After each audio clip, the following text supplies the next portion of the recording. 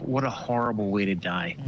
But what I'd be looking for is the physical evidence, yes, with the digital footprint, where she's looking for, how do you mix lye with water and do that? And then also the Crime other Spies, physical I'm here. I'm evidence just as working well in the is, like, are there background. fingerprints on any of the We're going to start off containers? this Like, what morning did with the some jury police seize? selection. Did they seize anything? And then they also say, any well, one interviews website with her says or they her expect friends, opening and statements. So including I've just figured I'd any turn it on footprint for now. Visually with Hope you're text having a beautiful communication between day. her friends and anybody else who may have known how to do this type of offense. I'll be on camera shortly.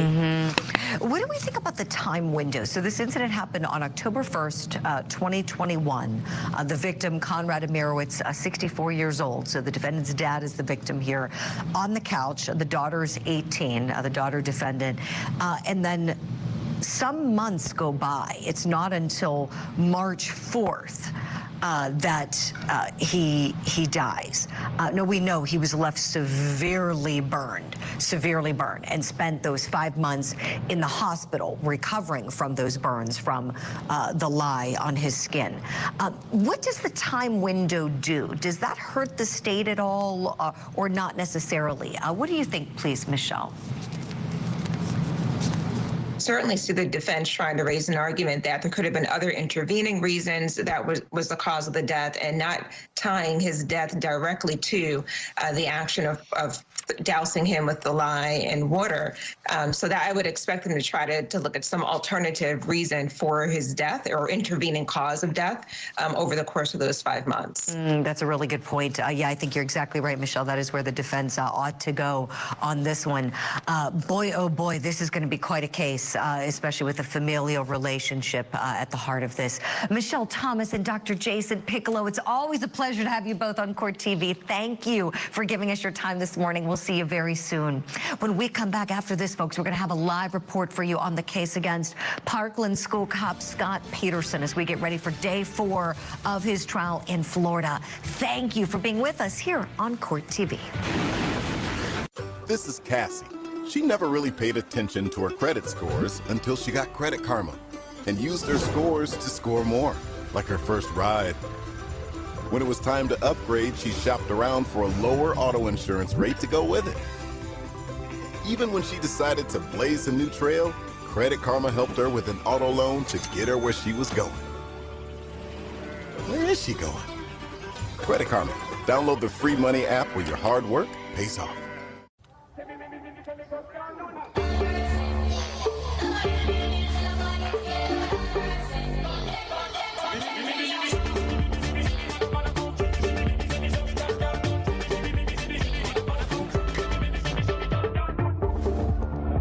And let yourself be here.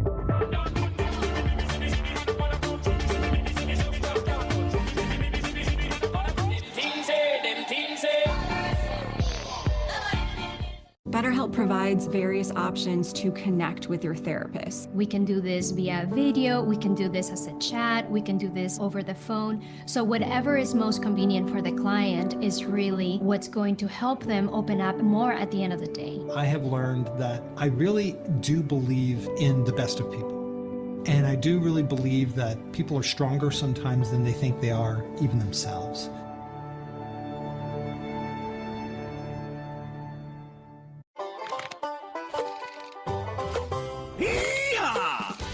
Solitaire Grand Harvest. Now it's time to build a farm. Build? I'm not getting up. You don't need to. It's all right here. The solitaire you love and so much more. Dice games and tournaments. And you can build a farm. Yes, let's play. Solitaire Grand Harvest turns classic into fantastic. Join millions and download now. It's free. What's better than winning a Caesar Slots jackpot in the comfort of your home? Winning a Caesar Slots jackpot at a hotel in Vegas! Caesar Slots Vegas Sweepstakes. Download Caesar Slots for free and get a chance to win a +1 vacation to Vegas. New winner today, tomorrow, and every day. Enjoy hundreds of amazing slots, get free spins, and win huge jackpots on your way to Vegas. Download Caesar Slots now. New winner every day. Meet your new best fiends. Play Best Fins puzzle game. Link matching items and solve exciting puzzles. Collect adorable mini creatures with superpowers that help you progress. And enjoy a variety of special events and unique adventures. Play now and discover more. Download Best Fins for free and start your new chillaxing adventure. Best Fins! Download now.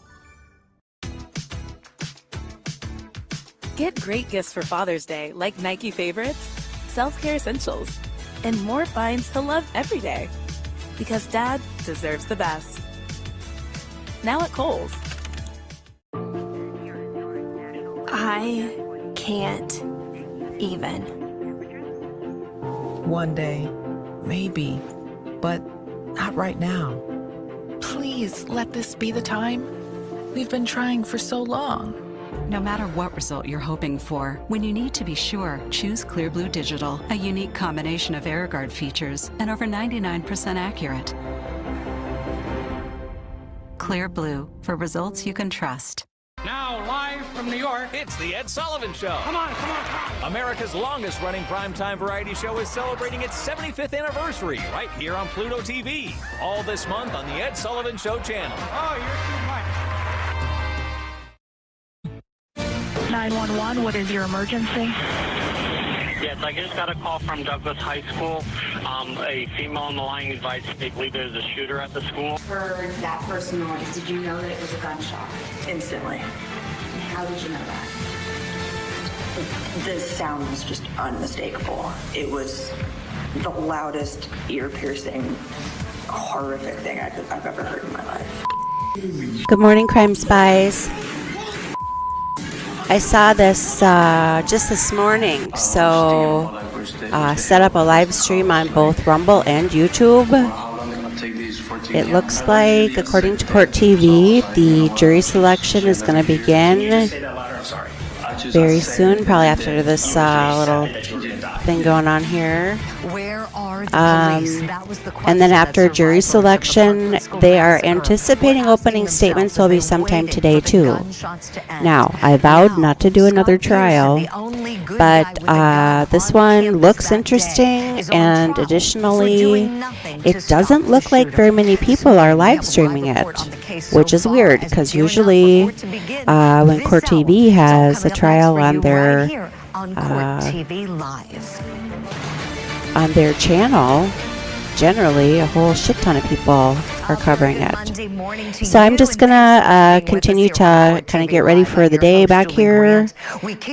Please make sure to let me know that you can hear it okay. Officer Scott Peterson. It's set to resume in just about 30 minutes from now. Hi, Steve from Publicly Buzzed. You're over on Rumble. Oh, thank God, I love Rumble. I love. Fan cam commentary. Welcome. Yeah, I just got up like an hour ago. I'm going through the thing and I'm like, what is this? It starts today, and then I look on CourtTV and holy cats, it's on. So I appreciate you over on the Rumblies. That's my favorite because they don't censor. Unless it's illegal, of course. All right, well, I'm going to quick brush my fangs and get some more coffee, and I'll be with you momentarily. I'm also trying to get linked up here with the judge's virtual camera. She's got a Zoom camera, and I'm just going to see which one is better to watch. All right, sit back, get some coffee. I'll be back in a second, or in a bit, shortly. And one of the things that will shock everyone out there is we have 22 witnesses listed who say that they heard the same shots my client did, and were 100% certain that they were coming from outside of the 1200 building, and specifically from an area that some people think were hundreds of yards away. There in Broward County, Florida, Peterson stood outside of the school building for 4 minutes armed with a handgun. Some of the victim's family members label Peterson as the, quote, coward of Broward. To be honest with you, I'm not shocked. You can tell that guy had no heart. Two guys who had a lot of heart were Coach Feist and Hickson. They went in there without a weapon. And this guy is sitting outside hiding, and he has his gun drawn, hiding. I wouldn't want any law enforcement officer in this country to experience this. I work with some of the bravest people I've ever met. One person didn't do what he should have done. It's horrific. The victims here, the families, I pray for them every night. It makes me sick to my stomach that we had a deputy that didn't go in, because I know if I was there, if I was on that wall, I would have been the first in, along with so many of the other people. Prosecutors claim Peterson's actions show he was aware the shots were coming from inside the building and could have prevented some of the shooting if he had confronted Nicholas Cruz. Cruz pleaded guilty to the 2018 Parkland massacre back in October of 2021. How do you wish to plead? I just wanted to show you, this is what we've got over on her meeting room real quick. So, like I said, I'm going to probably just leave it on Pluto TV for now, to the custody of the Department of Corrections or Court TV on Pluto for now, and then once things get underway here,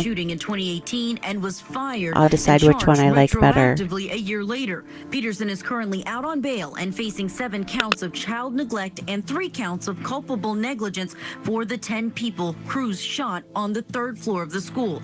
6 of them were killed after Peterson arrived at the building. I want the truth to come out, and if it's going to be through a trial, so be it. I'm eager. I think, you know, not only people in Florida, the country, most importantly the families, they need to know the truth of what happened, because unfortunately it's never been told.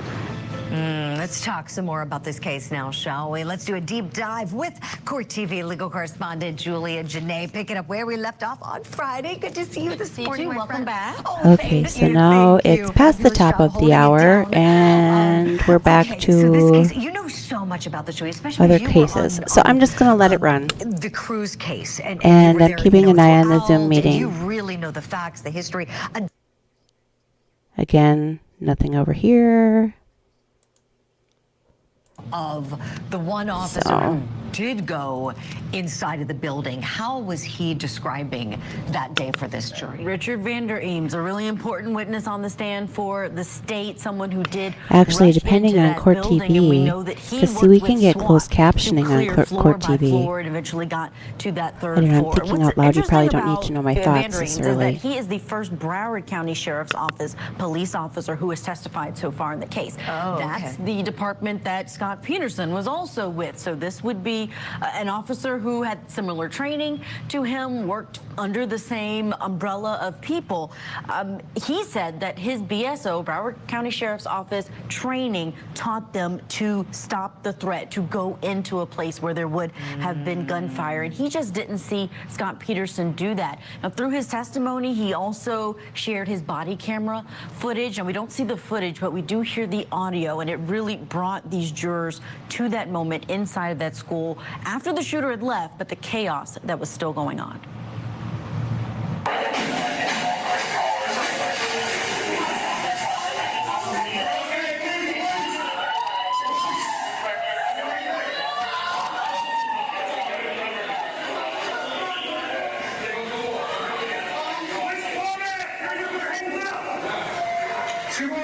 Come on, one day right here.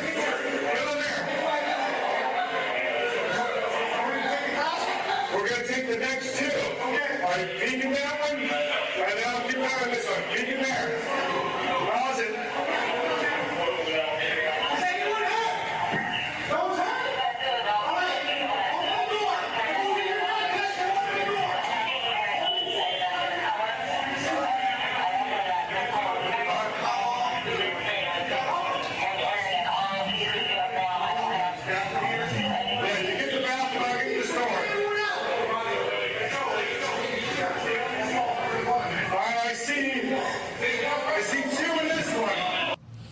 The prosecution is really using the sights and sounds of what happened inside of building 1200 to transport these jurors there, to remind them what things were like and what situation Peterson essentially, in their opinion, ignored. Right, Julia, it gives you chills just listening to that. It's chilling audio. Speaking of audio, radio transmissions, as you know, huge part of the evidence in this case. I understand there's a problem with how they were getting to police on that day. What was happening? Right, so the radio transmissions that are really key in this case are the ones that were relayed back and forth by Peterson. He was telling dispatch and other officers what he was seeing, what he believed. There was an issue that has been the subject of a lot of investigation after this shooting, because 911 calls that were being made by the students who were inside, trapped, scared, it wasn't going to the Broward County Sheriff's Office dispatch. And they were the ones tasked with law enforcement over that jurisdiction. It was going to Coral Springs. And that location, that agency, they ended up being primary, even though law enforcement, they were not primary for that jurisdiction. They were only primary for fire in that area. So there was this lack of communication. The way that it's been pulled out through cross-examination by Peterson's attorneys, that he didn't have any real-time intel on what was going on from other people from those 911 calls. So he didn't know that there was this shooter on the 3rd floor of the 1200 building. But Van Reems was asked about that radio transmission and why he had problems using it. Take a listen. You say that when you pulled in, you saw someone with a long rifle who had taken a position of cover, correct? Yes. They weren't moving, correct? No. And you talked about radio issues. Can you describe for the Me jurors again. what your experience was with your radio? So it's 8:13 a.m. We still have the spinning circle over in Judge Victoria Valentine's meeting room. So I'm just going to keep this on in light of what happened. CourtTV. That day, they were having to use runners Thank you for joining on the me. ground to get information from one team to the other. Oh my gosh, Julia, this is just sickening. I mean, talk about like everything that could go wrong. I'm trying to help my daughter find her kitten. This is really, really She's dreadful. hiding in the house. The defense theory, And though, I obviously they're gotta playing finish into the making fact coffee. that So Scott I'll be Peterson right didn't have back. all the information that Thanks he for needed at hanging the in time. there. I understand the defense was able Once to it call a does witness start, out of okay, order, so what I theater did, teacher. apparently Talk to us about I that if you put would, the please. her All right, name so incorrectly in the logistic-wise, title, they could even not though the bring this description witness, it was correct. next week, like So they I wanted just to. So they're actually- retweeted they out started in the middle of the the state link case to that she both the testified about YouTube what she saw. Now, live she stream was and located my in the Rumble channel 700 live building, which stream. faces the 1200 building. So she was able to hear some And of I the pinned it to my gunshots. Twitter She described profile. that on the stand. I will Melanie also go Hertzfeld. ahead and forward She this also on saw Gab Peterson, because and where True he was Social. stationed, where the state says he was taking cover, where the defense says he was And trying to figure out where once things it has were gone happening, live, I'll probably was near the retweet it. 700 building. So he would have been in a similar position to So her. Let's take a listen to that how she way, described those and gunshots. you know what? I'll probably just use that and make a thread underneath it. We start exiting. I hear evacuate. So that way, if you've liked it or something, you should be able to see what I put below. And I'll put, okay, court cam is on. And then I'll put, okay, jury selection is done. Okay, opening statements. So one of the articles I read, they are expecting jury selection and opening statements today. The other one said opening statements don't start till tomorrow. Usually I don't cover the first day, but like I said, I've got a whole crap load of work to do over here. And I thought, since it doesn't really look, I found one other YouTuber that's covering the trial.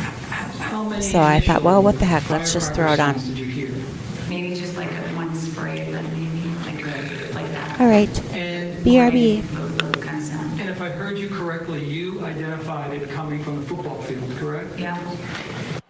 Big moment for the defense, because that's their theory, that he didn't know if it was coming from the football field, which would have been on the other side of campus in relation to the 700 building and building 1200, and that it could have been firecrackers. Wow, Julia, this is something. And he does have a really, really sharp defense attorney, does he not? Yeah, Mark Eigler, very aggressive, huh? Very much dynamic inside of the courtroom, and has given this jury a lot to think about so far. He's a seasoned trial attorney. So we're going to be seeing everybody going back in courtroom for day number 4 of this case in just a short time. Julia, thank you for the deep dive. We'll see you more later today here on CourtTV Live. And here's what we're going to do now, folks. Let's bring in our guests, see what they think about this case. Joining me from Chicago Chicago, Illinois criminal defense attorney and the host of the Defense Diaries podcast, Bob Motta II. And joining me from New York City, trial attorney Rich Schoenstein. Good morning, gentlemen. Great to see you on this Monday. Oh, what do we think about this case? Day number 4 about to start in a matter of minutes. Want to get your assessments so far. Bob, start us off, please. Morning, Julie. Welcome back. Hi, Rich. Thank you. I don't love this case, to be honest with you, from the state's perspective. I think that, like, both statutes that they're really primarily going under, which are the culpable negligence and the neglect to a child, or, child endangerment, they're stretching those statutes to the limit in order to try to get him. I don't see under what circumstance under the child endangerment statute that he could be seen as a caregiver. And just when I read the statutes down in Florida for both charges, I think it's going to be a very, very tough case. And beyond that, I mean, trying to put the 60-year-old sheriff's deputy into the fire along with somebody who viciously murdered 17 people. I don't like the case personally, to be honest with you. Mm-hmm, sure. So you kind of see it more as coward, but not necessarily criminal. Is that fair? Yeah. And I haven't forgotten about you. Just wanted to show you again. We still have a waiting for host to start the meeting over here on Judge Valentine's courtroom, court cam. If he's unsure. So we just leave CourtTV on. How's that grab you? I know ya? that they're saying that maybe he could have stopped something. Thank you for joining me. We just don't know that. And I know everyone, wants justice in this, but I just don't know that bringing him and potentially putting him in jail for 100 years is justice. I just love Rumble. He's not the guy who did it. Steve from Publicly Buzzed, if you don't follow him, he has been live streaming. I just found him like a week or so ago. I found him from Shaming of Jay, who got demonetized unjustly by YouTube the other day, which is just a scam. I'm telling you, if you're a content creator on YouTube and don't have a Rumble channel, the true crime community is fairly untapped over here on Rumble. Lord knows I'm just getting up in the ropes here and don't need a whole lot of competition. Tee-hee-hee, I'm kidding. We all work together, don't we? And I also do political crimes too, so I'm a little niche-y. But yeah, I can hardly find myself over on YouTube, to be frank. And there's just a lot of true crime competition over there. And some content creators are fantastic. They'll give you shout-outs. And some are not so Gucci. But I think that YouTube is very unreasonable when it comes to demonetizing people. I don't know any. I think this is. I mean, I've made $2.50 over on Rumble, other than a few Rumble rants. If Pedro Polywagon, Fiona is my bitch listening, thank you so much. Those are my Rumble rant people. But $2 in 2 months, that doesn't pay. I could pick up coins at the park and make more money than that in 2 months.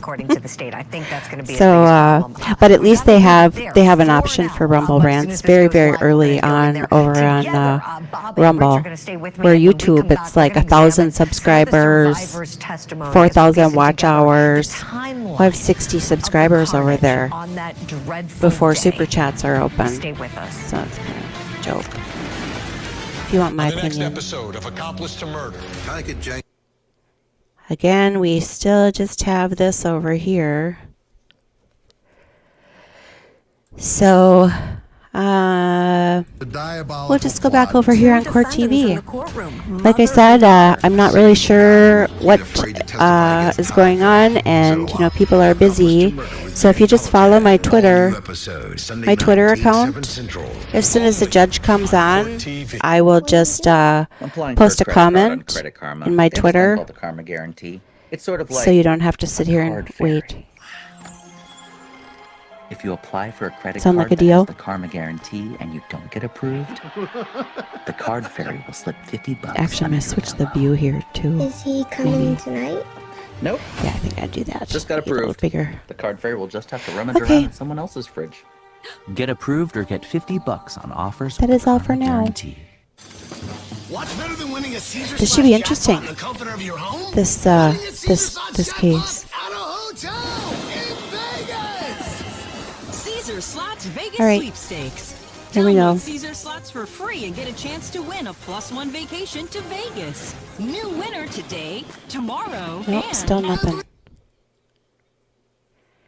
Slots on your way to Vegas. Weird. Download Caesar Slots now. New winner every day. And this case also is it's Eastern Standard Time. And you know, I looked at her calendar, and her calendar said 8:30, time 8:30. Case number 22-281519-FC, People versus Imirowicz. Not 100% sure how to pronounce it. So, but it's Eastern Standard Time, which would be 9:22. Because it's 8:22 in the Central Time Zone. I don't get it. So yeah, just follow my Twitters at Shanwa Powell.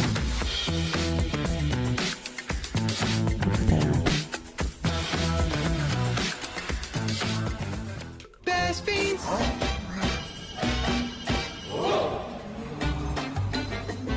Carrie, you're looking great. Were you on vacation? Adventure. I'll add comment to my stream link tweet Download Best Fiends and begin your at chillaxing, exciting adventure. Shanwa Take me there. Powell. Best fiends. Yes, my I can't. my Twitter One day. was fell victim right now. to Twitter 1.0 about 2 years let ago. this be the time. Actually, it was right after We've Rush been Limbaugh trying died. for so long. I had matter thousands what of result people you're on hoping that. for, when you need to be sure, choose Clear And Blue then Digital, a I unique happen to remember combination my of old AirGuard features and old over Twitter 99% account accurate. password. I don't even know how I came up with that. Clear Blue for So results you can that's why trust. it's. Ready? I tried to switch it to Crime Spies. It doesn't go. The name says Crime Spies, but it's actually at Shanwa Powell. Still nothing. Well, I hope you all had a nice weekend. It was beautiful here in Minnesota. It's actually been very cool in the morning. Yesterday was nice and breezy. I was out in the garden. It was lovely. I really do need to wash the cars. It's a bond that runs deeper than blood. Everything I do is for him. It forges you into a brotherhood of the land. The Yellowstone Marathon on More TV Okay, Drama well, starting this weekend. hang tight, people. Presented by Tractor Supply, your neighbor for life out here. This should be good. Come on. Let's roll. Oh, and I was also going to mention I will be covering. And streaming free. I don't know how I'm going to be able to do that. Popcorn Summer Movies on Pluto TV. Well, maybe I won't. I was going to cover. And Mr. Clay, you want to publish states 4? Yes, sir. You may proceed. Thank you. There's some subcommittee hearings this week. Figured out. You know, that's the only bad thing for those of you content creators on Rumble. The only downside right now is I only get one live stream at a time. So if you're familiar with how YouTube works, you know, you can set up, you can plan your whole week in StreamYard, and then it creates upcomings over on YouTube. Well, Rumble only gives you one at a time, which is kind of bunk.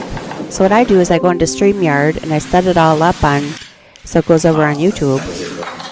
And then I just tell people to look over on the YouTube. 7 17 and then lives lost, and then their family and friends devastated forever. check my Rumble. Well, the There is a Parkland direct link school that just shooter shows you like the himself most has current been video or sentenced to the life in prison. most current And the update. quest for justice in Florida doesn't end there. Now, Scott Peterson, the school resource officer and the only armed Okay, guard so this is on covering, campus this that banner day here is covering on up trial. the He's accused of child neglect and culpable negligence for allegedly closed taking captioning, cover but and failing to once the act on thing that starts fateful day. here, Now, as the we banner wait for will go, court to resume "Goodbye." in just a few minutes, let's take a look at the testimony from surviving witnesses as they piece together a still nothing. And he comes in the car and he told me he was going to his music class. I walked into a man.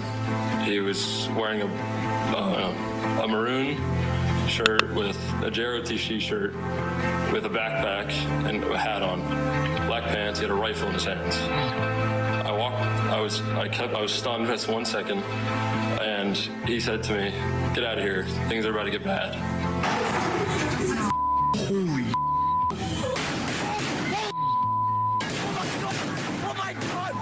And we heard the pop, pop, pop. My first instinct was it was a drill, so I went to shut the blinds, but the sound, it was so loud. I remember shaking.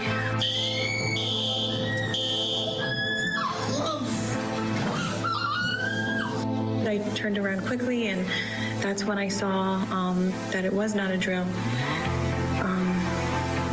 One of the students was injured.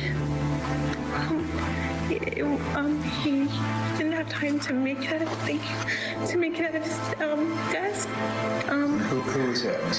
That was Alex Schachter. Just for maybe a second, the students just, it was almost like we stopped in our tracks. In my mind, it was unmistakable that was gunshots. The students flew out of their seats trying to find cover in a very small room. We were there waiting for something to happen. I don't know when there was any gunshots entering the classroom, but there was, and I ended up being injured as a result of that. You feel the vibrations in your chest as the gunshots were getting closer and louder. It was like extremely loud, like in a tunnel because of the hallway. And then they got to the point where they were loud because the bullets had just shot through the glass of the door. That's when the shooter came onto the floor, and that's when everyone thankfully ducked into rooms, and I pushed a bunch of kids who were in front of me into the little alcove outside of my door. Kyle came by and it was scrambling down, and I didn't notice at the time, but he was injured. You mean Kyle Lehman? Kyle Lehman, yes. Since I was running, he targeted me, started shooting at me. I remember hitting the wall, and as soon as I hit the wall, I could see debris from the walls of at least 4 to 5 rounds coming off the wall. So he aimed at me, I'm assuming. I was like, oh my God. And I managed to escape. I ran down 3 flights of stairs and managed to leave. It is so dreadful to think about what everyone went through on that horrible day. And perhaps the biggest travesty of justice, at least in my opinion, is that the shooter didn't receive the death penalty in Florida. We know the law has been since changed. The legislature acted very quickly. But Nikolas Cruz will spend the rest of his life in prison. And I wonder if this prosecution of this police officer, Scott Peterson, would be happening if Cruz did receive the death penalty. Let me bring in my guests and talk about that. With me, attorneys Bob Mata and Rich Schoenstein on the program this hour. Rich, let me bounce that question off of you, please. Do you think that there's this quest for justice because it seems like unfinished business with this case, with Nikolas Cruz getting life after murdering 17 people? Julie, you asked the best questions, and this is a fabulous question, but I don't think I know the answer to it for sure. I certainly appreciate your instinct in this regard, that maybe that is why, because I know the parents, the families of the victims were absolutely infuriated when the death penalty wasn't imposed on the shooter. And though I'm no death penalty advocate, I must say it was shocking to me because the case so squarely fell into numerous of the aggravating circumstances under the death penalty statute. It was amazing to me that the death penalty wasn't imposed. So I could understand if law enforcement felt it needed to go forward with other prosecutions because of that. I hope that's not what happened, because there's a disconnect to me as to whether or not the shooter was adequately punished from whether we should punish a security guard. I mean, those don't really belong together, so I'm hoping that's not why this happened. Right. Yeah, one would hope not. Exactly, Rich. Bob Mata, weigh in on that question if you would, please. Yeah, I'm with Rich. It's a great question, and frankly, that's right where my head went. I thought if they had sought the death penalty here and he had been punished with the death penalty, I don't think that we would have been here.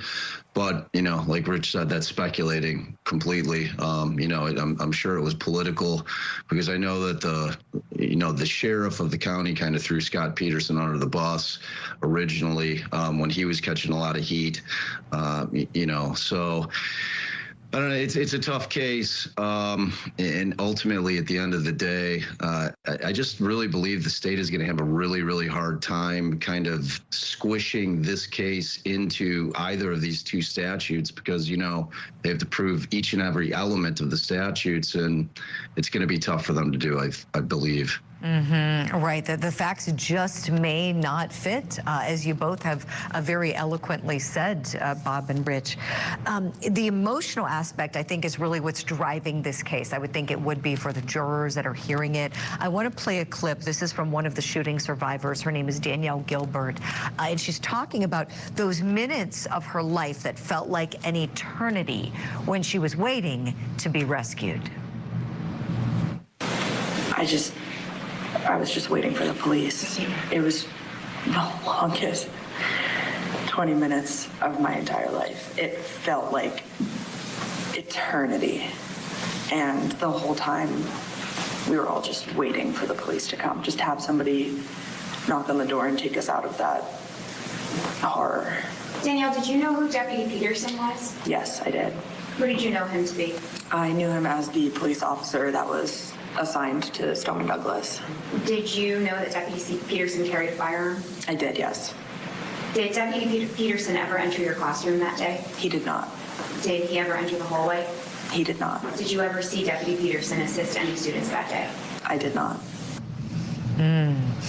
It's horrible listening to this, and when you think about what Nikolas Cruz did, I mean, this sinister plot, bringing in that high-powered rifle, all the ammunition, the big duffel bag. It's my understanding Scott Peterson didn't know that Nikolas Cruz had gone in with the duffel bag, with that big rifle, with all the ammunition to do this.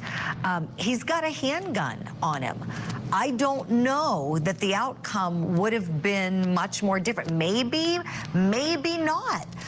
Let's kind of talk about that. Rich Schoenstein, let me go to you on this one. First, the fact that he didn't have knowledge of Cruz going in with the ammo, with the gun, but then also the fact, even if he did, would he have been able to stop him? Cruz had on the vest, everything else.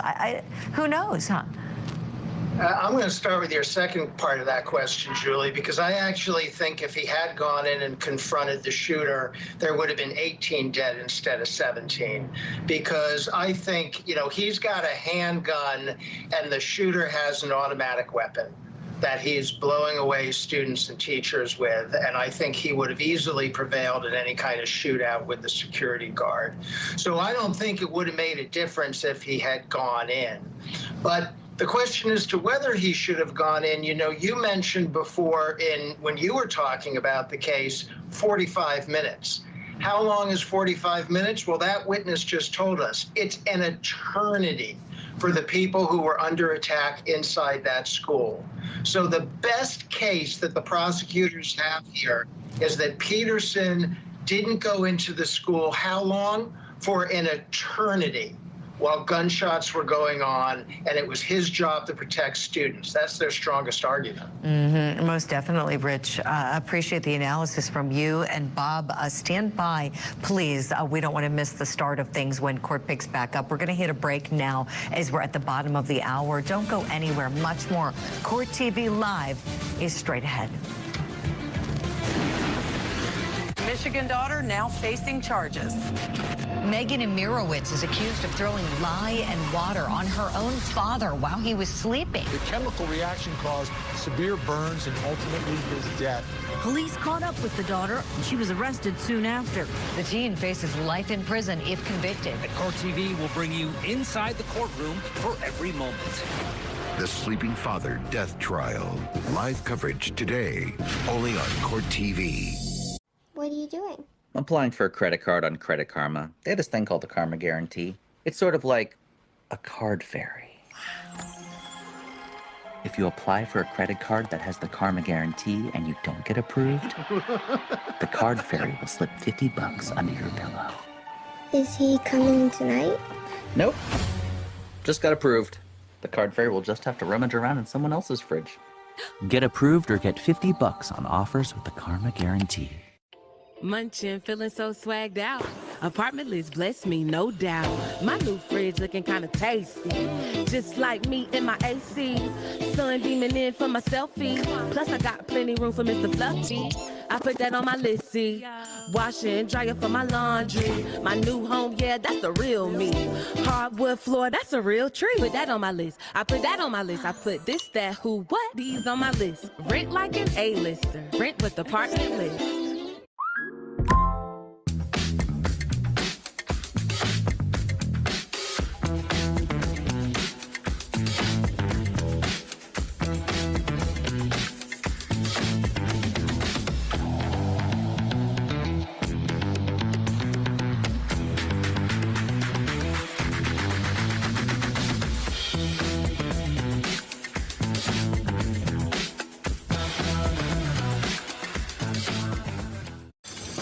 What's better than winning a Caesar Slots jackpot in the comfort of your home? Winning a Caesar Slots jackpot at a hotel in Vegas! Caesar Slots Vegas Sweepstakes. Download Caesar Slots for free and get a chance to win a +1 vacation to Vegas. New winner today, tomorrow, and every day. Enjoy hundreds of amazing slots, get free spins, and win huge jackpots on your way to Vegas. Download Caesar Slots now. New winner every day. Meet your new Best Fiends. Play Best Fiends puzzle game. Link matching items and solve exciting puzzles. Collect adorable mini creatures with superpowers that help you progress. And enjoy a variety of special events and unique adventures. Play now and discover more. Download Best Fiends for free and start your new chillaxing adventure. Best Fiends. Download now. Where did this idea come from? Where did you guys want? I know I got a phone call from Scott. Hey, Zach, I want to talk to you about an opportunity. I'm not, Sounds like a Ponzi scheme. Told me about like rewatch podcasts and how they're a thing. You know, honestly, I wish I could have actually joined and been on the show longer. Yeah, but that stadium's not really there. Yeah, I didn't think you guys scouted the one hospital room in all of Texas. I used to think the noise when you kiss someone was like fake whenever I would kiss someone and not make the sound. Subway just keeps getting better. Break it down, Candace. They got world-class bakers to develop their tastiest bread yet. This truly makes the Subway series a dream team. You know about that, Chuck. Yeah, I was the bread of that team, too. Try the Subway series menu. Their taste is refreshed yet. The Subway series is getting an upgrade. The new number 19, the Pickleball Club. Who knew the Subway series could get even better? Me. I knew. Maybe you should host a commercial then. Sure, okay. Subway series just keeps getting better.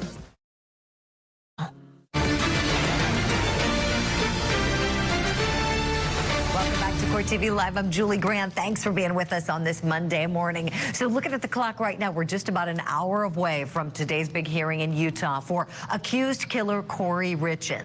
The Utah mother of three is due back in court at 10:30 a.m. Eastern time for a detention hearing. That's a fancy way of saying a bond hearing. Should she get a bond as she's awaiting her trial? Right now, she's got no bond. She's in jail, locked up, awaiting her homicide trial. Police there in Utah say that she poisoned her husband, Eric, with 5 times a lethal dose of fentanyl back in March of last year. Then she wrote a children's book on grief. Her attorney, though, says there is no evidence linking Kouri Richen to her husband's death and that they want her out on bond as soon as possible so she can go home, be with her kids as they're getting ready to defend her at trial on innocence grounds. Now, we have cameras inside the courtroom. Our Court TV team is on the ground there. We're going to go in together live as soon as this bond hearing takes place. As soon as the judge is on the bench, we'll go in together. In the meantime, another judge is on another bench in Florida. Testimony set to start any moment in the Parkland school cop trial. We're going to go in there live as soon as things begin. Right now, the attorneys are kind of milling about the courtroom, getting things ready before they bring the jury in. In this case is about whether or not this resource officer endangered the children or neglected the children by failing to go in that day and try to stop shooter Nicholas Cruz. Let's listen back to the testimony of Officer Best with the Coral Springs Police Department as he told the jury about his conversations with Officer Peterson on the day of the shooting. We arrived, we saw the one deputy and then we saw the building. And we made the decision, Sergeant Kozlowski and Tim Burton said somebody needs to get with that deputy so we can communicate. Was that deputy Scott Peterson the defendant in this case? Yes. Why was it important to get with the defendant? We figured that he's already on the campus, and we know that our agencies had 2 separate radio channels. We knew that they were not patched at the same time, and the fear was there was just multiple layers of information, and it would be better to get additional information live from somebody that's already there. Was, in that moment, the defendant the real-time information that you were seeking? Yes. When you walked towards the defendant, describe for the jury what he was doing, if anything. Well, I ran towards him very quickly. And why did you run quickly? I regretted it at the time, but we made the decision that somebody needed to get with him. And if you look at the building, we thought that the shooter was there. And once I took a few steps forward, I realized that I was like a sitting duck. It was a very bad tactical decision because he had higher ground, the shooter, and he could have picked me off very easily, and I would not have even been able to know where the shots were coming from specifically. But I ran, I got with the deputy pretty quickly. In that situation where you're exposed, would the position that, is it, how do you say his name? Kozlowski? Kozlowski. Kozlowski. Was Kozlowski in a safer position in that moment? Nobody was really in a safe position. It was just very fluid. As soon as we saw Officer Burton, it's not like he was standing doing nothing by the car. He presumably, it looked like he had just gotten out of the car, and we were trying to go forward. So when you approach the defendant, and do you see the man that you approached in the courtroom today? I do. Okay, can you please identify him by an article of clothing? He's wearing looks like a bluish suit jacket and a blue tie. Okay, can you let the record reflect the in-court identification? The record shall so reflect. Thank you. And so you run up to the defendant and describe for the jury what happens next. I literally said, "Hey brother, what do we got?" And he said, "Shots fired, 2nd or 3rd floor." And he was standing there looking at the building in front of us, the 1200 building. And I don't think I used the radio. There was a lot of radio traffic. And I just remember yelling out, "Shots fired, 2nd or 3rd floor." And that was directed towards Sergeant Kozlowski, Officer Burton. And there were definitely other officers there. I don't recall specifically other than Officer Whittington and Officer Carvalho, but there were more officers there. When the defendant said shots fired, 2nd or 3rd floor, was it obvious that he meant inside the 1200 building? Yes. It's It's very upsetting, very disturbing. Is it criminal? That's the question for this jury who's going to be brought into the courtroom in just a matter of minutes. So we're going to squeeze it a break so we don't miss the start of the testimony. Stay right there, folks. This is Court TV Live. We are your front row seat to justice. Michigan daughter now facing charges. Megan Imirowicz is accused of throwing lye and water on her own father while he was sleeping. The chemical reaction caused severe burns and ultimately his death. Police caught up with the daughter, and she was arrested soon after. The teen faces life in prison if convicted. And Court TV will bring you inside the courtroom for every moment. The Sleeping Father Death Trial. Live coverage today, only on Court TV. This is Cassie. She never really paid attention to her credit scores until she got Credit Karma and used her scores to score more, like her first ride. When it was time to upgrade, she shopped around for a lower auto insurance rate to go with it. Even when she decided to blaze a new trail, Credit Karma helped her with an auto loan to get her where she was going. Where is she going? Credit Karma. Download the free money app where your hard work pays off. Your chain's off. We can fix it now, and you're done. Done. We fixed this toilet. We fixed this toilet on video. Okay. Open the front door. Worked with Peter and now it's closed. There you go. All fixed. Introducing Front Door. Download today to video chat an expert. Them Diamondbacks are mighty poisonous. We should get you to a doctor. I learned from my pappy and my grandpappy before him. Cattle herd don't need no doctor. This is dead serious.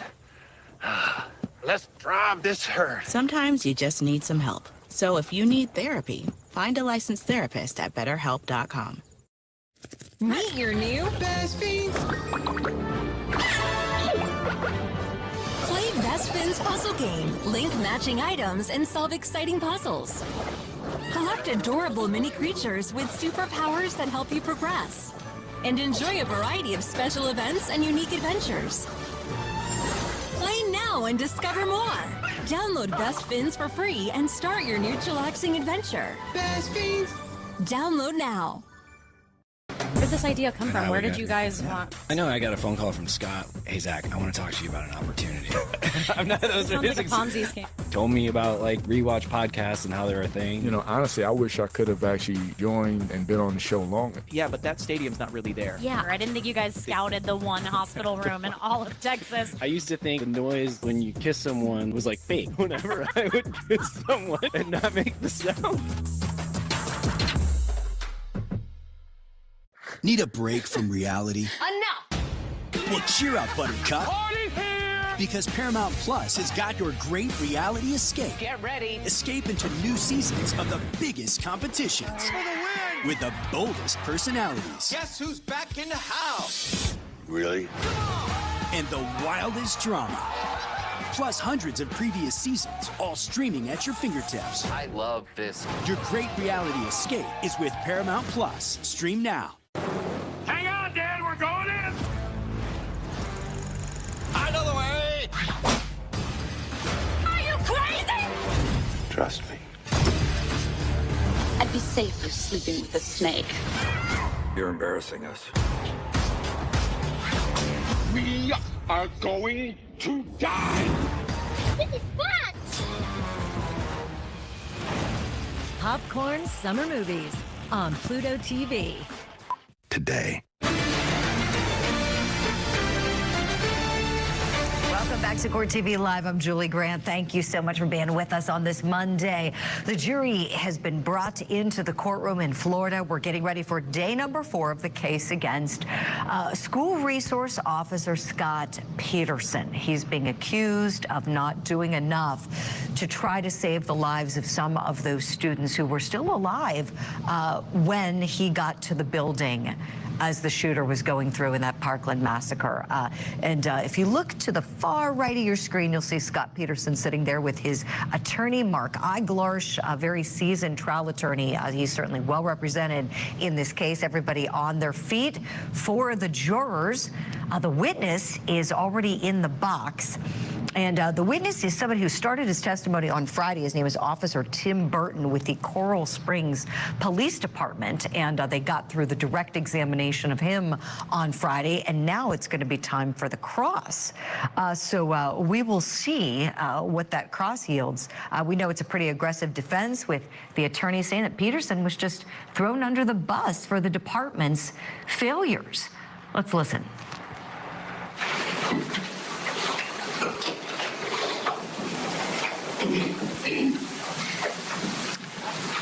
Okay, ladies and gentlemen, welcome back. I hope you had a nice weekend back at your normal lives. I apologize for the slight delay in getting started this morning. Someone told me that one of you was late getting here, but I find that impossible to believe that could have happened. So I will take the blame for that. Ladies and gentlemen, when we pressed pause on the trial on Friday, we had just concluded the direct examination of the witness. The witness remains on the stand and under oath. So at this point, we're going to proceed with the cross-examination of the witness. Mr. Eiglarsh, when you are ready, you may proceed. Thank you, Your Honor. May it please the court. Stay. Good morning. Good morning, Officer Burton. Good morning, sir. This is the second time we've met, correct? Yes, on the depot and today. Okay. The depot is short for deposition, correct? Yes, sir. You and I spoke, and I asked you a number of questions about what took place that day, correct? You did, sir. And there was a court reporter present that recorded everything that was said between us? It was over video, but yes, there was a reporter there, yes. Okay. And also the prosecutor was present, correct? Yes. And the prosecutor could ask you any questions that the prosecutor wanted, correct? I believe so. And you've been through that process numerous times. That wasn't your first deposition in 15 years, correct? No, sir. And then what happens is then the transcription is made, and you can read through it, correct? Yes, sir. And you've probably read through that in preparation for your direct examination, correct? Yes, I have. And you met with the prosecutor before you testified, correct? Yes, sir. And you discussed what your testimony would be, correct? Yes, sir. Not that there's anything improper about that, but that was done as well, correct? Yes, sir. All right. And did you refresh your recollection by looking over the deposition again, knowing that I would be cross-examining you? Yes, sir, I did. Okay. If I heard you correctly, on Friday, you indicated that you've been serving this community as a law enforcement officer for 15 years, correct? It's 17 now, sir. 17? Yes. Okay. And you are a school resource officer, correct? Yes, sir. And just like my client, you work at a high school, correct? Yes, sir. And that was a high school of how many people? We're up to 3,000 students. Are you the only school resource officer at that school? No, there's two of us. How long have you been at that particular school? Since the summer of 2018. And have there always been 3 SROs for, how many students did you say again? 3,000. 3,000. Has there always been 3 of them? No, it's me and another officer. Okay. Now, you work for Coral Springs Police Department, correct? Yes, I do, sir. And that is separate from Broward Sheriff's Office, correct? Yes, it is. You guys have completely different radio systems, correct? Yes, we do. And what you say into your radio, you know, wouldn't necessarily go to BSO officers, correct? I would not know that, no. And conversely, when BSO, when any of those officers speak into their radios, that would be coming across your radio system, correct? No, sir. The only way that that occurs is when the radios are patched, correct? That is correct. Tell the jurors what you understand patching to mean. Patching is something that's done through dispatch. I don't really have that much knowledge on it. The only thing I can tell you is usually in large multi-agency situations, they will patch the radios so everybody can hear each other. And you expected, because this was such a major event, that like previous major events, the radios would have been patched, correct? Yes, sir. You later learned at some point that they were not patched, correct? Way later. Gotcha. Monitoring your radio is not something that they tell you in the academy is like optional, correct? No. You're supposed to constantly monitor your radio because you'll be held accountable for whatever dispatch is saying, correct? Yes, sir. And what fellow officers are saying as well, correct? Yes, sir. And especially when you're reporting to the scene of an active shooting, you're going to pay particularly close attention to your radio, correct? Yes, sir. Because you're getting real-time intelligence that could be critical to your life when you're showing up at a scene, correct? Yes, sir. So on your way to Marjorie Stoneman Douglas High School that horrible afternoon, you would have then, as you're monitoring your radio, heard dispatch announce at 2:26:31 to Coral Springs officers, there is an active shooter working at Douglas, multiple gunshots being fired. Do you remember hearing that? Yes, sir. You also heard Sergeant Bill Reed inquire as to whether there was an active shooter at Douglas High School, correct? Yes, sir. And then dispatch confirms right after he inquires.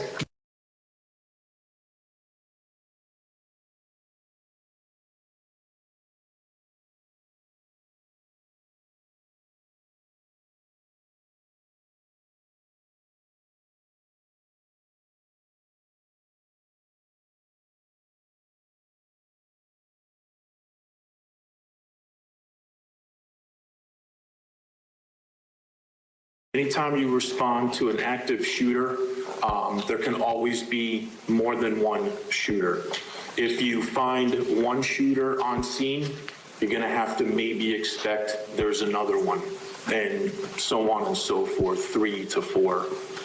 So you remember thinking that as you're arriving on campus, even if you might have heard about one, you're constantly thinking there could be more, correct? Yes, sir.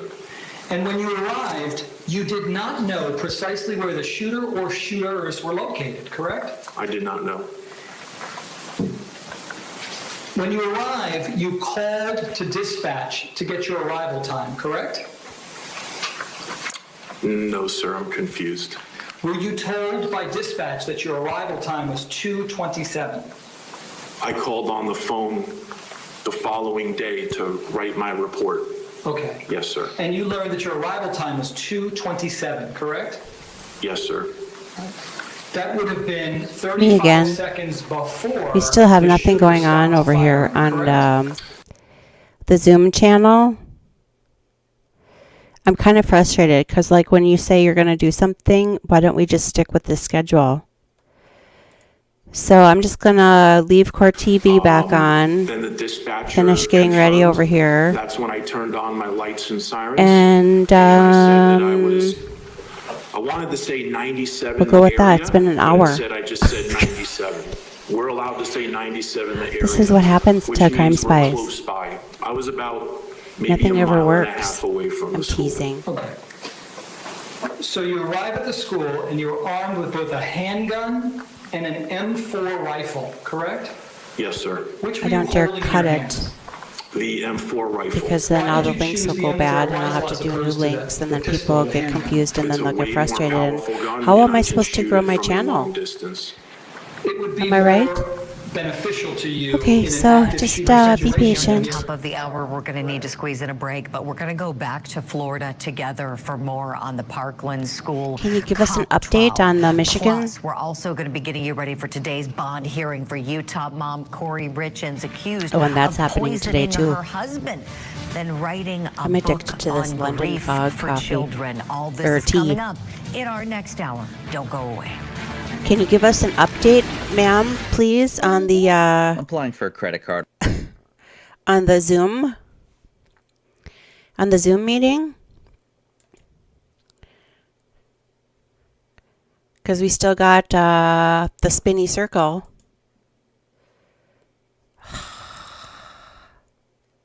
They did this to me for another trial too. I'm trying to think which one it was.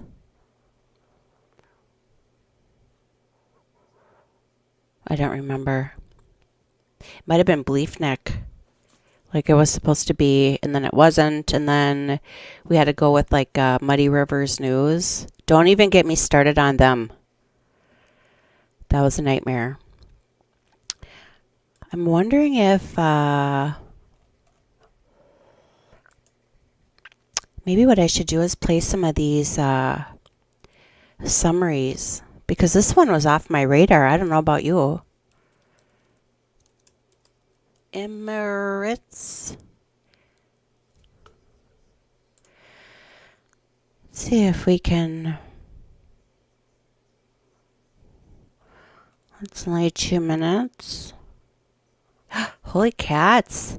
You know, I've only been doing a channel for a couple months now. I do live trials. I do subcommittee hearings and political things.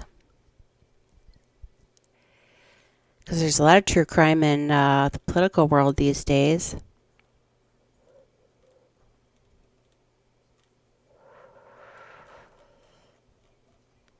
But I noticed on YouTube, even though I had put like category news and politics,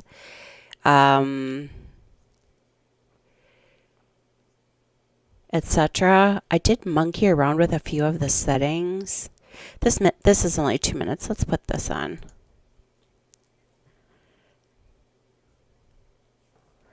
Maybe that's what we have to do here.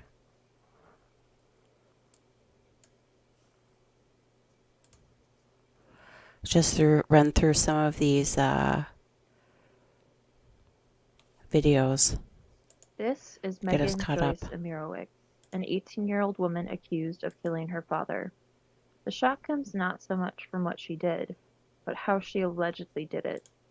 She did not stab, shoot, or order a hit as we might be more prepared to expect. Instead, she threw lye or sodium hydroxide on her victim and water to reportedly catalyze the reaction.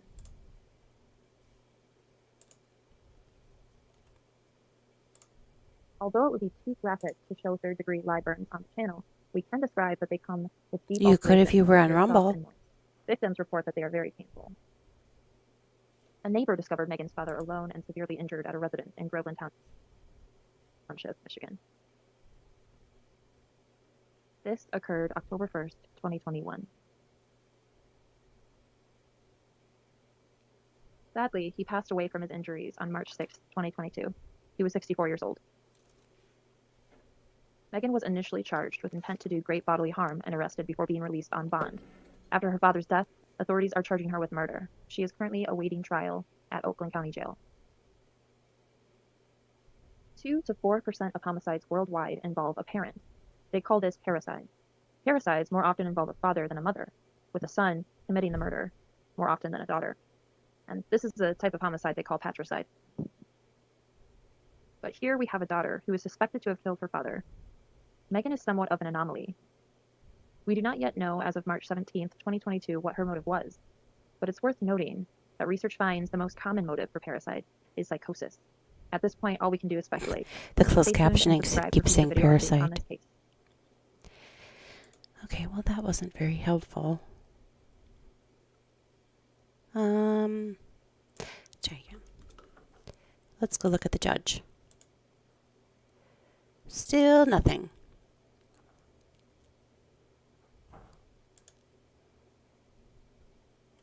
Oh, here, let's do this now.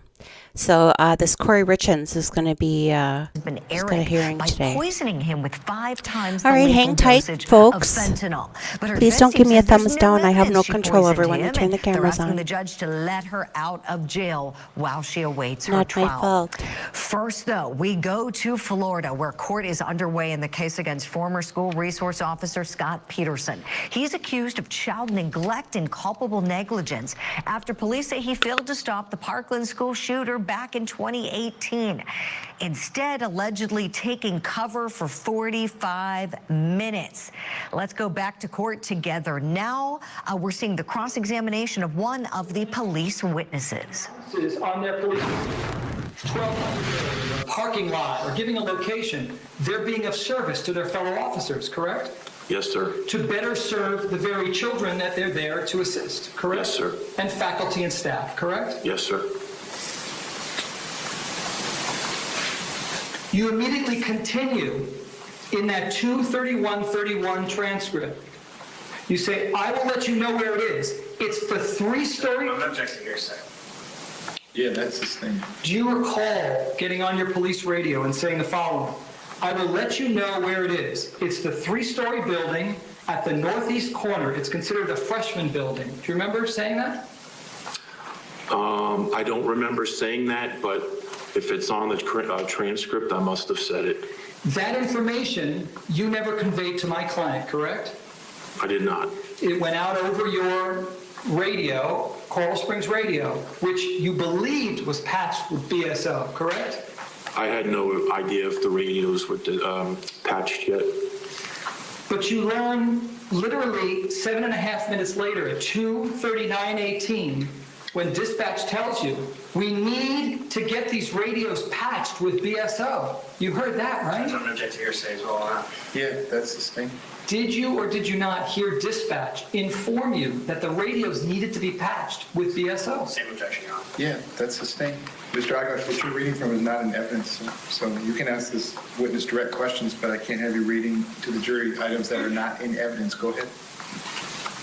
Did you ever hear anyone inform you that we're like working two separate operations unless the radios get patched? Objection, same here. Same objection, Your Honor. That is his thing. Did you believe if the radios were not patched that you would be working like two separate investigations?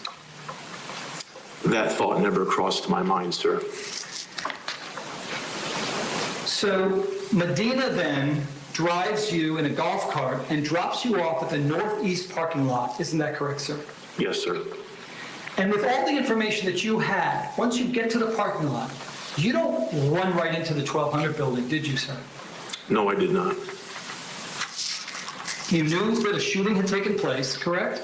Yes, sir. You must have known potentially that there were people that might have been harmed in the 1200 building, correct? I did not know that at the time, sir. Now, after you arrive, based on the information that you had a very general idea of where you thought the shooter or shooters might have been, correct? Yes, sir. You certainly couldn't narrow it down to just the 1200 building, correct? No, sir, I could not. It included a very large area. Steve from Publicly Buzzed So when you get there, one of the possibilities on your mind is that the shooter or shooters could have been inside another bad thing the about 1200 building, Rumble and StreamYard is you can't add the comments. Jesus, Court TV seems to suck at keeping a schedule. So yes, I concur. I understand. On the judge's schedule, In terms of where you're narrowing it down. so again, if you're just joining us, One of the Crime Spies here, woke up this morning. I had like 2 or 3 sips of coffee and, Yes, sir. you know, starting my day, and noticed that this was starting today. I saw a tweet about it, and I thought, oh, that's interesting.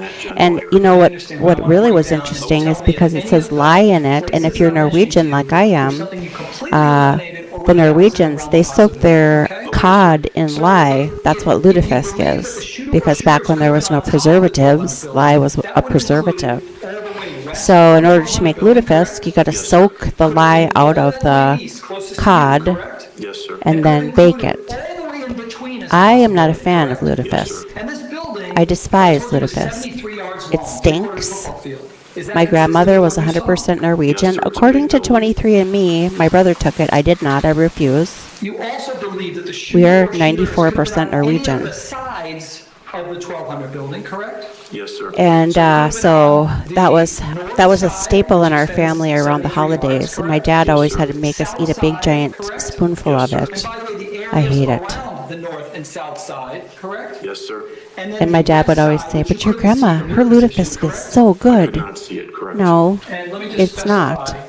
Just leave the fish alone. We don't need lye to preserve it anymore. So anyway, that's why it sort of caught my attention. And then it's a child and a parent. Also caught my attention. So then I thought, oh, that's interesting. So then I happened to go over on YouTube and I saw basically nothing about this. I actually was just looking too. From where you were positioned, correct? So it leads me to wonder, number one, you know, CourtTV normally does easily been on the west side trials that people have pretty much followed. Like they're going to have the Kouri Richen's hearing today. And I know they're covering the Parkland one. Any of the neighboring parking lot areas. Or they have been. I have not been watching that. I've just been so busy. Actively one of the places you thought the shooter or So I thought, oh, well, what the heck? Let's throw it on and see what happens. And there's been a lot of people popping in and out. If this is the 1200 building. So I think if they can just get going here. There are parking lots on the north. I'll show you. A judge still has nada in here.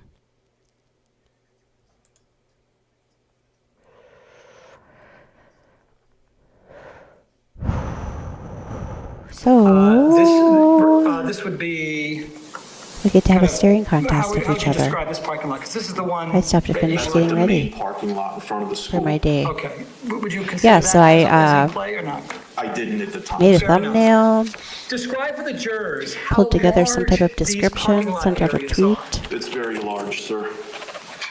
and that was like 2 hours ago. Rows filled with students' cars, I believe. I looked for some, you know, like, there's that guy from Ireland. This school has 3,300 kids. You're aware. What's his name? Is his name also Steve? Dave? Hi, this Potentially is football field large, correct? Steve. Yes. The Irish guy, my Places chapter. that shooter or shooters could be located, correct? Yes, sir. Lots of places for them to hide because of the cars. No, I don't in the remember. It's parking going to lot, bug me. Yes, sir. But he does a really good job. You don't eliminate the possibility that the shooter or shooters could be in a neighboring building, correct?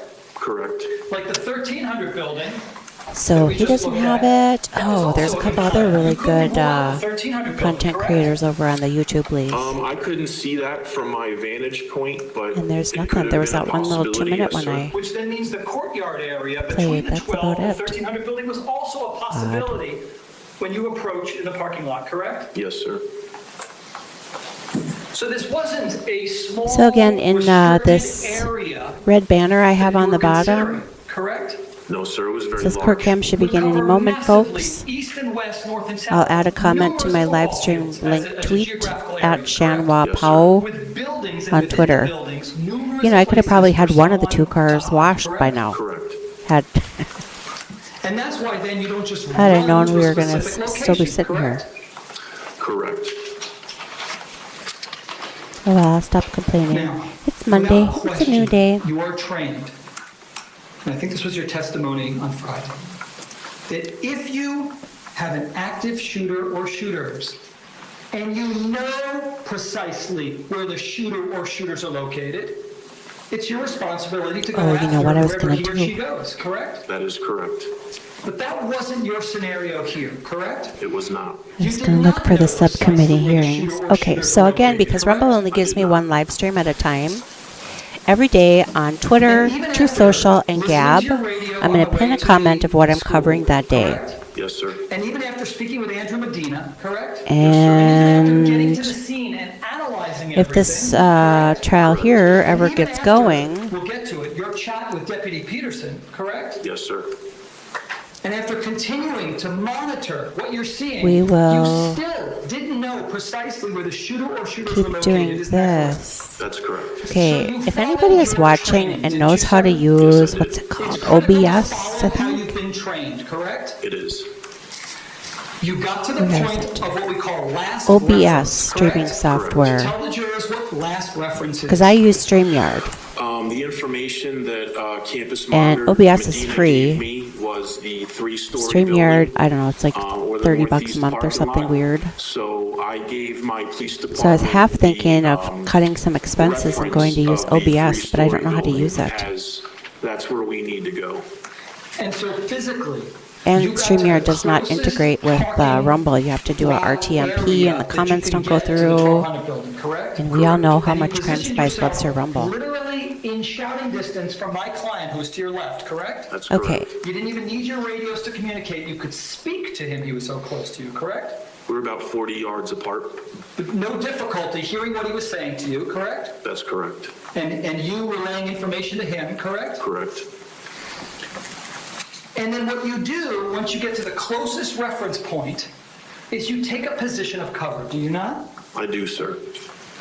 Now, they train you not to take a wild guess and just start to run in any direction, correct? Correct. That wouldn't have been tactically sound in this scenario, correct? It would not have. Tell the jurors why, if you've got all these different options, you don't just say, I don't know, he could be in the 1300 building or the 1200 building or the football field, or let me just start running.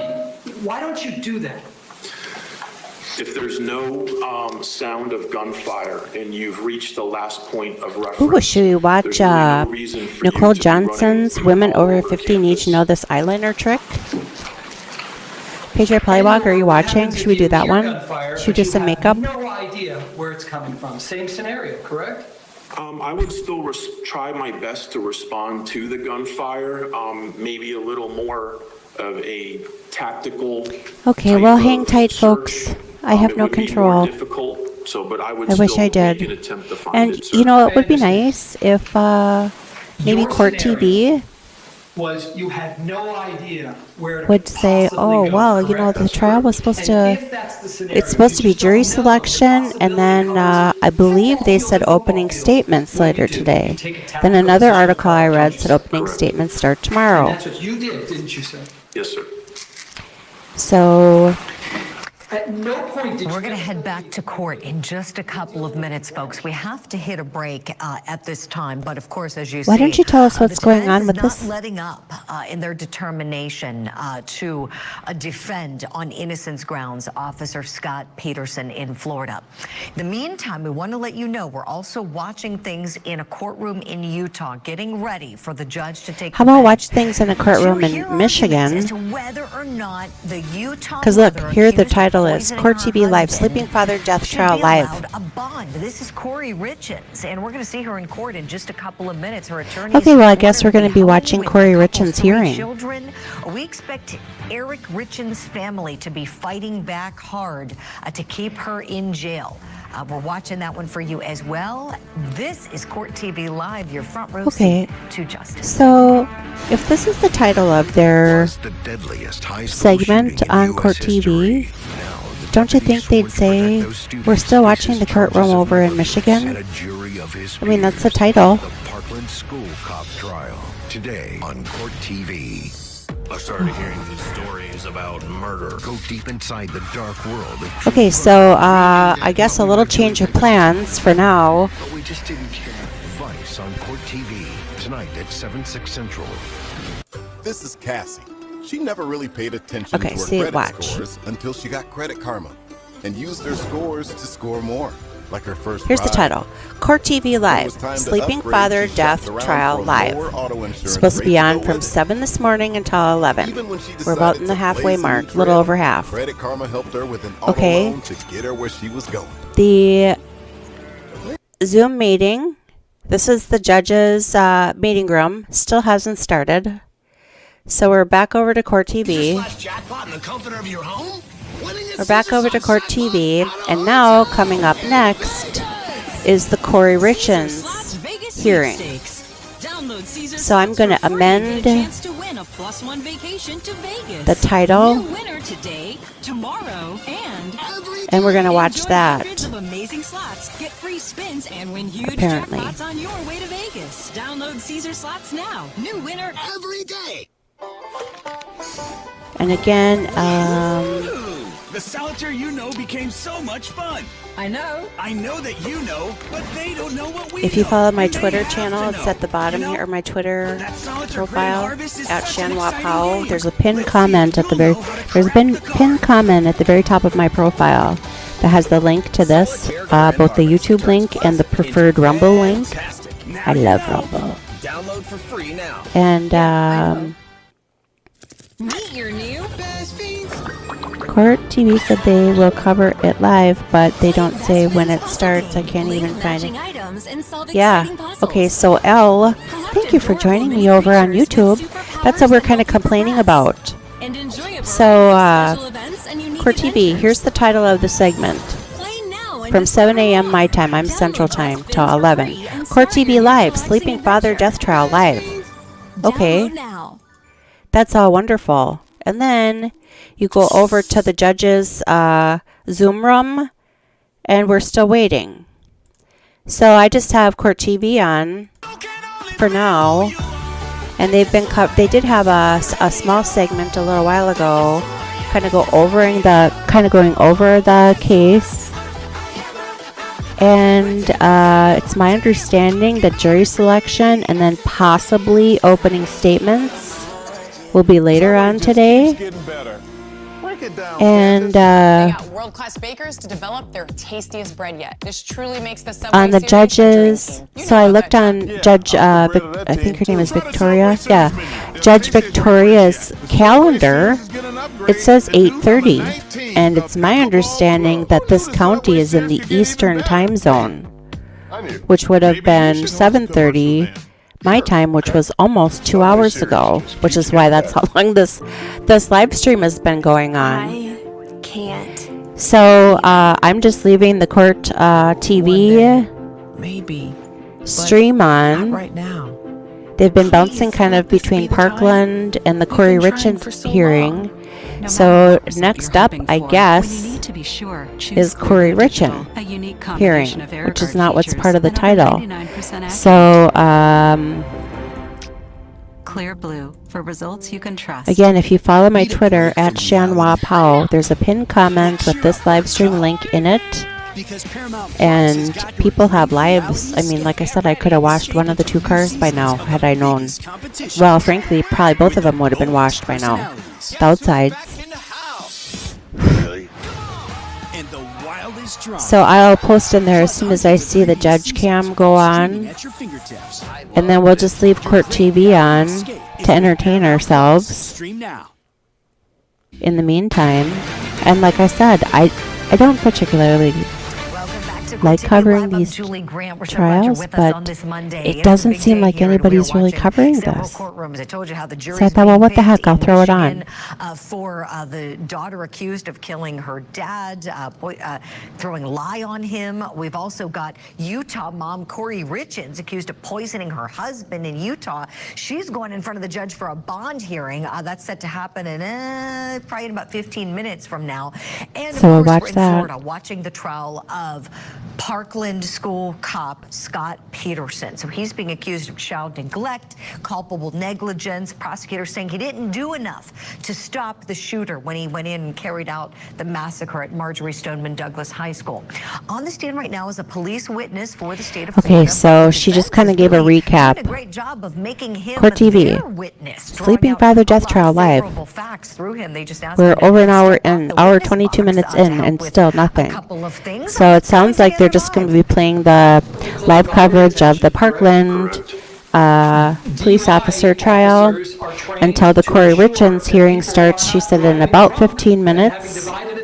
So that would be probably 9:35 Central Time. Because of having divided attention, you can miss transmissions. And then In fact, that happened to you. I'm also monitoring the judge's room. I'll refresh it just to double check. Correct. You can miss things that are all going on in front of you, correct? Correct. That was the first time that she mentioned You can miss both school that she and mentioned police transmissions, correct? that they're covering that. And you can even It would be say nice things to say, you know, we apologize. We had meant to begin our coverage Correct. at 8 o'clock this morning because it's my understanding when I read the judge's calendar, it was 8:30 a.m. on her calendar, which would have been 7:30 a.m. my time, which is right around the time I went live. You're doing that. The shooting had just finished. Crime Spies normally doesn't complain this much. Correct? That was a possibility, yes, sir. But I did not know what was going on inside the building at the time. So I'm going to update this One of the maybe here. possibilities is that kids could be bleeding out, correct? That's correct. And you made a choice not to go in. And I don't say this with judgment. I'm just getting facts, okay? Object to counsel testimony. Yeah, that's the thing. Go ahead. Ask your next question. Factually, though, So- knowing that kids could potentially be bleeding out, you made the choice I'm to going to stay say Based upon the follow information that I received from Deputy Peterson, my factored into why I stayed in a tactical position of cover. Let's talk about that then. Okay. So you're in a position of cover. You want to know what my client knows, correct? Court Correct. And that factored into your decision making, correct? camera. Correct. And you've known Scott for years, correct? I've known him for 7 years. as far as you know, he's never lied to you, correct? That's correct. Not Honorable officer, started Yes, sir. decent, dedicated, correct? Objection is irrelevant. in MI for Go Michigan. ahead, sir, you can answer the You can question. answer that. Yes, he had How a you good spell track Kouri record. again? Kouri Richens. It's And you worked C-H or investigations and things K-H together too, correct? We did. K-H-O-U-R-Y. Cases, correct? Mostly gang activity with some drug cases, yes. No issues ever with him cowarding, correct? No, sir. Or him being a liar to you, correct? No, sir. K-O-U-R-I. So when my K-O-U-R-I. client shares with you in real time, when you get there, K-O-U-R-I. and you say, hey, what's up, what do we got? Richens. And my client tells you he hasn't heard gunfire Hearing. in a few minutes. That's correct. You believe that, correct? Correct. And that was your understanding too, because you hadn't heard gunfire in the couple of minutes that it took you to get to where you were. That is correct. He 9:30 also then, number two, he makes it very clear to you a.m. that he doesn't know the precise location of the shooter or shooters, correct? I want to put on here. Now, when he Jesus said that God, to you, I don't did you think he know. was lying to you? What the hell? You believed it, correct? I did. The manner So, in which he follow said my it, the pinned tweet on words that he Shanwa used, Pao. and the energy Court camera that he not started absolutely in believed Michigan. it before, correct? Cory Richens hearing at approximately 9:30 Central Standard Another thing he Time. tells you as you're facing him, correct? Correct. He says, watch Tell you what, the shooter if this may be thing ever hiding gets behind going, you in the parking lot, everybody correct? should follow it on Crime Spice because So you believed he genuinely was looking out for you, correct? I did. And you also genuinely believe that the shooter, if you can show Just us because. where he's referencing, if you could stand up, please. Show us approximately where you were positioned. Tops and that then my which parking frustration, lot maybe. He's referring to. Deputy Peterson is right here. Okay. I am, That would be between the corner of the 7 and 800 building, correct? yes, sir. Okay. I'm just going to say I am right here by the tree and the SUV, so we're communicating back and forth. So somebody could be hiding in this entire area right here based on his intel. And this lot right here is huge, correct? Very big. Like football field huge, correct? That's been answered, Your Honor. That's sustained. Okay, you can have a seat.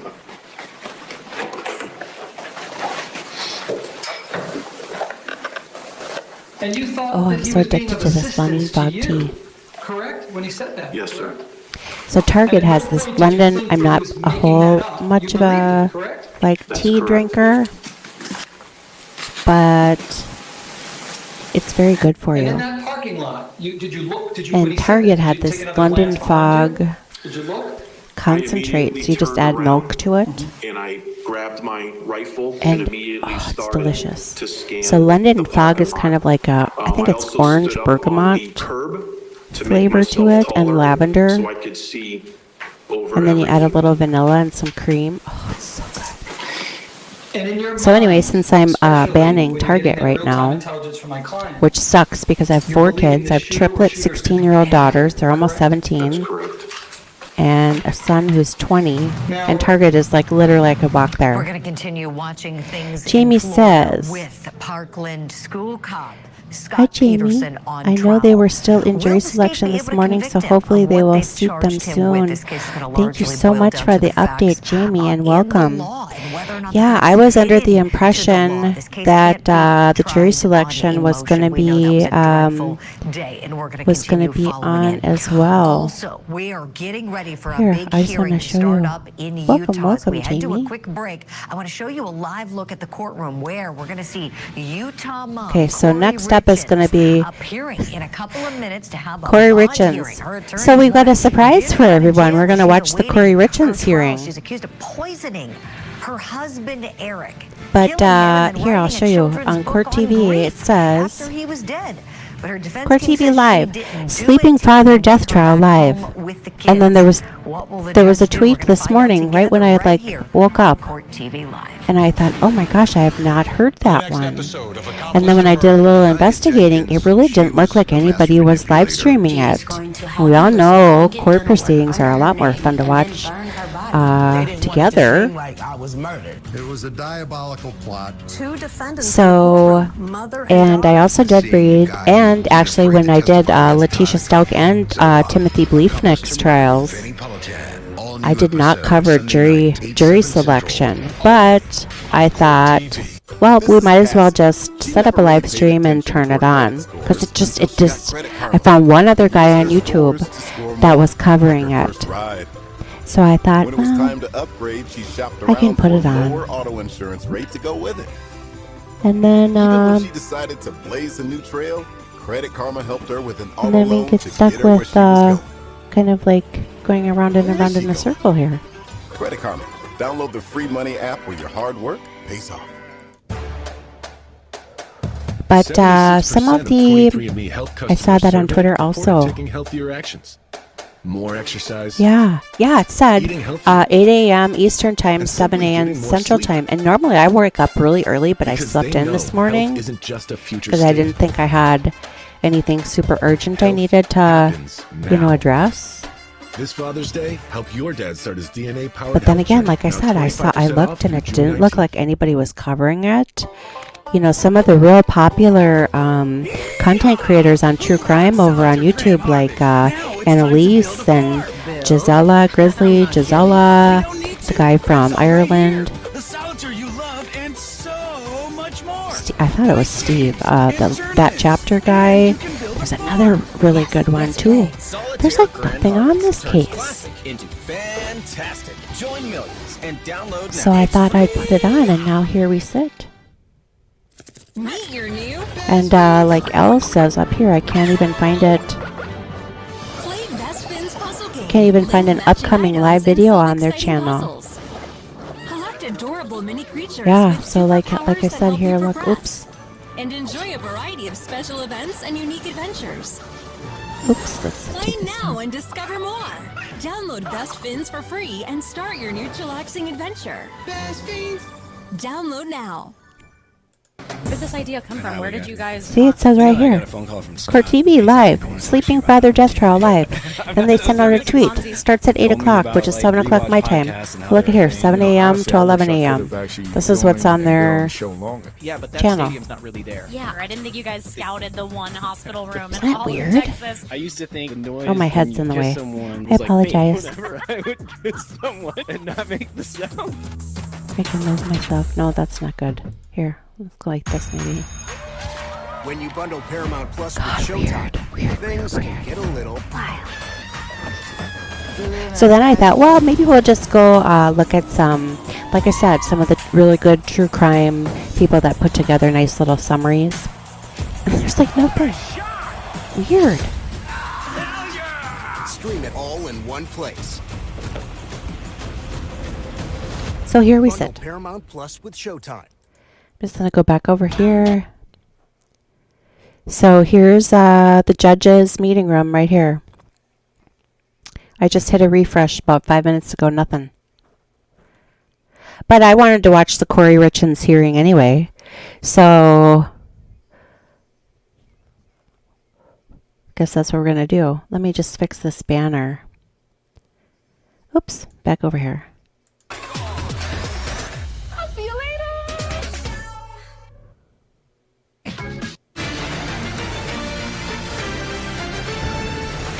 Welcome back to Court TV Live. I'm Julie Grant. Kouri Richen's due in court in just a couple of Okay, minutes. so The judge will be that's what we're going to do, deciding whether or people. not she should So remain follow in my jail Twitter account leading up to her at trial. Shanwa Powell. Prosecutors say that the 33-year-old Because I know killed y'all her probably have husband, cars to Eric wash and Richens, by dishes to do drugging him and with a lethal laundry to dose of fold or fentanyl. what have They you. say she did My this kids are all before done with she school then for the year, thank authored a goodness. So today is like the children's first book official on day of grief. summer. For more on this case, here's But if you Court follow TV that pinned comment, Kelly Krause. the very first one is the link to my YouTube channel live stream. And then the comment below that is for my Rumble live stream. And then as soon as there's any activity on the trial, I'll send out a tweet. So for now, we're going to go ahead and watch this Kouri Richen's hearing. How to deal with grief. I In think an I'll interview put with that on there. ABC4, she explained what inspired Jamie her to write says, the I book, think maybe they Are don't You have a With Me? thumbnail yet because My they are husband still passed away seeing a jury. unexpectedly last Is year. my hope My because I kids want and to see I this wrote trial. this book on Thank you for the joining me, different Jamie. I am really emotions and surprised. This trial does grieving look process extremely that we interesting. experienced last year. and I really am not seeing anyone cover it. So welcome to Crime Spice. We've only been around a couple months. Back in March of 2022, I normally don't look like this. I normally have my face on, but this all happened so early, and then it has kind of started a little nuts. The lethal dosage of So fentanyl in his we're going to system. go ahead and watch the Kouri According to Richen's Richens statement to police, she hearing, made her husband and a let's just Moscow check over mule here and for the judge celebrate again. Still nothing. of her children, and when she came back to her and Eric's bedroom, she said he was Also, for cold any to of the you touch. who, An unnamed acquaintance claims for to any have of you sold that use Kouri StreamYard, fentanyl. is there a way for me to move Eric these Richen's banners family somewhere attorney else? spoke to CourtTV Like, I know how to move about my the head, case. They knew and that he didn't die of all of that, but I don't know how They to. knew that he was suspicious of Kouri, and I think that there's some sense of, Oh, now you of can't even relief see my right head, now. which is They probably good. finally put together what appears to be a very compelling case with evidence, with No, this witnesses. is better. According to court documents, prosecution believes Kouri began Okay, plotting so Eric's murder back in hang tight, January people. of 2022 when she attempted to change his life insurance And Jamie, like I was saying, I normally don't cover the few live. I did Letitia Stout and I did Timothy Briefnick. I normally don't do jury selection, but I know a lot of people like to watch that. and she received And 15 to 30 fentanyl again, pills. since there wasn't a lot of 3 days coverage later, on that I could February see, 14th, 2022, I after thought, what the heck, I'll Valentine's just turn Day it dinner, on. Eric became very ill and told a friend he believed Kouri was trying to poison him. Well, I wanted to watch this About Kouri 2 Richens weeks hearing later, anyway. Kouri reaches out So I'm going to go ahead and just amend that tweet and say, hey, well, it's still not on, but we're going to watch the Kouri Richens hearing. Eric was found dead of a Okay, I'm going to move my head again. overdose. He was moving money. He was preserving his assets. He was doing what he could to take care of his boys. She had changed the life insurance And I think I'm going to take this banner his down. business partner's buy-sell agreement. She had done some things. He knew. Because CourtTV has, He alerted his family. And CourtTV has, I highlighted it in red. Their closed captioning, which isn't always accurate, but it's pretty good. Okay, then I'm going to get my head out of the way here. A year after Eric's death, locked in a $3.6 million estate battle with Eric's sister, Kouri releases her children's book on grief. And a few months later, on May 8th, Kouri is arrested and charged with criminal homicide and several counts of possession of a controlled substance. I just wanted some story to read to my kids, and it's just comforting to them to know that, you know, they're not living this life alone. Like, Dad is still here, it's just in a different way. Ooh, did she kill her children's father? That is the question that a jury is going to be deciding. But today, a judge is going to be deciding whether or not she should get a bond ahead of her trial. Her attorneys want her out, presumably so she can be home with the couple's 3 kids. The prosecution wants her to stay in, and so does her husband's family. They are there, and so are a lot of people. Our team is there. Our field producer, Adrian, telling us that there are crowds of people at the courthouse lining up to get into that courtroom to get a look at Kouri Richens and be there for this bond hearing. So as soon as things start up, we're going to go in there together live. In the meantime, let me bring in my guest, trial attorney Rich Schoenstein, joining us from New York this morning. Rich, what do you think this judge is going to do with her, please? Oh boy, this is quite a case, Julie. So, you know, the question on a bond hearing is really, is the defendant a risk to public safety, and is she a flight risk? And I frankly think the answer to both of those questions is yes. This is allegedly a premeditated, extremely well thought out and calculated murder of her husband. So why would the kids be safe? Why would her friends be safe? Why would anybody be safe if she did this? So that's an issue. And then secondly, why isn't she a flight risk? I mean, clearly these are circumstances she might choose to get away from with or without her kids with her. I don't know that the judge is going to let her out. I'm with you, Rich. I don't think so. I don't think she has a prayer at getting out. The charges, it's far too serious. And it's so sinister, too, because you think about, okay, if she was a danger to her husband, if she did kill her husband, there were no overt signs of this. This was secretive. This was a horrible plot to take his life. The state says for money, you know, so who else might be in danger? I think we're going to be hearing some stuff about one of her husband's siblings. You know, there's a sister that apparently Kouri Richen really doesn't like, and that sister is in control of things because, as we heard in the report that Kelly filed there, Eric Richens had the wherewithal to say, oh, I'm putting things in my sister's name because things don't seem right with my wife. He thought she was trying to poison him, that according to his family members. Let's look back at that clip that I think many people just can't get enough of, myself included, when she goes on television locally and she's promoting her brand new book about a year after her husband was dead. My husband passed away unexpectedly last year, so it's March 4th was a one-year anniversary for us, and he was 39. It completely took us all by shock, and we have 3 little boys, 10, 9, and 6, and you know, my kids and I kind of wrote this book on the different emotions and grieving processes that we've experienced last year. Rich Schoenstein, I got to tell you, what I really want to know is if she gave those interviewers any instructions to not ask how he died. Because I noticed as I was watching it, I'm like, well, why wouldn't you go into it? Oh, he died unexpectedly. Oh, he was 39 years old, a picture of health. Why wouldn't the natural question be, well, what happened? How did he die? What, you know, that wasn't asked. Neither one of those interviewers touched on it, and I wonder if they were told not to. And like, let's go behind the scenes a little bit, Rich. So let's just say we're on the team of the prosecution. We would want to go and subpoena those 2 interviewers, or even just give them a call without a subpoena. A lot of times you can get things done with just a phone call and say, harken back to this date. Did she tell you to avoid that question? And then if so, right, they bring this in the case, do they not? That's right. The interviewers, the producers, whoever else in the media she talked to. And what about the book publishers? Did she have communications with her book publishers? Did they ask her about cause of death? Ooh, what did she say in this regard in her course of publishing a book and going on a publicity tour? Because most defendants don't have a lot of communications about the death following it. Here, she's out selling a book that she's written, and she's probably had a lot of communication. So if I'm prosecuting this case, Julie, I want to get my hands on all of them.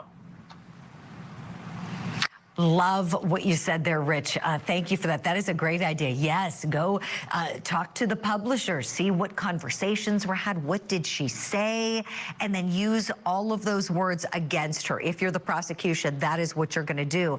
If you're the defense, here, they're defending her on innocence grounds. They're saying she, without question, did not do this, and there is no evidence of it. What we want to watch for in this hearing set to happen in a couple of minutes is what might have come up on some of the cell phone searches. We understand there was some pretty incriminating stuff that was found when police went through and did the forensic download on one of her phones. So I'm being told, here's what we're going to do. We're going to squeeze in a break because the judge is not on the bench. And as soon as his honor or her honor takes the bench, we're going to go in there live. Thank you for standing by with us. Tweet us right now. Let us know what you think about Kouri Richen, and should she get any type of bond today at the hearing. Thanks for being with us here on Court TV Live. Michigan daughter now facing charges. Megan Imirowicz is accused of throwing lye. Yes, I just sent him a tweet while he was sleeping. and said, caused severe burns and ultimately his death. Police caught up with I just asked if there's an updated time. The teen faces life in prison if convicted. And CourtTV will bring you inside the courtroom for every moment. The Sleeping Father death trial. There, look. Still waiting. Still waiting. Here, look. Let's see what else people say. Okay, this morning at dark:30. Live, Michigan versus Megan Imirowicz. Michigan daughter faces life in prison after allegedly throwing lye and water on her own father while he was sleeping, causing his death. Watch CourtTV live today. Yada yada yada. I just put when. Programming says the trial is now, but it's the Kouri Richen's hearing. Is there any update start time? And then 2 hours ago. What time? Will the trial actually happen today, or will it just be jury selection? No comment.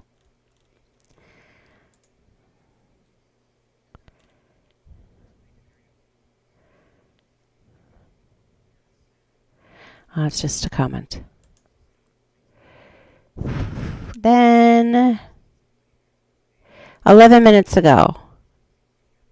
Next live trial. Jury selection begins today in the trial of Megan Joyce Imirowicz, 18. So she 18 now? So she was what, 16, 17? A teen accused of dousing her father with drain cleaner. Allegedly threw rye on Konrad Imirowicz, 64, while he slept on the couch. What do you think? Here, we can watch this. 1 hour ago, update. Oh, here, update. Megan is accused of dousing her father with a mix of lye and water. Well, up there it says drain cleaner. He died 5 months later. Update.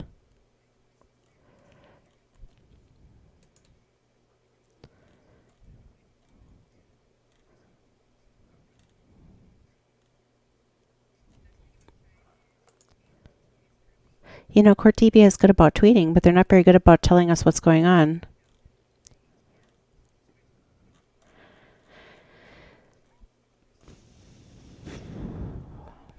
Election set to start at the top Okay, of the this hour was for this our was next big live earlier. trial we're bringing you. We're calling it the Sleeping Dad Death Trial. This case is happening in This Michigan. was like The right around the defendant time I is started this live Megan stream almost 2 hours ago. Imirowicz. Let's This is start over her. again. She's jury selection set to start at the top of the hour for our next big live trial we're bringing you. We're calling it the Sleeping Dad Death Trial. This case is happening in Michigan. The defendant is Megan Imirowicz. This is her. She's accused of dousing her dad with drain cleaner after they had an argument.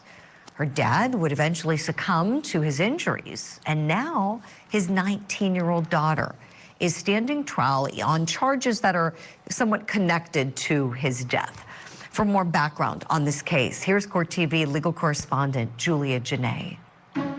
On Friday, October 1st, 2021, 64-year-old Konrad Imirowicz was on the couch at his house when he and his 18-year-old daughter Megan allegedly had a fight that ended with her throwing lye powder and water on him and then leaving their house. Friends say that Megan had just celebrated her 18th birthday 2 days earlier and was planning a party for herself later that night at a nearby hotel. According to investigators, Megan texted one of her friends, Kayla Busquet, around 10 a.m. on October 1st and sent a picture of herself crying.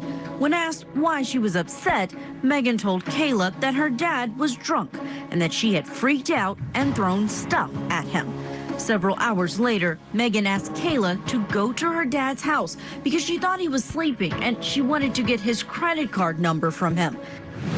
When Kayla got to the house, she found Megan's father with burns all over his body and immediately called 911. While Konrad Imirowicz was being treated for those injuries at the hospital, his daughter called her friend Kayla twice more, asking for her father's credit card number. During the second call, Kayla told Megan that her dad was in the hospital, and Megan hung up the phone. Police caught up with the daughter around midnight at that hotel where her party was happening, and she was arrested soon after. Konrad Imirowicz suffered severe burns all over his body and was hospitalized for months before he died of his injuries 5 months later in early March of 2022. His daughter Megan is charged with domestic violence and possession and use of lye, a chemical irritant that caused her father's death. If Megan Imirowicz is convicted, she could be sentenced up to life in prison. That was our Julia Janae reporting on this one for us. So 60 prospective jurors have been summoned to the courthouse today. Each side is going to get 12 peremptory challenges. They're also called strikes. You can just get rid of someone for just about any reason, just not a discriminatory reason. The panel of jurors is going to be 12 jurors plus 2 alternates, so a total of 14. And then those alternates are going to be selected randomly at the end of this case, so they won't know of the 14 who are going to sit as alternates and who are going to sit as deciding jurors on this one.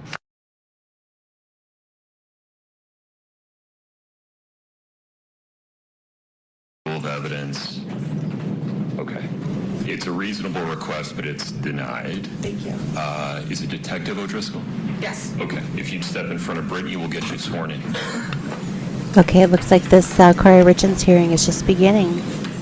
I've got my eye on the courtroom for Michigan. The matter before the court to be the truth, the whole truth, and nothing but the truth, subject to the pains and penalties of perjury.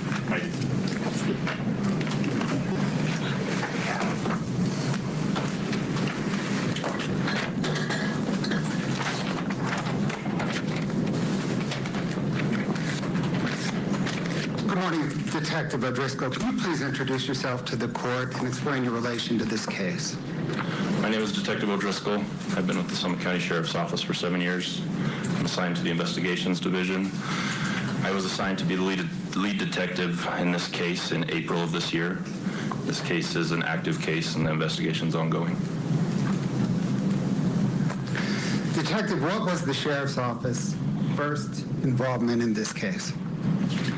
On March 4th, 2022, at 3:22 hours, Summit County Dispatch received a 911 call regarding an unresponsive male in the Francis area. Have you listened to that 911 call? Yes. Who placed that call? The defendant, Kouri Richens. In addition to saying that someone was unresponsive, did Ms. Richens, the defendant, identify who was unresponsive and anything else about that person's condition? Yes, she stated that it was her husband, Eric Richens, that was unresponsive, that he was cold to the touch and not breathing.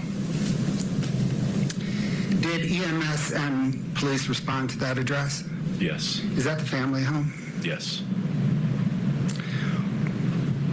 Was a portion of the police and EMS response captured on police body camera video? Yes, it was. Have you reviewed that video? Yes, I have.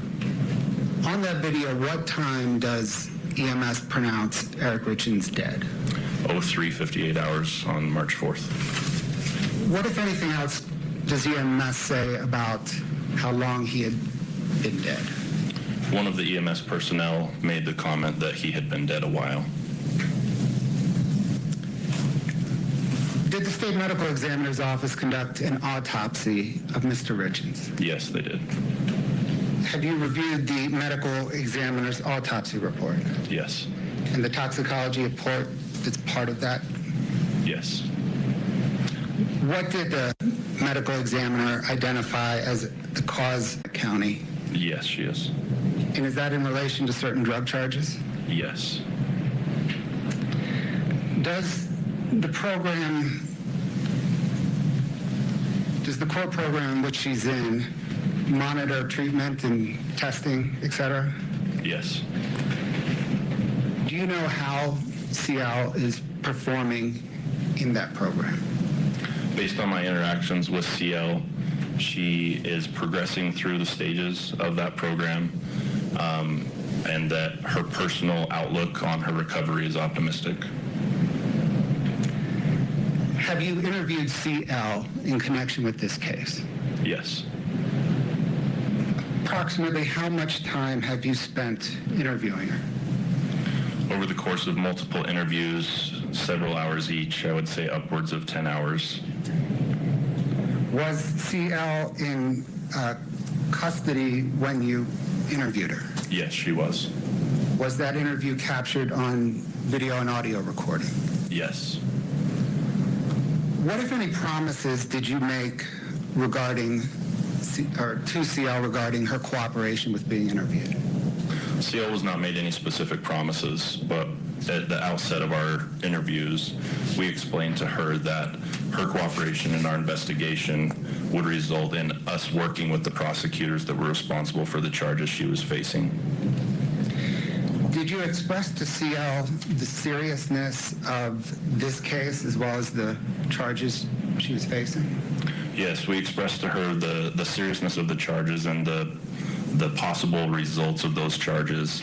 As well, we impressed upon her the importance or the value of her testimony in this case as it related to the charges that she was facing, and that her testimony or any information that she may have was more important to us. Did you stress to CL that the information you were asking her about needed to be credible and verifiable? Yes, we told her at the beginning of our interview that any information that she may have, we would need to corroborate in order for it to be of value to us.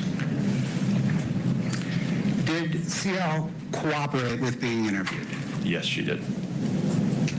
Did CL know Eric Richens? Yes, CL told us that during the time that she spent cleaning the Richens home, she got to know Eric, that she felt that he was a really good person, she liked him, and she was very saddened to hear that he had passed away. Did there come a time when investigators executed a search warrant on CL's home? Yes. In executing that warrant, did you make any observations consistent with CL's testimony that she felt bad about Eric Richens' death? Yes. Inside the home, we identified a bedroom that belonged to CL. In the bedroom, there was a mirror above a desk.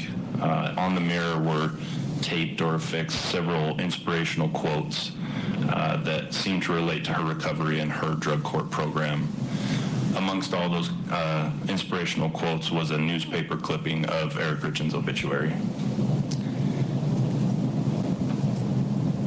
Did you get the impression that part of the reason CL cooperated is because she felt bad for Eric Richens? Yes, in fact, she said so many times in our interviews. Detective, I want to turn now to what, if anything, CL told you about the defendant requesting that CL purchase fentanyl for the defendant. What did CL tell you?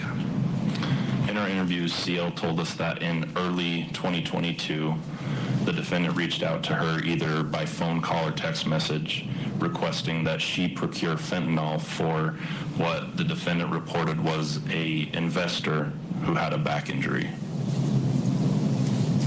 And upon the defendant asking CL to get fentanyl, what did CL do? CL told us that she reached out to an acquaintance of hers, acquaintance one, and requested that she introduce her to somebody that could sell her fentanyl. Did acquaintance one introduce CL to someone that could sell? Well, this hearing is going to be good, folks. We are just hitting really the tip of the iceberg with this testimony. The state already saying they're going to call 3 witnesses for just this bond hearing. Bond is really the only issue here before the court, whether she should get one ahead of her homicide trial. Stay with us. I want to turn things over to my friend Ted Rollins, who's in the studio taking over. Good to see you, Ted. Great to see you back, Julie. Yeah, we're going to get you right back into this Utah courtroom to see where this goes. Will they let this mom go home to be with her kids, or will she stay incarcerated before her trial? We'll get a break in here and then get you back into the courtroom right after this. What are you doing? I'm applying for a credit card on Credit Karma. They have this thing called the Karma Guarantee. It's sort of like a card fairy. If you apply for a credit card that has the Karma Guarantee and you don't get approved, the card fairy will slip $50 under your pillow. Is he coming tonight? Nope. Just got approved. The card fairy will just have to rummage around in someone else's fridge. Get approved or get $50 on offers with the Karma Guarantee. Meet your new best fiends. Play Best Fiends puzzle game. Link matching items and solve exciting puzzles. Collect adorable mini creatures with superpowers that help you progress. and enjoy a variety of special events and unique adventures. Play now and discover more. Download Best Fins for free and start your new chillaxing adventure. Best Fins! Download now. Game night! Flatbread. Sunlight. A cozy night in. Cheesy mushroom flatbread. And an ice-cold Coke. That's my recipe for magic. The Yellowstone. It's more than just a ranch. It's a way of life. A hard life. There may be a little cowboy in him after all. Passed down for generations.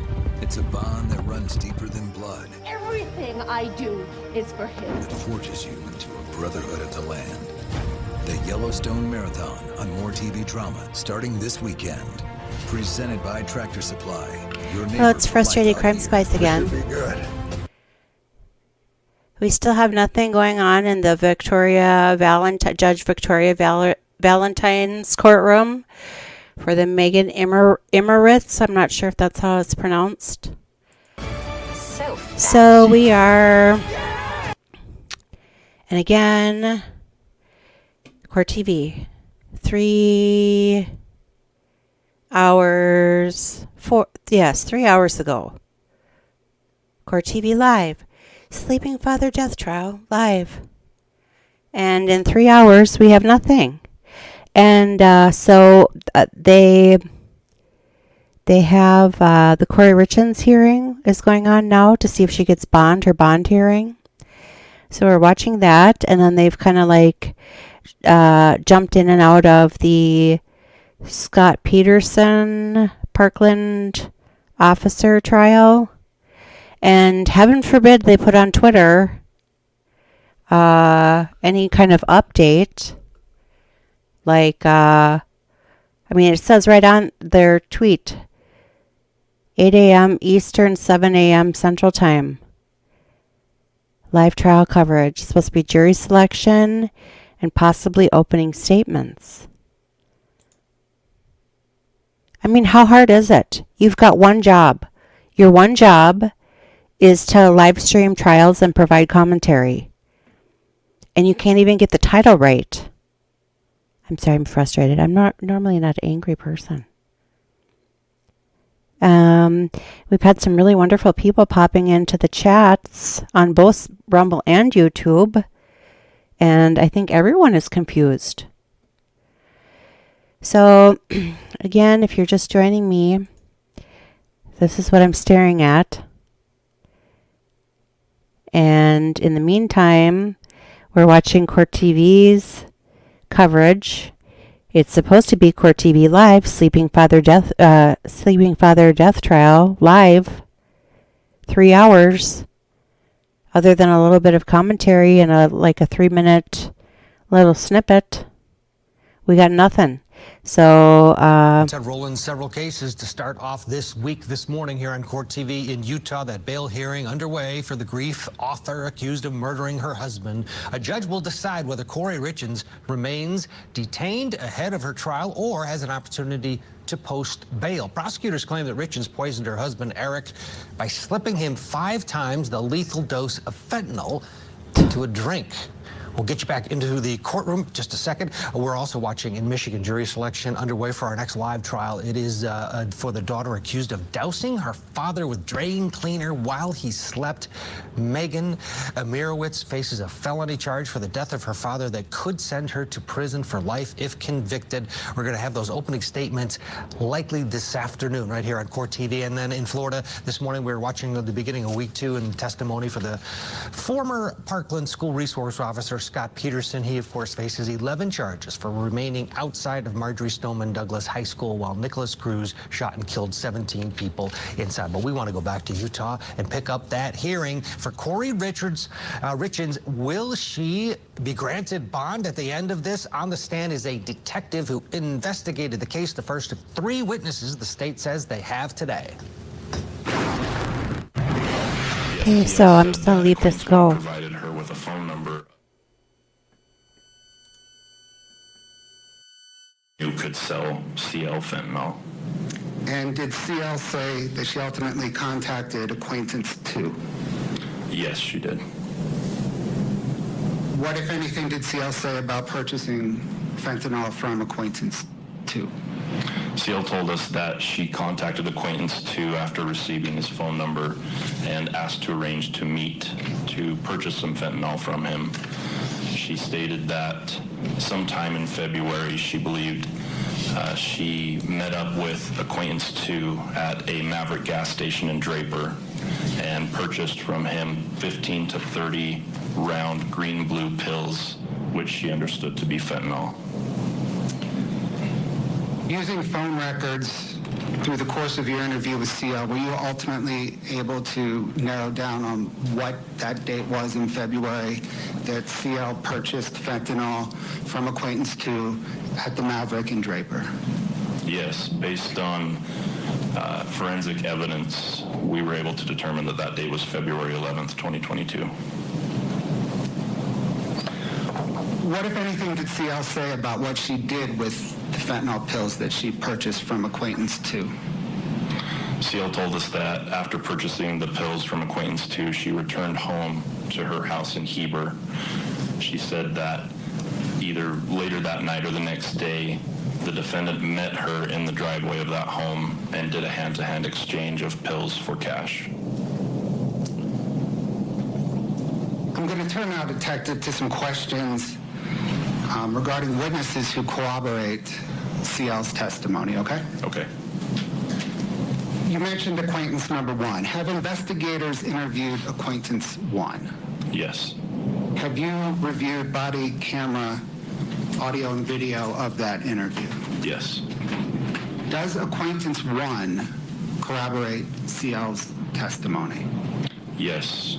She stated that CL contacted her in early 2022 and asked for someone that could sell her fentanyl. In the body cam, she also retrieves her cell phone and shows investigators the messages that corroborated that. And what kind of messages were they? They were messages between acquaintance 1 and CL on Facebook Messenger app. And have you reviewed those messages? Yes. Is the first of those messages dated February 6, 2022 at 1:37 p.m.? Yes. Does it read, text me, I've got a question, won't do it on this? Yes. And that's CL writing acquaintance 1, asking acquaintance 1 to text CL because she didn't want to write over Facebook Messenger? Correct.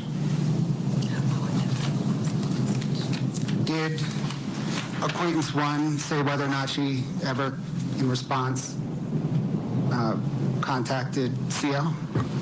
Yes, she said that she then either texted or called her subsequent to her request. You testified that acquaintance 2 sold fentanyl pills to CL at the Maverick in Draper. Have investigators interviewed acquaintance 2? Yes. Have you reviewed body camera, audio, and video of that interview? Yes, I have.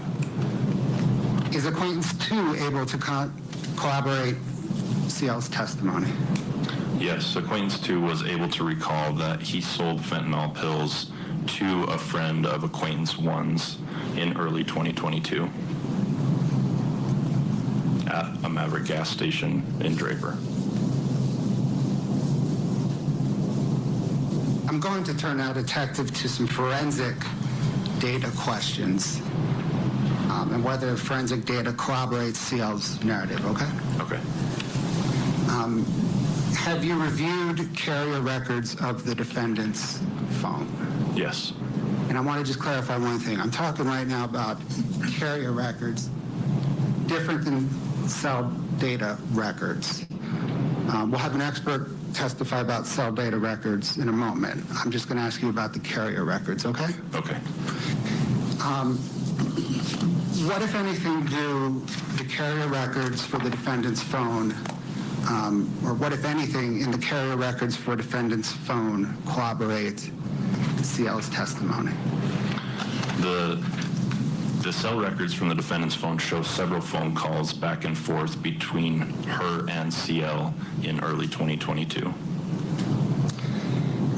Do they show any text messages back and forth between the defendant and CL? Yes, several. Have you reviewed those text messages? We were only able to see the timestamps and who the sender and receiver was.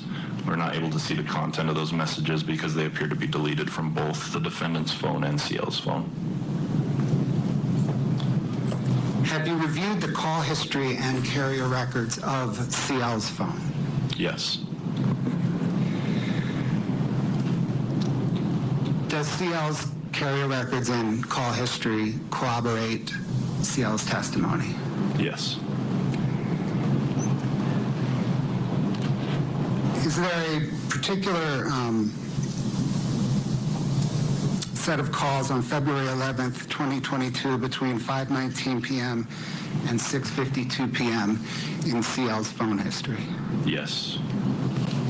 Did you question CL regarding those calls? Yes.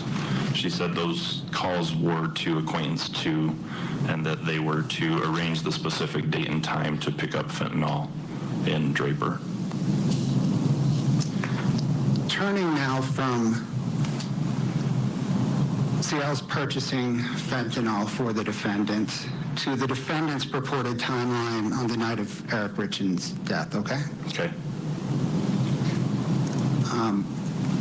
You mentioned earlier that police interactions with the defendant were captured on video. Have you reviewed that video? Yes, I have. Did the defendant provide police with a written statement in the early morning of March 4th, 2022? Yes, she did.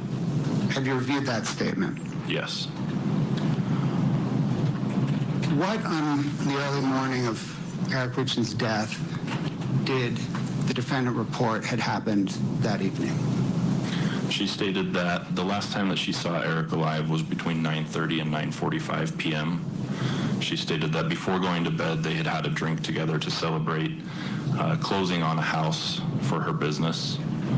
She said that they got in bed between 9:30 and 9:45, and that shortly after getting into bed, one of the children had a nightmare, and that the defendant got out of bed and went to be with that child in their bedroom and slept in that bedroom until 3 a.m. or around 3 a.m. when she woke. She stated she returned to her own bedroom, got into bed, and felt that Eric was cold to the touch. She stated that she turned the light on, saw that he wasn't breathing and that he didn't look normal, and that she then called 911. Did the defendant say whether anyone else was in their home other than the defendant, her husband Eric Richens, and their 3 young children?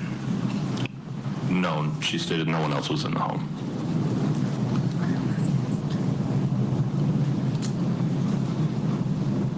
Turning now to the defendant's statements regarding whether she performed CPR on her husband, okay? Okay. Did the defendant tell investigators when they arrived at her home shortly after she called 911 whether or not she performed CPR on Eric Richens? Yes, she reported that she did. I'm going to refer to someone now as defendant's best friend. Do you know who I'm talking about? Yes. What, if anything, did the defendant tell her best friend regarding whether she performed CPR on Eric Richens? Investigators found text messages between the defendant and her best friend that was her explanation to her friend that she conducted CPR on Eric prior to EMS arrival. And do those text messages read, "I pumped so damn hard, so hard, screaming at him to come back to life"? Yes.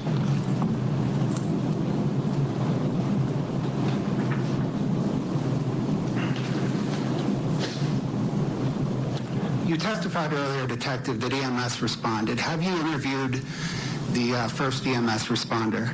Yes, I have. What observations did that EMS responder make? They told me that when they arrived, they began CPR compressions on Eric, and that upon beginning those compressions, Eric began to foam at the mouth. He stated that that observation indicated that CPR was not likely conducted before he arrived. Detective, as part of your investigation, did you look into whether Eric Richen used illicit drugs? Yes. What did you determine?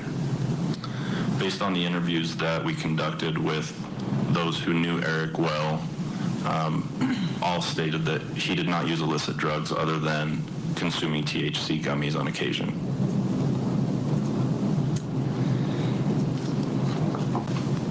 Do those that you spoke to include Eric's two best friends that he's known since high school? Yes, both made the same statement that they never knew Eric to use any illicit substances other than the THC gummies. When I reference a hunting guide in Mexico by the initials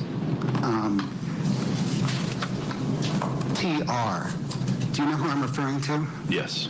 Did you speak to this hunting guide? Other Summit County detectives did, yes. And what did this hunting guide, if anything, say about Eric Richen's using illicit drugs while hunting in Mexico? The guide told detectives that several of their clients, when they come to Mexico, will seek out someone that can put them in contact with illicit substances while they are down there for their hunt. He stated that Eric Richen was not one of these, that Eric was solely focused on the hunt. Has the defendant made any statements regarding whether her husband, Eric Richen, used illicit drugs other than THC? Yes, in several statements made by the defendant throughout the investigation, there have been at least 10 times that she has said that Eric does not use illicit substances and did not use illicit substances. And just to be clear, other than THC? Other than the THC gummies, correct. On the night Eric Richen died, did investigators search the Richens' home? Yes. Did they find any illicit drugs? No. Did they find any paraphernalia or packaging or other evidence of illicit drugs? No. Did they find fentanyl anywhere in the home? Only that which was in Eric's body.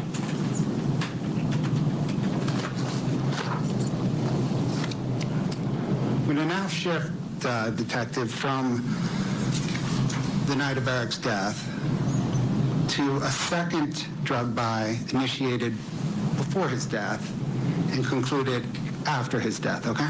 Okay. What, if anything, did CL tell you about the defendant approaching CL a second time for fentanyl? CL told us that approximately a week after delivering the first load of fentanyl, the defendant reached out to her again by text or call and said that she wanted some more fentanyl that was stronger than the previous batch. All right, this is a bond hearing. It seems more like a preliminary hearing. They're laying out evidence that they have against the defendant, Kouri Richen. We'll get a break in here, and we'll get you back into the courtroom for more right after this. Michigan daughter now facing charges. Megan Imirowicz is accused of throwing lye and water on her own father while he was sleeping. The chemical reaction caused severe burns and ultimately his death. Police caught up with the daughter. She was arrested soon after. The teen faces life in prison if convicted. CourtTV will bring you inside the courtroom for every moment. The Sleeping Father Death Trial. Live coverage today, only on CourtTV. What are you doing? I'm applying for a credit card on Credit Karma. They have this thing called the Karma Guarantee. It's sort of like a card fairy.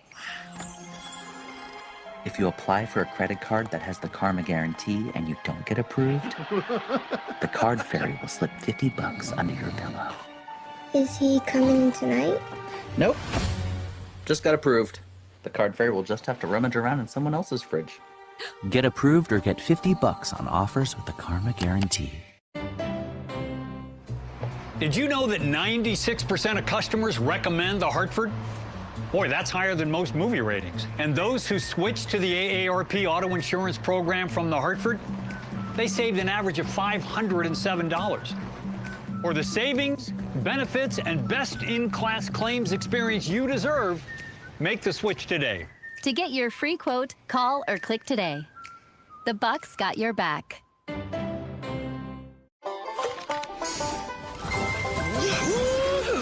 The solitaire you know became so much fun. I know. I know that you know, but they don't know what we know. And they have to know. You know? That Solitaire Grand Harvest is such an exciting game. Let's see if you'll know how to crack the cards. Solitaire Grand Harvest turns classic into fantastic. Now you know. Download for free now. Yeah, I know.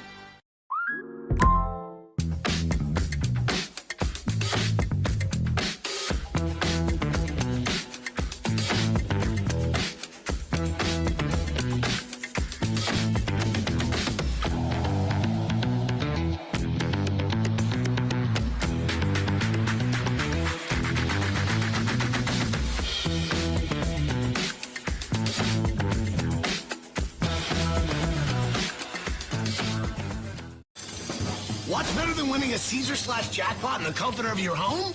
Winning a Caesar Slots jackpot at a hotel in Vegas! Caesar Slots Vegas Sweepstakes. Download Caesar Slots for free and get a chance to win a +1 vacation to Vegas. New winner today, tomorrow, and every day. Enjoy hundreds of amazing slots, get free spins, and win huge jackpots on your way to Vegas. Download Caesar Slots now. New winner every day. Best fiends.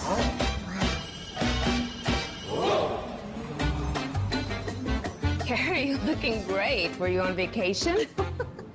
Adventure. I walked on relaxing trails, took on exciting challenges, met new friends, and together we Play trades? More like the Big Slot! Download Best Fiends and begin your chillaxing, exciting adventure. Take me there. Best Fiends. Where did this idea come from? Where did you guys want? I know I got a phone call from Scott. Hey, Zach, I want to talk to you about an opportunity. I'm not those Sounds like a Ponzi scheme. Told me about like rewatch podcasts and how they're a thing. You know, honestly, I wish I could have actually joined and been on the show longer. Yeah, but that stadium's not really there. Yeah, I didn't think you guys scouted the one hospital room in all of Texas. I used to think the noise when you kiss someone was like fake whenever I would kiss someone and not make the sound. Game night! Black bread.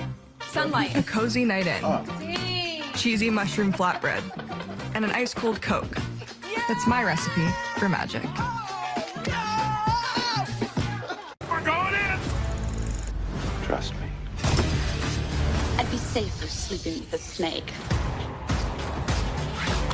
This is fun! Popcorn Summer Movies on Pluto TV.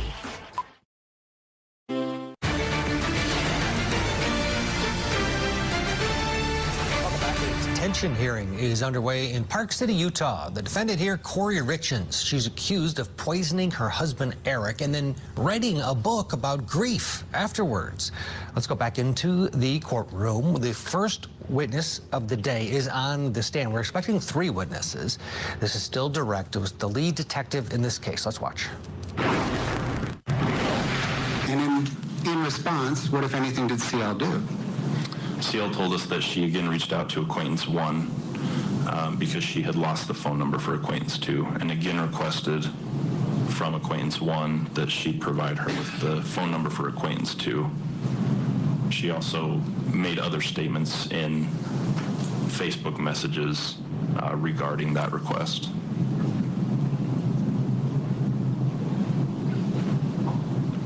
In your interview, or detective's interview rather, with acquaintance 1, did she corroborate that indeed CL reached back out to her asking for acquaintance 2's phone number? Yes, in the same Facebook Messenger, it showed the 2 different contacts on the 2 different dates. And does the second Facebook message, was it dated February 25th, 2022 at 9:40 p.m.? Yes. And does it read, I need those again, but more, and I don't got a ride, I lost your friend's number? Correct.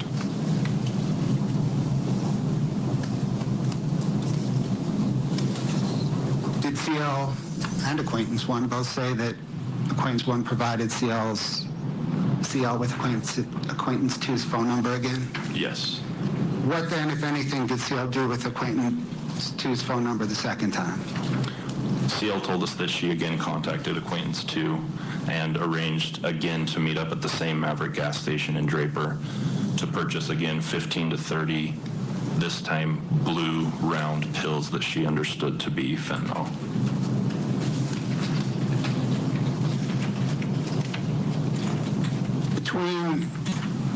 On the way to the Draper and Maverick, the second time, when she purchased 15, I'm sorry, did you say 15 to 30? What? Yes, 15 to 30 pills. Which she believed to be fentanyl. Did she make any stops along the way? Yes, CL told us that the second time that she procured fentanyl for the defendant, she did not have a vehicle to drive on that date. She said that she reached out to a friend, Acquaintance 3, and asked that he give her a ride to go purchase fentanyl. She said that he did pick her up, that they traveled from Heber City to the defendant's home in Francis, where, according to CL, the defendant had told her there was a check waiting under the mat at the defendant's home. She said that she checked under the mat and didn't find a check, and so she knocked on the defendant's door, and the defendant came to the door and wrote her a check from her business, from the defendant's business, for $1,300 for the purchase of the fentanyl.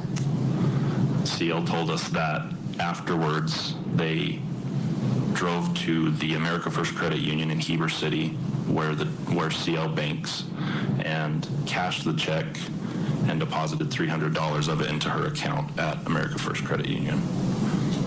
She said that after stopping at the bank and getting the cash, they then drove to the Maverick gas station in Draper and purchased the pills from Acquaintance 2. Did investigators execute a warrant at the America First Credit Union in Heber? Yes, and that warrant returned a copy of the check written from the defendant's business account in the name of CL, and a receipt that shows that it was cashed and that $300 were deposited into CL's account. And then CL ultimately, being driven by Acquaintance 3, went to the Maverick in Draper and purchased fentanyl a second time from Acquaintance 2. Correct. What, if anything, does Acquaintance 2 say that corroborates CL's testimony? Acquaintance 2 in his interview stated that he remembered selling fentanyl to a friend of Acquaintance 1's on 2 separate occasions at the same Maverick gas station in Draper. He also said that he remembered the second time that he sold her the pills that CL was with another person who matched the age and gender of Acquaintance 3. Have you interviewed Acquaintance 3? Yes. What, if anything, does Acquaintance 3 say to corroborate CL's testimony? Acquaintance 3 corroborated all the same details that CL told us about that day, and in fact showed us text messages on his phone that also corroborated that story.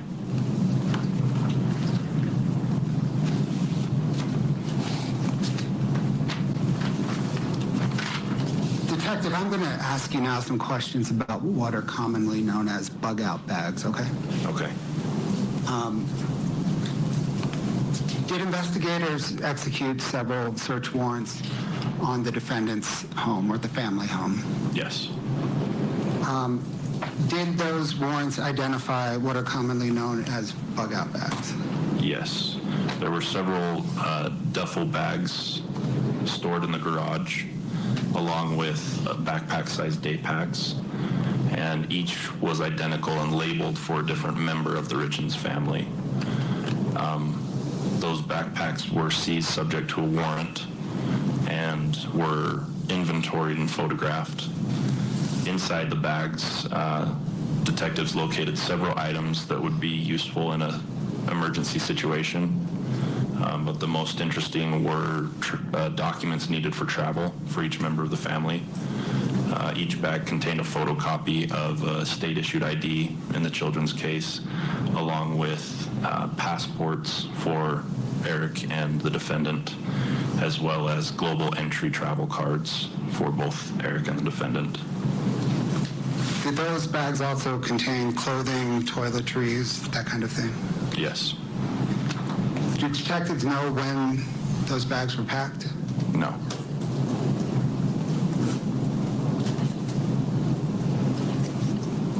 And there was a bag for Eric as well, is that right? Correct.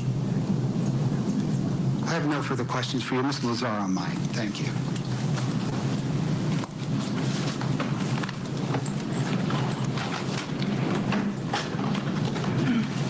Okay, that's it for direct on this first of 3 witnesses that we're expecting. Again, this is a bail hearing, basically, but the state is really divulging a lot of their case here in open court, what they have against this defendant as the judge makes the decision whether or not to allow her bail. Right now, she's being held on a no bail for the murder of her husband. Mike King is watching along with us. He is a retired police commander and host of Profiling Evil. Did. Good to see you, sir. Happy Monday. What's your overall take here on this? You know, people are just drawn to this case because whether she did this or not, we do know this. She wrote a book and went on local talk shows about her book about how to deal with grief, and always talked about her husband, his untimely passing, and how she has been able to deal with the grief with such strength. Boy, you're looking at her, I don't know, she looks like she is, the realization of the case against her is starting to seep in as she sits at that defense table. I'd like to get your overall feelings about this case. I think it's really interesting how the state is bringing the timeline into play with this narcotics transfer. And that, I think, is going to be the real key and the thing they're trying to get across here. There's a couple of things that I really like. Number one, that they are showing multiple different sources corroborating that this transaction was occurring. So I think that's going to be really important. And the fact that Kouri was the one initiating that, and there were face-to-face transactions. Because I know the defense is going to say, hey, it's a dope dealer that's trying to get a better deal for themselves. But that's really great when they're bringing in that corroborative kind of information. The timelines, I think when they get to the point of talking about the life insurance policies, all that's going to weigh really heavily. But I'll tell you, this bug-out bag thing doesn't impress me at all, Ted. I mean, a lot of people put these 72-hour kits or these kits together in case they ever had to leave their home, a flood or a gas problem or snow collapsing a roof, because they live up in Camas, which gets a ton of snow. So having kits for the family to jump and grab and run and get away quickly and still have all the things, important papers, to me, that doesn't really impress me. I can see what they're trying to do there, but a lot of people do that. And there's one packed for the husband. So, yeah, I mean, it seems like that might be going nowhere. We'll see. All right, let's get a break in here, and we'll get you back into the courtroom now for the cross-examination of this first of 3 witnesses for this bond hearing for Kouri Richen. Stay with us. Was the deadliest high school shooting in U.S. history. Now, the deputy sworn to protect those students faces charges of negligence and a jury of his peers. The Parkland School Cop Trial, today on CourtTV. I started hearing these stories about murder. Go deep inside the dark world of true crime. We knew that what we were doing had consequences, but we just didn't care. Vice on CourtTV, tonight at 7/6 Central. What are you doing? I'm applying for a credit card on Credit Karma. They have this thing called the Karma Guarantee. It's sort of like a card fairy. If you apply for a credit card that has the Karma Guarantee and you don't get approved, the card fairy will slip $50 under your pillow. Is he coming tonight? Nope. Just got approved. The card fairy will just have to rummage around in someone else's fridge. Get approved or get $50 on offers with the Karma Guarantee. What's better than winning a Caesar/jackpot in the comfort of your home? Winning a Caesar Slots jackpot at a hotel in Vegas! Caesar Slots Vegas Sweepstakes. Download Caesar Slots for free and get a chance to win a +1 vacation to Vegas. New winner today, tomorrow, and every day. Enjoy hundreds of amazing slots, get free spins, and win huge jackpots on your way to Vegas. Download Caesar Slots now. New winner every day. Meet your new best fiends. Play Best Fiends puzzle game. Link matching items and solve exciting puzzles. Collect adorable mini creatures with superpowers that help you progress. And enjoy a variety of special events and unique adventures. Play now and discover more. Download Best Fiends for free and start your new chillaxing adventure. Best Fiends. Download now. Game night! Flatbread. Sunlight. A cozy night in. Cheesy mushroom flatbread. And an ice-cold Coke. That's my recipe for magic. The Yellowstone. It's more than just a ranch. It's a way of life. A hard life. There may be a little cowboy in him after all. Passed down for generations. It's a bond that runs deeper than blood. Everything I do is for him. That forges you into a brotherhood of the land. The Yellowstone Marathon on More TV Drama starting this weekend. Presented by Tractor Supply, your neighbor for life out here. This should be good. Come on. Need a break from reality? Enough! Well, cheer up, Buttercup. Party here! Because Paramount Plus has got your great reality escape. Get ready. Escape into new seasons of the biggest competitions. For the win! With the boldest personalities. Guess who's back in the house? Really? And the wildest drama. Plus hundreds of previous seasons, all streaming at your fingertips. I love this. Your great reality escape is with Paramount Plus. Stream now. Are you ready? Just go. I'm doing revenge, I do it bigger. When you only move when it's the big, I got it. Congratulations. If I got it. Want to be on top? Get a chance, sit back and enjoy the show. Enjoy the show. Style check. Style check. Style check.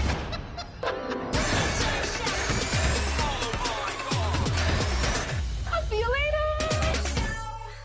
Now, live from New York, it's the Ed Sullivan Show. Come on, come on, come on. America's longest-running primetime variety show is celebrating its 75th anniversary right here on Pluto TV. All this month on the Ed Sullivan Show channel. Oh, you're too much.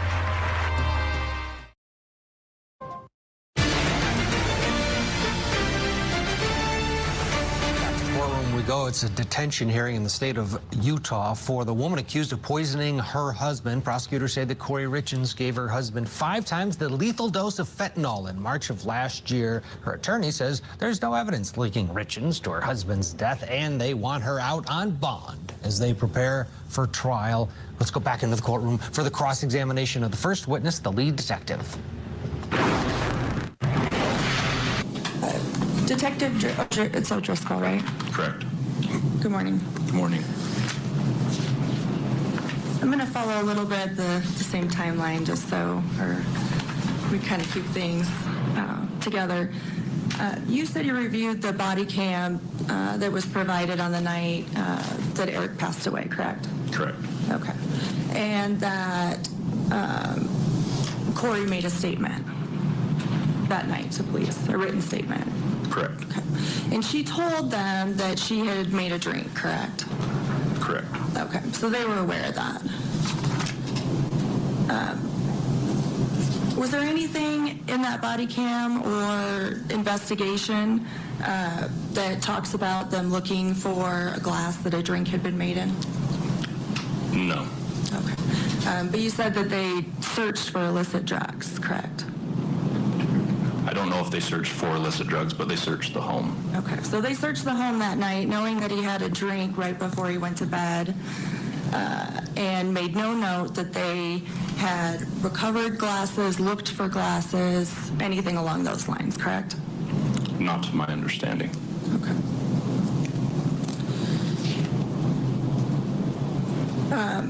You also testified that when you interviewed CL, she was working on both a personal and, I'm going to say, professional capacity for Kouri, correct? Correct. And she was cleaning houses that she was both cleaning Kouri's personal home, and then she would clean homes that were investment properties, correct? CL told us that she cleaned both homes for Miss Richen's business, as well as at another time frame, she cleaned their personal home. Okay. So not necessarily at the same time. But at the time, she was cleaning homes for the business, correct? Which time are you referring to? On or about the time leading up to or during your investigation, end of the year, end of 2021, beginning of 2022? At that time, from my understanding of what CL told us, she was cleaning only investment properties belonging to the Richens Realty Company. And she was getting compensated for that, correct? Yes. Okay, and so the check that you issued the search warrant on for the bank, that was written from Kouri's business account, correct? Correct. Okay, so it could very well be that Kouri was paying her for cleaning houses, correct? I don't want to speculate, but it could be, it's despite possible. what CL said, correct? Okay. You also testified that CL was progressing through her drug court program, and you were optimistic about how she would do in it, correct? No, I testified that she was optimistic about her own personal recovery. Sorry, I that. How long were you investigating CL? When did you begin investigating CL? I don't know an exact date, but the beginning of 2023. Okay. And were you monitoring what she was doing at that time? Yes. Okay. Because you knew she had a boyfriend or this guy in Vegas, some other details about her life, correct? Initially, at the outset of investigating CL, no, we didn't know all those details. But over the course of your investigation, you learned them? Correct. Okay. Did you have CL's phone, correct? Summit County Sheriff's Office evidence text do. But you've reviewed it? Yes. Okay. And you testified about text messages between CL and the defendant on or about this time period you're looking at in February, correct? Correct. Okay. Did you review any other information prior to that time about contact that CL and the defendant had had? I'm unsure. Did you even look? It's possible that we looked into communications. In this investigation, initial stages, we looked into communications with everybody that the defendant had been communicating with. Okay. But you don't recall, or you didn't look for a pattern of communication between CL and the defendant, is that correct? You were focused on February? I guess that depends on what stages of the investigation you're talking about. I'm talking about any of them. Did you ever look and see if CL and the defendant texted each other about anything on a regular basis? Yes. Okay. And how far back did those go? I'm not sure on exact dates again, but into 2021. Okay. So for a period of time, because CL is working for the defendant, there's communication, correct? Correct. Okay.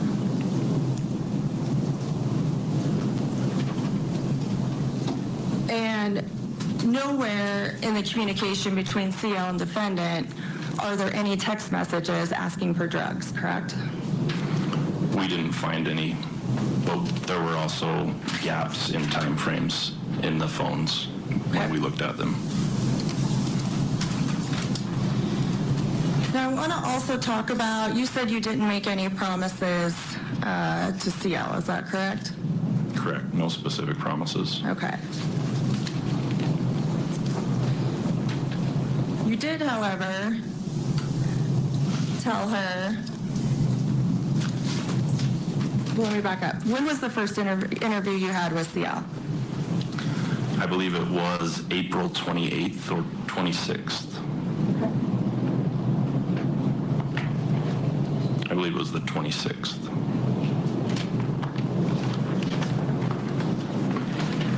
Did you have any contact with her prior to that? No. Did anybody from law enforcement have contact with her prior to that? Not from our office. You don't know if anyone else talked to her? I don't. Okay. Now, part of this came out of... We need to get a commercial break in here. We'll get you back into the courtroom for more testimony right after this. Stay with us. On the next episode of Accomplice to Murder. Monica Jenkins, she was a master manipulator. She is going to have Melissa go and get dental work under her name and then burn her body. They didn't want it to seem like I was murdered. It was a diabolical plot. Hi, Crime Spies. Hi, Patriot Pollywog. Happy Monday. So, for those of you who are tuning in, hoping to catch the Megan Imirowicz, I'm not sure if I'm pronouncing that correctly, trial. I got up this morning and had about 3 sips of coffee and going through Twitter and saw that this trial was starting today, and I thought it looked interesting. So I figured, well, what the heck, I might as well put it on. And I broke my new rule, never, ever, ever cover a live trial again. But in looking through YouTube and Rumble, I didn't see anyone covering it. I saw one person covering it. So I thought, well, it should, I'm assuming it won't be a really long one. So I went through and I made a thumbnail and I made a description and I got my links all set up and that was almost 3 hours ago, and we still don't have the court cams on. My understanding is jury selection is in process. So I was under the impression, according to CourtTV's own description right here, CourtTV Live, Sleeping Father Death Trial Live. And that was quite a while ago. So and heaven forbid they go on Twitter and update it. So let me see, where did I put my little comment? Oh, here. I'll put this on. Okay, so I'm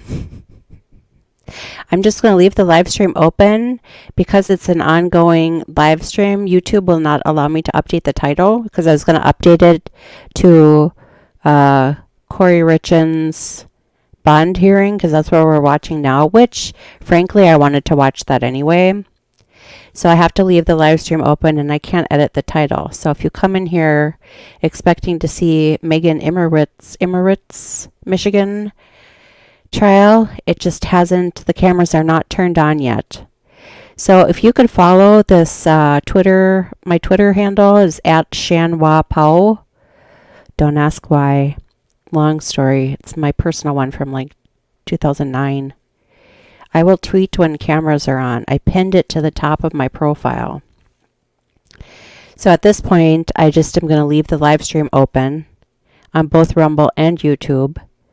And like I said, I wanted to watch the Kouri Richen's bail hearing anyhow. They're going to have 3 witnesses. And then I just want to show you what I'm staring at over here. This is the judge's court cam. Right here. So I've got this on the other screen, and as soon as that pops on, I will be switching over to that. Here's my guess. I've sent several tweets to CourtTV asking if they could give us an update. The last update that they gave on the channel here was that it's the jury selection is underway. So my guess is the assumption was the court camera was going to be on for jury selection, and the judge might have decided to not have them on, is my guess. Let's see what this guy has to say. Of 3 is accused of killing her husband Eric by mixing fentanyl in his drink. So in the meantime, we're just watching this. So if you want to follow, you have laundry to fold, dishes to do, grass to mow, whatever. Follow my Twitter, and as soon as the cameras come on, I will add to my Twitter thread. A raid or something along the lines that was coordinated with at least ATF and some other agencies, correct? CL's home was subject to a search warrant based on information that we had gathered during our investigation into CL.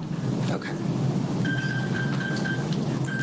And that search warrant would essentially contradict that she was doing well and what she was supposed to be doing in drug court, correct?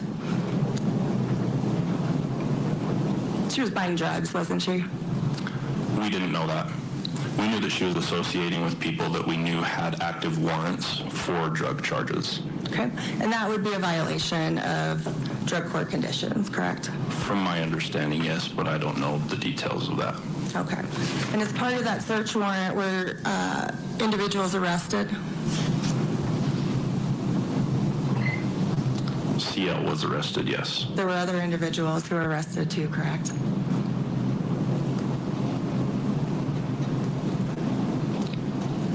I'm not recalling other individuals that were arrested on the date that the warrant was served. Okay. Were any drugs recovered at the home? Yes. Okay. And you also recovered a firearm from CL's bedroom, correct? Correct. And that would be a violation of her drug court conditions, correct? Correct. Okay. Now, in this first interview in April, you begin the interview. I'm over here to find the right notes.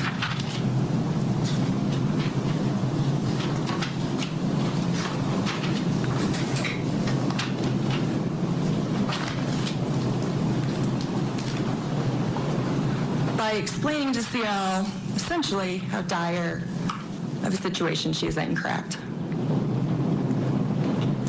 I don't have the interview memorized, but I know we talked about that, yes. Okay, well, you told her that she was on probation to drug court for 4 first-degree felonies, correct? Correct. Okay, a violation of that is a potential prison sentence, correct?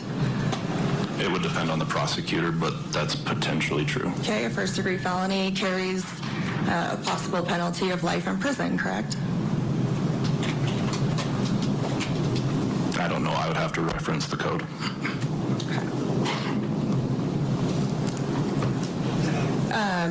So you told her she was facing problems with that, correct? That this would be a violation. So she'd be on the hook for 4 first-degree felonies.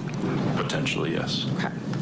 And you also told her that having the firearm could potentially be a new crime, correct? Correct. Okay. And then you also told her that the U.S. Attorney's Office was essentially on board with screening drug distribution charges, correct? I'm happy to play it if you don't remember. I don't remember specifically. Okay. Do you remember talking to her about potential federal charges? Yes. Okay. So she was aware that not only was she facing multiple first-degree felony prison sentences, she was also potentially facing federal charges, correct? Correct. Okay. And during that initial interview, she tells you that she didn't buy fentanyl, correct? I don't know if she made that specific statement, but she talked about not knowing anything about fentanyl. Okay. And that interview lasted about an hour and 19 minutes, hour and 20 minutes, correct? Correct. Okay. And that interview ends, well, with you telling her, well, several times you tell her to think through all of this and let you know if she wants to help, correct? Yes, I gave her the opportunity to tell us up front whether she was willing to cooperate or if we should just not bother interviewing her anymore. Okay. But this is after you essentially tell her that she has the potential of doing a considerable amount of state and federal prison time, potentially. Yes, this is a common tactic in law enforcement to be able to leverage charges for information. Okay. In fact, you did in this case leverage charges for information because you told her that you didn't care about first-degree felonies or federal charges. What you cared about was information about Kouri getting drugs, correct? I told her that I was interested in the information that she may know about this case. Okay. But you told her also that Eric died of a fentanyl overdose, correct? Correct. And you told her that you thought that Kouri gave him the drugs, correct? I did not specifically say that. You alluded to the fact that you needed information about Kouri getting fentanyl because that's how Eric died, correct? I don't know if I made that specific statement, but the information that we tried to convey to CL was that we wanted to know the information that she may have regarding Eric's death. Okay. And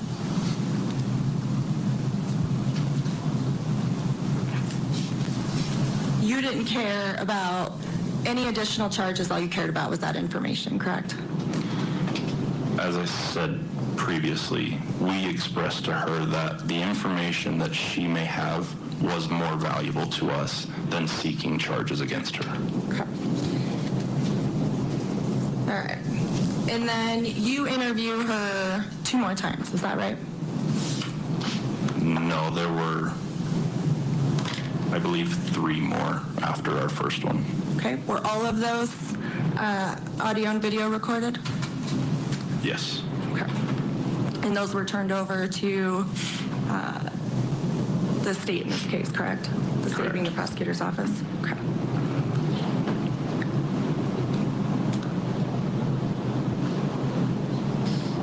Now, forgive me because with all these interviews, I'm not sure which one comes from which.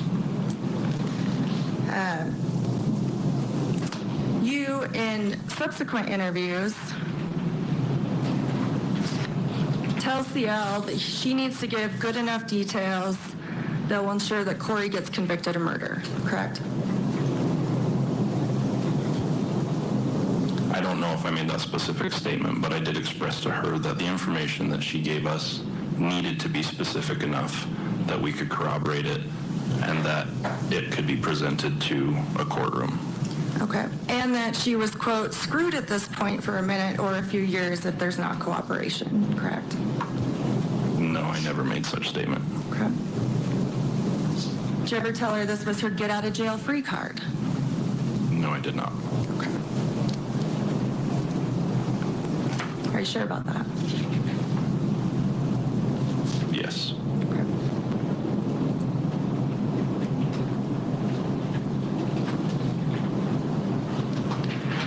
Now, at some point, CL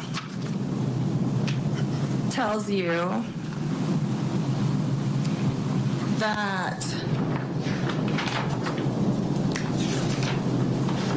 in one of the interviews that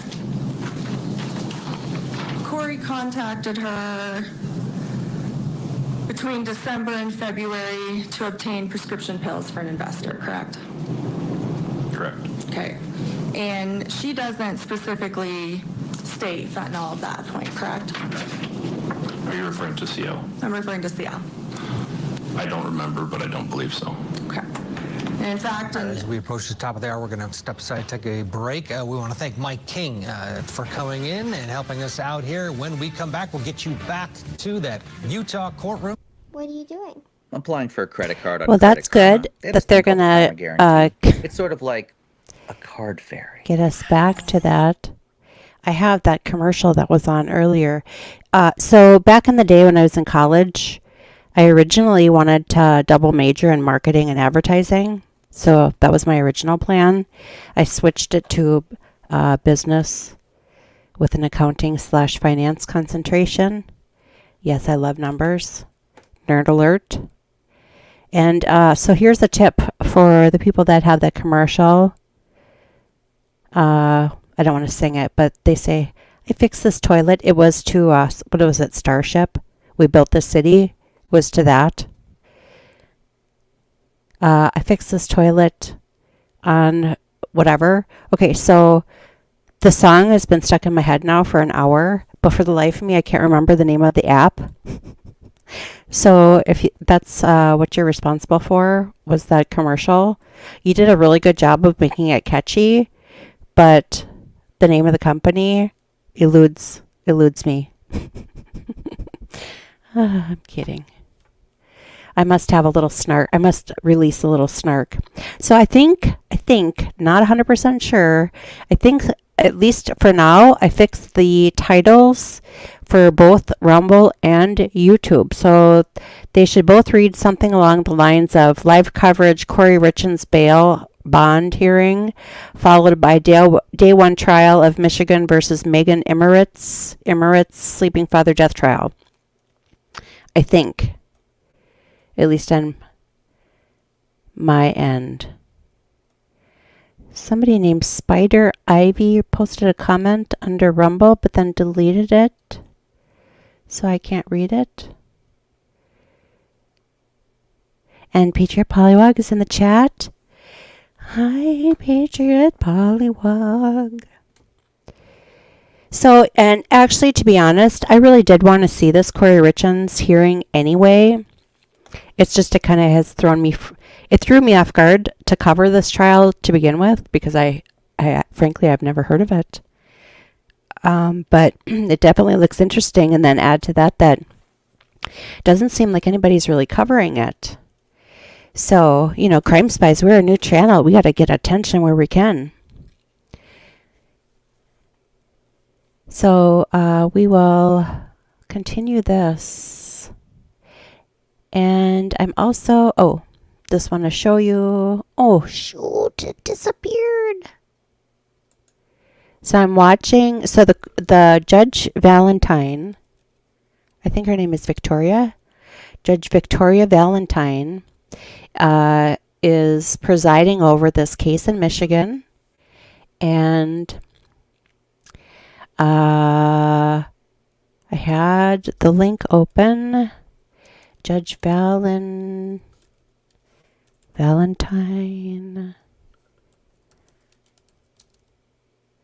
Courtroom. So I'm monitoring that on the other side. So here's what I think. So CourtTV, see now CourtTV switched the title. Forensic Files, Window Watcher. So if you're watching from CourtTV, maybe you should update the titles of your videos, because for 4 hours this morning, it said live coverage, Michigan versus Megan Imirowicz sleeping father death trial. Yet other than like a 3-minute little clip overview of the case, they had some coverage of the Scott Peterson Parkland police officer trial. They did a little recap of the Kouri Richen's case, and then now we're watching the Kouri Richen's bail bond hearing, which, like I said, I had planned on watching anyhow. So I just don't want you to get angry with me for bait and switching the title on you, because it was my impression that the court cam was going to be on. I think the judge must have just changed her mind and said that she didn't want to have the jury selection on camera, which the 2 trials I have covered so far, Letitia Stouck and Timothy Bleefnick, I'd never covered the first day of the trial, or I didn't cover, no, I don't think I covered either one. I just started with opening statements. But I know a lot of people like to watch the jury selection. So just don't be mad at me. Crime Spies, it's not Crime Spies' fault. I appreciate you joining. There's been a ton of activity. People popping in. I'm sure they're just trying to find. We've had some really great comments over on YouTube. People just trying to find it. So hopefully we'll get started soon. Follow my Twitter handle, which is going to be on this banner here. I'll turn the volume back on. Whether or not Kouri Richen's remains should be remain detained. So see, follow at Shan Wapau on Twitter. And as soon as I see the court cameras turn on, I will add to that tweet thread. By slipping him 5 times the lethal dose of fentanyl into his drink. Let's get you back into the courtroom for more with the lead detective. This is cross-examination. I'm guessing it's something where on the second or third interview, CL says that those first pills, well, never says those first pills are fentanyl, correct? It never says that Kouri asked for fentanyl, correct? I'm sorry, could you rephrase the question? Sorry. In those first, in the first transaction. I wanted to add there are 3 witnesses this morning in this bond hearing. There were 3 transactions prior to Eric's death, correct? Yes, and what I have to say here is that that was a yes or no question. But none of the information that we got from CL was perfectly chronological. We had to piece it together over multiple interviews to come to the conclusion that we came to. Because you told her you needed something more specific to ensure that Kouri gets convicted, right? No, we told her that we needed more details on what she was talking about and specific dates and times. Okay. But in the first one, she says there's 3 transactions prior to Eric's death, correct? At some point in our interviews, she told us there were 3 total transactions. Okay. And she says that Kouri was only looking for prescription pills or hydrocodone pills, to be specific, correct? CL referred to them as Roxys. Okay. What do you know Roxys to be? They can be different things in the drug world. They can either be counterfeit pills that are meant to look like a prescription pill, or they can be actual prescription pills, but generally they're known to be opiate-based drugs, whether illicit or pharmaceutical. Okay, so something along the lines of hydrocodone or Oxycontin or something along those lines, correct? It could be, yes. Okay.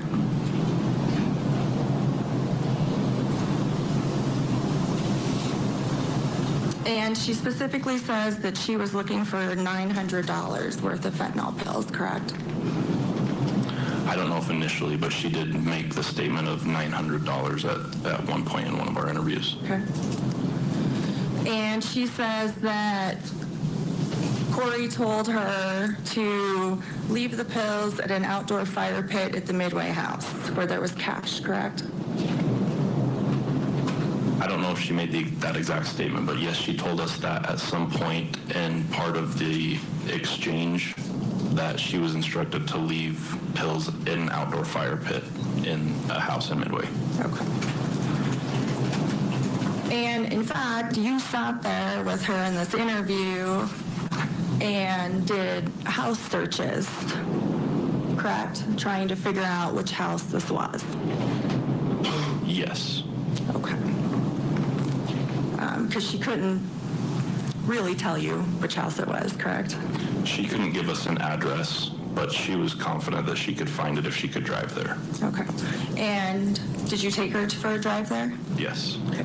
Did you ever do any follow-up investigation on whether or not that house ever sold? Yes. Okay. And you know that house sold sometime in January of 2022, correct? From what I understand, yes. Okay. So Ms. Richens no longer owned that home or occupied that home or had access to that home in February, correct? I don't know.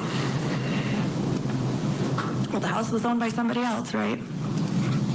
Again, I don't know. Well, you said it closed in January of 2022.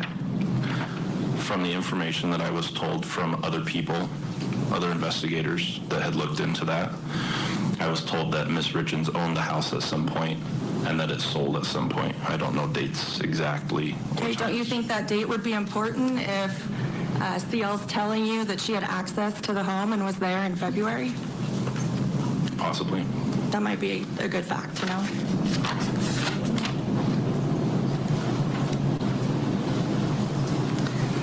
Okay. CL then does subsequent interviews, correct? Yes, we had multiple interviews with her. Okay.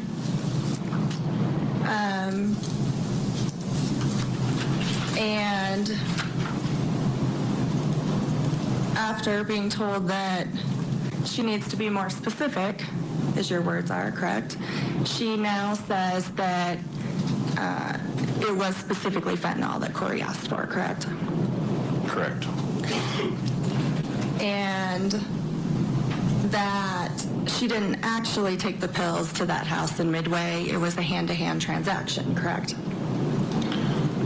Like I said, she went back and forth on her memory on which instances referred to which transactions. And ultimately, she told us that she was sure that the first transaction of fentanyl was a hand-to-hand transaction in her driveway. Okay. And was what's been referred to as acquaintance 3, was that in regard to that transaction? No.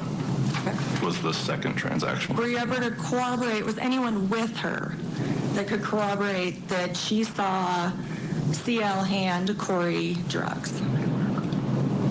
Not that I know of.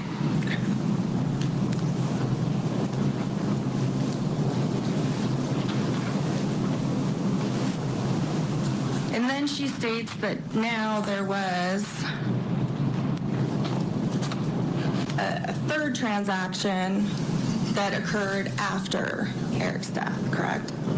She didn't make the statement that it was after Eric's death, but she told us there were 3 total transactions. So the information contained in the state's amended information, you don't know where that came from? Which information are you referring That she purchased drugs after Eric's death? to? Yes, I do know where it came from. Okay.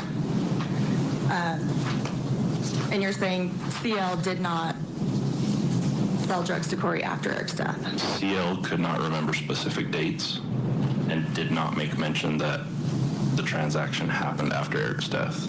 But when presented with digital evidence from other witnesses, she confirmed that that was most likely correct. Okay. So she just agreed with your scenario of events, correct? No, in fact, several times during our interview, she told us that as we presented her more information, it helped her remember more. Okay. So as you're telling her to be more specific, you're providing her with information that you're gaining in the case, and she's saying, now I remember. Accurate?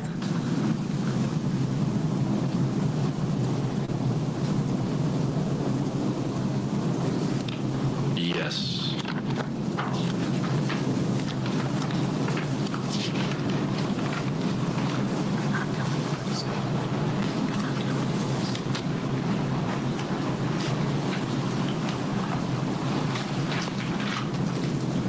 You also testified that you interviewed 2 of Eric's best friends, right?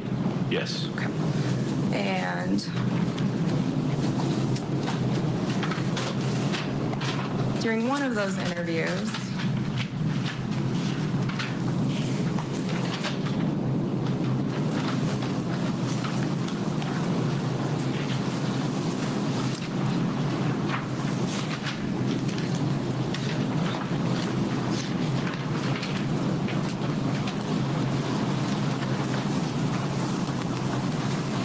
I'm going to go back to CL for just a second. On this transaction that you allege that this check was used for, or the state alleges this check was used for, you testified that she picked up the check that was written on Kouri's business account and cashed it, right? Correct. And drove to the Maverick and purchased fentanyl. She didn't drive, but she was. Someone drove her, okay? Yes. And the person with her corroborates that. Correct. And that third witness never saw CL give those drugs to Kouri, correct? Acquaintance 3 never saw that? Acquaintance 3 didn't tell us that he ever saw that, no. Okay.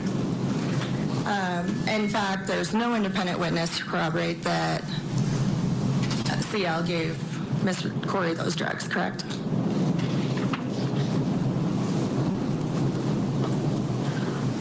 No eyewitnesses that we have identified, but the investigation is ongoing. And CL is currently out of custody, right? Depends on your definition of custody, but she's not incarcerated, no. Not incarcerated. She's on, I think, ankle monitor and not to leave the county, right? Correct. But following your interviews with her, she was released from jail. Not immediately, no. She worked with the prosecutor in the other county where her drug court is and came to a resolution as to those charges against her. And part of that was being released on ankle monitor. Okay, so in exchange for the testimony, or not testimony, in exchange for the information that she provided to you, and a deal was worked out where she was placed, essentially released from jail on the order to show cause, correct? I don't know the specifics of what went on between the prosecutor and CL.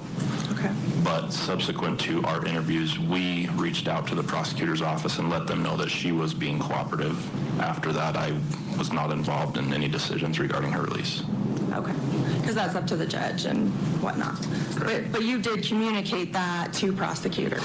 Yes. That she gave you the information you needed? That she was being cooperative with our investigation, yes. All right, I'm going to turn now to your interview, and I'm going to use initials. Are you okay with that? Okay. You had an interview with one of Eric's friends. His initials are JS. Do you recall that? Yes. Okay. That interview occurred about April 20th. Is that correct? That seems right. I don't know a specific date, but... Okay. And during that interview, he discussed, or you discussed with him, that he and another individual were essentially Eric's best friends, correct? Miss Lozera, my apologies. Yes. April 20th of which year? Oh, 2023. I apologize. Thank you.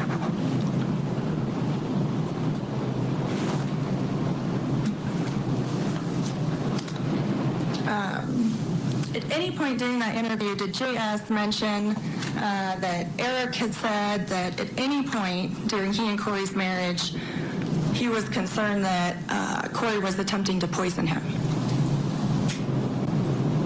I don't recall, but I don't think so. Okay.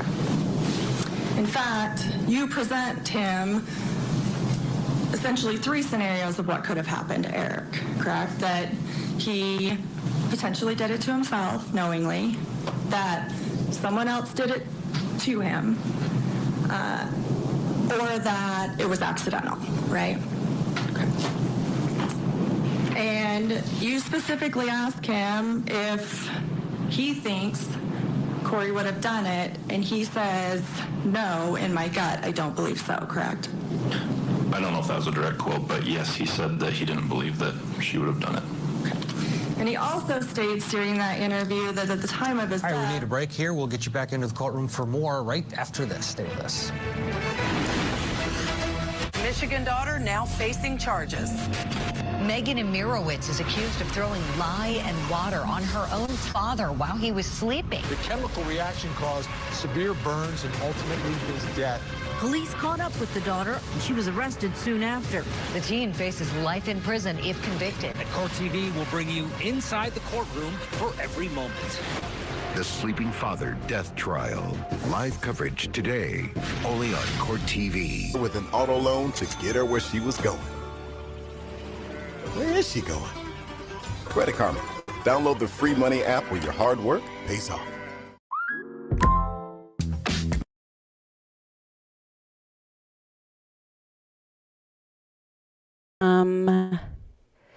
Okay, so for those of you who are tuning in and wondering what the heck is going on, I believe the titles are now fixed on both the Rumble and the YouTube live stream. CourtTV had advertised that the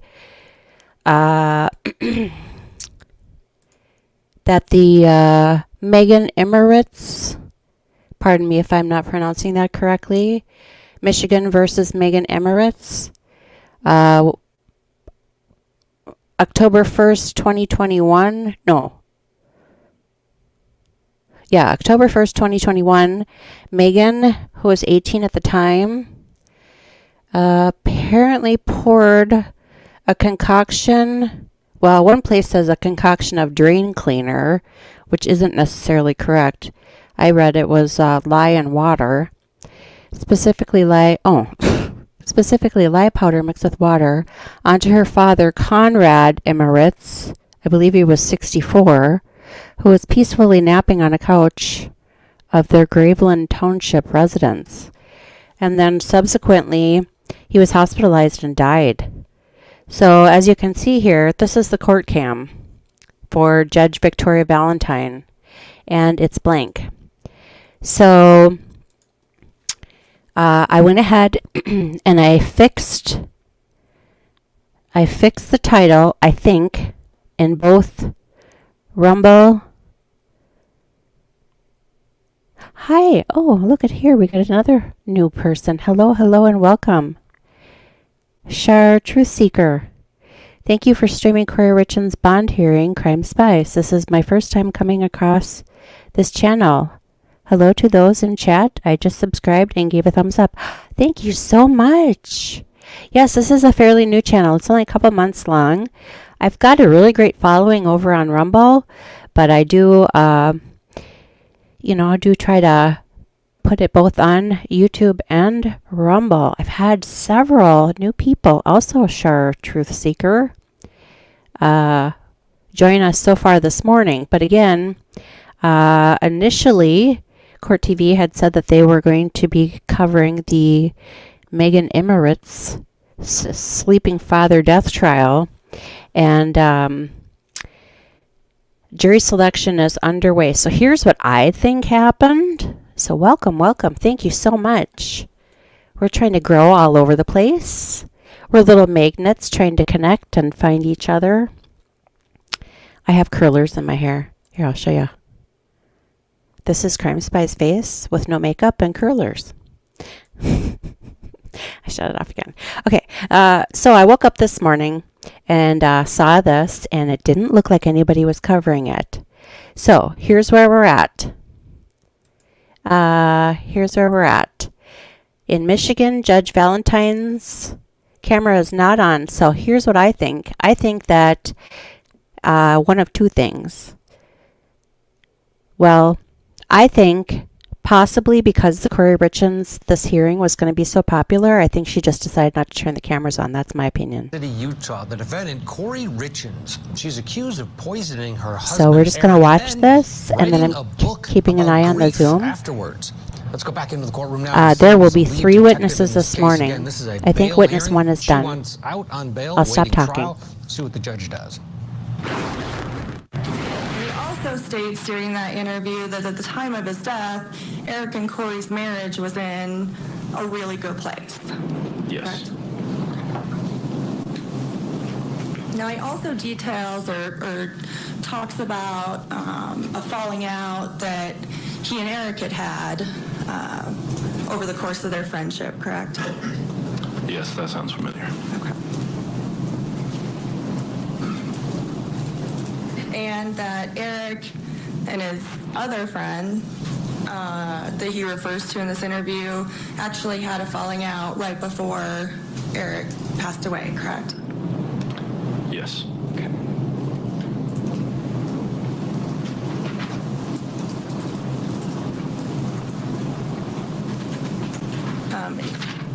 Also talk about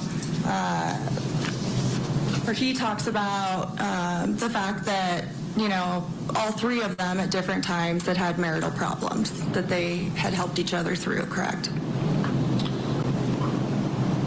JS told me that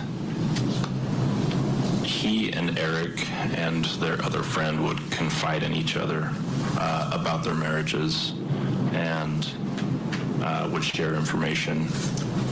And that was how he had the insight that he had into Eric's life. Okay.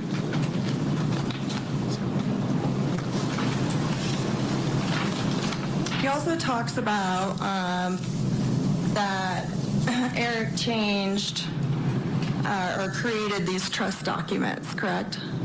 Correct. Okay. And his understanding, based on what he said that Eric told him, was because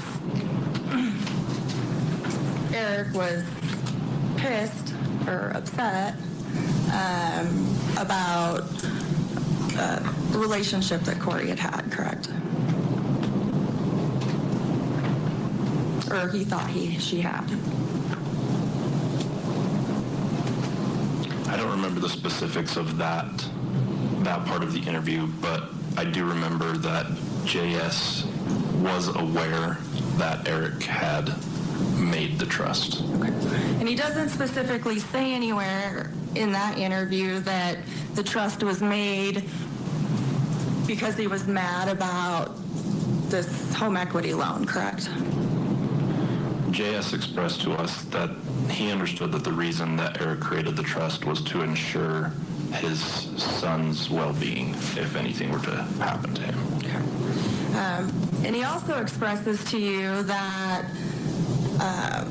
because you asked him why it wasn't changed back, or because the sister was made the trustee, correct? I'm sorry, I don't understand the question. The sister, so in those trust documents, sorry, that was a terrible question. In those trust documents, the sister was made the trustee, correct? From what I understand, yes. And you asked JS specifically, or somewhere along the lines of, if they were doing so well, why would he have not changed that back? Yes. Okay.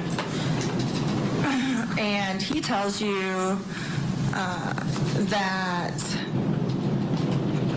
it was his way of ensuring that even if they were doing well at the time, if there was a divorce, he would get the last word in it, right? I remember him using that phrase, getting the last word, yes.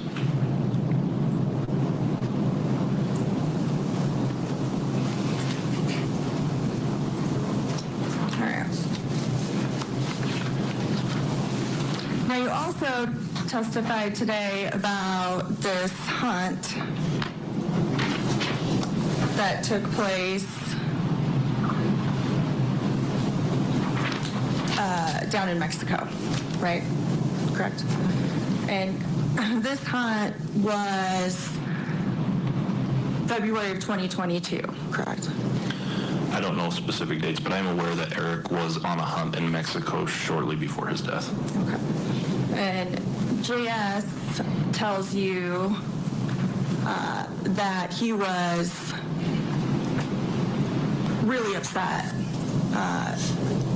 actually leading in the days right before he passed away, about what had happened with this hunt, right? Yes. And he was upset that they had paid an outfitter for a number of permits that they believed the outfitter had procured, correct? Yes, from what I'm recalling, he was upset about the outfitter or the guide had not gotten enough permits for the amount of animals that they ended up taking, and it caused some concerns over legal requirements of tagging animals. Okay. And getting the cape or anything else, correct? Correct. Okay. And this is the same, is this outfitter the person that you investigated? Or that you interviewed? Someone associated with that hunt and that outfit, yes. I'm not sure the exact association, but a contact for that outfitter. Okay. So that outfitter was aware that they had made some serious problems for Eric with regard to how many animals they took in Mexico, correct? According to JS, yes. Okay. And in your subsequent investigation, you know that Eric had had some heated conversations actually the night before he passed, or the night that he passed away, with that outfitter, correct? We received information about that, yeah. Okay. In fact, he was searching how far it was to drive from Scottsdale down there, correct? Correct. Well, his phone showed that search. Okay. And JS also told you that he had information or believed that this outfitter was somehow connected to the cartel, correct? I don't recall. That sounds familiar, but I don't recall if those were the words that he used. But essentially, he was JS made a statement about the cartel when he was talking about Eric and that hunt, yes. Okay. Counsel, would you approach for a minute? Yes. All right, sidebar there.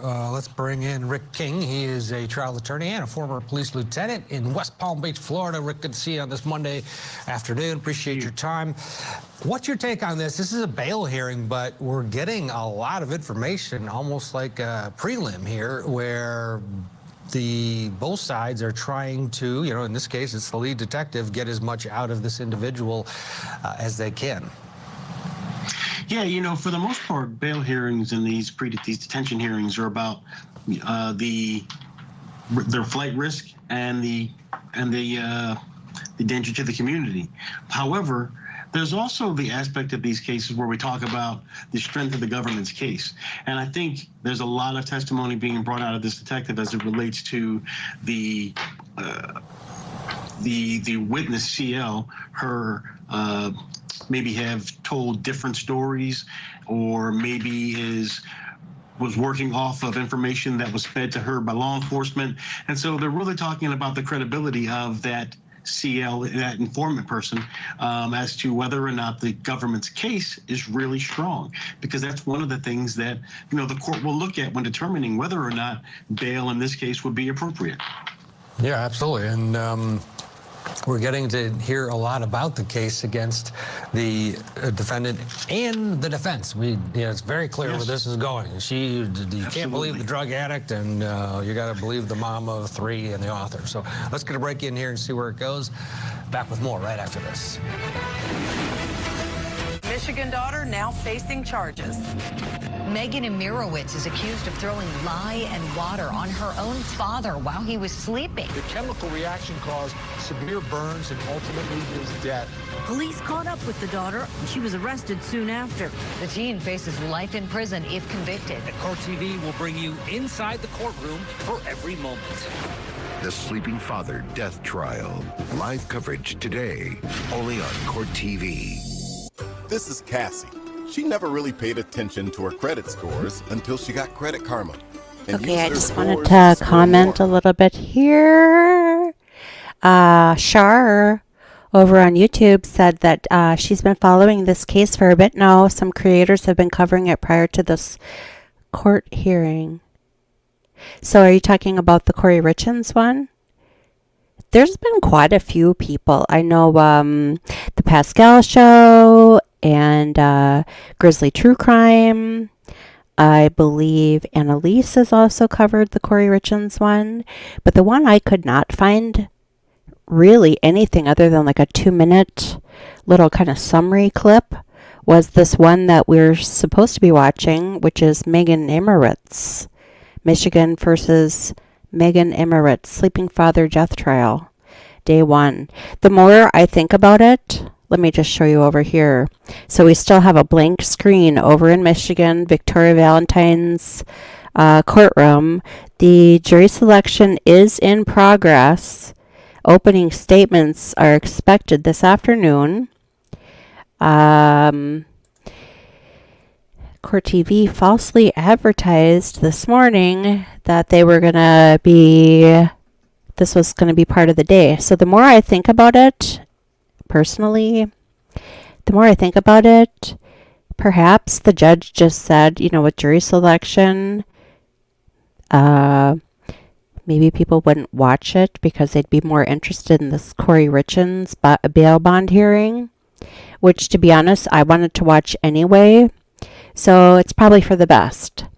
I just feel bad for those of you that read the title, although the title might be fixed now.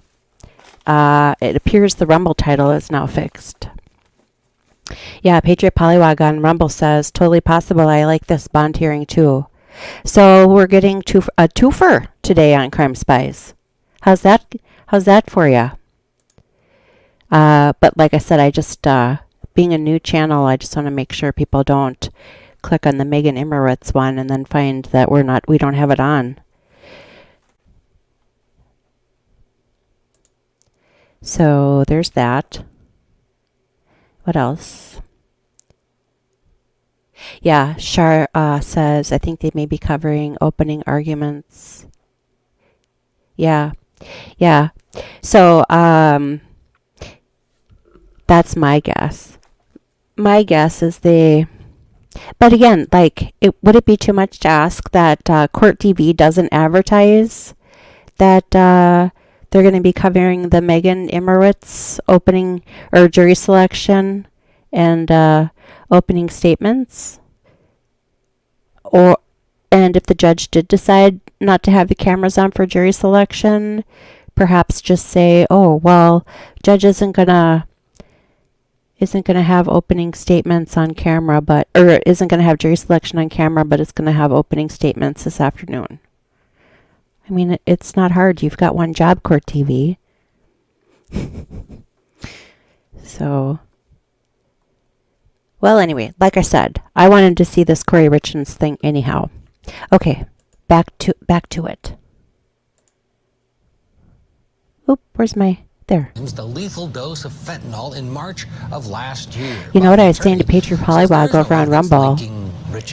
I wonder if the defense is going to argue that she was looking for like a Vicodin or Percodan or Percocet or whatever and got a laced fentanyl counterfeit pill. I wonder if that's going to be their defense. Detective, just a couple more points okay, I'll be quiet. I want to ask some questions on. There was some discussion during your testimony elicited by the state about CPR given when the night that Eric passed away, correct? Correct. All right. And you've reviewed the case file. Eric's body was found on a sheet on the floor at the foot of the bed, correct? Correct. And that was because when Kouri was on the phone with the 911 dispatcher, she was directed to remove him from the bed onto the floor by using the sheet, correct? Yes. Okay. And then the 911 dispatcher told her to attempt to conduct CPR, correct? Correct. Okay. Do you know if Kouri's certified in CPR? I do not. Okay. And for someone in your training and experience, if someone doesn't know how to do CPR, it's entirely possible that although they may try, it may not be effective, correct? Sure. You also talked about what you referred to as bug out bags, correct? Correct. I'm not from Utah, but given the amount of time I've been here, it's somewhat customary for people to prepare for things here, correct? From my experience, yes. Okay. So that would include like food storage, perhaps packing a bag, correct? Yes. Okay. And one of those bags was Eric's, correct? Correct. Okay. Do you recall a label with a date on that bag? I don't recall a date, but I do recall from photographs seeing it labeled as Eric's, yes. Okay. And did you said that there was identification documents in there, correct? Correct. Are you aware that those are now expired? No. Okay.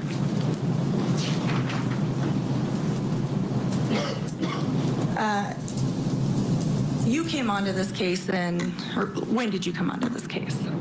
In April of this year. Okay. And you took over as lead detective? Yes. Okay. And you, at some point after that, went to Kouri's home, correct? Correct. Okay. And introduced yourself and asked her, do you remember me? You coached my son, correct? Correct. Okay. And who was the other detective with you? Sergeant Hoffmeyer. Okay. And Sergeant Hoffmeyer said, hey, I know your best friend. she coached my son, correct? I believe so. And presumably, because you are the lead detective, you knew she was represented at that time, correct? I was not aware of that. Okay, so you had reviewed the entire case file and did not know she had a lawyer. I had not reviewed the entire case file at the time that I approached Miss Richens. Okay. I went to the house to introduce myself as the new detective so that she would know that what was going on with the case. Okay. Do you have any conversations with the district attorney's office prior to you talking to her? I do not think so. Okay. Were you aware of a letter in the file that I had sent to Detective Woody and specifically your office addressed to the Summit County Sheriff, Mr. Martinez, that I was counsel in the case? I was not aware of that letter at the time. Okay. And you discussed with Kouri the case, correct? After she invited us in, yes. Did you ever ask her if she'd like a lawyer present?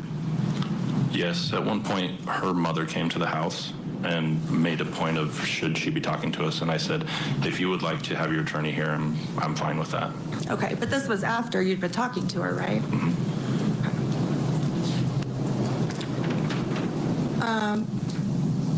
Are you, remind me the other detective's name again?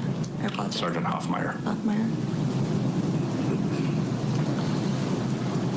Are you aware of a conversation between Sergeant Hoffmeyer and Kouri where she asked why Detective Woody was removed from the case and he tells her for mishandling evidence? No, I don't recall that. Okay. Did he ever make mention of that? On that date at that time, no, I don't believe so. Okay. Was Detective Woody removed from the case? She wasn't removed from the case. She changed divisions and could no longer fulfill those duties. Okay, what is she doing now? She's in patrol. Traffic? No, patrol. Patrol? Yes. As in, like a Responding to emergency calls, yeah. Okay. She's also part of the K-9 unit. Okay.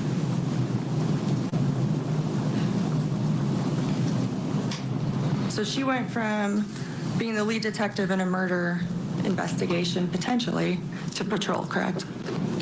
Yes, that's common for that to happen in our office. Okay, thank you. Mr. Bloodworth, anything further? Yes, Your Honor, thank you. Within the scope of cross, please.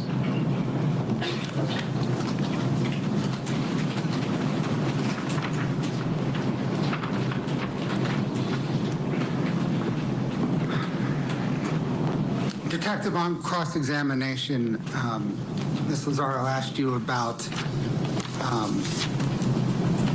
Ms. Richen's narrative from that night that she gave her husband a drink. Do you recall that? Yes.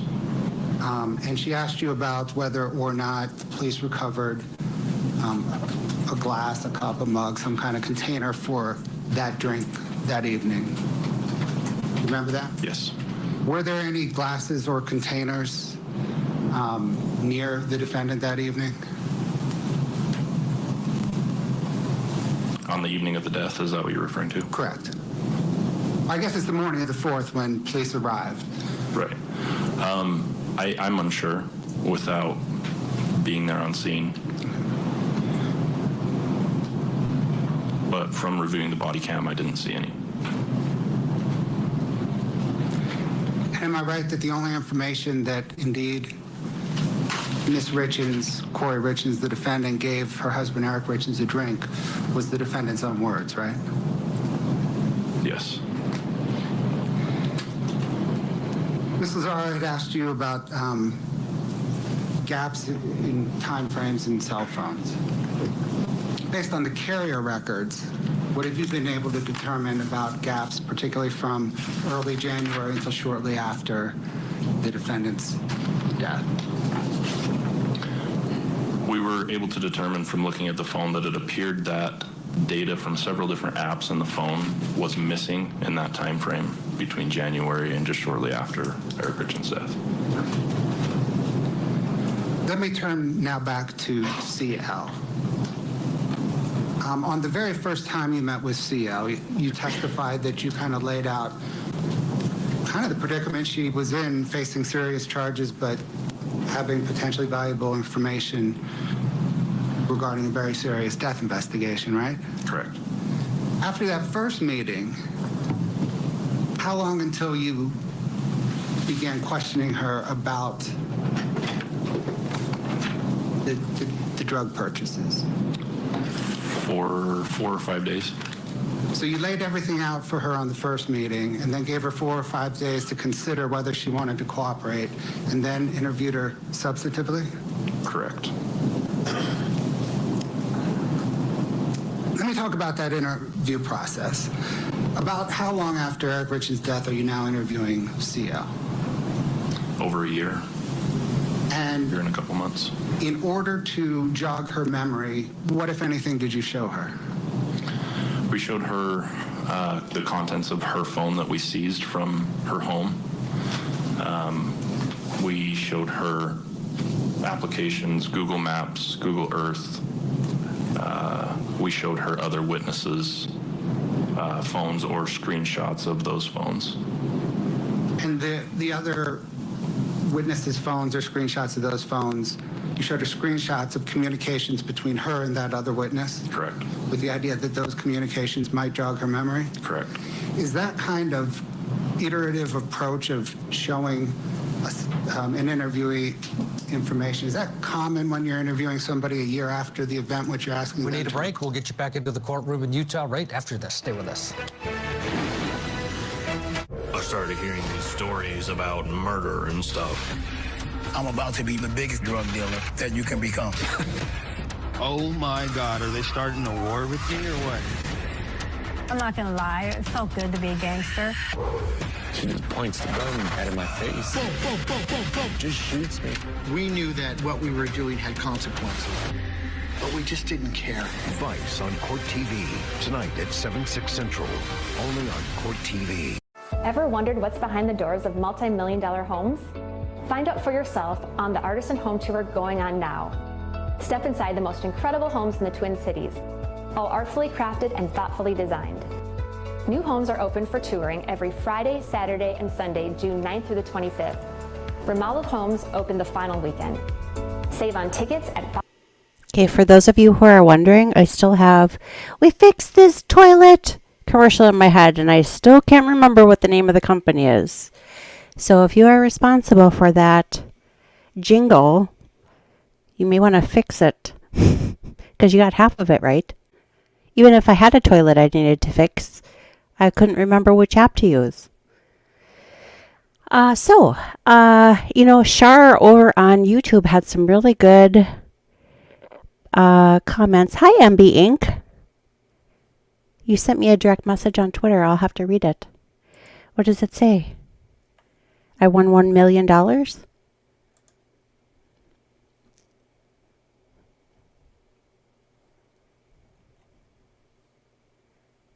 Oh.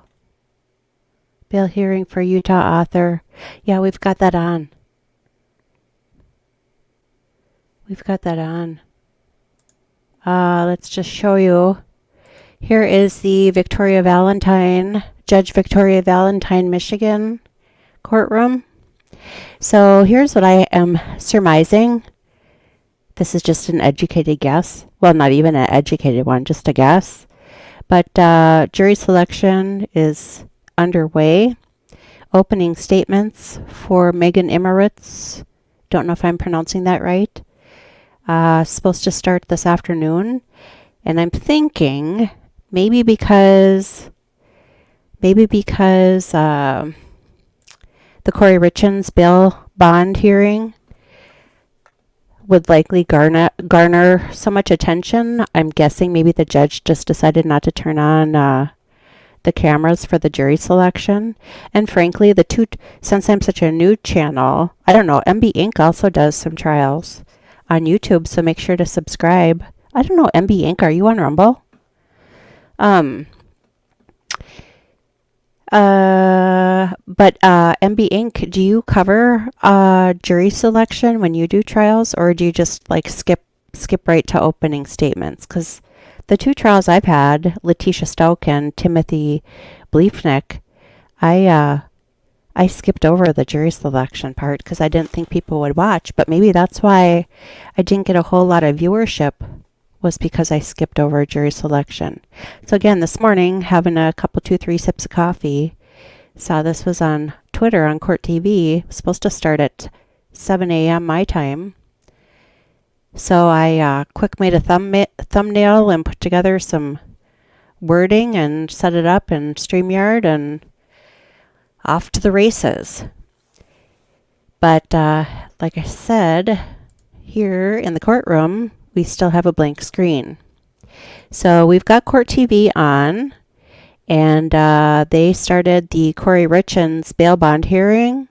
So it's something I wanted to watch anyway, and I know Patriot Polywog was interested, and Shar over on YouTube also. So we're getting a twofer. Mixing fentanyl in his drink last year. She later made headlines for a school book she wrote, a children's book that she wrote about grief. Let's go back into the courtroom now. The lead detective. I also want to say MB Inc. Still on the stand. This is redirect. We got a new watcher, Shar Truth Seeker. So hello. She said she subscribed to both Crime Spies and MB Inc. Thank you, Shar. We appreciate it. MB Inc. is new also. New to the YouTubes. 2023 I'll be quiet. Date when you introduced yourself to Miss Richen, the defendant. What's the first thing the defendant did when you introduced yourself? She invited us into the home. And about how long did she talk?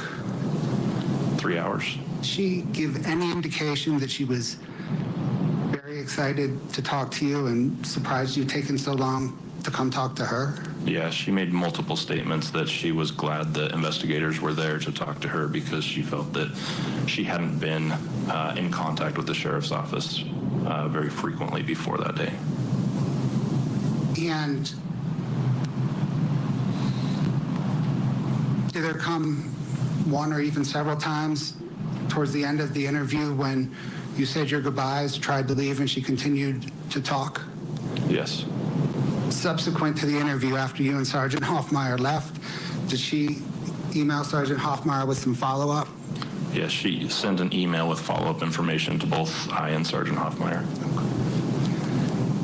Your Honor, I'm going to mark, if agreeable, as State's Exhibit 1, a transcript of that April 13, 2023 interview.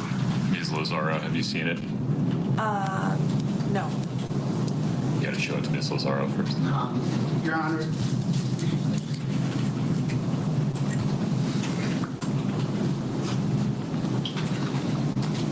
Your Honor, counsel has the audio of the interview.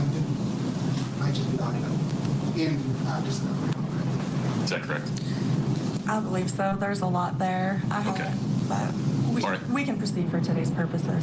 Your Honor, for purposes of today's hearing, the State would like to move this evidence as Exhibit 1. The State asks that the court file it private at this point. We weren't sure this was going to come up today. We may need to redact some names from it before it goes public. Yeah, we're not going to put it in the docket at all, but it can be admitted for, as States 1, for the purposes of today's detention hearing. Thank you, Your Honor.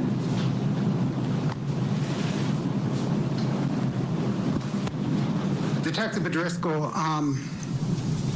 you recall Ms. Lozaro asked you some questions about interviewing somebody with the initials JS, correct? Correct. And you said you interviewed JS approximately April the 20th, 2023, right? Correct. And at that point, how long had you been the lead detective on the investigation? Less than 2 weeks. And you told, I think you testified, you told JS something like you thought there were 3 alternatives here. One was an accidental death, an accidental overdose, suicide, or homicide. Is that right? Correct. At that point in your investigation, were you looking into and investigating all 3 of those alternatives? Yes, at that time, I had little information about the case other than the couple of interviews that I had conducted, and I was trying to keep an open mind to all the possibilities. Thank you. No further questions. All right, that's the first witness of what we expect to be a 3-witness presentation by the state. And again, this is a bail hearing. At stake here is the freedom of the defendant pending trial. She'd like to go home and await trial. Right now, she is being held without bail in the state of Utah. Rick King is still with us. He's a trial attorney and a former police lieutenant. He's in West Palm Beach, Florida. Rick, the detective seems to be pretty steady and unfallible, but the defense is, during the cross, did get out the direction they're going in, likely their defense when it comes time at trial. What's your overall take here? Is this going to come down to these other players that supposedly supplied the drugs to the defendant? In terms of the bail hearing, I think it's more right now. I'm already going on to trial. Okay. Yes, it is definitely going to come down to those other players and what they're able to, the credibility and what they're able to elicit from them. I mean, that's going to be the crux of the case. Ms. Ritchie is going to talk about, or she's not going to probably testify at all, but the defense in this case is going to talk about what the other players did, what their credibility is, what they can prove from those other people, and what they can prove with their case.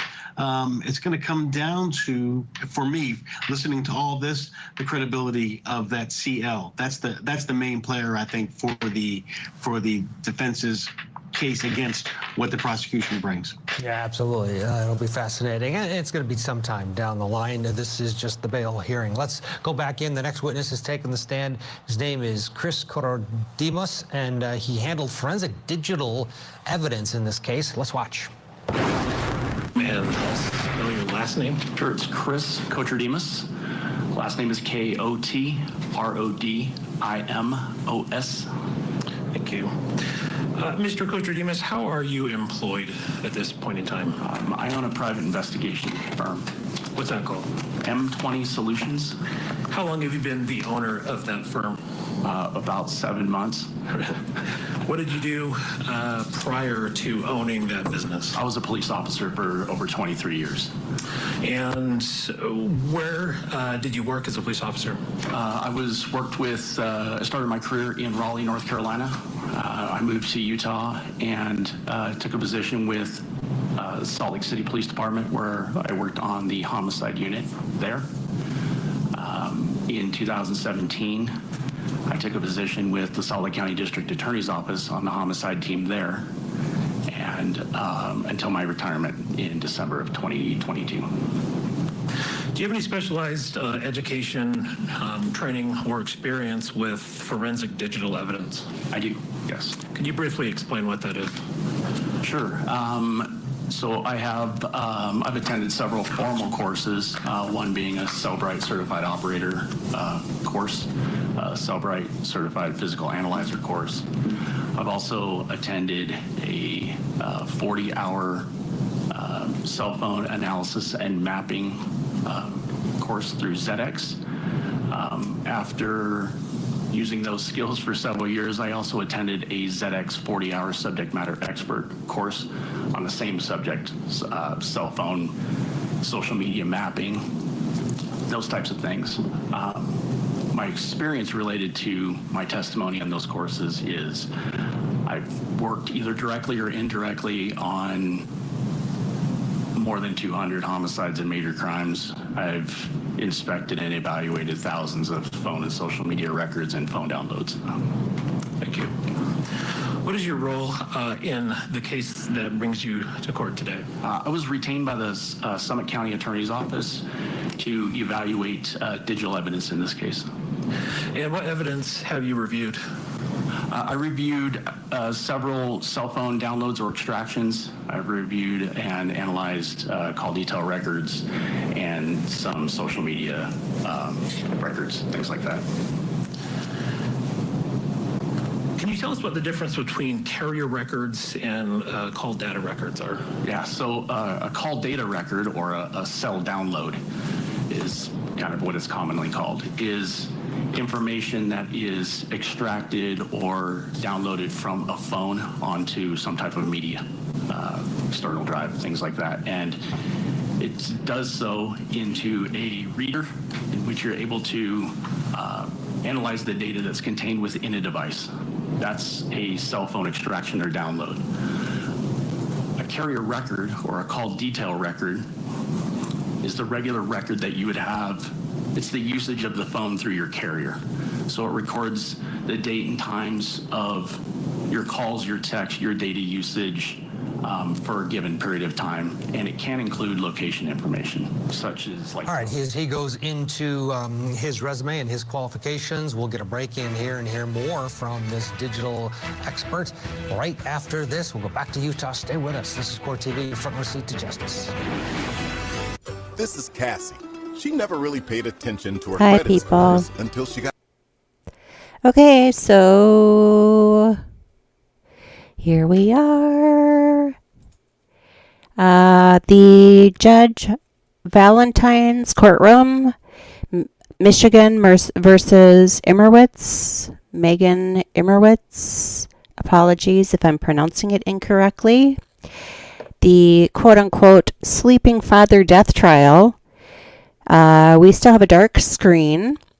Just a little background on that. October 1st, 2021, Megan Joyce Imirowicz, then 18, from Michigan, poured a concoction of drain cleaner, specifically lye powder mixed with water, onto her father, Konrad Imirowicz, who was peacefully napping on a couch in their Groveland Township residence. He was transported to a hospital and died, I think it was a few months later, from his injuries. So that's what we're waiting on. Apparently, jury selection is underway. CourtTV this morning said this was supposed to start at 7 a.m. my time. It's now 12 noon, 12:01 specifically, Central Standard Time. So 1 p.m. Eastern Standard Time. For the Michigan court. Again, Judge Victoria Valentine. Here is her court cam. We still got the spinny little circle here. So in the meantime, what we did, because CourtTV had advertised, here, it's back on. CourtTV Live, Sleeping Father Death Trial Live. Okay, that's not what they're playing. They're playing the Kouri Richen's bail bond hearing in Utah. Kouri Richen's is the mother of 2 children who a few months ago, I think it was a few months ago, wasn't it? She had, or no, it was last year. Her book came out a few months ago. That's it. She had given her husband a Moscow mule, which now I forget what's in that, but I know it's served in a copper mug typically. Moscow mule. Anywhooser. Then she, just a few months ago, published a book on Amazon regarding the death of her husband. And within like a month after that book came out, she was arrested.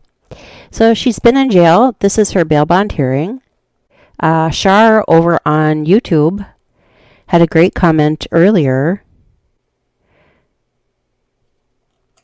Where is it? She had a question about whether or not... Oh, here it is.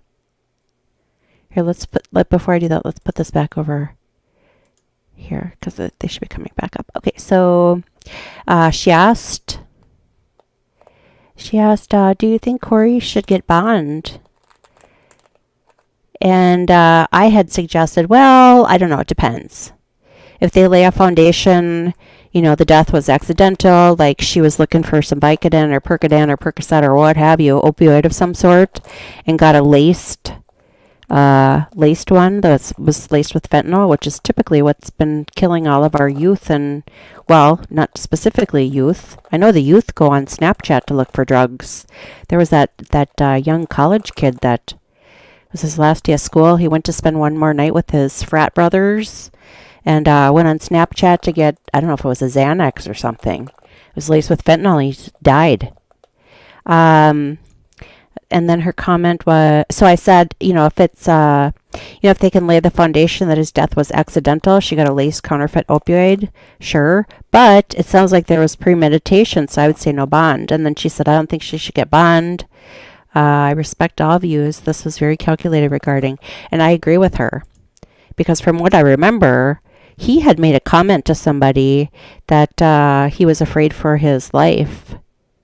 And then she also said that he had changed his this one. He had changed his beneficiary. Oh, where did it go? Yeah. So there's that. Okay, I'm going to turn the volume back on. And again, we are on witness number 2 of 3. Yes. Witness 2 of 3 in this bond hearing. And I got my eyeball on the Michigan courtroom. Download due to a software limitation, but typically where we see it is through deletion of information on the device that does not match the carrier records that we receive from the phone company. Did you analyze forensic extractions of an iPhone belonging to the defendant that was seized April 13th of 2022? I did. Does it contain digital information pertaining to the night of March 3rd and into the morning of March 4th, 2022? It does. What does that phone show? Well, let me ask it this way. What is the last time that phone is used on March 3rd of 2022? The last activity reported on the defendant's phone is an activity device movement at 22:33 hours or 10:33 p.m. on March 3rd. When was the next time that phone was used? The phone was inactive and then ultimately unlocked at 3:07 a.m. on March 4th, 2022. Was there anything that happened between those two time frames? On that device? On that device? No.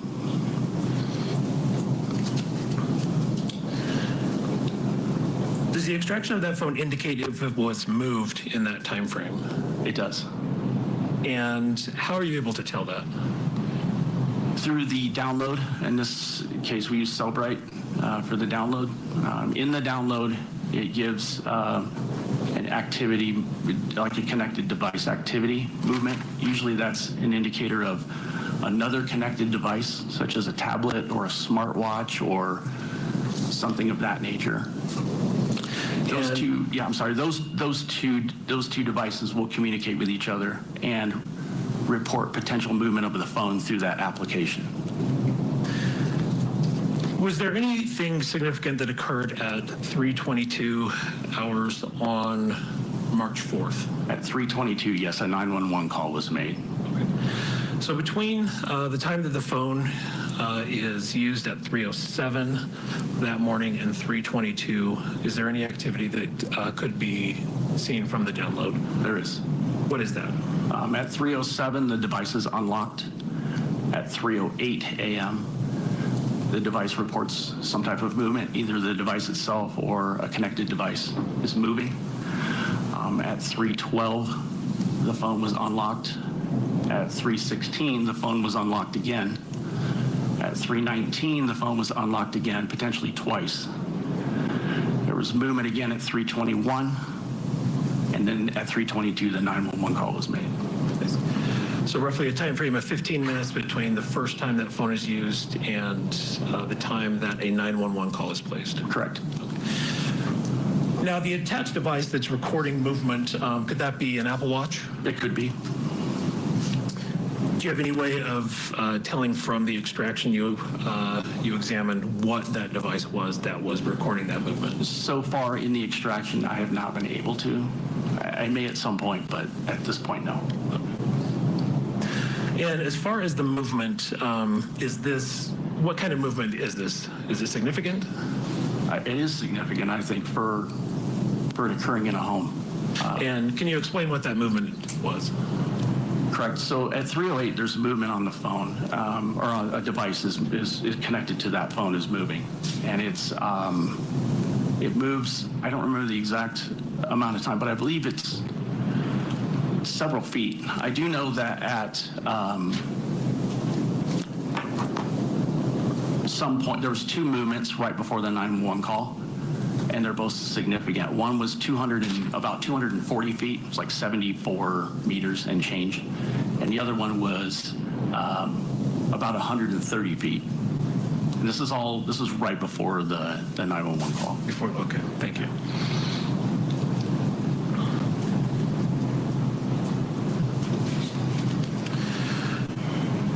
As you were analyzing the forensic data from that extraction, were you able to observe any noticeable patterns of deletion from that phone? It appears that there is some deletion in that device. Okay, and can you describe what is being deleted in that phone? It looks like there's gaps in things like web history, web searches, particularly the call log. When a person makes or receives a call or a text, those are recorded in the call log of the phone. And there are there's messaging that is included in the carrier report, the call detail record, that I would expect to see also logged within the device that are not in the device.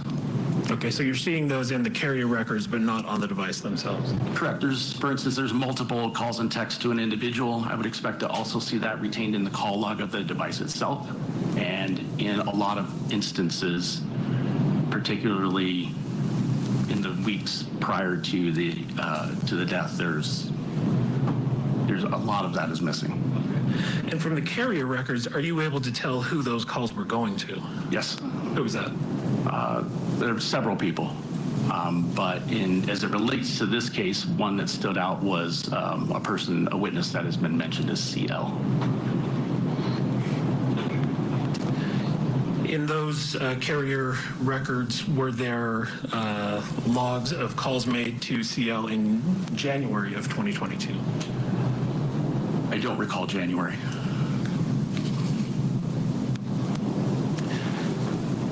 Did you analyze a forensic extraction of a second iPhone belonging to the defendant that was seized in May of 2023? Yes. When did activity begin on that phone? The activity on that phone started shortly after her original phone was seized in April of 2022. Were you able to observe internet searches on that phone? Yes. And did you create a PowerPoint of some of those searches? I did. Okay. And just for the court and counsel's reference, this is docket item 141. Were you able to tell when those searches were done? Yes. How did you do that? There is a date and time stamp of the history, the web history. So, for instance, if you visit a website and you click through it using your device, it will report what date and time that you did that connected to that website. I see. On April 18th of 2022, did the phone access an internet site of an article entitled "What Happens to Deleted Messages"? Yes. On May 10th of 2022, did that phone access the site for an article entitled "How Do Police and Forensic Analysts Recover Deleted Data from Phones"? Yes.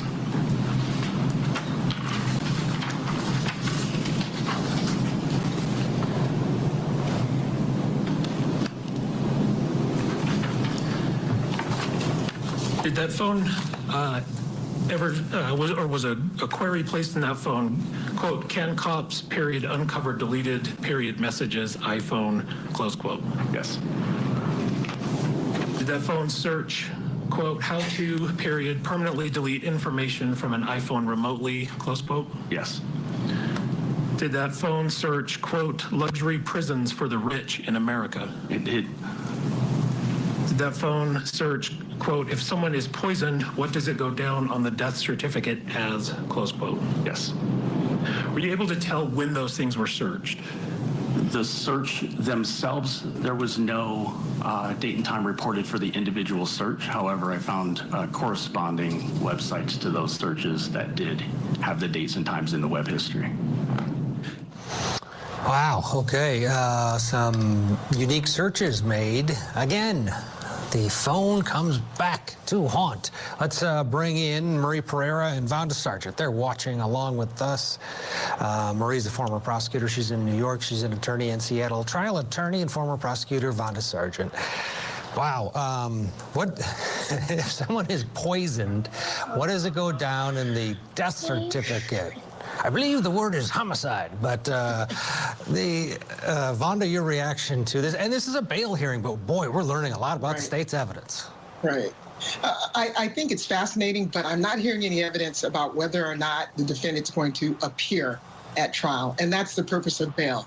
So this looks like more of a preview of all of the evidence that the state has to prove the guilt of the defendant, but I'm still not seeing anything about whether Richen will appear at trial or whether she'll try to flee.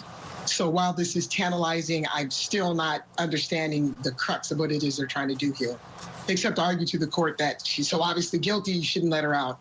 Other than that, it's fascinating and a little, for lack of a better word, tickling, but I'm still not getting that evidence that they should be getting at about whether or not she's going to appear. Marie, your thoughts? I agree with Vonda because at the end of the day, this is about flight risk, but this is turning to be like a mini trial. I have to say, though, so far the defense attorney and the prior cross is showing excellent courtroom presence, and she's asking all the right questions on cross to show that police practically told that confidential informant exactly what to say to fabricate for freedom. And if this was in New York, Brooklyn, I don't know how they practice over there, the judge would say, okay, get out of here. We're not here to try your case. We're here to do, like Vonda says, establish whether this person is coming back to court. You're doing way too much. Yes. And giving the defense a dry run a little bit with the lead detective and this next witness. All right, let's get a break in and see what's next. This is, as Vonda said, tantalizing. It's very interesting stuff. We're getting a whole look at the state's case, even though it's really just a bail hearing. We'll take it. Back after this. Tonight on Closing Arguments, a Utah widow who wrote a children's book on grief is charged with her husband's murder. Welcome back, Crime Spies. And on the docket, the case I still haven't fed the pets. I was chatting, and I've got stuff going on Twitter, and I can't see. My coffee's in the way. Eek! So, again, I tried to switch the title, people.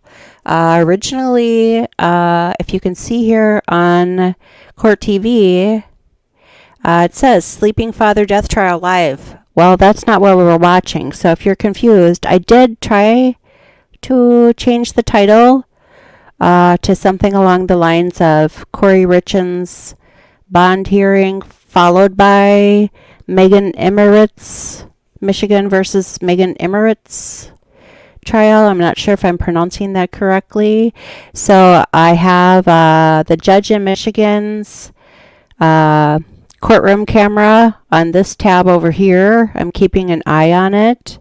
The more I think about it, though, I'm wondering, because the Kouri Richen's case has garnered so much national attention, perhaps the judge decided not to have the cameras on for jury selection. I don't know. I'm just speculating. From what I understand, opening arguments are going to be this afternoon in the Megan Imirowicz trial. Megan, if you are not familiar, she, in October of 2021, she was 18 at the time. She poured a concoction of lye powder mixed with water on her sleeping father, who was 64, who was hospitalized and subsequently died. I believe it was several months later. So in the meantime, we are watching Kouri Richen's bond hearing. She was arrested a few months ago for the death of her husband. She fed him, or she gave him a cocktail, which was a Moscow Mule. I forget what's in that. All I remember is it's supposed to be served in a copper cup. She served him a Moscow Mule and then went to go sleep with one of her children in the other room. And he died. He was found unresponsive. Autopsy showed that he had 5 times the level of fentanyl in his bloodstream. And what was I going to say? Oh, so I was telling Patriot Polywog over on Rumble earlier, I wonder if the defense is going to try to say that she got a counterfeit laced fentanyl pill because she was working with somebody by the name at the initial CL, which was her drug dealer. Now, I do remember, because I posted it on Twitter a month or so ago when her probable cause affidavit was released, that CL is a woman, the drug dealer. I think I posted it on Ian Runkle's page. Let's see if I can find it. Save. Pardon me, this is a little bit messed up because, again, I woke up this morning thinking I was going to wash the cars and then go get some spiller greenery for the flower pots outside. And then I saw this court Megan Imirowicz thing was starting today, and didn't look like anybody was covering it. And I did want to watch this Kouri Richen's bail bond hearing. So we're kind of getting a twofer. I just don't want you to be confused if you come in here and go, what's going on? I thought this is the Megan sleeping father death trial. So hopefully the titles are changed.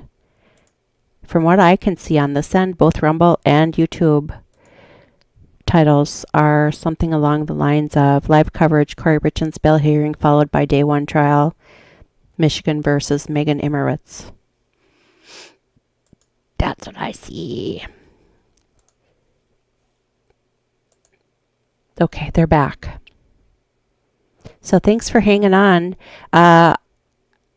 Also, just super quickly, where did I put it?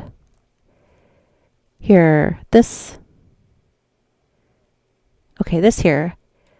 Shan Hua Pao is my Twitter account. The pinned tweet. Follow that because that'll keep you updated on what's happening with the Megan thing.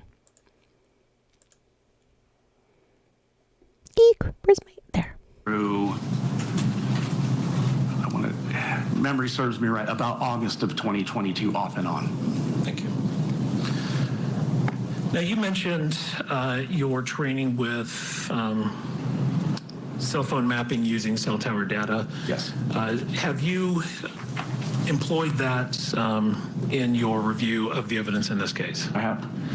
And specifically, can you explain just briefly how cell phone mapping is done using cell tower data? Sure. Sorry, I look that way. I'm used to talking to a jury. So cell mapping is accomplished by taking call detail records that contain tower location in them and putting them into a piece of software that will visually show you a location on a map of which tower that device was accessing when it made or received a call or a text. So it takes lines of data and creates a map out of it. Okay. And is that plotted on like a program like Google Earth? It is. Okay.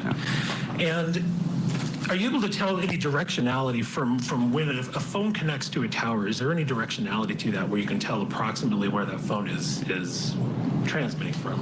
Yes. Yeah. So the cell phone, the companies report which tower the device is utilizing, and which sector. There's an estimated range to that, which is a bit ambiguous on the range. However, it will tell us at least what side of the tower that the device was located when it made or received the call or text. How many sectors are there on each cell tower? Typically 3. Okay. And so if a phone is connecting to a tower through a certain sector, can you tell that it's someplace where that sector is for lack of a better word, broadcasting or collecting signals? Yeah, so we can determine the orientation of the device to certain locations. I see. Yeah. Did you map data from CL's phone extraction? I did. Were you able to track that phone's movements on February 11th of 2022? Yes. At any time, was it at or near a Maverick gas station in Draper, Utah? It is. And are you aware of the significance of that location in this investigation? I am. And what is that? This is the location that CL had indicated to detectives that she bought drugs on behalf of the defendant. Do you recall approximately what time of day that was it was there? She shows up on that tower near that Maverick at about 6:49 p.m. and remains there until about 8 p.m. on February 11th, 2022. Does that phone make any calls or send any texts while at that location? It did. And to anyone notable to this investigation? Yes, 2 people. Who was that? One would be to another acquaintance in which CL indicated she had purchased the drugs from, and CL was also texting with the defendant. While she was at a gas station in Draper purchasing narcotics. Correct. On that date, did the phone go to a location? Did the phone go to a location in Heber City? It did.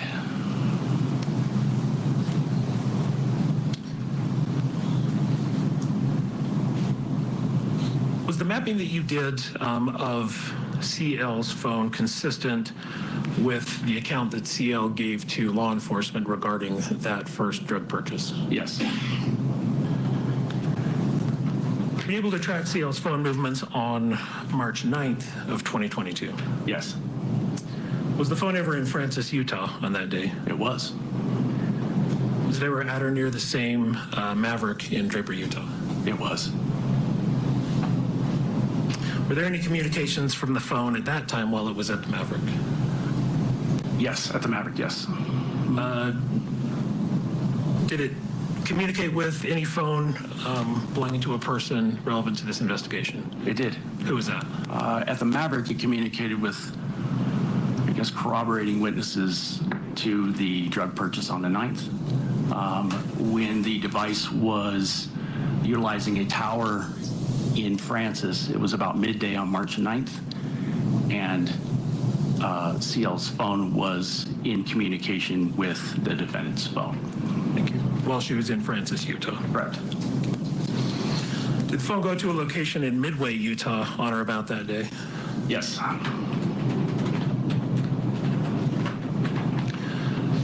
Are the movements that you tracked for CL's cell phone on March 9th of 2022 consistent with the information she gave to law enforcement in this investigation? Yes. Finally, I want to speak with you briefly about Mr. Eric Richen's phone. Did you analyze a forensic extraction of his phone? I did. When was the last use recorded from Eric's phone? From memory, I believe it was about 9:58 p.m. on March 3rd, 2022. And are the times that are on the extraction from that are populated in the Celebrate download, are those, what time zone are those given in? Typically, the extraction is provided in UTC 0. Oh, yes. And so do you have to, so can you just briefly explain what UTC 0 is? Right, so UTC 0 is Greenwich Mean Time. It's an effort by people that utilize data and do data investigations to try and keep everybody on the same time zone. Utah is in UTC -7 during standard daylight time, and we are in -6 in daylight savings time. So from November, in this case, from November of 2022 to about March 13th, November of 2021 to March, I believe it was March 13th, 2022, local time in Utah was UTC -7. Okay. So if those times are given on that download as UTC -5, that would be Eastern Standard Time? Correct. It would be 2 hours ahead of local Utah time. Okay. So to adjust for Mountain Standard Time, you would have to go back 2 hours? You'd have to subtract 2 hours. Okay. And that's what gave you, can you repeat that the last time that Eric's phone was used on March 3rd? I believe it was 9:58 p.m. on March 3rd. Okay, thank you. I just have one moment, Judge. All right, let's get a break in here. We'll get you back for more right after this. Stay with us. Tonight on Closing Arguments, a Utah widow who wrote a children's book on grief is charged with her husband's murder. CourtTV teams are on the ground with the latest from today's hearing. And on the docket, the case against Taylor Shabiznis, a Wisconsin woman accused of murdering a man, sexually assaulting his corpse, and then dismembering him. We'll unpack the key details as her trial approaches. Closing Arguments with Vinny Politan, tonight at 8/7 Central, only on CourtTV. This is Cassie. She never really paid attention to her credit scores until she got Credit Karma and used her scores to score more, like her first ride. When it was time to upgrade, she shopped around for a lower auto insurance rate to go with it.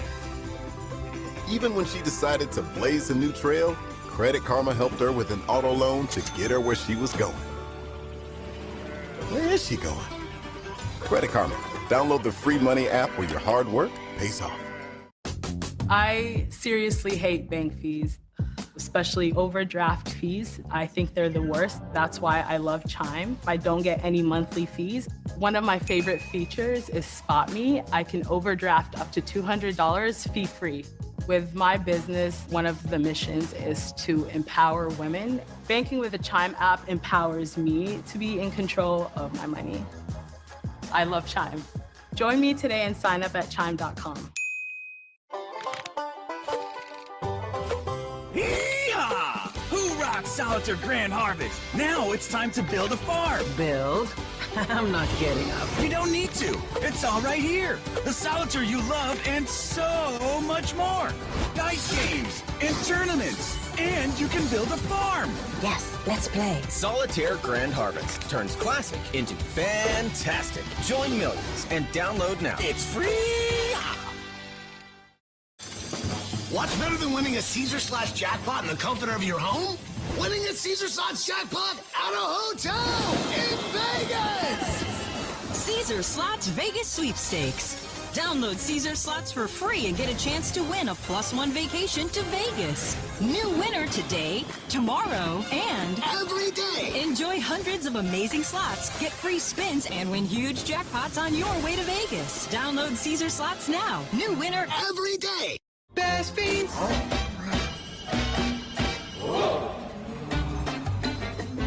Carrie, you're looking great. Were you on vacation? Adventures. I walked on relaxing trails, took on exciting challenges, met new friends, and together we play trades? More like the burnout slugs! Download Best Fiends and begin your chillaxing, exciting adventure. Take me there. Best Fiends. Game night! Flatbread. Sunlight. A cozy night in. Cheesy mushroom flatbread. And an ice-cold Coke. That's my recipe for magic. Welcome to the NBA Finals. The stakes do not get any higher. I dropped the top on the 6th Street. Fly in my eyes, see the envy me. Shawty, she calling me MVP. I be on time with something you ain't never seen before. They call me the dog, really want my whole team to score. Yeah, too ice, yeah, too clear, yeah, my song, yeah, too true. The NBA Finals on ABC. I met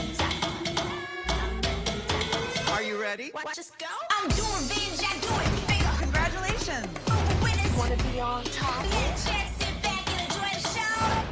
I'll see you later. Enjoy the show.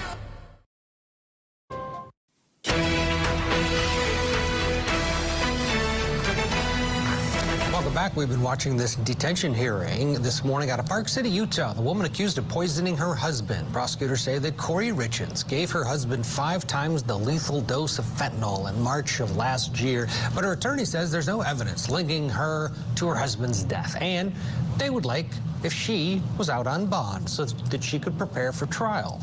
Let's go back into the courtroom more for now. Cross-examination of the digital forensic expert. Those are more of my questions this time. Thanks.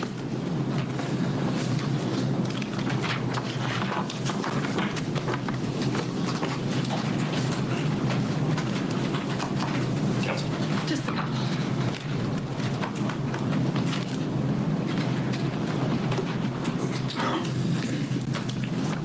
You testified there are essentially 2 explanations for why things might be missing. One in a download. One is that it's not captured in the download, correct? Correct. Okay, and that can happen. It can. Okay. And then the other is whether or not it's been deleted. Correct. Okay. In this case, all you can say definitively is that it's missing, correct? Correct. Okay. Now, with regard to movement, that could be any device that is essentially attached to the phone through an app, correct? It could be, yes. Okay. And so you can't say, looking at what you analyzed, exactly what device that was, correct? So far, no. Okay. And you can't tell where that device was in terms of location, correct? Correct. Okay. So it's possible that that could have been a device attached to it from some other location, but the phone's recording it, correct? It would be unlikely. But it's possible if it's connected to an app. It depends on the range. Okay. So it would be impossible outside a certain range. Okay. Yeah. And there's a number of different ways to, or different programs, and forgive me, I am not an expert in this, so there's a number of different programs or extractions that can be done on phones, correct? Or different ways to do them. Correct. Okay. Did you perform an independent extraction on this phone? I did not. Okay, or on any of the phones you've talked about today? No. Okay.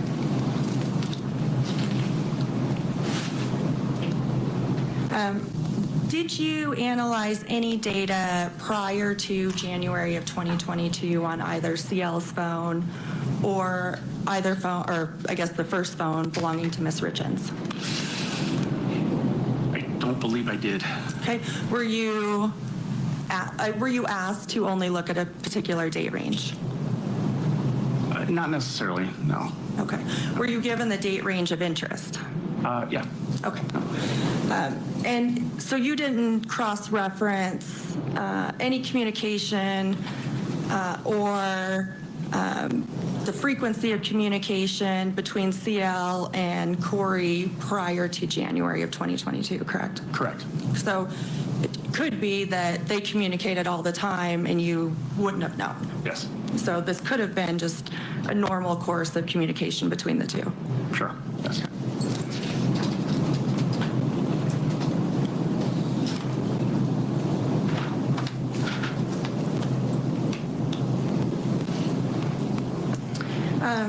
Were you made aware of when the search warrant was, or when the first phone was seized? Yes. Okay. And were you given a copy of the search warrant? No. Okay. Were you made aware that the search warrant included evidence of homicide that they were looking at? No. Okay. And in that first phone, prior to Eric passing away, were you able to review any search history of the web browser? Of whose device? On the first device of Ms. Richens. Of Ms. Yes, yes. Okay. And were there any searches related to fentanyl on that? Not that I found. there were not many searches available to And look at. no searches related to prisons either? No, not in that time frame. Okay. No searches related to deleting messages? No. And so all the searches came from the second phone, correct? The web searches mentioned, yes. Okay. Yes. And that was the phone that was seized after the search warrant was issued for the first phone, correct? That was, yes. That's the phone So she got as a replacement, right? Yes, correct. I just want to return to this mapping, or move to this mapping that you discussed.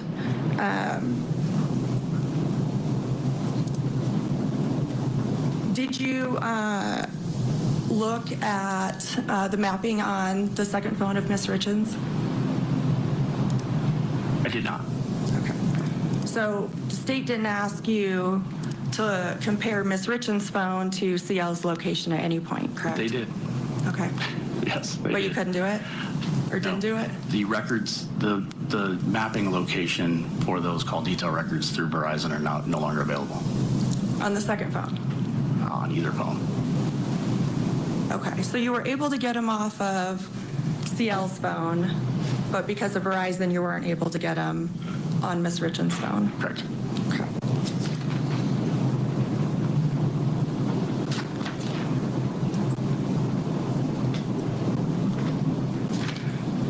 And on that March 9th date,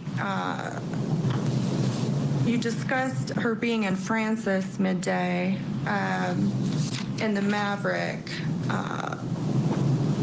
What time was she at that Maverick? It was about 3 p.m. Okay. So after 2 or 3 p.m. After she'd been to. She was in Francis around midday. Okay. And she was at the Maverick at about 2:33 p.m. Okay. Did she go back to Francis? She went to Heber. Okay. And she lives in Heber? She does. Okay.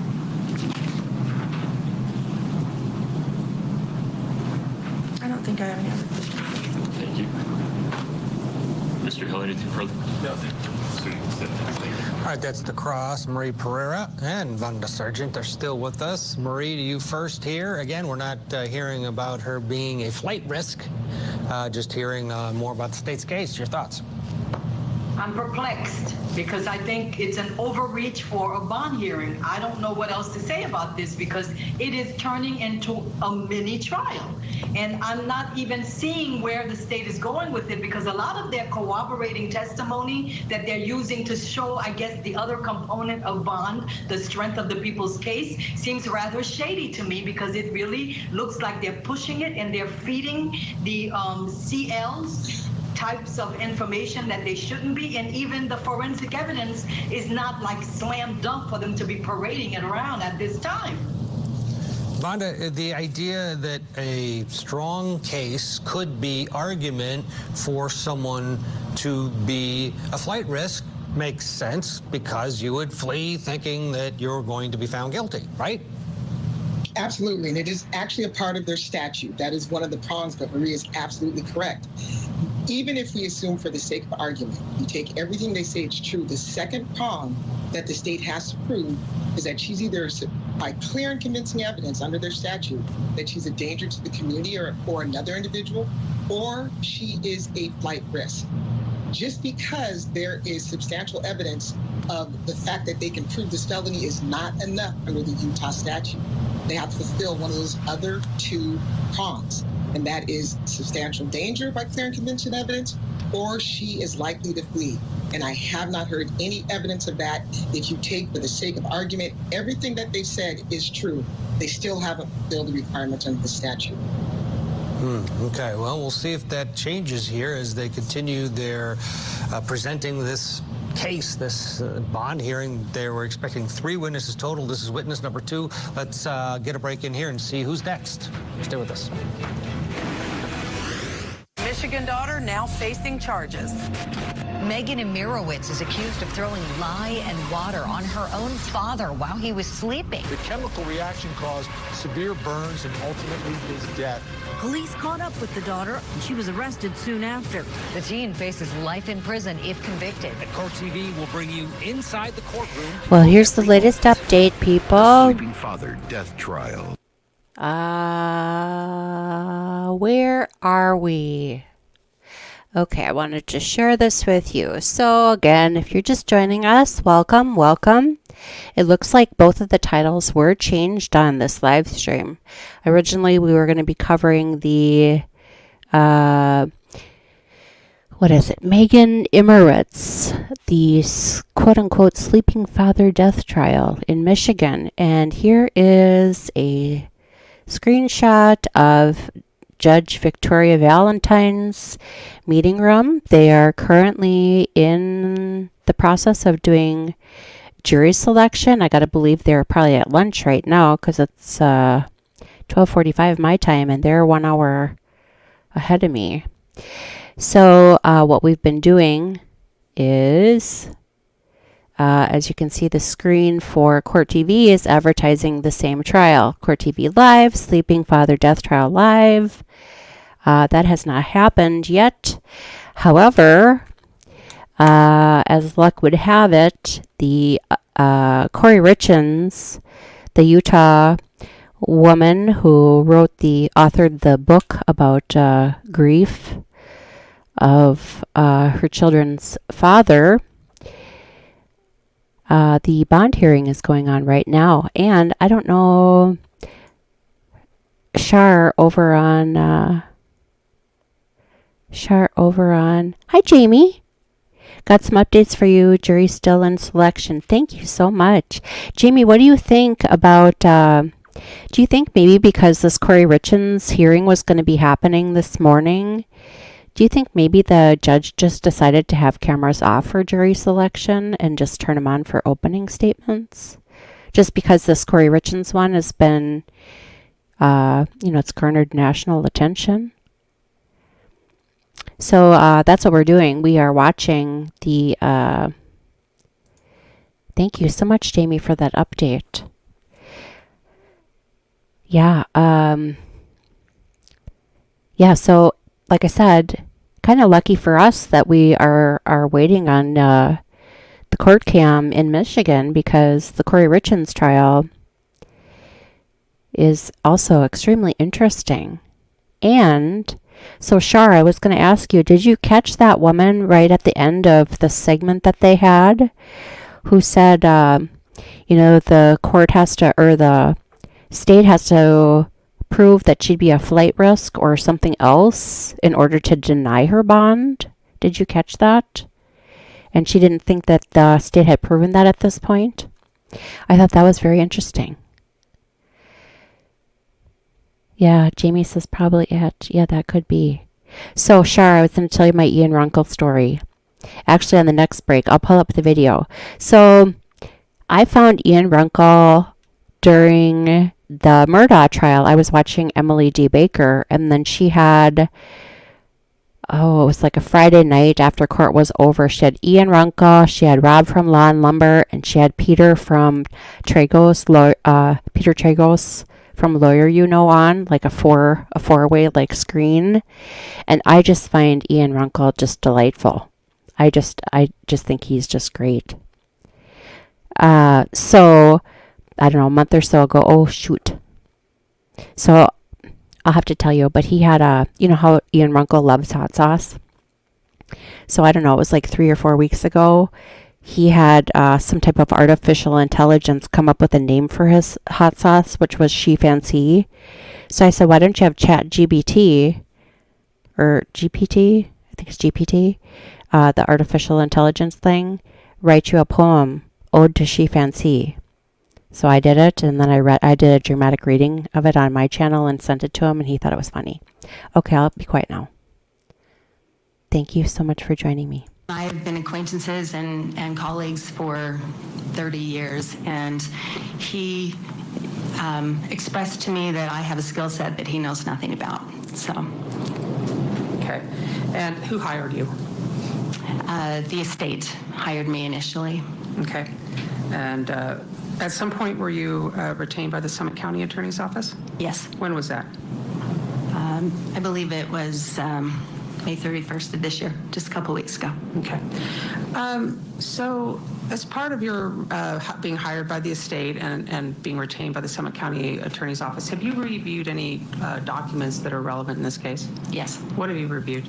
I've reviewed bank account statements, tax return documents, real property records, specifically trust deeds and warranty deeds, reconveyances. I've also reviewed insurance policy documents, tax information. Okay. Specifically with respect to the defendant, were you able to determine whether or not she owns any businesses? Yes. What business does she own? She owns several businesses, and the most relevant one to this case, I believe, is K. Richen's Realty, LLC.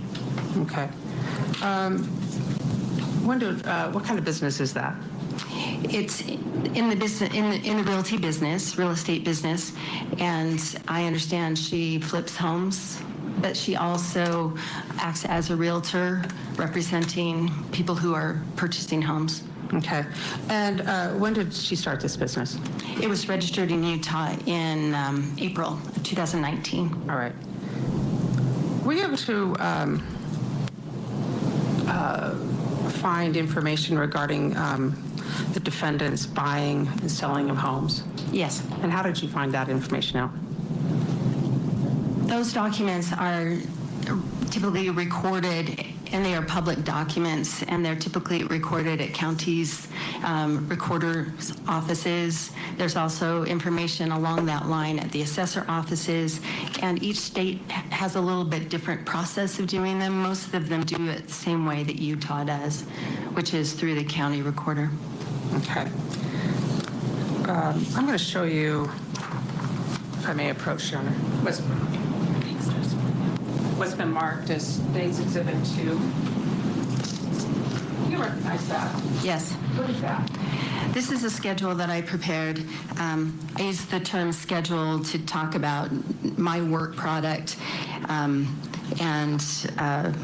the analysis and how I depict it.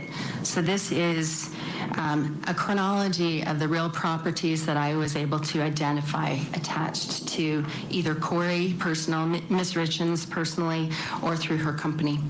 Okay. Does it show a timeline of acquisitions that she has made? Yes, and I should underscore this is a timeline that they were acquired. Okay. So just this is the front end of her ownership. Okay. And in 2019, and this is when her business was started, is that correct? That's correct. How many homes so far have you been able to tell whether or not were acquired by the defendant? In 2019? Yes. In 2019, I have two properties listed. One of them is the home that they were living in, and that's when the HELOC was taken out. And the other one is a different property. So I've listed two there. And you've listed an amount of trust deeds for 2019, is that right? That's correct. Can you explain what those are? Trust deeds are deeds that are recorded at the county recorder's office, and they are memorializing or documenting an obligation or an encumbrance on a property. So this would represent that there's a loan for a certain amount, and that's expressed and documented in a trust deed. Okay. And how much money, I guess, in trust deeds, or what was the amount of the trust deeds in 2019? Those two trust deeds total $471,210.48. And you've done that for each year, 2020 and 2021 as well, right? That's correct. And what was the amount in 2020 of trust deeds? 2020 was $2,069,280. On how many properties? On 5. Okay. And 2021, what was the amount of trust deeds and that the defendant acquired? The amount there is $6,260,458. On how many properties? On 13. Do you find this significant? Yes. And why? On a positive note, it depicts that the business was growing and she was actively acquiring properties. I think it's noteworthy and it's an indication that things were growing quite significantly, and sometimes that is problematic. Now, why is it problematic? Well, it's kind of a basic thing like in business school where growth too fast, too strong, too robustly is challenging for a business. Okay.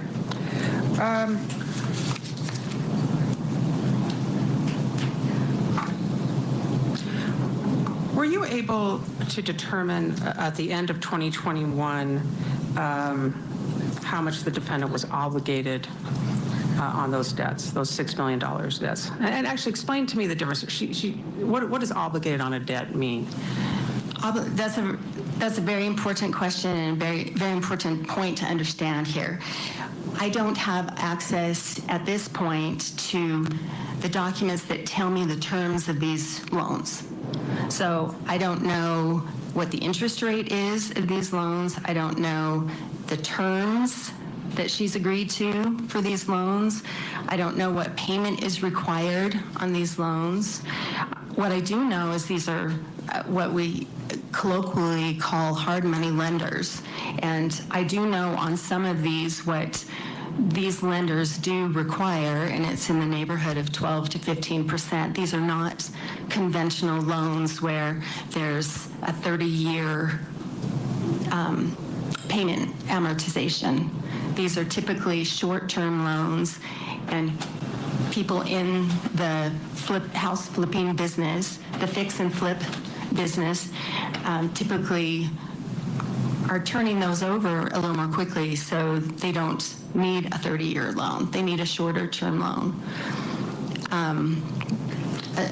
So I understand what she's obligated on, but I do not know what the balance is at the end of a particular time period. I see. You need more information to make that determination. Is that right? That's correct, and that would be the loan documents themselves, the promissory notes, and the ledgers from the lenders to show what payments were or were not made and when were they made, how the interest was calculated and accrued, what other fees.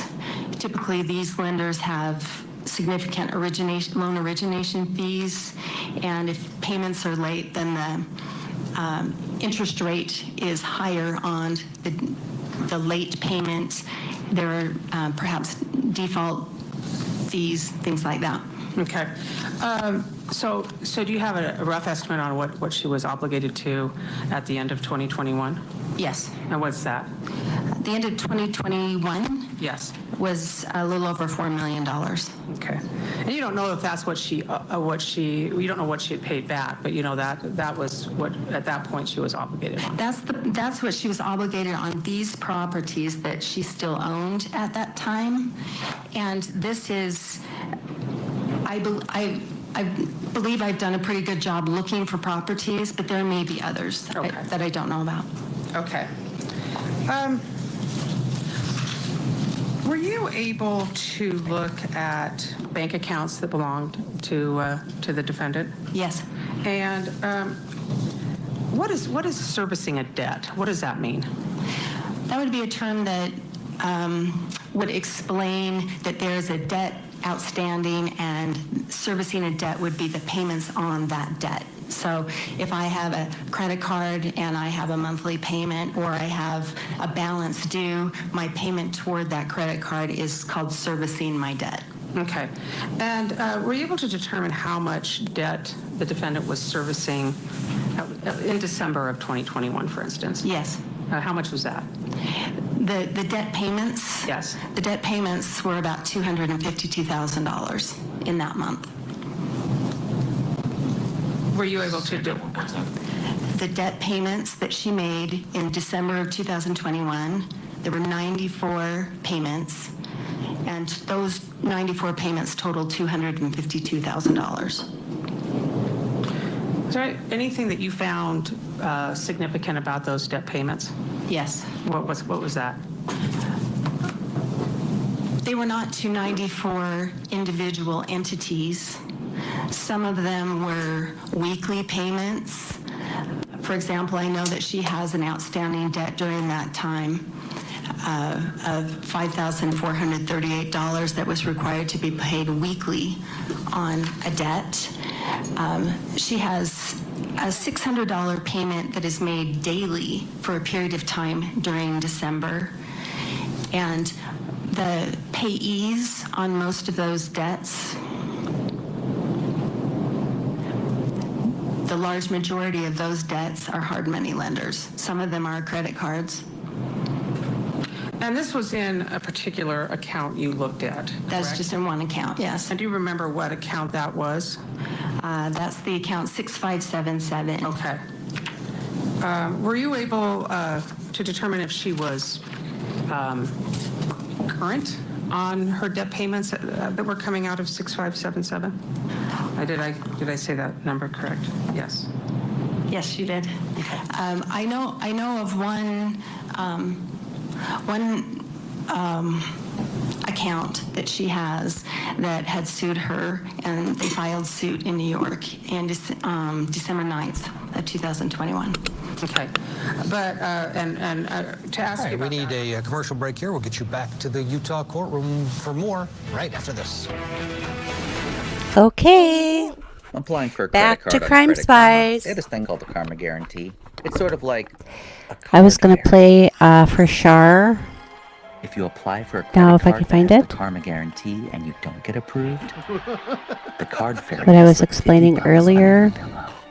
Is he coming? So Ian Runkle, I don't know if you follow Ian Runkle. I Just got find him approved. delightful. The card fairy will just have to rummage around in someone else's fridge. Get approved or get $50 on offers He, with the Karma Guarantee. if you know who he is and follow him, he loves hot sauce. So he came up with his own hot sauce. Under a lot of stress. I started And We test our formulations with the he trials, and he had some artificial intelligence come up with a name. And the name was She Fancy. So I had said, oh, why don't you have Chat GPT was meant to have. write you a poem. Ode to She Fancy, How I Love Thee. So, on my live stream, I think we were doing Letitia. Let's start again here. So I wrote on the underneath it, why don't you see if it'll write you a poem, Ode to She Fancy, How I Love Thee. Well, this morning I woke up and he didn't respond, which was a tiny bit disappointing, Ian Runkle. I thought that would have grabbed your attention, but apparently it didn't. So I did. And here's what I came up with. So this is for Ian Runkle. If you're watching, I'm sure you're probably one of my new followers. So I had ChatGPT, which is probably the devil, but sometimes you have to dance with the devil to get what you want. I don't know. Just kidding. Okay, so this is for Ian Runkle and your hot sauce, She Fancy. This is a poem entitled Ode to She Fancy, How I Love Thee. Oh, She Fancy, how I love thee. Your heart and flavor bring such glee. A touch of sweetness, a hint of spice, a burst of flavor that's oh so nice. Your fiery kick ignites my soul and warms my heart like burning coal. I savor each drop upon my tongue and revel in the heart that you have sprung. From tacos to wings, you never fail to make my taste buds dance and wail. Your heart is pure and never fake, a love affair I'll never forsake. So here's to you, She Fancy, my true love, my spicy fancy. Which, okay, I'll pour you on all my meals and bask in the heat that you reveal. That was pretty good. So that was Ian Runkle. For Ian Runkle, a poem, Ode to She Fancy, How I Love Thee. Isn't that funny? I thought that was good. I hope you enjoyed it. I don't know. I thought it was funny. So then a couple days later, so I kept pestering him. Like every day I kept pestering him. And I'm like, did you read it? And then all of a sudden one day he said, no, I must have missed it. I'll find it. So then I sent it to him. And then he responded back that he thought it was funny. Oh, does she fancy how I love thee? And then I should have paid attention because at the end of it, like the last part of the poem, it said like fancy 2 times. I was like, what? Pained ahead of her trial, or So again, if you're watching, we are currently watching witness number 3 of 3 in the Kouri Richen's bond hearing in Utah.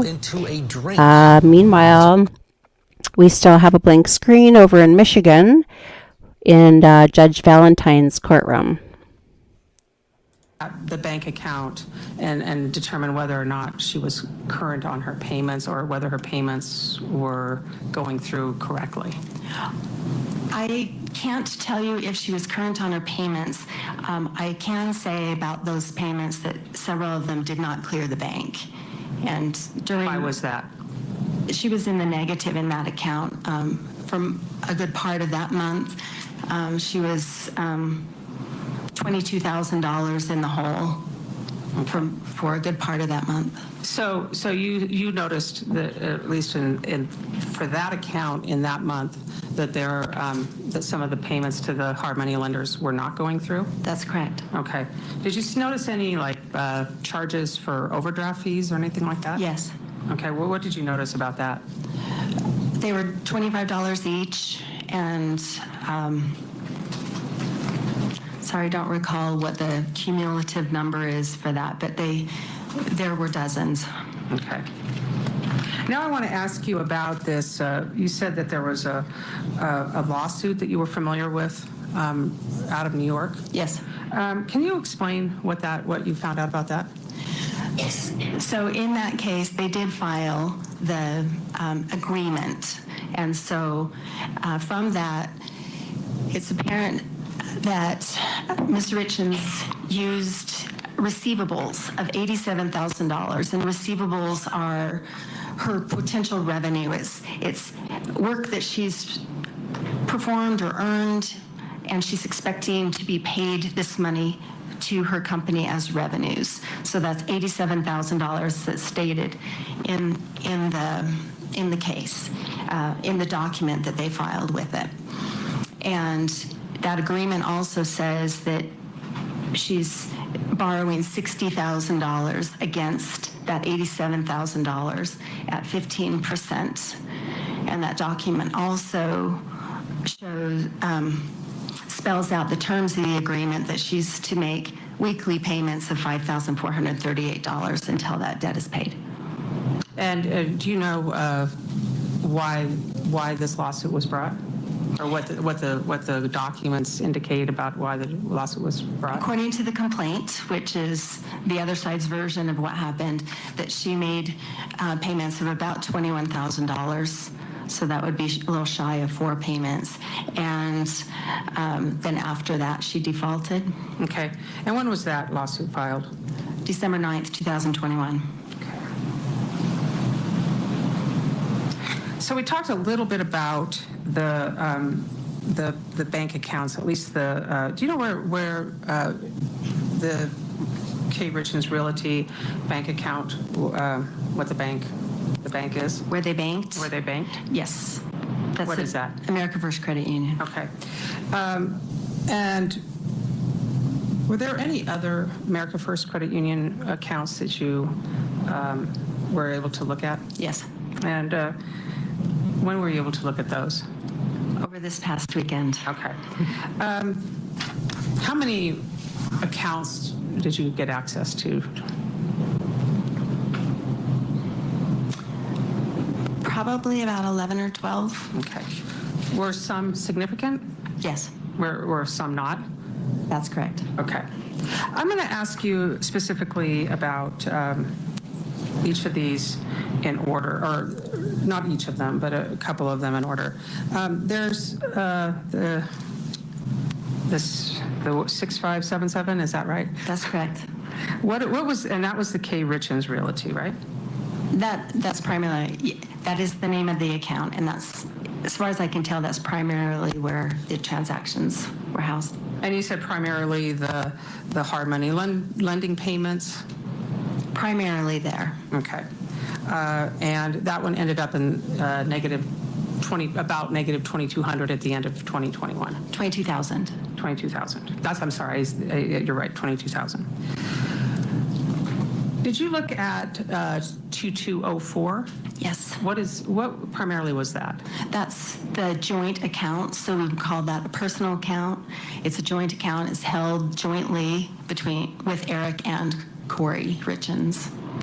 Anything stand out in that account to you? Yes. What was that? Well, it's important to me to look at kind of a runway of the account leading up to a significant time period, because it's important to understand the nature of an account. And so I've gone back to 2020, long before the review period that's relevant specifically in this case, or that is people are concerned about in this case, to understand what the nature is and what's the character of that account. How is it used and what's typical for a particular account holder. And that's going to be different for every person and every business. And so I looked at this account, and typically it is the account that is used to pay credit cards and kids' expenses and family expenses and things like that. Okay. Anything else stand out as you reviewed the account? Yes, as we get closer to the time period that's relevant here, which is like the months leading up to Eric's death, I would term that, and then what happened after. There are transfers between accounts and amongst accounts. I can see, Eric's payroll coming into that account. I can see there are some deposits or transfers, I guess should say, from K. Richens Realty, payments going back to K. Richens Realty. There's a marked increase in the number of transactions that occur in that account and all of the accounts. Okay, so you actually see an increase of money moving around in that account, say, late 2021 and up until Eric's death. That's correct, yes. Why is that significant? Why do you find that significant?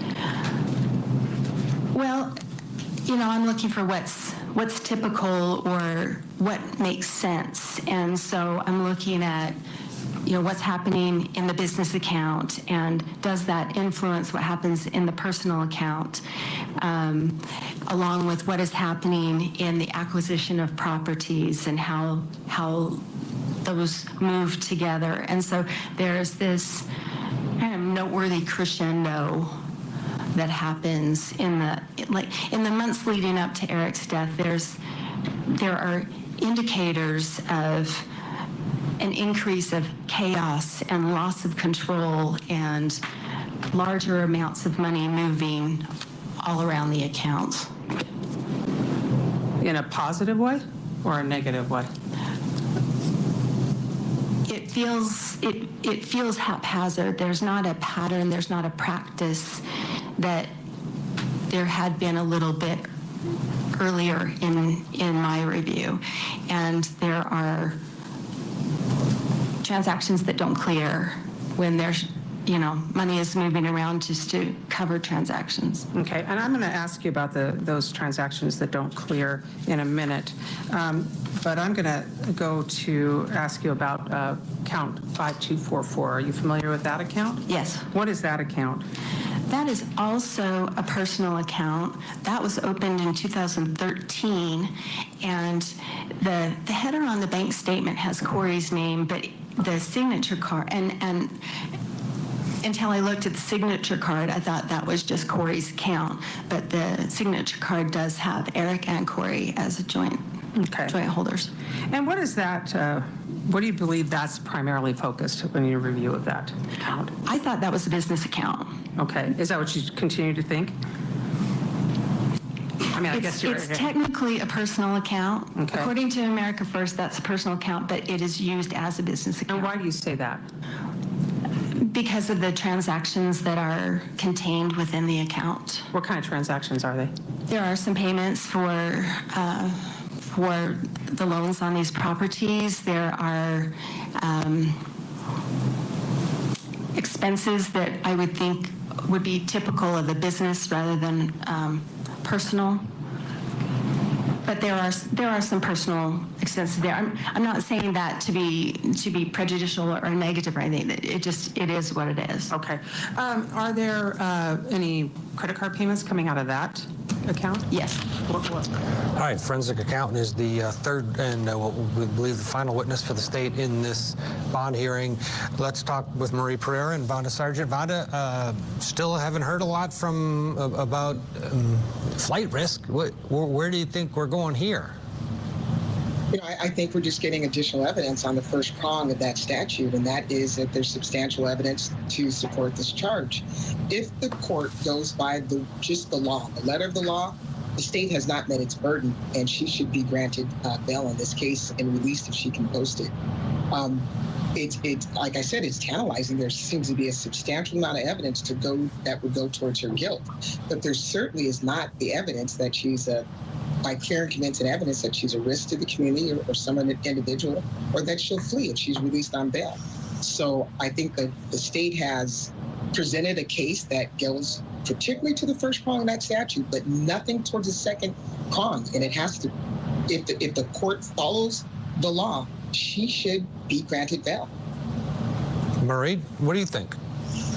I agree with Vonda, and I think in addition to that, what this is doing is giving the defense a map to what they need to do. Because at the end of the day, a trial is like a war, and basically prosecution is showing all their weapons, and now the defense is going to come back with bigger, better guns, better experts to create a reasonable doubt. Even what the expert is saying about the chaos that was in their financial situation, one could now say exactly why he would want to take some fentanyl and get rid of all his problems because he didn't have coping skills.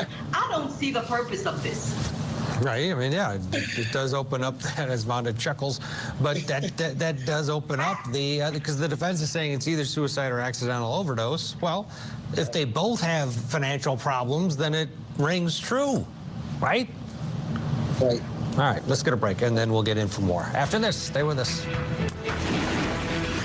Tonight on Closing Arguments, a Utah widow who wrote a children's book on grief is charged with her husband's murder. CourtTV teams are on the ground with the latest from today's hearing.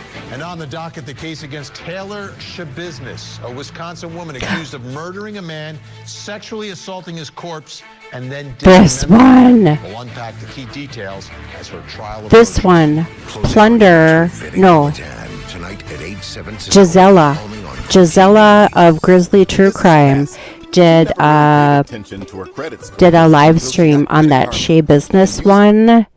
That is going to be under Crime Spies What the F Wednesday. I'm starting to do, now that we're 2 months in, I'm kind of toying around with some different different things, and I wanted to do kind of a, like a morning, have your coffee and listen to updates while you're getting ready for your day. And like Missing Monday or Minnesota Monday, because that Madeline Kingsbury is only 2 hours south of me. But Wednesday is going to be WTF Wednesday. I did want to share with you again, if you are following the pinned comment that I have on my Twitter page, which is at Shanwa Pao. I think it's at the bottom of this window, but you can't really see it very good. At the bottom here. Oh shoot, now I gotta go back. I just wanted to share, I found this I wanted to share with you this Twitter thread I found. So this guy, Daniel M. Woodruff, he's been tweeting about this. So if you go to my Twitter page, and I'll put my Twitter handle up back on the screen. But this is, I had ThreadReader unroll it for me. So he's giving kind of like live updates. And then when you get to the very bottom of it, because it's still, he's still adding to the thread. I don't know how familiar you are with ThreadReader. If you don't know how to use ThreadReader, let me know and I'll show you on the next break how to use it. I've been using it for years. But you can click this force a refresh button, and then ThreadReader will comb his thread and see if there's anything that was missed. And then what I do is I switch it to reader view, and then I export it to iBooks so you can read it just like a book. But this is one thread I've found so far that's really good. And then there was another gal I was going to look for her account, because I think it's a reporter from CourtTV. I forget the name. So I pinned this ThreadReader on that pinned tweet at the top of my profile page. That is staying on top of what is going on. And again, here's the screenshot from Judge Victoria Valentine's Michigan courtroom. We still do not have a screen. Jury selection is in process right now. So we are just watching this bail bond hearing for Kouri Richen, the Utah mother who has been imprisoned for the death of her husband, who was found to have 5 times the lethal amount of fentanyl in his Moscow Mule, which I was telling Shar over on YouTube. A Moscow Mule is vodka, lime juice, ginger beer, ice, served in a copper mug. Hammered copper mug. You know, I don't know for those of you who ever go to derby parties, but one of my friends, another triplet mom, I have triplets. They're all girls. They're 16, almost 17. Just finished their junior year.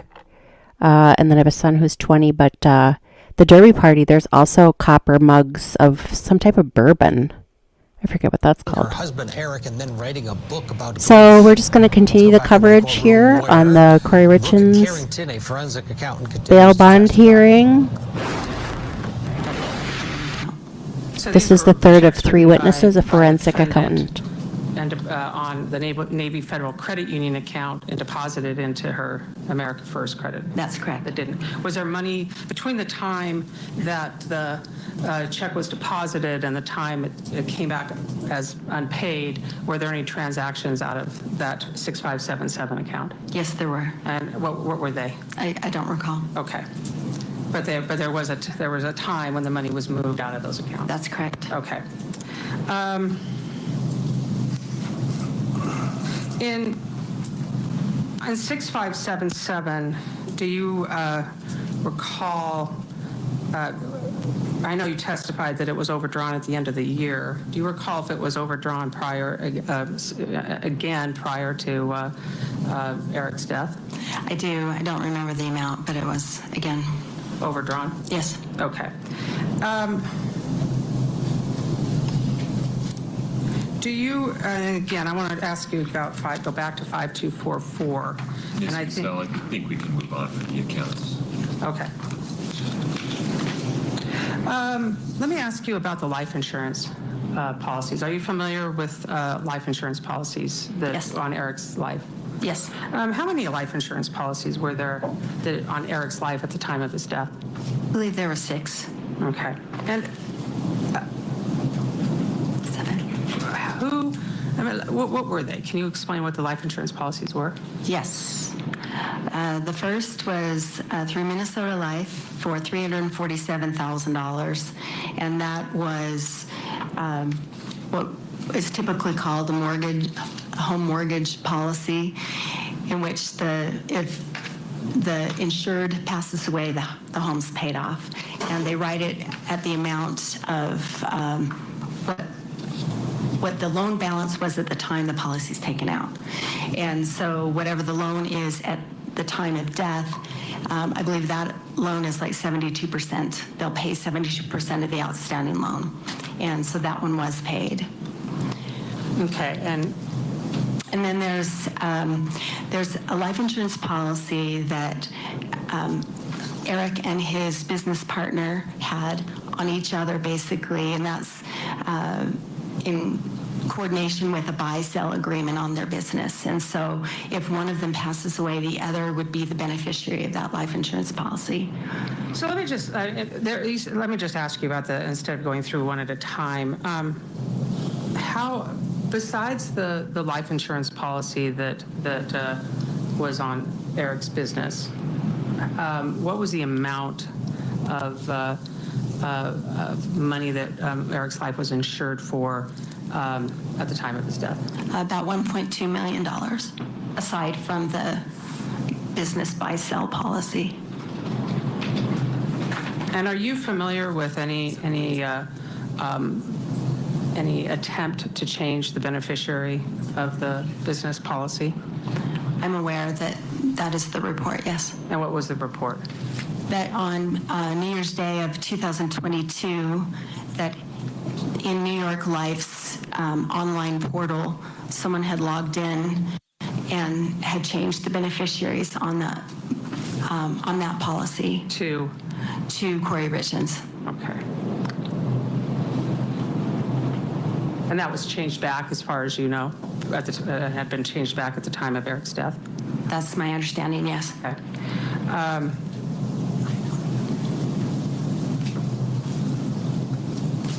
Do you know how much money the defendant got in insurance payouts? $1.3 million, a little bit more than that, $1.3 million in June of 2022. Okay. Can I just have a minute, Your Honor? Of course.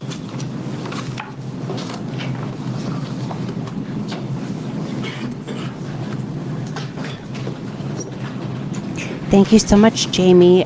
She said it sounds like the jury has been seated in the Michigan trial. Opening statement shortly. Jury has been seated. I've got the Zoom meeting just to show you real quick. Zoom meeting is still blank. So Yes. Do you recall any? We will. If there was any money in those accounts? Crimes. For most of the time, I reviewed. I might have heard A something. little bit over a year, I believe. Most of the time, it had $5 in it. Okay. Usually, I can hear when the other window. Right. I have no further questions, Your Honor. Well, this would be perfect timing. Really quick because I'm going to tap us the other side. Well, yeah, this takes what it takes. Okay. They're on notice that I'm otherwise engaged. Okay. Thank you, Jamie, so much. Jamie has friends in the courtroom.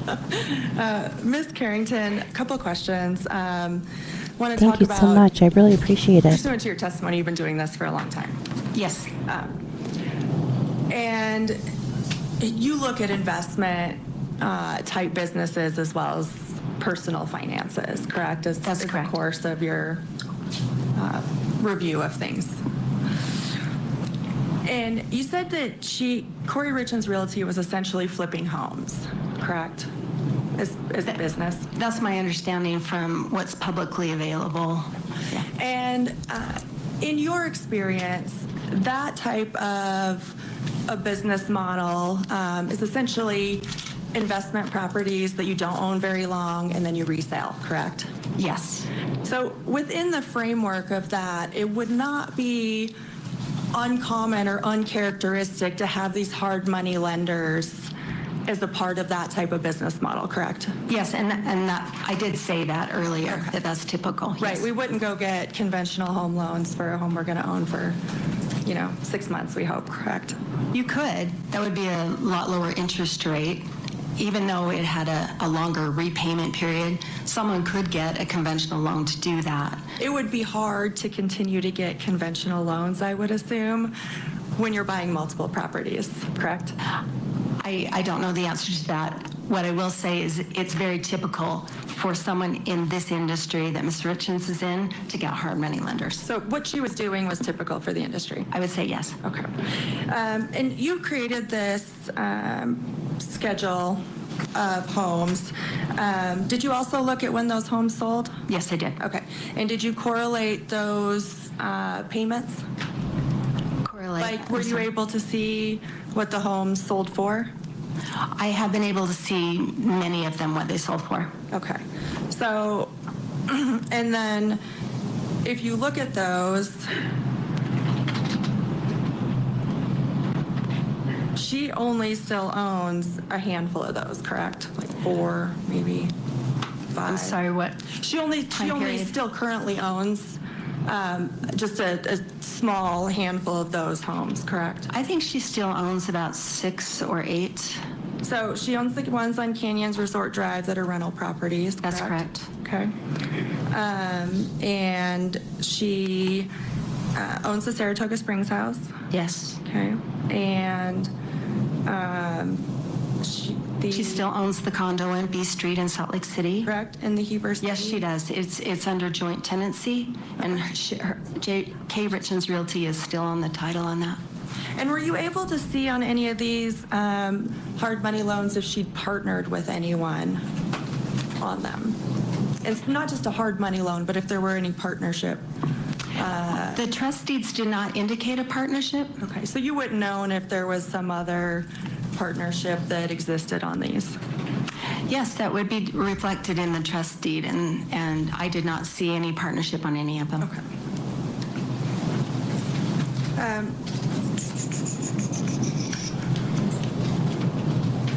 Were you able to see what the balance in the 2204 account as part of your review of? At what time period? At any time period. Did you look at the 2204 I did, account yes. as well? Yes. Okay. And although there were fluctuations in her business account, that account always had sufficient funds in it, correct? That's not correct. Okay. There was a period of time where it did not. There are periods of time, Okay. yes.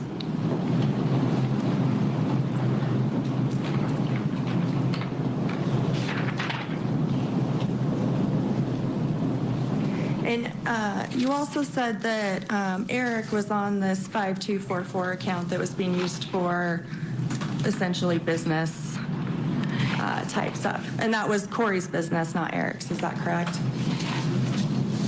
You're asking me a couple of things. Okay, sorry, I'll slow down. He's That's on okay. the No, it's account. fine. It's fine. He's on the signature card. Okay. So when an account is opened, he signed as an authorized signer. She signed as an authorized signer. Okay. So he would have, as an authorized signer, he would have access if he wanted to go review what that account was doing, correct? Not necessarily. Okay. That all depends on how it's set up with the online access. Just because someone's an authorized signer doesn't mean that they can come in and walk into the bank and get any information they want. Were you able to tell in this case? Well, as I said, the bank statement does not say Eric and Kouri Richens. It says Kouri Richens. And looking at the transactions in the account before I looked at the signature card, it looked very much like a business account that Kouri would have. Okay. And are you aware that Eric was in the stonemasonry business, correct? That's correct. Okay. And so he was, on some level, assisting her in the remodel or cleanup of some of these homes, correct? That is not how I would term it. I'm not saying financially. Are you aware that he was doing work on these homes? I'm aware of one instance on the Franson Lane home in which he and Cody contributed about $133,000 toward the completion of the home, and my understanding is different than how you're portraying. Okay.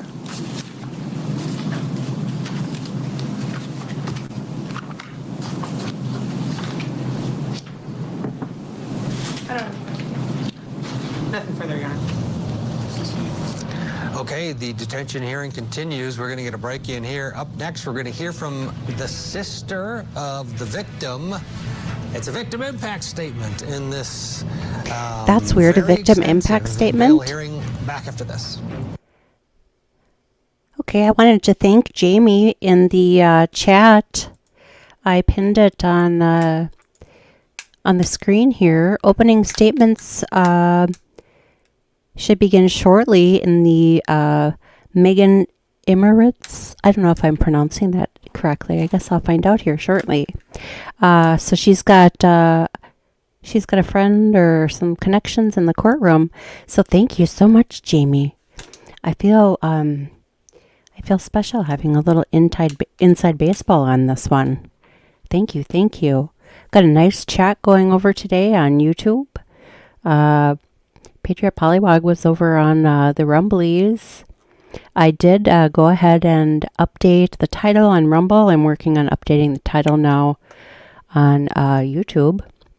But I did want to show you how to do a thread reader. So let's share this tab instead while we're waiting.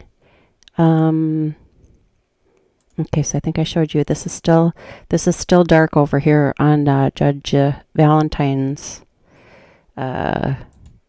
courtroom. So we're going to take the feed right from her courtroom.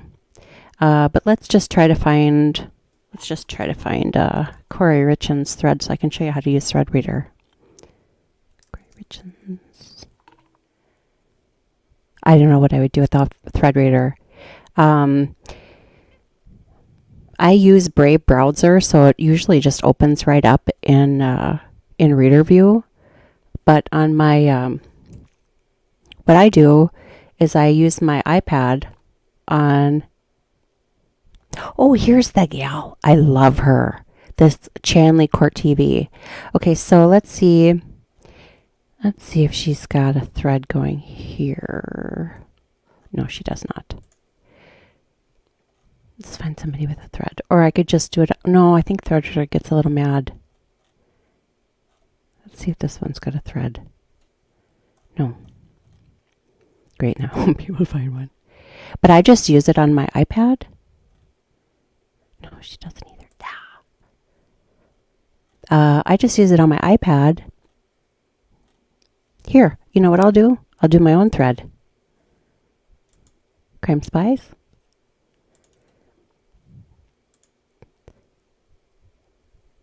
Okay, so here's my pinned comment that I started this morning.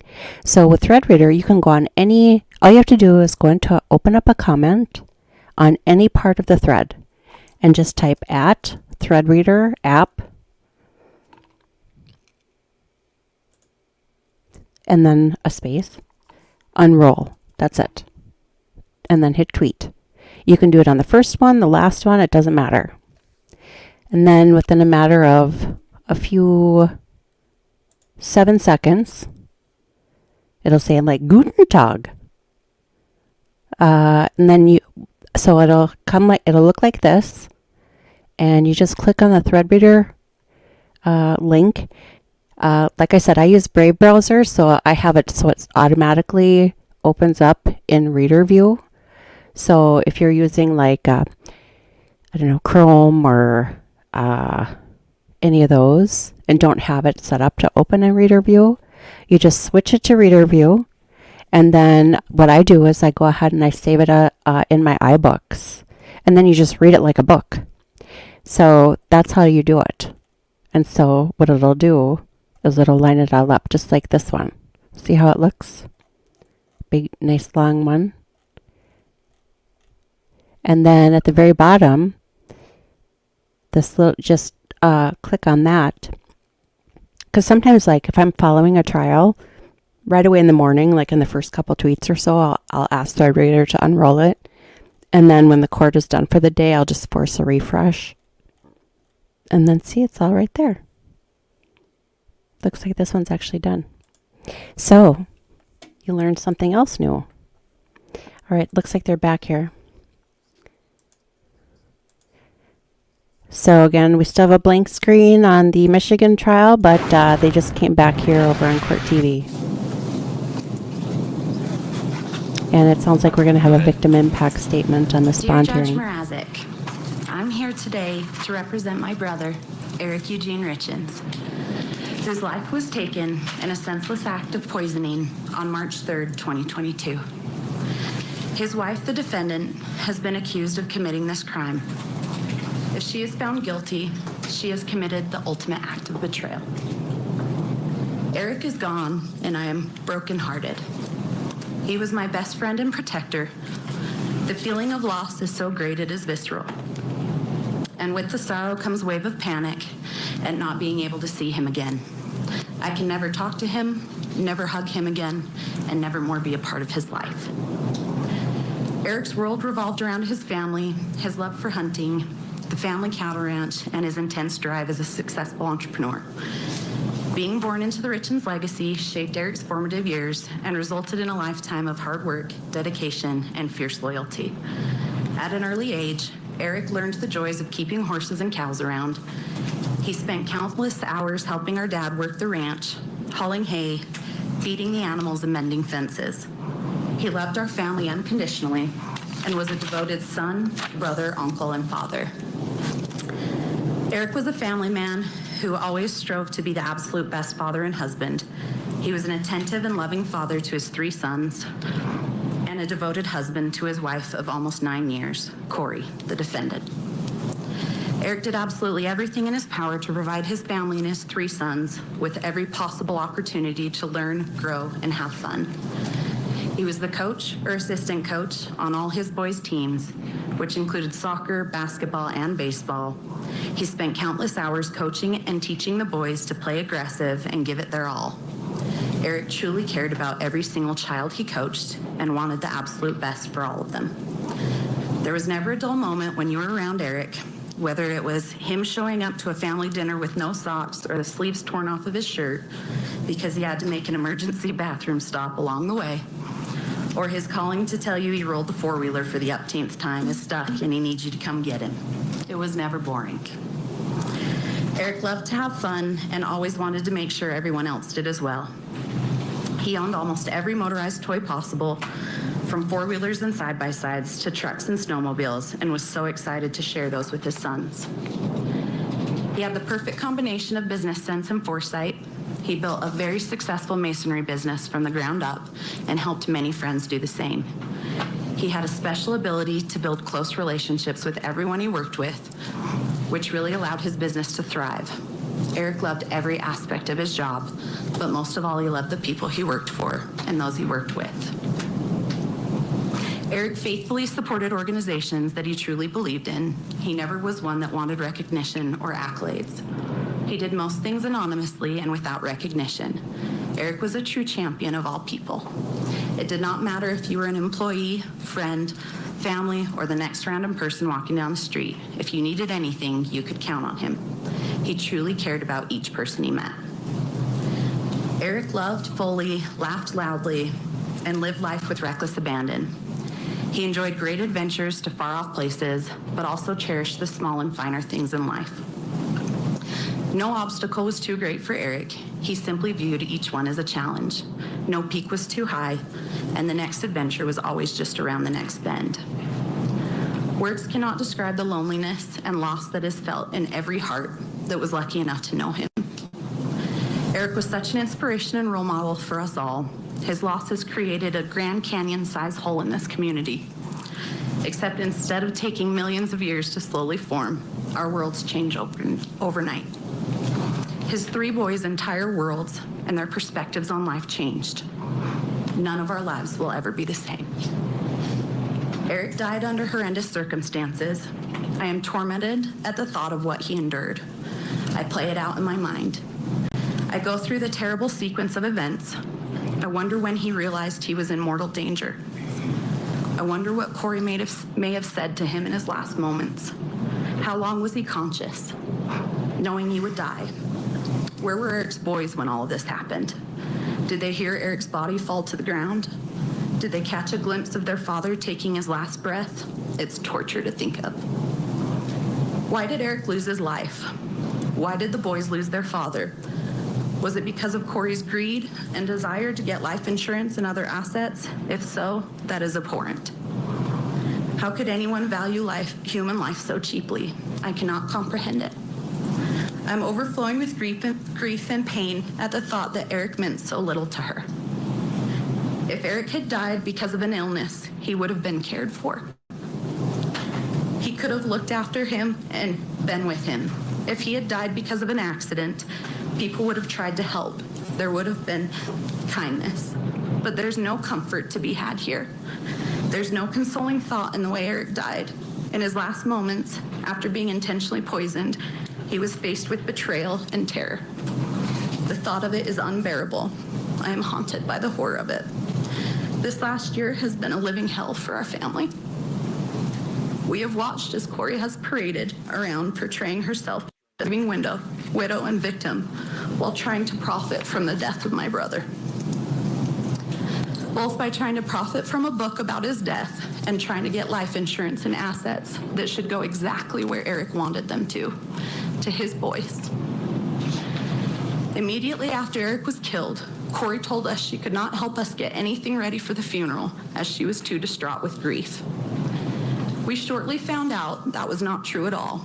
In fact, she pulled herself together enough to go close on the purchase of a $2 million home, hire a real estate agent, hire an architect to create CAD drawings of the home, hire a lawyer in order to file a lawsuit on Eric's trust, hire a locksmith to come break into and clean out my brother's safe, and attempt to have Eric cremated. She mustered up the strength and resolve to do most of this within 48 hours of his death. Kouri assaulted me. I will never forget the look in her eyes when she attacked me that Sunday morning. It was early and had been snowing most of the night. I was just getting ready to leave and heading out to the car when I saw a locksmith in Eric's detached garage starting to drill out his gun safe. I asked Kouri multiple times why we could not. All right, we need a break. We'll get you back for more right after this. Stay with us. I started hearing these stories about murder and stuff. Hi, Crime Spies. I'm about to be the biggest drug dealer. Well, you've got a really nice group going over on YouTube. Thank you so much for joining me this morning, Shar and Jamie. And there's someone earlier named with the initial L. We have Patriot Polywog over on Rumble. Good group over on Rumble, too. I guess Crime Spies is pretty lucky she stumbled across this trial this morning. Crime Spies has not had a whole lot of luck over on YouTube. I was, you know what else? I did notice the other day, there is something new I'm trying over on YouTube. Maybe that's part of it too. I don't know. But here's what I was just typing in. I want to show you again Victoria Valentine's courtroom over in Michigan. I just did a refresh right before they broke over on CourtTV. The victim's sister, Eric's sister, is giving a victim impact statement. And we were chatting over on YouTube. Shar and Jamie both said that they have not seen a victim impact statement during here's one of the comments. I believe this is the first time I've seen a witness impact statement at a bond hearing. Most bond hearings tend not to take, yeah.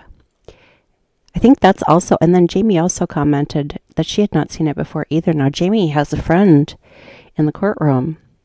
So we got a little inside baseball over here on Crime Spies. Thank you so much, Jamie.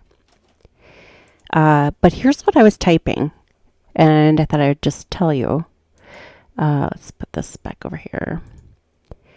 Okay, so we all know that there are counterfeit opioids running rampant throughout this country. But I think for me, innocent until proven guilty, yes. The state must bring charges that they can prove, in my opinion. There's been a couple trials recently where, in my opinion, the state did not prove murder 1, maybe murder 2, maybe conspiracy to commit murder, but they did not prove murder 1, and yet they're still convicted. So the state must prove beyond a reasonable doubt.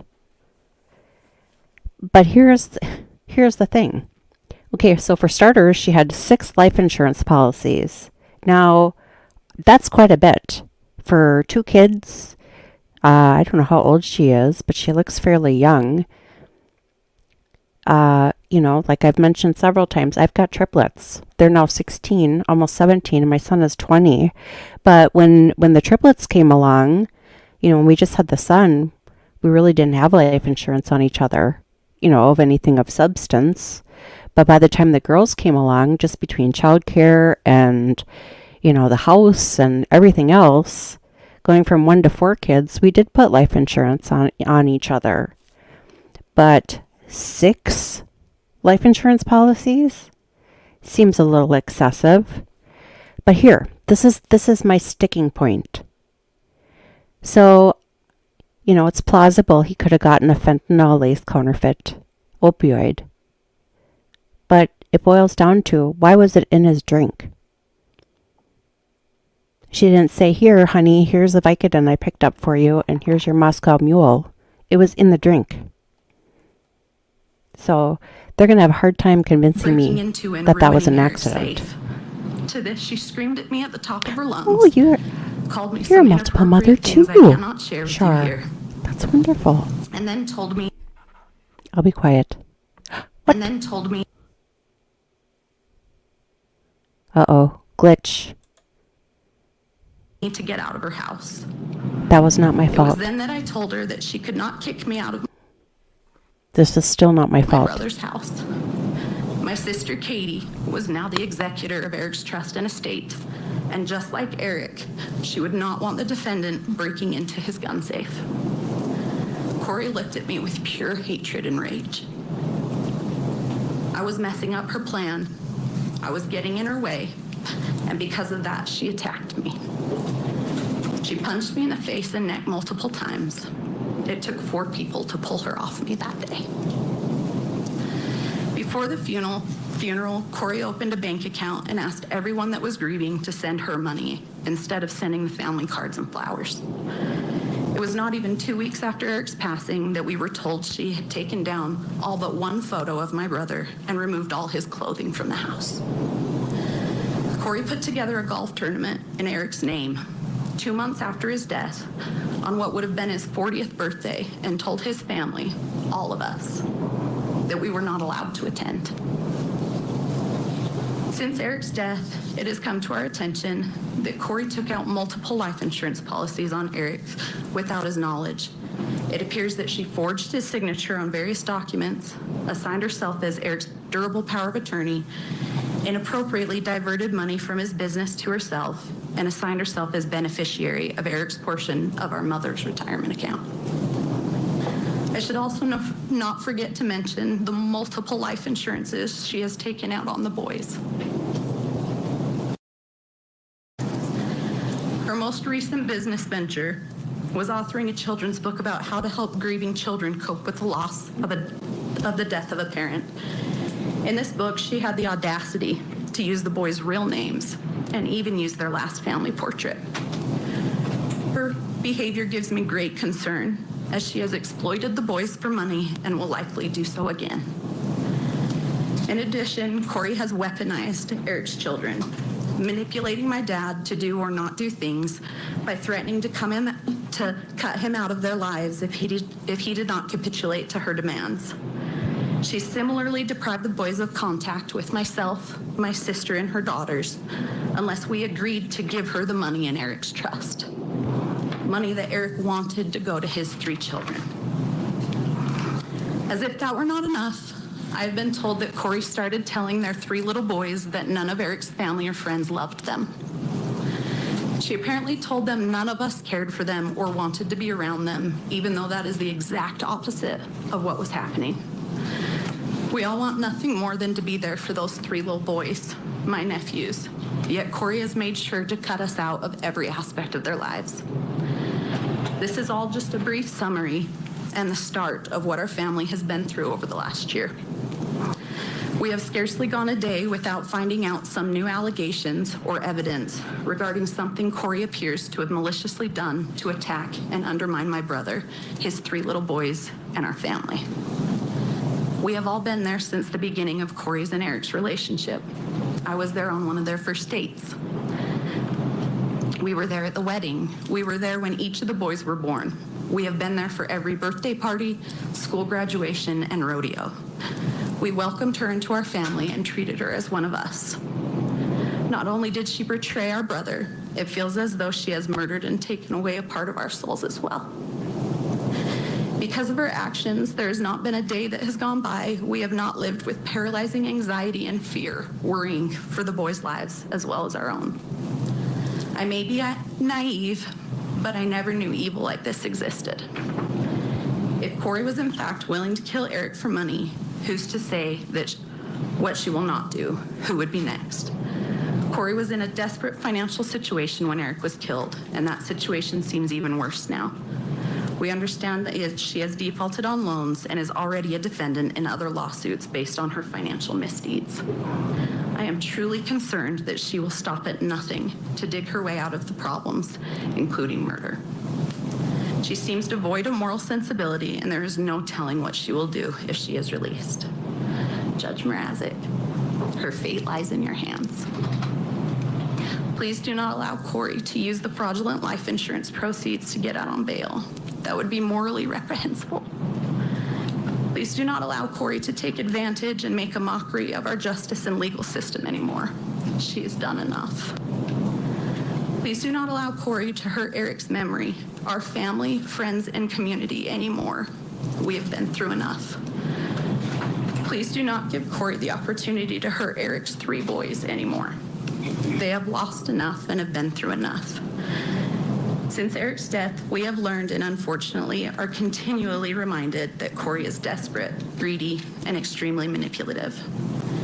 If she gets out on bail, I will be afraid not only for my own life and those of all of my family, but most importantly for the lives of Eric's 3 sons. Our family has already suffered enough.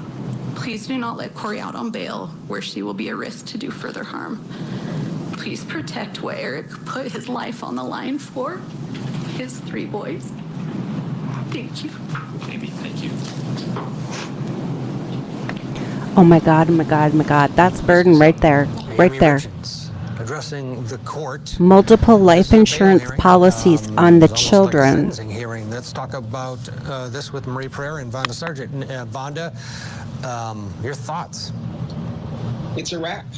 They fulfilled both the prongs of the requirement under the statute, and actually under the statute, they pretty much outsmarted the defense in calling her as a victim instead of a witness, because they couldn't cross-examine her, not that I think they would. And then under the statute, the court is allowed to, they called her under subsection 5 or subsection 6, but subsection 5 allows it to be substantial evidence, and the court can rely on anything that comes under subsection 5. So I think it's a wrap. I think that she will not get bail, and I think she'll be returned to her jail cell. That was disheartening to listen to if it's all true, to listen to everything that this woman has done. And I agree with the sister. I think that she is a substantial and clear convincing evidence has been presented that she's substantial danger to those individuals. And that threat part of it, Marie, was at the very end. Your thoughts? It's heartbreaking if in fact that she is guilty of doing all of these things. But I feel like it's extremely prejudicial because at the end of the day, there are potential jurors looking at this. Now, I tried cases in the Bronx and I'm not from Utah, but I feel like this is extremely prejudicial to the defendant at a time when this is not what we're here for. I feel like I'm in a time capsule, arraignment, bond hearing, trial, now victim impact statements. How is this even correct right now? Vonda, yeah, I mean, it does seem a bit more like a trial. It's a mini trial. But Utah statute, the people of Utah, that's how they want their criminal justice system to work. They have a specific statute. It's statute 77-20-1. They moved under subsection 2C. Then they used any other reliable source under section 5E. Then under subsection 6C, they allowed victims to testify. That's how the law in Utah works. Whether we agree with it or not, the people of Utah have voted in individuals, and that's the law that they want because that's the law they formulated. So, Maria, I agree with you, but that's how the law works in Utah. And the prosecution in the state has used it in their favor. Yeah, well, thanks for the lesson there of the local rules and regulations found on that, because it does put it into perspective. You're wondering what you're watching here, but that makes sense. Given that, Marie, state took advantage of the rules. They sure did. And might I add that Vonda is like the female Philip Dubé. I just want to say that. Thank you for all the information, because I really needed to understand that. And I appreciate the fact that you are like the walking law encyclopedia on this right now. I love it, yeah. No problem. And in fact, next up is going to be closing arguments. Both sides will be able to give one last pitch to the judge before the judge renders his decision over whether or not their bail will be given to court, or the option for bail for Kouri Richen. Vonda Sargent, thank you as always. Marie Pereira, thank you as always. Always enjoy having both of you on. We are going to get a break as we approach the top of the hour. When we come back, though, it's going to be time for this woman. Judge Ashley Wilcott is going to pick up our coverage. What do you think of all this? Is it a little different than we've seen in other bail hearings, which are pretty quick? Absolutely. This detention hearing is another term for it. I agree with you, Ted. It's very not typical, but on the other hand, it can happen. Clearly watching these witnesses, that's why I love Court TV. We really make it transparent to see how things are done differently everywhere. And coming up next, of course, we're going to bring you those closing arguments that Ted just mentioned being made to the judge in Utah versus Richen. Stay tuned here with us on Court TV, your front row seat to justice. Okay, people, I'm just going to shut this off. So I'm just hit the refresh in the Judge Victoria Valentine's courtroom. Jamie on YouTube said cameras are in the court, or Court TV. They said they are streaming on YouTube, so where else would it go? She thought Law&Crime said that they would be covering it. So again, a refresh, I'm not getting anything here. Maybe let's open up a different and just do it again. Judge Valentine courtroom. I forget what county it is. Oregon County? Oregon County? Oregon County, I think. No, Oakland County. Oakland County Court. Here, we're just going to share that. No, let's see. Share this.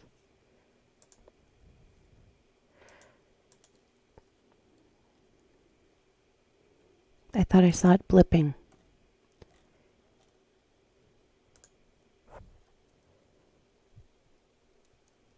Well, I'm taking the feed directly from Judge Victoria Valentine's courtroom. And I would assume, well, and that's kind of what I wanted to look and see if Court TV or Law&Crime or whoever else is going to be covering this. Which camera is better? So, for example, when I did Letitia Stouck trial, I used the WebEx feed because then I could monkey around with it versus using like Law&Crime or anybody else's. Plus, I don't like all the garbage on the screen, and I'd like to be able to zoom in on whoever's window. Yeah. This is brand new, all the way started from scratch, and we still have a blank here.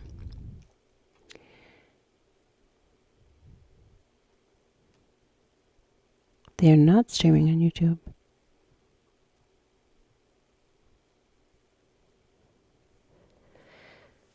Yeah, I don't, like I said, when I woke up this morning and I had my couple of cups of coffee and I was planning on going shopping for some, those spilling like vine kind of things that you put in your flower containers outside that spill out the side.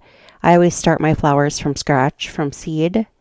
But, it's still pretty early here in Minnesota. So we've got a lot of green foliage out in the garden, but not a lot of flowers. And they don't really sell seeds for like the vines and the spillage. Because, you need the spike and you need the spill and the whatever. I don't know. I'm not the best gardener. So I thought, I'll go do that. And can't really remember what else I was going to do. I still got to work on my figure out a good weekly schedule. There's so much crime happening. So much. That Shea Business one that was mentioned earlier, Gisela True Crime, or Grizzly True Crime channel did on the Shea Business one. That was horrifying. Covering it, so I'm confused. Yeah, Jamie, I think we're all confused. I was under the impression this was supposed to start at 7 o'clock my time. Let's see how long Crime Spice has been on. 6 hours and 7 minutes. 6 hours and 7 minutes ago. And it took me like an hour before that because you have to make a thumbnail. You got to find a description. You got to get the stream started in StreamYard. Then you got to go to Rumble and do the RTMP. Shea Business and Boone are starting the same time. Oh, and the Boone one is terrible too. The suitcase. July 21st.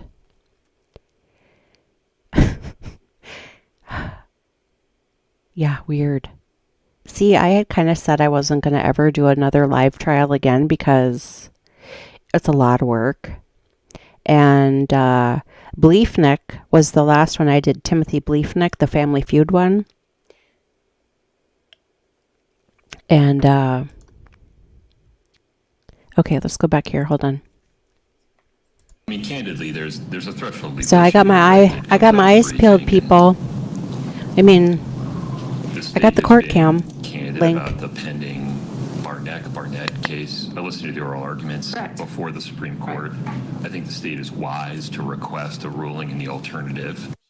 But I'm persuaded by the defendant's position that as a matter of law, while a defendant charged with a capital felony supported by substantial evidence does not have a right to bail, they can nonetheless request bail, and the district court retains discretion, at least under the current status of the Utah Code, to consider the request. So fast forward past that. I will do so. And don't necessarily disagree with what may or may come out of that case that's up on appeal. Right. With regard to the sufficiency of the evidence, I mean, we're here because of a really tragic circumstance, and I don't think any of us want to forget that. I mean, especially my client. She loved her kids, she loved her husband, but she's also charged now with his murder. And so I just don't necessarily want that to get lost on the court, that we understand the gravity of the situation. With regard to the evidence, I'm going to skip through most of it. I think the most important thing, if she poisoned him, is did she ever get it from CL? Was it ever requested from CL? I don't think the state has been able to draw that nexus. I don't disagree that CL was buying drugs. I think that's clear. She has a history of being a drug distributor. She was jammed up on 4 first-degree felonies. She had a potential federal case hanging over her, and then when they look at her phone, they find evidence of additional drug distribution as an entirely new charge. Pursuant to essentially the detective's testimony, is they walked her down the line of, I need more evidence, this is what we need to know, and provided evidence to her essentially until she got it right. And then she was released. When we look at the cell phone mapping, yes, we know that she went and picked up a check. We know that she was cleaning houses. We know she cashed a check. We know she picked up drugs, but they can't put her anywhere in the same vicinity of Kouri's phone. Because apparently the mapping's not available from Verizon, which somewhat surprises me, given it's Verizon. I think it's a length of time between the event and the request. Correct. But they have corroborating evidence for all the things about her buying and selling fentanyl. They have zero corroborating evidence for anything related to Kouri requesting it, her giving it to Kouri. She didn't tell anybody that she was buying it for Kouri. She never had anybody with her when she dropped it off. There's nothing to make the most important correlation in this, and that's that it was ever provided to Kouri, that Kouri ever requested it. There was no fentanyl or traces of fentanyl found in the home anywhere. And I think that's significant. I think if she had gotten 30 pills on at least 2 separate occasions, that's a lot of fentanyl. I mean, if one's lethal, all right, we're talking about a lot of fentanyl, and nothing is found, no traces anywhere, absolutely nothing. So I think the state's making a big leap in their evidence by saying, look, we have this girl, we know she's a drug dealer, we know she's buying fentanyl, but there's nothing to corroborate anything she says that ties it to Kouri. The glass, you know, Kouri tells them she made him a drink, right? The glass is there. No one thinks to bother to. Where's the evidence that the glass is present? Well, they didn't look for a glass, I guess is what I should say. Okay. So no glass was tested. So there's nothing to show that Kouri did anything to Eric. And by Detective O'Driscoll's testimony, it could have been accidental. I mean, it very well could have. And I think that, given the evidence presented today, is a very plausible situation. Being bad with money does not make you a murderer. Being bad at managing your accounts, makes you bad at math, but it doesn't make you a murderer. The other thing I think that's significant is by the testimony that came out today, the hard money loans that she owed, at least, far exceeded life insurance policy that was paid. And so even getting the life insurance money was not going to solve Kouri's problems, not even close to solving her problems.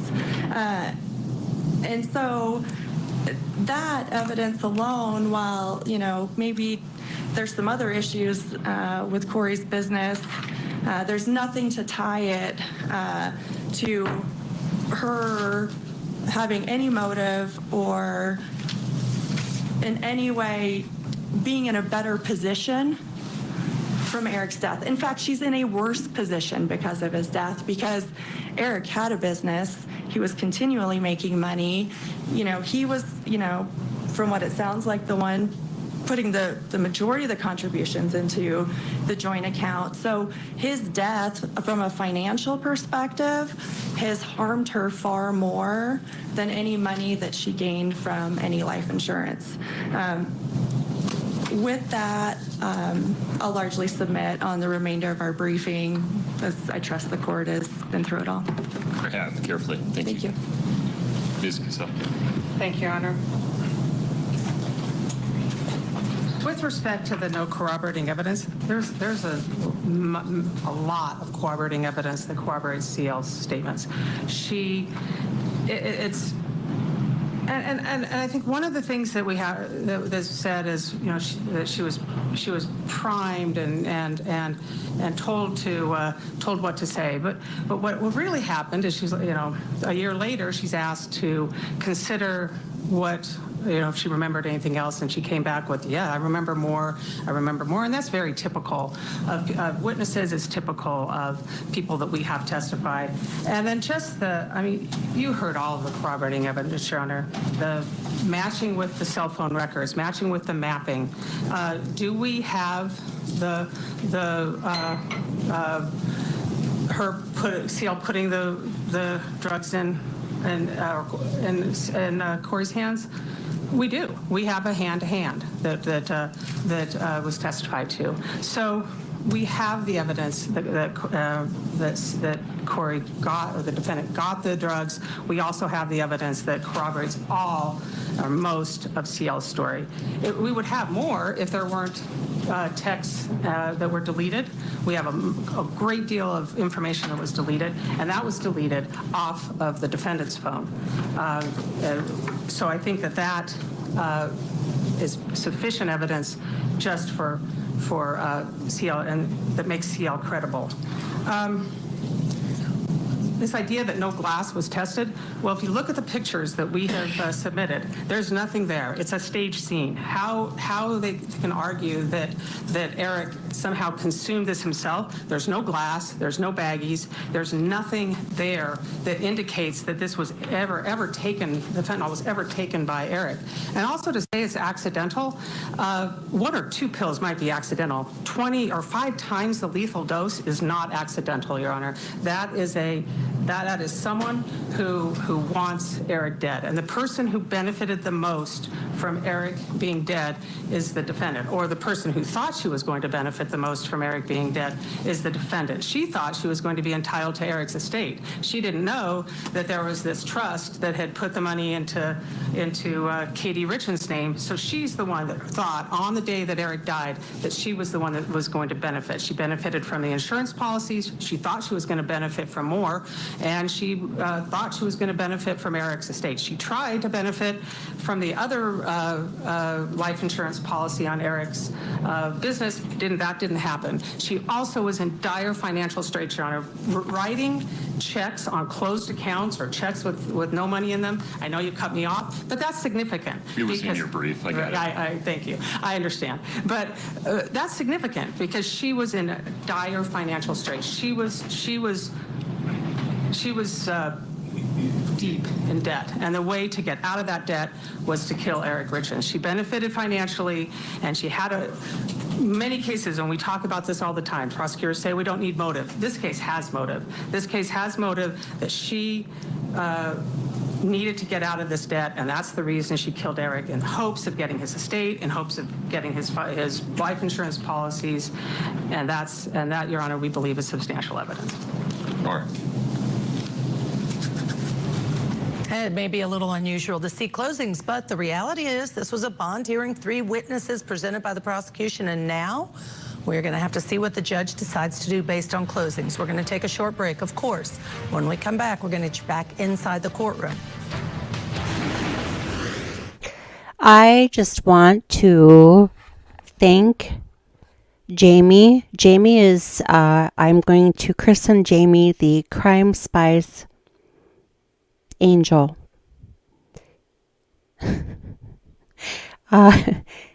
Jamie, you are now christened the Crime Spies Angel. She has informed me through chat, well, a little bit ago, she's got a friend or someone that's in the courtroom of the Michigan trial that we were so patiently waiting for. CourtTV kind of bait and switched us, but I mean, I really did want to see this Kouri Richens one too. But yes, Lefty, you can be the devil. Lefty can be the devil. Jamie is the angel, and Shar, I don't know. Shar is the I don't know. I have to come up with a name for Shar. I'm Queen. My kids call me Queen. It's a really long story. Lefty's happy he's the devil. I don't know if I'd be real happy about being Satan's sidekick. But knock yourself out. Okay, so back to Jamie. So Jamie's got someone who is in the Michigan courtroom, and what she said was, so jury selection was this morning. CourtTV has been advertising that, here, we'll even show you. See, CourtTV, live, Sleeping Father Death Trial, live. Okay. So I blame them. And then over here, this is Victoria Valentine, Judge Victoria Valentine's Michigan courtroom live stream. And as you can see, we have no camera. But Jamie was lucky enough to stumble across Crime Spies this morning, and with her inside baseball. So she said they've already had jury selection was seated, and then opening statements, and one witness has testified. And so I'm like, well, what the heck? But I mean, like I said, I wanted to watch this Kouri Richen's hearing anyway. So now she has said, since everything went so quickly today, they didn't get a feed up, but they will be uploading the feed from today, and going forward, we'll be live streaming on this court cam here. There's been a lot of interest in this Michigan thing, and like I said, I just found out about this morning, and I thought, oh my God, this is interesting. So I guess I'm glad I did, or I wouldn't have found all of you. Well, I would have found Lefty. I know Lefty from Dylan's Chatterooski.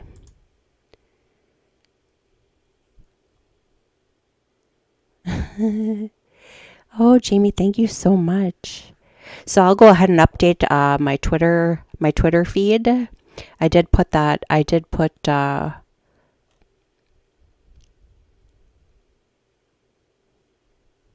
oh, wow, Crime Spies is really finding a lot of magnets today. Someone else just posted on Twitter they had no idea Rumble shows trials. Thanks for that. Yeah. Well, here's the thing. Rumble now has exclusive with Steven Crowder, and Dan Bongino only is on there because everybody and their brother has been kicked off of YouTube. I don't know if you guys follow the Shaming of Jay. I ran into him when I was doing, he was doing the Timothy Bleefnick trial in Illinois a few weeks ago, and so was I, and I stumbled across him. He just got demonetized over the weekend. I hate YouTube, but it's a way to find people, for sure. But over on Rumble, the true crime community is very undertapped over there. And Rumble's a little bit more friendly to content creators. They don't stick their nose in your business. I've already been put in YouTube jail, and I've only been around for 2 months. That's not fair. So, yeah. So anyway, back to this. So thank you again, Jamie. You are the Crime Spies angel.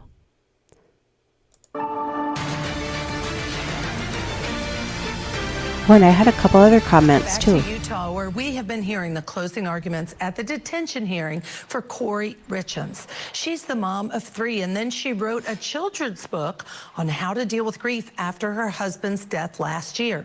More than a year later, she's now charged in his murder. Let's go back in now to hear the judge's decision. Here we go, people.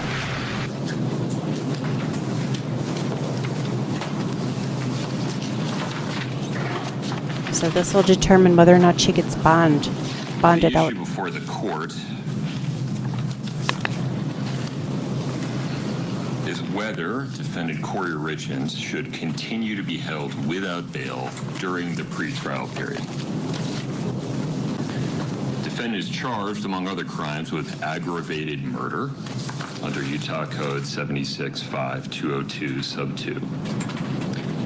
To convict defendant of this charge, the state must prove beyond a reasonable doubt at trial that defendant intentionally or knowingly caused the death of another individual under any one of the following circumstances: for pecuniary gain, or by means of the administration of a poison or of any lethal substance. Under Article 1, Section 8 of the Utah Constitution, a defendant charged with a capital offense has no right to bail if there is substantial evidence to support the capital charge. And under Utah Code 7720-201 sub 3, a charge of aggravated murder is considered a capital felony for the purposes of determining bail during the period before the state makes an election whether to file a notice of intent to seek the death penalty. Accordingly, at this time, the aggravated murder charge in this case is considered a capital felony. Moving Turning to the substantial evidence inquiry, having considered the evidence offered by the parties, both through live testimony today and by documents attached to their briefs, which the court has reviewed at length, and having had the opportunity to weigh the credibility of that evidence, the court determines the state's evidence, notwithstanding contradiction by defendant's evidence or arguments, could support a reasonable jury reaching a guilty verdict on the charge of aggravated murder. Indeed, a jury could reasonably choose to rely on the state's evidence regarding means and motive and consciousness of guilt, which includes evidence showing that Eric Richen died of fentanyl ingestion, that he was not known to be a user of illicit drugs other than the occasional THC gummy, that defendant purchased 15 to 30 fentanyl pills from CL approximately 1 month prior to Eric Richen's death. Cell phone mapping confirms, or at least indicates to a reasonable jury, that CL's phone was near the Maverick and Draper on February 11th, and that while there, CL's phone made calls to acquaintances, capital A acquaintances as listed in the testimony and the information, and sent texts to defendant Kouri Richens, and that CL's phone then traveled to Francis and then returned, was in Francis and then returned to Heber. We have CL's sworn testimony that she handed the fentanyl that she acquired to Kouri Richens in a hand-to-hand transaction in her driveway. We also have motive. At the time of Eric's death, defendant knew how the premarital agreement would operate, but was not aware that Eric had changed his estate plan. So at the time of Eric's death, defendant's subjective understanding was that she would get a greater share of the marital estate if Eric died during the marriage, as opposed to what she would receive under the premarital agreement if the parties divorced. Moreover, evidence admitted in the case shows that in the months leading to Eric's death, defendant's personal and business accounts were overdrawn. She was making significant recurring debt payments, many of which were to hard money lenders, and that her lines of credit or lines of credit available to her were maxed out. And at the time of his death, Eric's life was insured for approximately $1.2 million, not including the policy related to the buy-sell agreement, with defendant listed as the beneficiary. Moreover, we have evidence from which a jury could reasonably infer consciousness of guilt. We have evidence regarding the search history that was extracted from defendant's second phone after her first phone was seized. And then we have inconsistent statements made by defendant as compared to other evidence in the case regarding whether she called 911 immediately, whether she performed CPR, whether she did something else for the 15 minutes between discovering Eric dead and calling 911. In considering this evidence, a jury could reasonably choose to discount and find unpersuasive defendant's efforts to poke holes in the state's case. And in so doing, a reasonable jury could reach a verdict of guilty beyond a reasonable doubt on the charge of aggravated murder based on the state's evidence. For these reasons, the court determines there is substantial evidence to support the capital felony charge of aggravated murder against the defendant in this case. Having made that determination, the court considers whether it has discretion to grant defendant bail, notwithstanding that she has no right to bail under Article 1, Section 8 of the Utah Constitution. And having considered the arguments and authorities cited in the parties' briefing, the court determines as a matter of law that in the case of a capital felony that is supported by substantial evidence, while a defendant does not have a right to bail, the defendant may nonetheless still request bail, and the district court has discretion to grant bail if the circumstances warrant doing so. But the circumstances of this case weigh soundly against granting pretrial release of any kind. First, defendant is charged with aggravated murder, which carries the possibility of sentences as severe as the death penalty and no less severe than an indeterminate prison term of 25 years to life. The severity of those sanctions, the severity of the sanctions that follow a conviction for aggravated murder creates a powerful incentive for a defendant to resort to desperate acts that might include harming themselves, harming the members of their family, or harming witnesses in the case. Because an incentive this powerful cannot be adequately managed in the community, it weighs heavily against granting any form of pretrial release. Second, the state has offered substantial evidence that defendant procured fentanyl on more than one occasion, and on at least one occasion deployed that fentanyl to cause the death of another person. As a general matter, an individual who is capable of this kind of decision-making is not a good candidate for supervision in the community.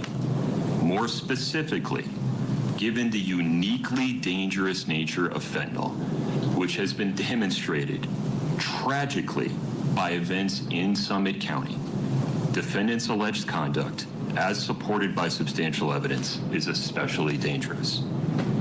Indeed, these circumstances constitute clear and convincing evidence that defendant would pose a substantial danger to the community if released on bail, a substantial danger that cannot be adequately managed by any combination of conditions of pretrial release that are available in Summit County. For these reasons, the court finds the circumstances of this case, as supported by substantial evidence, weigh soundly against any form of pretrial release. The state's motion for pretrial detention is granted. Defendant Kouri Richen shall continue to be detained without bail during the time she awaits trial or other resolution of the criminal charges against her. Ms. Richen, you have the right to an expedited appeal of the court's ruling today. You must file a notice of appeal within 30 days of the court's ruling, and you have the right to be represented by counsel on that appeal. Let's pause there for a moment. Ms. Cassell, any questions? No, Your Honor. Thank you. Ms. Lozaro, No, Your Honor, thank you. where do we go from here? Are you prepared to set a preliminary hearing? I don't think so, because I think just based on the state's briefing and evidence provided, there's a lot of stuff that I don't. All right, a lot to talk about. I want to welcome my guests for this hour. It's Monday, so I've got my criminal defense attorneys, Jack Rice, Josh Schiffer. Thank you both for joining me. So much to talk about. The first thing I want to do is, just for those unfamiliar with the system, that bail and bond are two different things. Bail is the amount set for a family to pay. Bond is when you have some third-party financial agreement, like a bail bondsman who's going to pay that amount or a portion thereof to get you out of jail. So we know this judge has said no bail for you. You stay in detention, and basically evidence could support a guilty verdict if it goes to trial, and consciousness of guilt as well as motive. He summed it all up, but tell me what you all think. Let me start with Josh first. Yay, I get to go first. And the judge is totally right to make this decision. So setting bonds, allowing pretrial release, the courts have come out, and most people are entitled to some form of pretrial release unless the state has made a specific kind of showing. Now that changes, especially statutorily, when you get to the more complex and major cases, as the judge really did a good job setting out on the record that because it's a capital case, you're not entitled to a bond or bail like you might be for some lesser charges. And then the judge went through the common factors, and there are factors, the Ayala factors, that courts have developed in order to determine when someone is more better case for bond or bail or whatever your community calls it, and when you're not. And a lot of those have to deal with ties to the community, likelihood of a future felony or a similar felony happening, prior record, connections, the ability to manipulate or change witnesses out there. But you have this alleged presumption of innocence. Problem is, when it gets to a murder, that disappears really, really quickly, especially after the state is given an opportunity with limited evidentiary rules to set forth what they believe the case is going to be about. And they're going to drop all of these untested theories and factual allegations to the court. There's not really a due process opportunity to thoroughly vet those allegations. This isn't a fact-finding portion of the case the way that testimony would be. It's a lot of allegations about what you believe and what you want, and the judge makes a decision. The judge is well within their range to deny bond with this factual set of circumstances. I think even Jack will agree with that, as much as we both regret not having the presumption. Now, Jack, Josh took all your time, so we have to take a break. I'm just kidding. I am just kidding. Just kidding. So I just want to point out, though, the video that we were just watching is of her post what the judge had to say. So here she is, the defendant, Kouri Richen, after the judge had said no bail for you. Jack, what are your thoughts? You know, what I really think gets to me is this, is that we all are supposed to have a presumption of innocence. In other words, we didn't do it until the state proves that we did it. And the problem with these kinds of hearings at this point is there is no proof. There is no due process. There is none of that here. What you get is a set of statements from the state that say, here is what the answer is. Well, that doesn't necessarily mean that it's true. And so that's a real problem. Also, if you think about Ms. Richen here, what we have is somebody who has no criminal record of any kind. She has long-standing connections to the community. There's nothing that says that she's going to flee other than the allegations themselves. But every jurisdiction is different. Every state is different. And what we see is in Utah, the Constitution says with these kinds of cases, with capital murder cases and others, they can actually hold you without bail. So for instance, in Minnesota, you are obligated to set bail no matter what the charge is. But in a case like this, the court looked at this very thoroughly and actually made a judgment call on the quality, I would argue, of the state's alleged facts. And so much for that presumption of innocence again. This is a perfect example where we say certain things, but sometimes it doesn't really mean anything in these early stages. And these people sit in custody and wait for their trial. And we've seen what happens to somebody who sits in a jail cell for 3 months, 6 months, a year. By the time trials start, some of these people are literally shells of what they once were. We'll see. But I do appreciate that you pointed out there's a difference in different states between the state laws. And he made very, very clear there's no right in this case because under the Utah law, we do need to take a break. Constitution, by the way. Yeah, constitutional law. And one of the things I'm going to talk to you about at some point, because we do have to take a break, is the reality of it did give an opportunity for free discovery, so to speak. They just got a good look at the state's case. Is that enough? You let us know what you think. Up next, we're going to take you to Michigan for opening statements in the Sleeping Dad death trial. Stay with us. Aha. Your front row seat. Jamie, ding, ding, ding, ding, ding, ding, Jamie / Crime Spies Angel. Okay, so the court, see, I'm wondering if this wasn't planned, to be honest with you. So a couple things I wanted to mention. Number one, thanks again to Jamie for stumbling across Crime Spies this morning. As I mentioned, I saw this was going to be on the schedule. You can see at the bottom of the screen here, it says CourtTV live, Sleeping Father death trial live. And so I haven't even had breakfast, so I apologize for eating cheese poofs in front of you. That's very bad manners, but I'm starving like Marvin. It's 2:30. I haven't eaten all day. Okay, so here's a couple things I wanted to mention really fast. So Jamie, a little while ago, she had mentioned she's got a friend in the courtroom. And so a little bit ago, she had mentioned the fact that, so I've got this tab open that's the judge's chambers court cam. And she had said that her friend in the courtroom said, oh, yeah, well, they're done for the day. This was like, what, half hour ago, I suppose, Jamie? And I'm like, what? And she goes, oh, yeah, their opening statement's already done and there's already been one witness. And I'm like, what?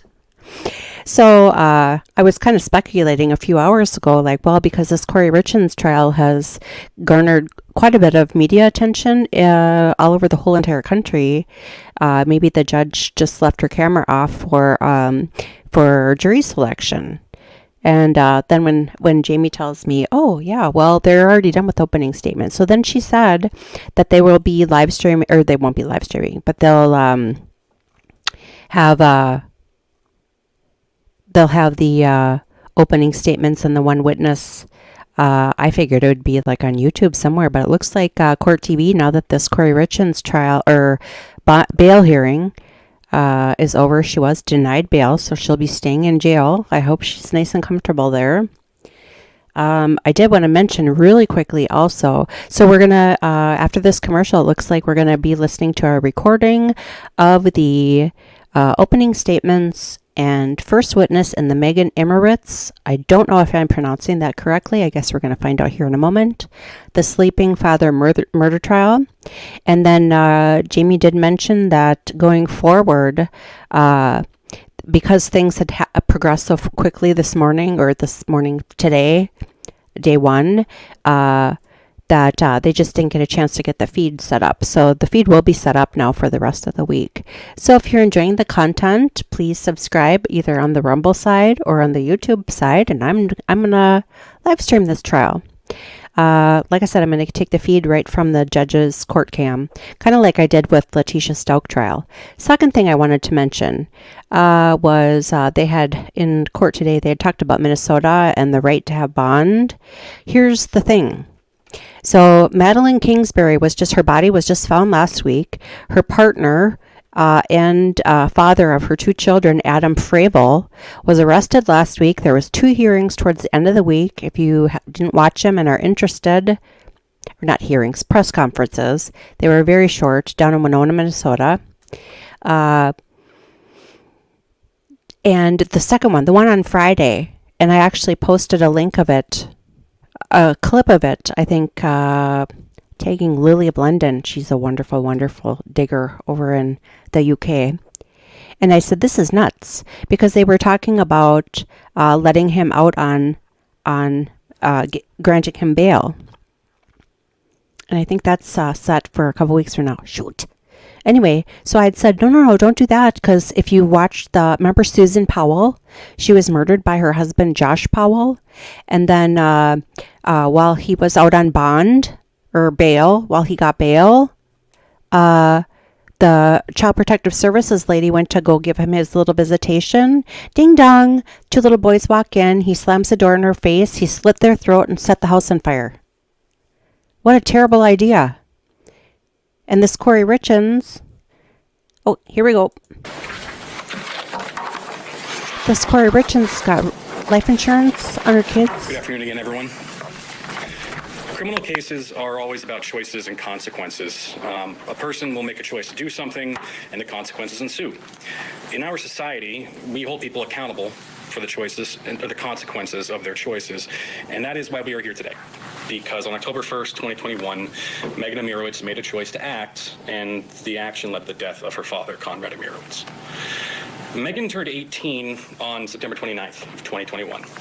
She was supposed to have a birthday party on the night of October 1st, 2021. She'd also made a hair appointment that day, so she was going to go and get her hair done and then go to this birthday party. So she woke up at home on October 1st, at the home she shares with her father, Konrad, and that was in Ortonville, Michigan, here in Oakland County. Now, Megan does not drive, so she needed Konrad to take her to the hair appointment. So she goes to get him, and she finds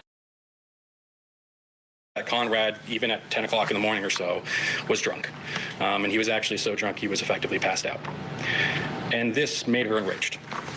I think this was probably the straw that broke the camel's back in terms of the drinking, because it was a common occurrence. It was supposed to be her birthday party. That's supposed to be a good day. 18th birthday party with your friends. And now he was being drunk again and endangering it. And she absolutely blew her lid. So they started arguing. She wakes him up. They're talking. He's still extremely drunk. You're going to find out that even later, when people first got there, he was still kind of out of it. And that he was still very drunk even then. And she starts throwing things at him. Just everything that's lying around. And you're going to see in the photos, there was a lot of stuff lying around. But one of the things that you're going to find out that she admitted to throwing at him was water.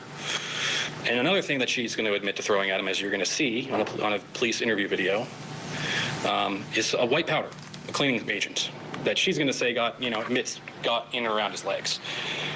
The product, of course, was lye. And I think you're going to find that the statement that there was a little bit of white powder was probably an understatement that she made to protect herself, because it was not just a little bit of white powder. Lye, of course, is a common product. It's an alkali. We use it in tons of things, soap, fertilizer, but it's also a household cleaner. It's available at pretty much any store. You can buy it at Ace Hardware, and it's used very commonly for dry cleaning, or for drain cleaning. It is dangerous to humans. Enough so that, as you're likely going to see, the bottle of lye in this particular case that was found at the scene has a big red skull and crossbones on the front. It says dangerous burns and other warnings right there on the front. It's useful stuff, but it is very dangerous. It's the sort of thing that you get out as the chemical big gun when the regular stuff that you use at home doesn't work. So she puts this on him, and it gets everywhere, and it's all over his skin because, unfortunately, Konrad was asleep on the couch and he was effectively naked at the time. So all of this got in direct contact with his skin. Now, Megan has a friend come and pick her up, and she leaves to go to her hair appointment. Konrad is still passed out. So this stuff is just sitting on him, eating away at his flesh for a very long time. He doesn't wake up. It's a couple hours later when Megan calls a friend named Kayla from down the street to go and check on her dad, because Megan's out. She's trying to use the credit card. It's not working, and so she needs the number. So she calls Kayla, says, hey, can you go check on my dad and get the credit card? So Kayla goes in, walks in the house. It's unlocked. She walks up the stairs, turns to the left, and there's the couch where Konrad still is, and there he is. He's covered in what we're going to find out are burns, chemical burns, that cover approximately 41% of his body. They are black. They are thick. They are deep. They are not going to be pleasant to look at. She calls Megan, of course, and talks to her. Megan kind of just dismissive, doesn't really acknowledge what's going on. Kayla also calls her mom. She also calls Austin Imirowicz, who is Konrad's oldest son and Megan's older brother. Austin tells her to call 911. Of course, they show up. He's immediately taken by EMS to the hospital, to Ascension Genesis. And then it's there that Konrad says to Austin and another friend who was with him, Lucas Kobe, in hearing of a nurse, whoever hears this, that Megan threw some powder on him. This nurse, now believing that this might be an assault, calls 911 to report it as an assault, and the Michigan State Police get involved and start investigating. They eventually go locate where she is, which is at a hotel, when they finally get to talk to her. She's outside with some friends in a car. They go up to the vehicle. They ask if they can talk to her. She steps out, and she gives the interview that I've kind of already mentioned, where she effectively admits that she threw these things at her father. Konrad was in very bad shape, even then. On that same day, he's transferred to the burn unit at Hurley Medical Center in Flint. So he's there from October 1st until March 3rd, 2022. There's 153 days that they are trying to save his life. In that time, he has repeated infections from the wounds. He goes on dialysis because his kidneys are shot. He has both of his legs amputated. He has tracheotomy, and lots of other things go on while he's there. At the end of the 153 days, he goes home on hospice because he's decided to take himself off life support. He dies 3 days later at home on March 6, 2022. As I said, Megan Imirowicz made a choice, and the consequence led to the death of her father.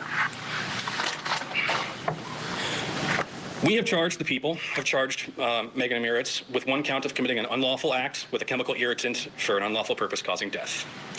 This requires us to prove these are the elements of the offense. Mr. DeSantis. Yes. Can you wait outside? Can you stay in the hall? That's okay. Thank you. So the elements of the offense are the things I have to prove. They're the only things I have to prove. Now, you probably heard of words like motive. I don't have to prove motive. I think we will, but I don't think I have to. What I do have to prove is that on or about October 1st, 2021, in Oakland County, Michigan, that the defendant placed, used, or released a substance. That substance then was that she possessed, placed, used, or released was a chemical irritant. The law defines that as a solid, liquid, or gas that through its chemical or physical properties, alone or in combination with one or more other substances, can be used to produce an irritant effect in humans, animals, or plants. Third, that the defendant possessed, placed, used, or released the chemical irritant to frighten, terrorize, intimidate, threaten, harass, injure, assault, batter, or kill Konrad Imirowicz. Fourth, the possession, placement, or use or release of the chemical irritant resulted in the death of Konrad Imirowicz. Now, I want to talk for a moment about the third element there. That's the intent element. She did it for the purpose of this, right? You're going to have, generally this is one of those places where in a criminal case you have to infer intent. People don't usually declare out loud, what they were trying to do when they do something illegal. You do not have to all agree upon which intent of the list that you have there that it is. One of you may think it was to scare him. One of you may think it was to hurt him. One of you may think it was to kill him. You don't all have to agree on that part. A verdict has to be unanimous. But your rationale for getting there here does not. I think it's going to be pretty clear what the intent was. You only throw things at someone when you want to hit them with it. You only do that when you're angry. And you only throw things or put things on people when you want to hurt them or scare them or do any one of those things that you want to do that's a negative action towards them because you're upset and angry. And I would say this, I think you only put drain cleaner on someone when you want to hurt them or scare them. It is unfortunate that he was not in the kind of condition to wake up. She's also charged in an alternate with one count of domestic assault. So this is a charge you can consider if you don't all agree on count one of the unlawful use of chemical irritants. That says that the defendant assaulted and battered Konrad Imirowicz. A battery is defined as a forceful, violent, or offensive touching of a person or something closely connected with them. And then it must have been intended by the defendant, that is not an accident, for the actual touching, and it must have been against Konrad Imirowicz's will. An assault is basically a battery that's not complete. So if I throw a punch at you, like this to scare you, it doesn't hit you, that's an assault, but not a battery. If I connect on the punch, that's a battery. Okay, so that's the difference. Assault cannot happen by accident. Second, at the time Konrad Imirowicz was a resident or former resident of the same household. So that's the domestic assault charge, that's the alternate. That's something for you to consider if you don't all agree on count one. Now, the standard to which I have to prove these things is beyond a reasonable doubt, which is a phrase we've heard a lot already. It's a bit of a cliche to say that a criminal case is like a puzzle, but it is a useful way of analogizing this.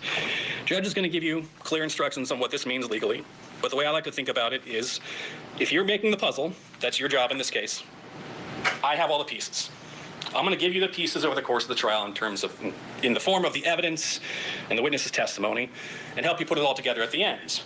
And when you make a puzzle, I think you all agree, at some point there comes, when you're doing it, a moment when you know what the picture of the puzzle is, even though the puzzle is not 100% complete, right? There will be pieces missing. There might even be a big gap missing, right? Because our standard is not 100%. It's not beyond a shadow of a doubt. You can't know anything beyond a shadow of a doubt where you are. The only way you could know that was if you were a witness. And if you had been there, if you had seen it. And then you wouldn't be in this chair, you'd be in that one, right? So our standard is beyond a reasonable doubt. A clear, honest doubt arising out of the evidence or lack of evidence. Ladies and gentlemen, I want to thank you for your patience and your patience and consideration to come. I believe when the proofs in this case are complete, you're going to be able to kind of answer the question that I had told you in jury selection a case is about. What happened, and did what happened break the law? I think you will have the evidence you need to determine the truth of what happened on October 1st, on what happened to Konrad Imirowicz, why he died, how he died, and who was responsible for it. I think the evidence is going to show that Megan Imirowicz made that choice, and it killed her father. So at the end of this trial, I ask you for a verdict that holds her responsible for her choices, and that will be a verdict of guilty as charged. Thank you. Fairly short opening by the state. Let me know what you think at Ashley Court TV. Up next, we're going to have the defense's opening statement. Stay tuned. Michigan daughter now facing charges. Megan is accused of throwing lye and water on her own father while he was sleeping. The chemical reaction caused severe burns and ultimately his death. Police caught up with the daughter, and she was arrested soon after. The teen faces life in prison if convicted. And CourtTV will bring you inside the courtroom for every moment. The Sleeping Father Death Trial. Live coverage today, only on CourtTV. What are you doing? Live coverage today at 2:45 p.m. Central Standard Time, 3:45 p.m. Again, thank you to Jamie in the YouTube chat for giving some inside baseball on what's going on in the Michigan versus Megan Imirowicz trial. This morning was jury selection, then the jury was seated, and opening statements. As you can see, this prosecution opening statement was very, very short. Opening statements and one witness happened so quickly they did not have a chance to put the live feed up on the judge's court camera. So CourtTV finished up the Kouri Richen's bail bond hearing this morning. And then right after that, there was like a little commentary and then a commercial. And then they came in with this recorded version of the opening statements. And there will be a witness, according to Jamie. And again, thank you so much, Jamie, for giving us your inside baseball on what's going on, because Crime Spies has been frustrated and confused. So, but apparently, again, according to Jamie, she did say now going forward, starting tomorrow, I believe she said 10 a.m. Eastern time, which would be 9 a.m. Central time, 7 a.m. Pacific time, 8 a.m. Mountain time. Going forward, the judge's court camera will be on. I don't like using CourtTV or Law&Crime if I can find the direct feed, like with Letitia Stouck. There was a direct feed through WebEx. So that's what we'll do going forward. But today we don't have a choice. So we're going to just continue with this. But honest to God, I wanted to watch the Kouri Richen's bail bond hearing. Okay, so this is interesting. Now, where did I put it? So if you were watching with us, Jamie and Shar and Lefty, I don't know if Lefty came in towards the end of the Kouri Richen's hearing, but we were kind of confused. Neither Shar nor I had ever heard of a victim impact statement after the three witnesses during the bail hearing. Turns out it was kind of like a little loophole getting that testimony in, which basically sealed the deal because there was a burden on the state to prove that there was imminent danger to herself or someone else or flight risk. And up until even through witness 3, they really didn't have anything to support granting her bail until the victim's sister gave her a victim impact statement, which led that testimony in, which then the court ended up denying Kouri Richen's her bail. Life in prison if convicted by this jury. We want to get you back into the courtroom now as the defense is beginning their opening statements. I want to let everybody know that you still haven't heard any evidence. It's early in this case. Now, what happened on that day was tragic, no question, but there's some more facts you need to know. His son, when he went to the hospital, talked to him. When he went to the hospital, his statements were, "I don't remember what happened." Mr. Imirowicz said that. When the young lady who was checking on him comes in, she walks in and says hello, and he responds. He didn't feel anything at that point in time. This is several hours later. His blood alcohol level was very high. And his son said, "Look what he told me, him and Megan had a fight." Okay. They had a fight, they had an argument. She admitted she threw some bread at him and a couple other things. But that doesn't mean that she threw this stuff at him. Okay? Now, if you look at his blood alcohol level when he goes into the hospital, it's extremely high. And several hours earlier, frankly, he would have been dead if he had that blood alcohol level and hadn't been drinking. But he admitted to the Sun that after the argument, he was drinking again. Now, this stuff is all over his body. He went to take a nap. It was all over his body. The only one hands who have any damage are his. He's been rubbing this in. He's been sitting there, but he didn't feel anything. All right? This is a tragic situation. Throughout all the medical records, and I think we're going to admit the medical records, there's total probably 20,000 pages. Never once does he say, I remember what happened. Never once does he say Megan did it. Never once does he say or blame anyone for this. Now, he went through a horrific experience. Hi, Lily. But he was also an extreme alcoholic. So, this is a bad situation. You're going to have to look at all the facts, all the situation, listen to all the testimony, and make up your mind. Now, it's early. You haven't heard anything. Please listen to everything and make up your mind. Okay? And thank you for your cooperation. Mr. Miller? Wow, fast. Short opening by the prosecution, and even shorter opening by the defense. Stay tuned. We're approaching the top of the hour. Michael Well, no Ayala wonder will they be didn't joining set up me a as we court hear from cam. the very first witness in the sleeping father death trial. Stay tuned. Court TV, your front row seat to justice. Hi, Lily of London. Did you see Absurd Beats is here? We got some UK presence in Crime Spies this morning. I'm shocked. I never have anybody over on YouTube. This is wonderful. This is wonderful. Who have we got over here on Rumble? Absurd Beats, I swear to God, I had just checked the Rumble chat. So let's go over your questions. We got 6 people over on Rumble. That's Rumble. That's awesome. I never have this kind of traction. The defendant was 18 at the time that she committed this crime, which was October 1st, 2021. I'm sorry, I'm eating a Twizzler. I haven't had breakfast. Twizzlers. The breakfast of champions. The breakfast of crime spies. Yeah.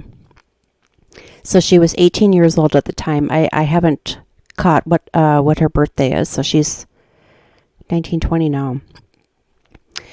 We were discussing Lily of London, who is an absolute fantastic follow over on Twitter. She also has a YouTube channel as well, so if you wouldn't mind subscribing to Lily of London's YouTube channel and also Absurd Beats. He's a UK musician and producer. But Lily says lye powder plus water causes an, I don't know what that word is. I don't know how to pronounce it. Reaction resulting in temperatures up to 200 degrees Fahrenheit. And he didn't wake up with 5 question marks. Yeah, in some of the articles I read, it said drain cleaner. And then in other articles, it says lye and water, which caused the reaction. He was burned 41% of his body. And I thought I had read he had died. He was hospitalized and ended up succumbing to his injuries. I thought I saw was 5 months. Exothermic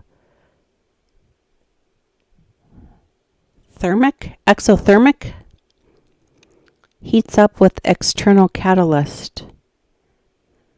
Okay, that's weird because, okay, so I'm Norwegian. According to my brother who took the 23andMe test, I'm 94% Norwegian. I live in Minnesota, which is why I have an accent of like the people in the movie Fargo. I've tried to kick it, and it's still here. I'm 53. I'm not sure it's going to go anywhere. Anywho, So here in Minnesota, the Norwegians, my grandma was 100% Norwegian. So it was, well, basically everybody in my family except for my wee bit Scotch-Irish paternal grandfather was Norwegian, thus the 94%. But so every holiday we had lutefisk. And, I don't mind the other Norwegian delicious dishes like lefse or the cookies. There was krumkake, there was rosettes. I wonder if the saltwater pork dumplings were Norwegian, because she made those too, my grandma. Anyhow, lutefisk, disgusting. So why would you take perfectly good cod and instead of doing like the British do and deep frying it in some type of beer batter? No. The Norwegians, back before refrigerators were invented, they would use lye as the preservative. So when you make lutefisk, you buy the kind that's preserved in lye. I'm not kidding. And you soak the lye out of it, and then you bake it. And when we were a kid, up until I was 18, we had to eat a big giant spoonful of it. And it's like a texture thing. It's like kind of like a jelly. It's gross. It's like eating fish flavored snot, in my opinion. It's not good. It's not good. So when I was 18, my dad goes, "Here comes some lutefisk." I'm like, no, I'm 18 now. You can't tell me I have to eat that. And that was the end of eating lutefisk. It stinks up the whole house. It's disgusting. Okay, back on here. Oh, shoot, where's my little thing? Konrad Imirowicz suffered severe burns all over his body and was hospitalized for months before he died of his injuries 5 months later in early March of 2022.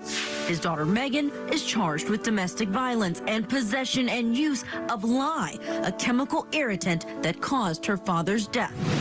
If Megan Imirowicz is convicted, she could be sentenced up to life in prison. All right, Judge, I got to check in with you before we go back to court here. We've heard opening statements at this point. You and I were speculating last week as to maybe there was some underlying abuse here, maybe. We didn't know. Maybe this was going to be a self-defense case by the defense. Didn't turn out that way. This is really just a simple case of, did she do it? At least the defense is saying to the prosecution, prove that she did it, right? And the prosecution is saying, this is a girl here who picked up something she shouldn't have picked it up, threw it at her dad. It caused all these problems for him and eventually causing his death. They also kind of admitted in their opening, I thought, a little bit too much that, hey, if you can't find that, there's always this domestic assault. But I almost think they had to admit that, Michael, for this reason. I think that the evidence is going to show that she did throw things on her father. She admits that. I think that it may be a situation. Now, the defense hasn't conceded that, Judge. There's a witness expected that will share that she admitted she threw stuff on him. That she told, I think her brother Austin, but that may not be the right witness. Don't hold me to that. So I think we're going to see evidence to that effect. But the reality is I don't think she meant to throw necessarily lye on him or for him to incur the burns and then die. But also the reality is we're going to hear testimony, I expect, that he often drank too much and passed out. Now, I don't know that that's abuse, but I think that's going to come into play. Oh, that'll be a big part of this case. It all depends on how the jury sort of received that information as to how they look at her. And you were talking about a witness. Yes. We're going to take folks into court right now. The first witness on the stand is the defendant's former friend. Her name is Kayla Bousquet. And she did a lot of texting back and forth with Megan, and I think she might be able to provide some information. Let's get into the courtroom for her direct examination. Ma'am, before you be seated, can you raise your right hand to be sworn? Yes. Under penalty of perjury, solemnly swear affirm the testimony you're about to give before this court today is the truth, the whole truth, and nothing but the truth. Yes.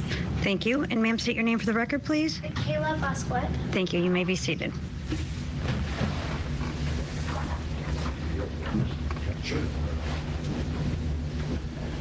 Good afternoon. Hi. Can you state and spell your name for the record, please? Kayla Renee Bousquet, Kayla Renee Bousquette.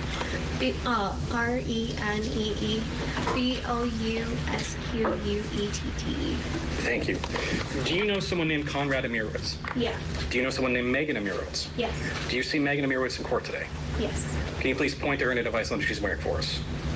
the blouse. Like, under her blouse. Judge, I'd ask the record to reflect the witness identify the defendant. Mr. Miller? That's fine, Judge. So noted. Thank you. And how do you know Ms. Imirowicz? We used to be friends. All right. You said you used to be friends. Yeah. How long were you friends? For about 4 or 5 years. 4 or 5 years? Yeah. Okay. Did you go to the same school? Yes. Did you live near? Yes. And in what town do you live? Ortonville, or Groveland. And that's in Oakland County, Michigan? Yeah. All right. How far away from her house did you live? About 5 minutes walking, a minute or two driving. Okay, 5 minutes walking, a minute or two driving. And did you know her family well? Yes. All right, so you knew Konrad Imirowicz? Yes. Did you know Austin Imirowicz? Yes. What was your relationship with Austin Imirowicz? We were friends. Okay.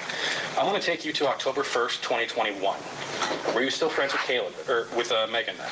Yes. All right. And how old were you at that time?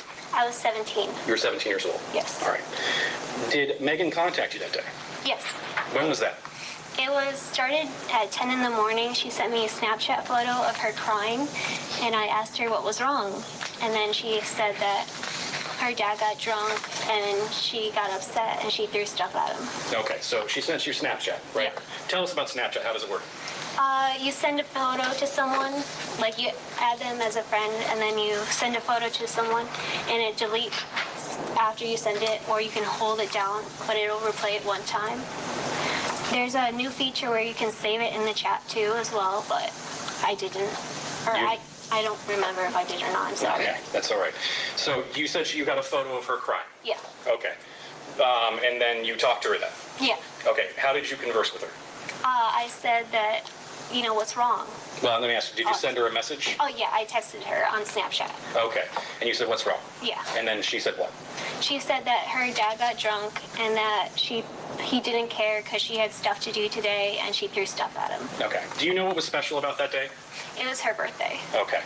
She was supposed to have a party that night, is that right? Yeah. All right. So she was crying in that photo? Yeah. All right. Did she contact you again? Yes. When was that? A few hours later, she asked me to drive her to her party. Okay. Or the hotel. Did you go and pick her up then? No. Okay, why not? I was in school and I didn't respond for a while, and then I said yes, and then she told me that she was going to get a ride from someone else. Okay, so you weren't going to have to go pick her up? No.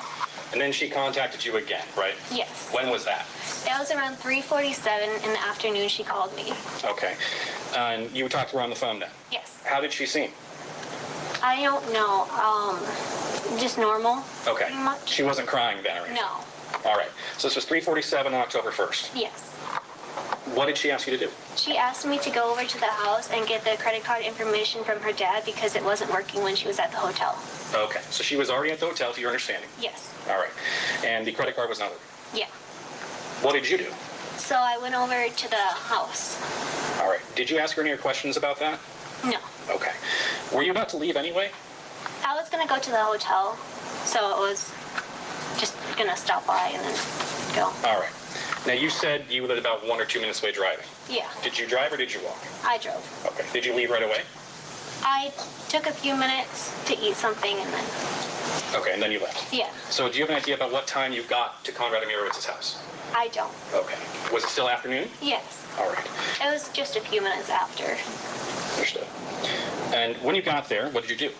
I walked in. All right. Was the door locked? No. All right. Is that common? Yeah, I just used to always walk in the door. Okay. And you said you've known this family for a while, right? Yeah. All right. You've been over the house many times? Yeah. The house was pretty messy, wasn't it? Yeah. In fact, it was, let's describe it as dirty. Yeah. And gross. Okay. So the condition of the home was not a surprise to you when you walked in? No. All right. When you walk in the house, the front door, is that where you went in? Yes. When you walk in the front door of the home, tell us what it looks like. It's like you walk in and there's a little stand, and then to the left it's downstairs and to the right it's upstairs. Okay, so it's like a split level home. Yeah. All right, so you walk in, you're on this landing of the stairway, is that right? Yeah. And then where did you go? I went upstairs. Why'd you go upstairs? Because that's where Konrad is normally always like on the couch. Okay. Where is the couch in relation to the stairwell? It's, if you go up the stairs to the left is the living room, and then it's was against the wall with the big window. All right. So there's a big window behind that couch? Yeah. Where was Konrad when you went in? He was sitting on the couch. He was on the couch? Yes. Judge, may I approach the witness? Yes. Judge, I'm showing the witness what I previously marked as People's Proposed Exhibits 1 and 2. Do you recognize those? Yes. What are they? That's the couch, the blanket, a pillow. Is this the couch that Konrad was on? I believe so. Okay. Is this fair and accurate? Yeah. Judge, I'd move to admit People's Proposed Exhibits 1 and 2. No objection. So admitted. And then if I can use the screen. Yes.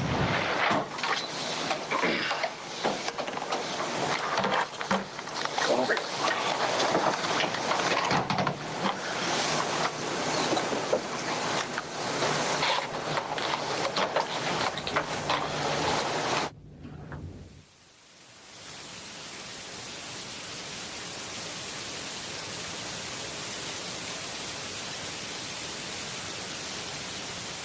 I'm hearing rain falling.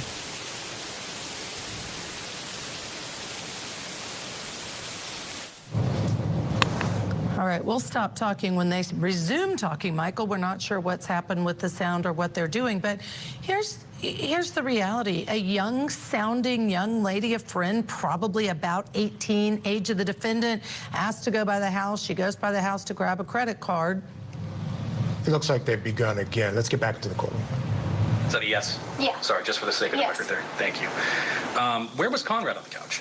He was, when you walked in, he was more towards the left of the couch. So he was on this side of the Yes. couch? All right, so you're looking at him and he's more on the left side of the couch. Yeah. Can you tell us about how he was on the couch? He was kind of leaned. I don't remember which way he was leaned, but he had like one leg crossed over the other. He wasn't clothed, but there's a blanket across his torso. Okay, so he was naked. Yeah. All right. And you said he had one leg across the other. Do you recall which leg was across which leg? I don't. Okay. Was he awake? Yes. All right. When you came in, did you say anything to him? I walked up the stairs and he said hello, and I said hello. Because at first we didn't see each other because I was walking up the stairs. Okay, so did you say hello when you opened the door kind of Yeah. thing? Okay. When you got up the stairs, you saw him on the couch. How did he look? He looked very bad. He looked very out of it. I didn't know what it was at the time, but it was like burns or blood or bruises or something on him. Could you see that from where you were? Yeah. All right, so how far away were you on the couch when you first saw him? About from me right here to like the desk right there. Okay, the table? Yeah. 8 to 10 feet. Judge, we're going to stipulate to be 8 to 10 feet. Stipulated? Yes, Your Honor. Okay, thank you. Does that sound accurate? Yeah. Okay. So you're not too far away? No. Okay. Where did you see the burns on from where you were? It looked like it was on his head, on his chest, on his hands, on his stomach. His legs looked very green. Okay. You said green? Yeah. All right. How did that make you feel when you saw him that way? Very ill. I started to panic because I had never seen anyone in a state like that before. Did you know what had happened at that point? No. Okay. Did you say anything to him when you saw him that way? Yeah, I said, "What's wrong?" And then he told me his hand hurt, and then that's when he reached it out, and all 5 of his fingertips were that red-purple color, and his fingernails had curled up. Okay, his fingernails were actually curled back? Yeah. Okay. What were you thinking at this point? I was like, I had no idea what had happened. Okay. Were you scared? Yeah. Okay. You knew Mr. Imirowicz pretty well? Yeah. All right. You've been around him a lot? Yeah. Did you care about him? Yeah. Okay, so you were scared for him? Yeah. What did you do then? At that time, he asked me to look for his phone, and so he pointed to like the desk table area, like next to the couch, and so I tried to look for the phone, but I couldn't find it, and then I got a call from Megan. Okay, so Megan called you at this point? Yeah. All right. How long had it been since you talked to her last? Like, maybe 10 or 20 minutes. It was like the last time was when I was about to leave my house. Okay.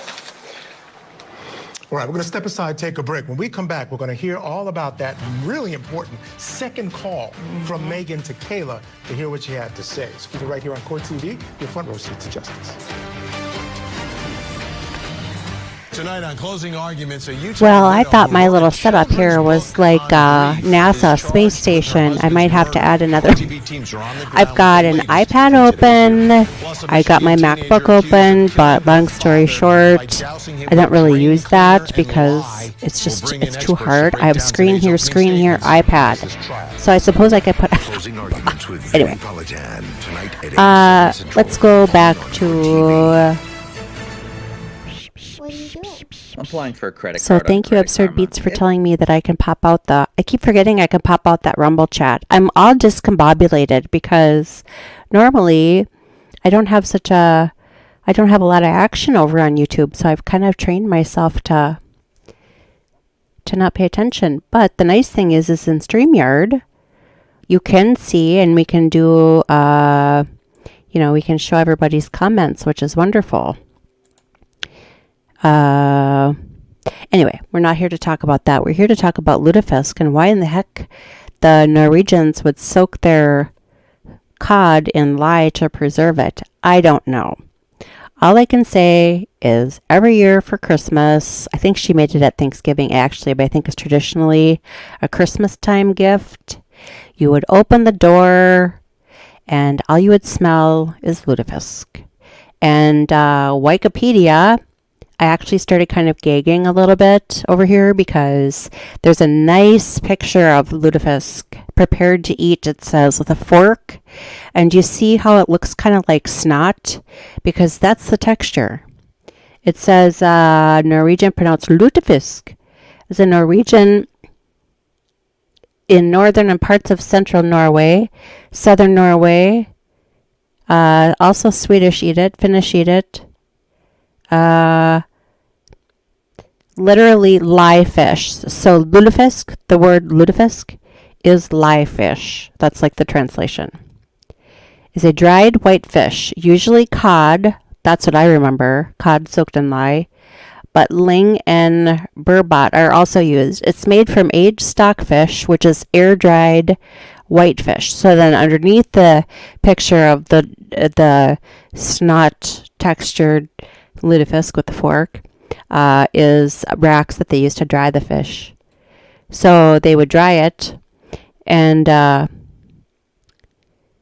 or dried and salted cod cured in lye. So when grandma would get it, like I said, heaven forbid, okay, I can understand having to like preserve it in lye, before refrigerators were made. But, I grew up in the 70s and 80s. We had a refrigerator. So I'm still kind of uncertain as to why in the world she went to a special place in Minnesota. There's a lot of Norwegian people here and Swedes. And she would get the codfish soaked in lye, and then you'd have to soak the lye out of it and bake it. And it came out like fish flavored snot. The texture's just, it's god awful. And who's the guy that used to travel around and do like the weird foods? Andrew Zimmer. Andrew Zimmer came here in Minneapolis probably 10 years ago and went to supposedly the very best lutefisk restaurant here that serves the best lutefisk in like the upper Midwest, I think. And even he couldn't eat it. And I think he eats all sorts of weird, strange things. You're making it sound so tempting. Like I said, we used to have to eat, grandma, I mean, all of her food was good. The saltwater pork dumplings that she made were delicious. And actually the next day, you'd slice them up and fry them in butter. They were excellent. Her lepsa, well, when I have more time, remind me to tell you about the very last batch of lepsa she made. There was a good batch and a bad batch. That'll have to come on the next commercial break. Remind me. Out of Michigan, Megan Imirowicz is accused of throwing lye and water on her dad in 2021, causing severe burns and ultimately his death 5 months later. Let's take you back into court. The jury is hearing right now from the defendant's former friend, Kayla Biscuit, and just know she sounds a lot younger than I think she is. She's probably 18 at the time. No, 17 at the time. I think she's 18 now. Right. So let's take you back into court. You haven't missed any of the testimony. No. What happened? Because she asked me for the credit card number because, like, that's what she wanted. And so he started saying the credit card numbers, and she said that they weren't working, and then she hung up.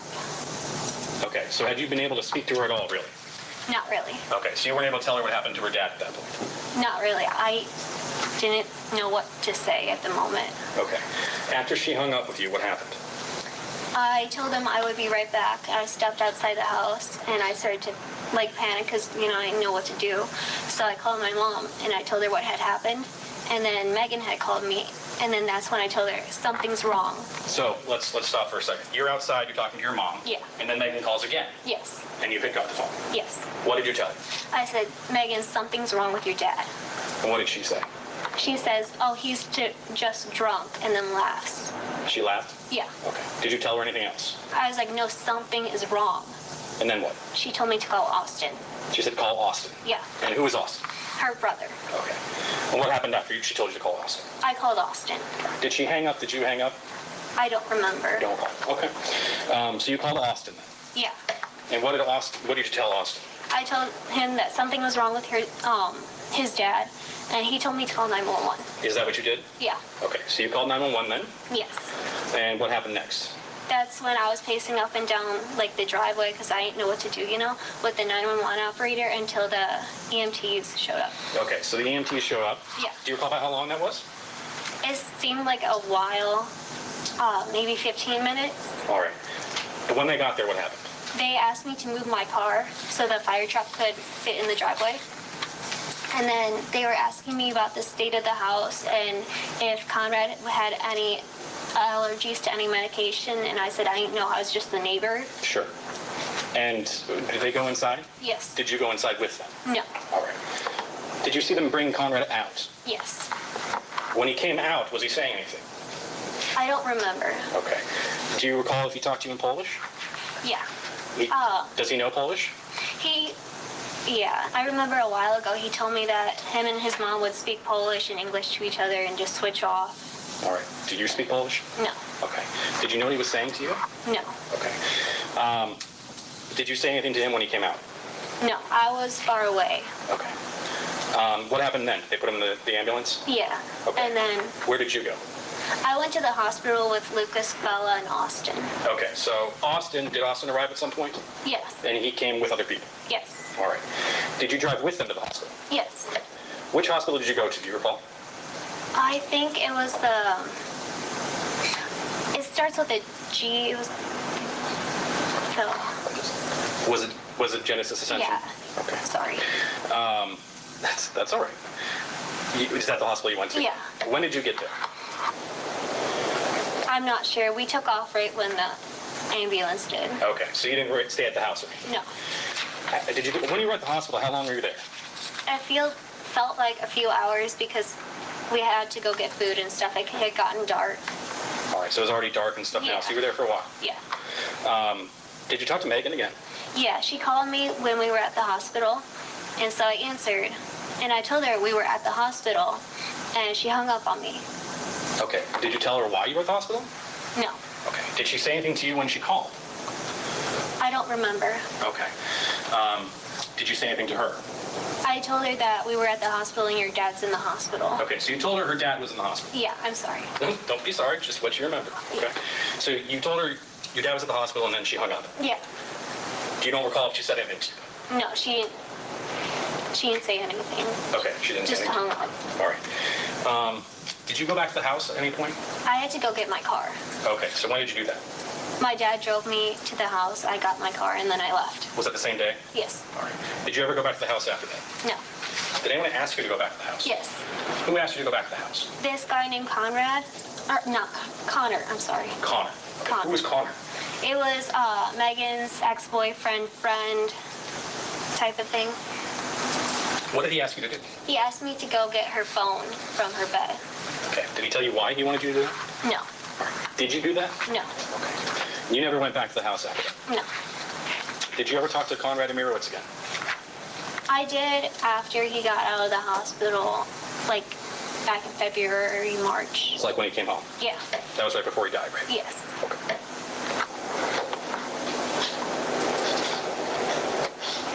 One second, Judge. I don't have anything else here. Thank you. Mr. Miller, sir? Thank you. You said you were friends with Megan and Austin and Mr. Imirowicz, correct? Yes. You'd known them for several years? Yes. Okay. You ever been to the house before this? Yes. And the house was looked in pretty bad shape with stuff all over the place. Yes. All right. Is that the way it was before this? Yeah. So the house was always pretty messy. For as long as I've known, yes. Okay. And that's 4 or 5 years? Yeah. All right. On the day Megan called you at, what, 10 o'clock in the morning? No, she sent me a Snapchat of her crying at 10 in the morning. She called me around 3:47. All right. So she sent you the Snapchat Yeah. at 10. Yeah. Did you talk to her on the phone that time? No. I just texted her. I didn't call her. So it was just a text? Yeah. Did she text you back? Yeah. Do you remember what she said, if anything? She said that she threw stuff at her dad because she got upset. Okay. And that's it? And then a while ago, like a few hours after that, she asked me for a ride to the hotel. All right. So sometime after that, she asked you for a ride to the hotel. Yeah. Do you remember what time that was? It was probably around 1-ish. I was still in school, but it had been a few hours after. Okay. All right. And you talked to Mr. Imirowicz, Konrad, before, correct? Yeah. How often did you see him? Almost every time I went over to the house. And how often was that? A lot. Maybe once a week. Did he have a drinking problem? I know he drank a lot. But I'm sorry. I know he drank a lot, but I don't know if he had a problem or not. Do you know that he was a heavy drinker then, correct? Yeah. All right. Had you seen him drunk before? I believe so. I'm not sure. Okay. All right. That's understandable. Okay. So around 1 o'clock on that date, we're trying to gather in, did you get a call or a text from Megan? A text. All right. And that was talking about picking her up? Yeah, she asked me to come take her to the hotel. All right. Did you ever respond to that text? A while after, I said yes. And then she said she was going to get someone else to take her. All right. So you got a text at some point, you were in school. Yeah. A couple hours later, you responded to it? Yeah. Okay. And then she responded that she got somebody else to cover it, Yeah. correct? Yes. All right. So you arrived at the house on that fateful day. You walked in, you started up the stairs, correct? Yes. Did you said hello to Konrad first going up the stairs? Yeah. And he responded? He said hello, and then I responded with hello. Okay, so you walked in, you heard the door open, and he said hello, correct? Yeah. You walk up the stairs, you said hello, correct? Yeah. All right. You get up the stairs, and you observe him. Yeah. Kind of a shocking situation, wasn't it? Yes. Not fun at all. All right. Do you remember what you said to him? I said, what was wrong? What's wrong? What was his response? He said my hand hurt, and then put his hand out. All right. His hand looked pretty bad, didn't it? Yes. Okay. He didn't have any clothes on, correct? No. Was he lying down or sitting up? He was sitting up but leaning to his side. Okay, and he had a blanket on. Yes. All right.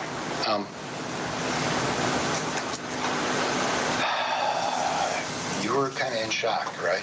Yeah. You asked him, should I call somebody? No. What did you do? I started looking for his phone because he asked me to look for his phone. And you didn't find it? No.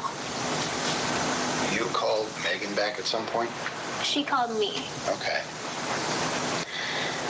You didn't tell her dad was in bad shape at that point, the first time? No. All right. You went outside then? Yeah. After he had given, like, the credit card numbers. Okay. You called your mom? Yeah. And then you called Austin?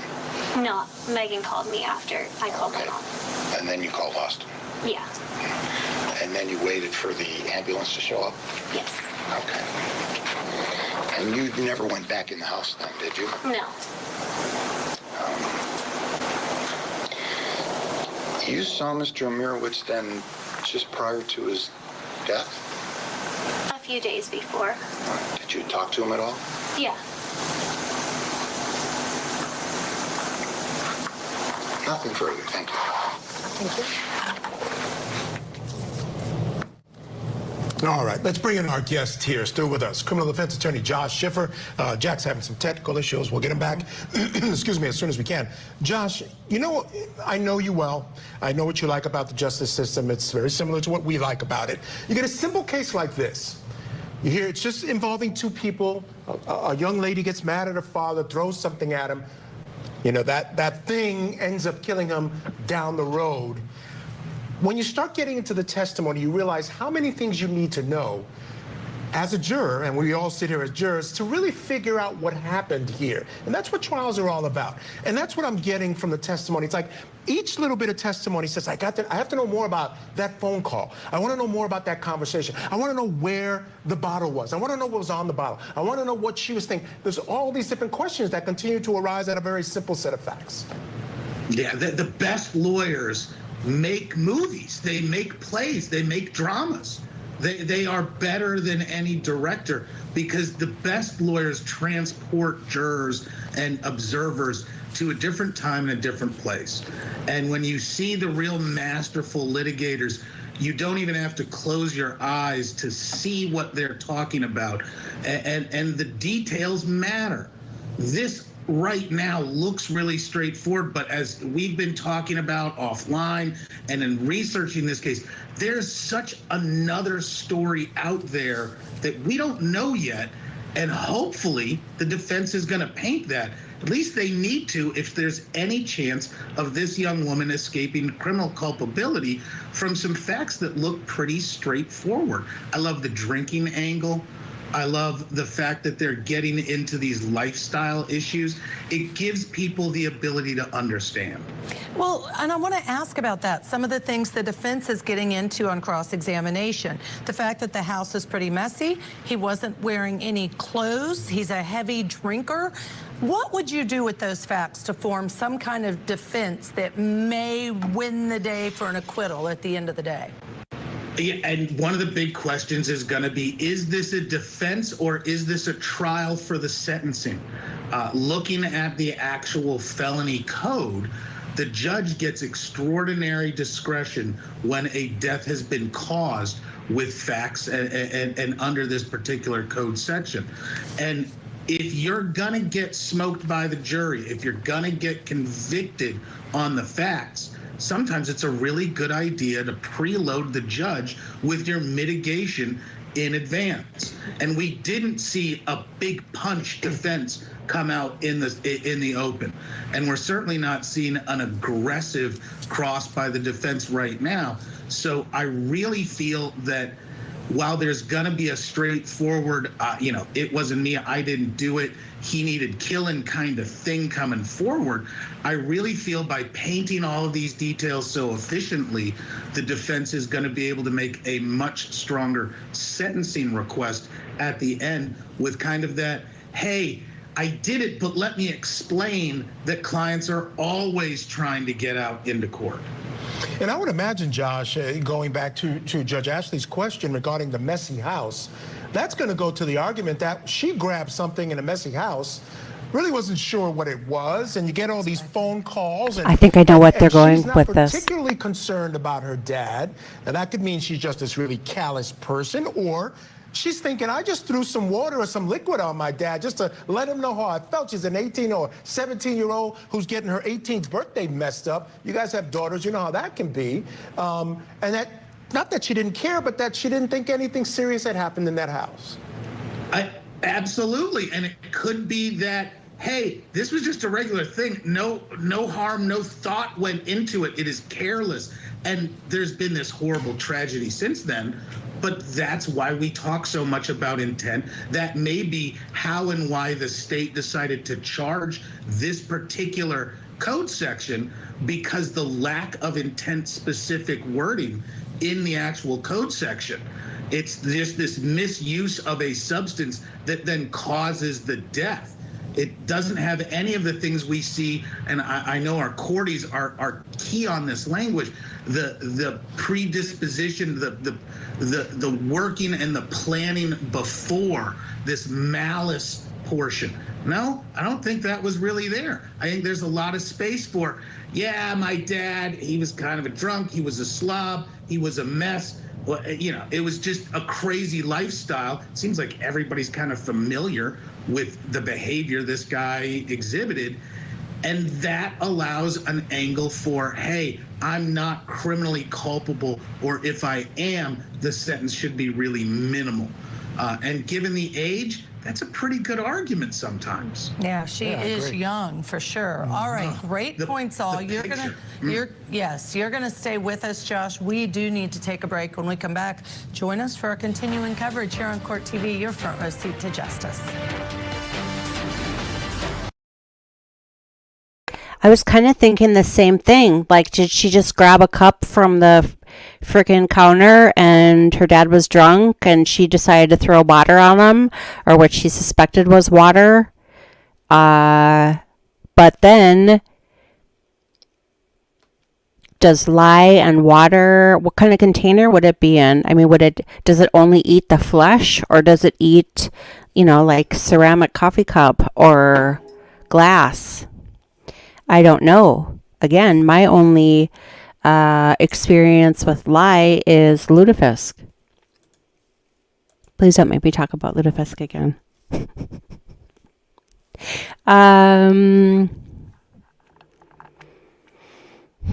What else was I going to say? Okay, so I thought that was interesting.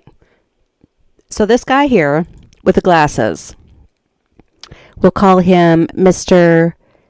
Jesse Raphael, because the only person I know that wears red glasses is Sally Jesse Raphael. Actually, my favorite pair of glasses are a pair of red wire-rimmed ones that I stepped on, and then they don't make them anymore.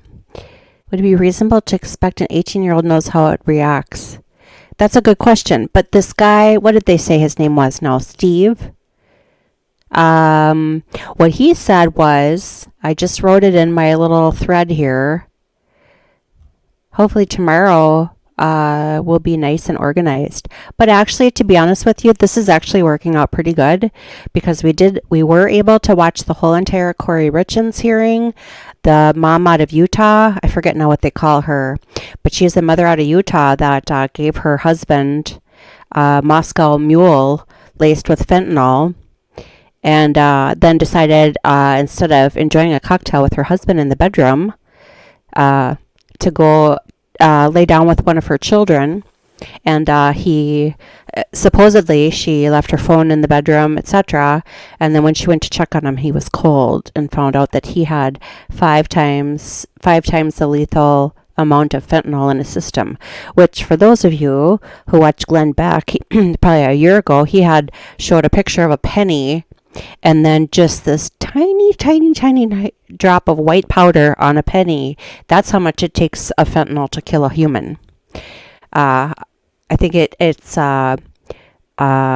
certain quantities of it are transdermal, so they'll get into your blood system just by touching the skin. So that's a good point. Absurd Beats says, wouldn't it be I'm so confused. Wouldn't it be reasonable? Would it be reasonable not to expect an 18-year-old knows how it reacts? Well, for starters, I mean, my son's 20. I can ask him. My daughters are 16 going on 17. I can ask them, do you even know what lie is? I can guarantee you they probably don't, because grandma was in an old folks home by the time they were little, so they never got to enjoy lutefisk. Lutefisk. Thank goodness they were spared. But another thing I wanted to mention, though, was to your point, absurd beats. Certain states are readdressing people that committed crimes when they were young and sentenced to life without parole. For example, the Menendez brothers, which if you were part of the last day of the Letitia Stauch trial, the Verdict Watch, remember we watched that brand new documentary, Menendez and plus Menudo. Oh, here they come back. But this guy with the red glasses said there's another story here. So if the defense is smart, they're going to get to it in this trial. Water after a fight. The incident left him severely burned and ultimately led to his death 5 months later. All right, let's go live now to Pontiac, Michigan, and Court TV legal correspondent Kelly Craft, who is covering this trial for us. Kelly, great to see you. Trial began today. A jury was picked this morning. Give us a sense of what First Amendment rights.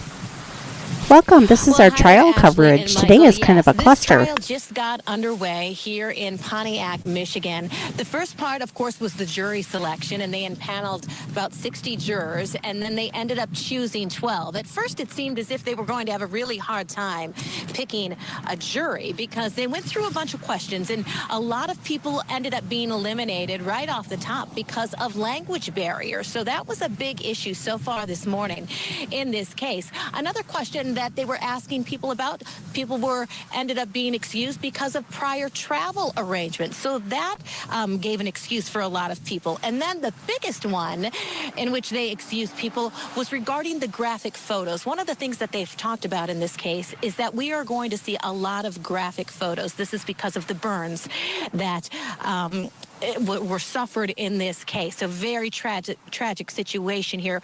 And we can put up the jury selection and the 60 jurors. There were 12, as I mentioned, and 2 alternatives ended up being chosen. This jury was chosen at 146, and it ended up being 7 men and 7 women. They were ages 20 to 60, 3 minorities. Now, Megan is of Polish descent. Now, as I was talking about in regard to the graphic pictures, they were asking the jurors, what do you think? How can you handle seeing these graphic pictures? And some of them said that they just couldn't handle it. They talked with a mom who said she just would not be able to handle anything sensitive. She said that she cries just seeing any kind of sensitive information whatsoever.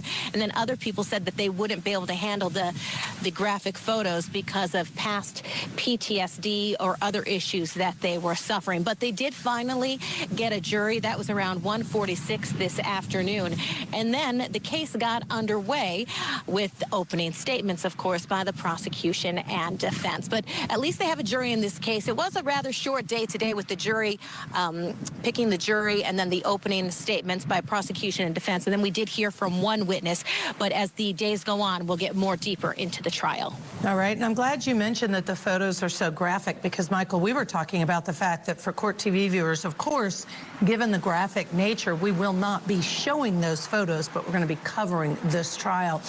Talking about covering this trial, Kelly, tell us about those opening statements and anything that stood out to you. Well, Ashley, one of the things that did stand out is when the state talked about the fact that, we have to talk about this intent issue. And what he was saying, what the prosecutor was saying is, she did throw something at her dad. And he's saying that when you do throw something at your dad, you are intending to do something harmful. So that's one of the things that the prosecution was saying. And then the defense was saying this is just a tragic situation. And what he's saying is the medical records are going to show that the dad had a lot of alcohol in his system. The defense said that he was alcoholic, and that he even said, this is what, of course, the defense is saying in his opening, he is saying that the dad never said that Megan is responsible for this, that Megan did this to me. And so he was very clear to the jury that wait until you hear all of the That fuzzy is not me. in this case.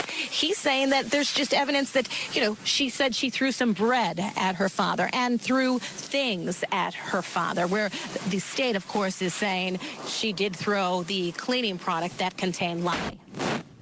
All right, Kelly, we're having a few technical difficulties, but thank you so much for your great summary of the opening statements as well as the jury makeup. And I know you'll continue to bring us reports there live from Michigan. Still with us right now, criminal defense attorney Jack Rice back with us. Maybe some technical issues across the board here, but Jack, weigh in about the opening statements that really, I was surprised, Michael, very short. The defense was less than 4 minutes. The state was about 10 minutes.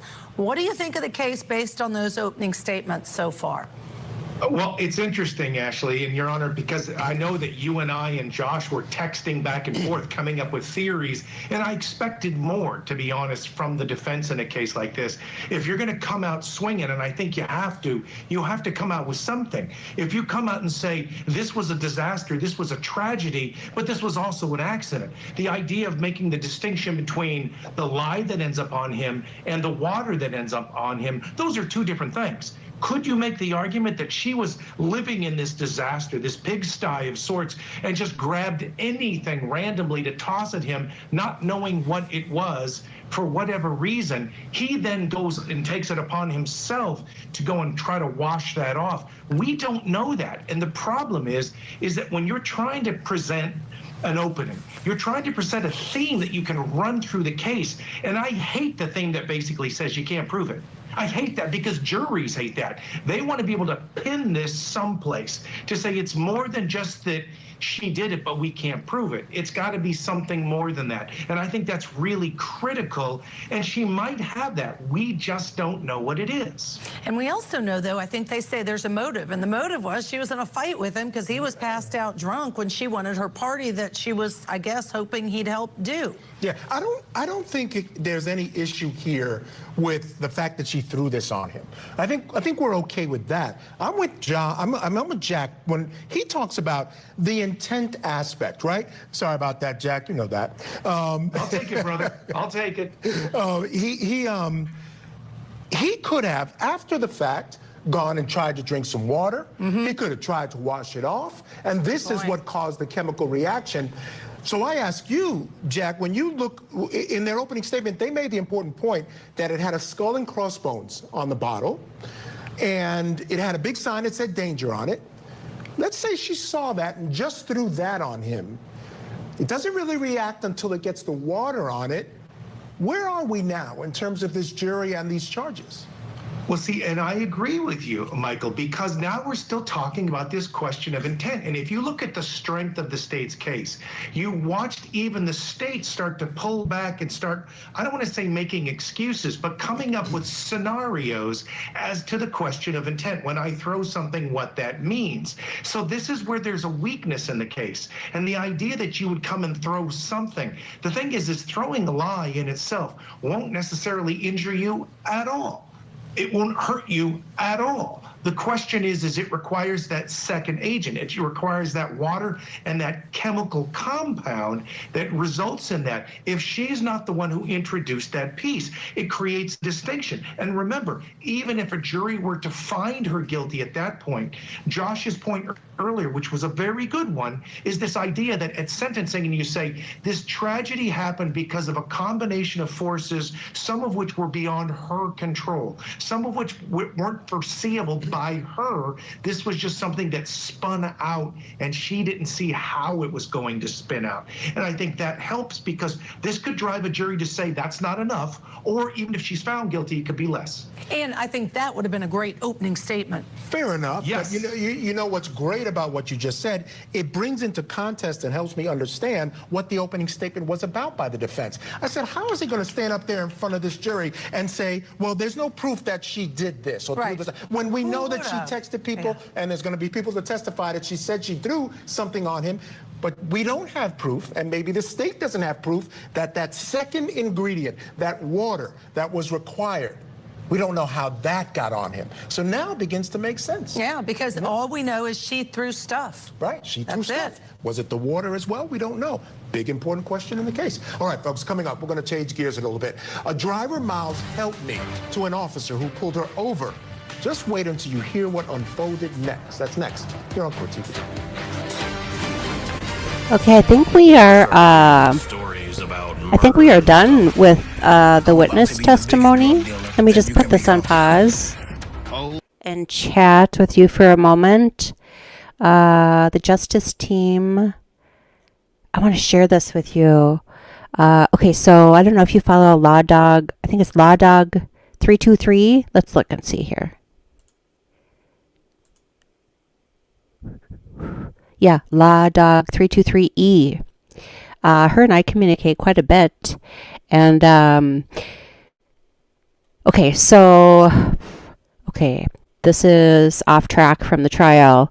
But in your copious free time, open up your web browser, preferably not Safari or Google, and just do a search for cancer and ivermectin. And read some of that research. But anyway, so she's part of the true crime community, but she's also part of kind of like the natural health group. And this is, okay, and for those of you who are new, my mother's mother, so my maternal grandmother was a nutritionist. My maternal grandfather was a chiropractor. So they had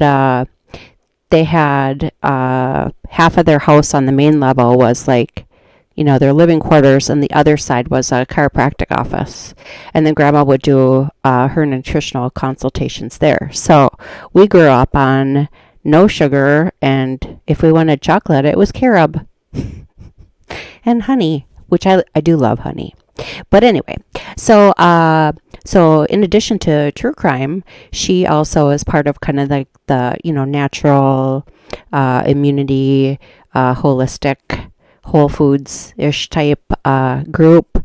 And I just wanted to share with you this that she sent. So thistle, berberine, olive leaf, IP6, inositol, quercetin, what is this? Purified citrus pectin, zinc, and wormwood. Now, I will tell you that quercetin, so zinc, okay, so you know how if you take zinc, it's good for colds. It's like a cold remedy, a natural cold remedy.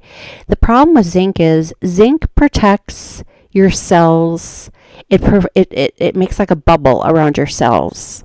So it keeps them nice and, germ-free. However, if your cells are infected by something foreign, zinc cannot penetrate the cell wall.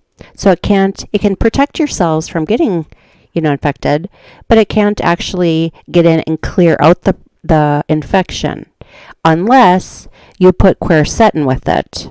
This one, Quercetin. And I usually have the little bottle right here handy. I don't, but I'll grab it. They're yellow.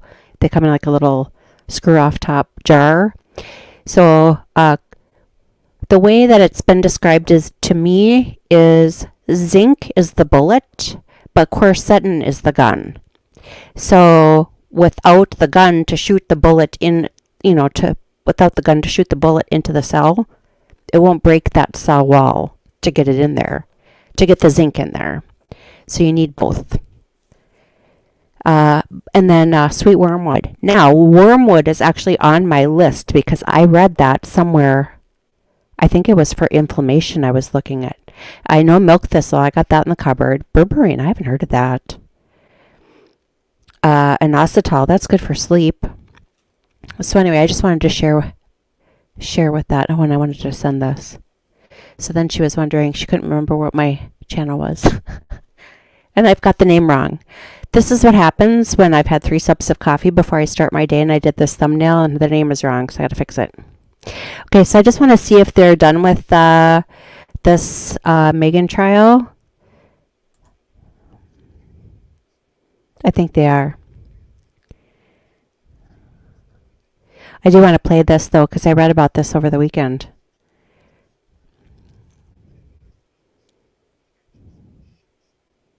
And then we'll talk about the lie thing.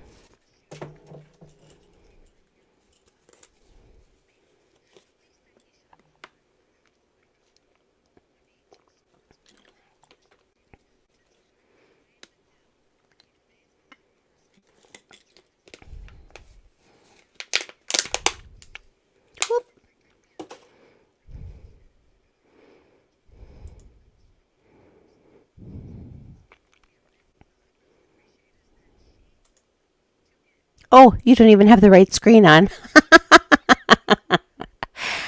Oh, Crime Spies is tired. I think my first thought is, well, she needs help. Let me get her out of the vehicle. But he could have then stolen the car. He could have done lots more different alleged crimes. Yeah, and as we read it and learn the facts of the case, apparently there was no real relationship cancer. between the two of them. But she NIH has a lot of research, certain kinds of cancer, yeah. And, you know, I think okay, well, we're just really going to get rid of this. To me is the number of horrific incidents involving police officers, either unintended or for which they're I think being Crime Spies is convicted. tired. And to hear and see such a positive, great So story. I think the coverage of this trial is now over. You're misleading us? I'm not misleading. I know the inside deets with nutrition, the quercetin. Or are you being facetious? I don't know. I've had 3 sips of coffee. No, actually, I had more coffee. I'm joking. And I've had 1 Twizzler and about 5 crunchy Cheetos. Oh! This is a recap.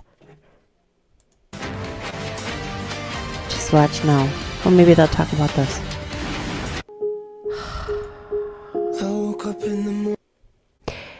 So for those of you who are watching Crime Spies today, thank you so much. We've had some really great new people. Shar and Jamie. Jamie with her inside baseball. Shar. Shar is also a mother of multiple. She's got twins. Twins and another one. I said, oh, I have triplet daughters and a son. And then she's got twins, and now I forget it's way back there. She's got twins and then another child. I don't know. I don't know how people have 4 kids, like one and then another and then another and then another. Like, I would think that would be harder. I don't know. Because, I mean, it was hard enough. I mean, when the girls are babies, you know, my son was I think he was still in daycare, and then he started preschool like 6 months or so later after they were born. Right around. And, you know, he was like 3.5 when they were born. He was a pretty busy fella. Now he's a mellow fellow, but boy, when he was little, he was busy. My grandma said, oh, that's a sign of intelligence. He's very smart, and he's super ridiculously good looking.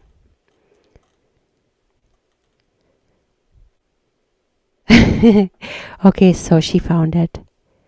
Also, what time EST does it begin? The state.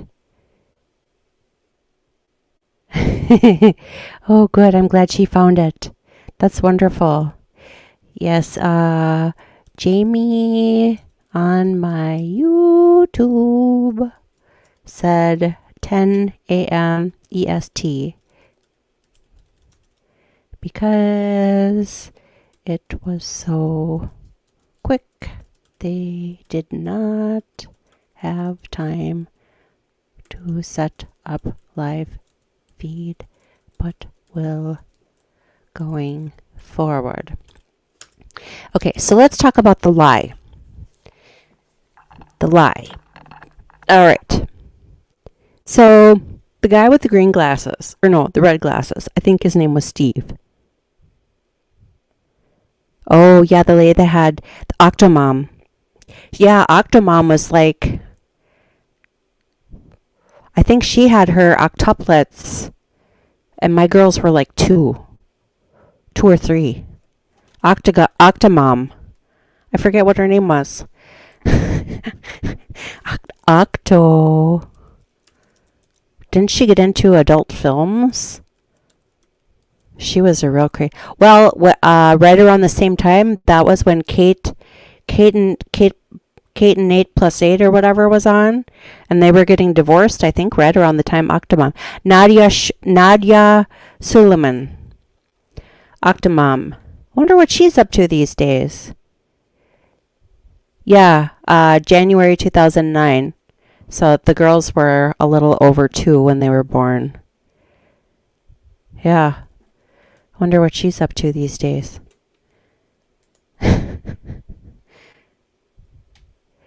People would always say, do you have one of those 3-person strollers? No, I did not. I had a 1-person stroller, or 1-child stroller, and I had a double stroller. Oh, we'll have to have a separate live stream. You can hear all about what it's like having triplets and going to the store, and all the questions people ask you. Are those triplets? Yes. Well, were they born naturally or whatever? It's like, really? Although the cute thing, my son, I remember the first time I took him for Halloween. So they were born in August. So the very first Halloween, they were too little. We'd always did like haunted hay rides in our neighborhood. My husband at the time would hook up like a trailer in the back, and we get hay, and I'd have like the spooky music and the cobwebs around it. And then the parents, we'd have a cooler in the back, and the parents would sit and drink, and then he'd drive us all around the whole neighborhood so the kids could go, the kids get off the haunted hay wagon, go up to the house, and then we'd catch them and then take them to the next cul-de-sac or whatever. So the year that the triplets were born, so it was, they were born in August. So October, we had a Suburban. And so I had to drive the Suburban. And I think we hooked we used to take the 4-wheeler with the trailer, but we hooked the Suburban up to the trailer. So that's what we did that year. So then, the girls are all in the Suburban. Anyway, so when they were a little over 1, they were little princesses. And I had taken them to Target. So they were out of their, carry car seats by then. Thank God. I actually got tennis elbow from that. They were out of their carry car seats at the time. So I would put one of the girls in, the front of the cart at Target. And then the 2 other girls, I'd just, sit in the main part of the basket, of the cart. And then Sam, he was, 4.5. He would, put his feet on the bottom of the cart, and he'd, hang on to the side. And, so he'd get a little ride because he couldn't fit in the cart. There was no room. Anyway, so I took him all to Target to get Halloween costumes for everybody. He was a pirate that year. And every person that would stop and look, he would say, "Hi, my name is Sam, and these are my sisters." And then the next person would stop and look because they were all dressed I dressed them all the same too, actually, for many years. "Hi, I'm Sam, and these are my sisters." But yeah, people ask a lot of questions. So, 2009. Yeah, so the octuplets were 2009. Crazy. You're showing us the wrong screen. Yes, I did realize that.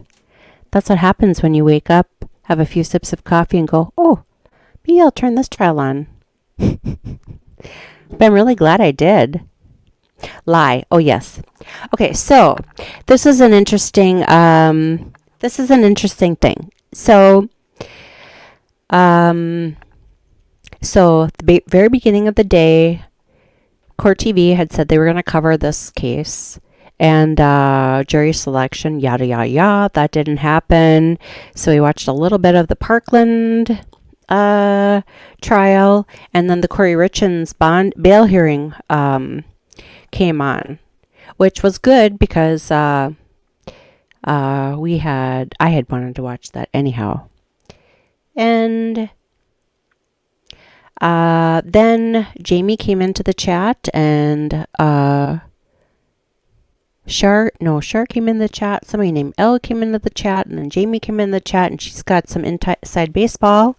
Lily of London was in the chat and told us that the court did not have a chance to set up the court cam today because I was on the judge's, the direct feed from the judge's chamber, and it never did come on. So we ended up watching this bond hearing. Investigators found text messages between the defendant and her best friend that was her explanation to her friend that she conducted CPR on Eric prior to EMS arrival. And do those text messages read, "I pumped so damn hard, so hard, screaming at him to come back to life"? Yes.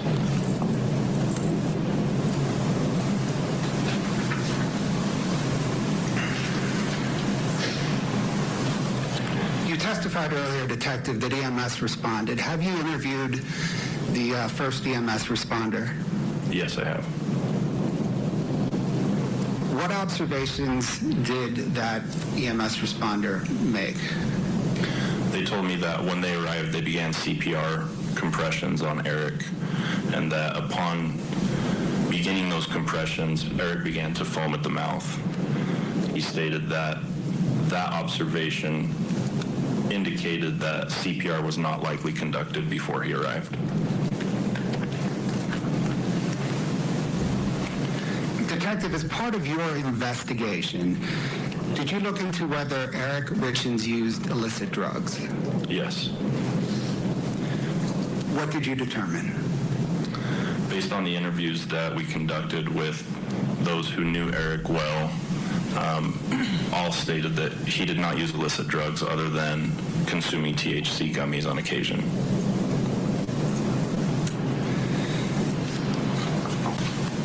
Do those that you spoke to include Eric's two best friends that he's known since high school? Yes, both made the same statement that they never knew Eric to use any illicit substances other than the THC gummies.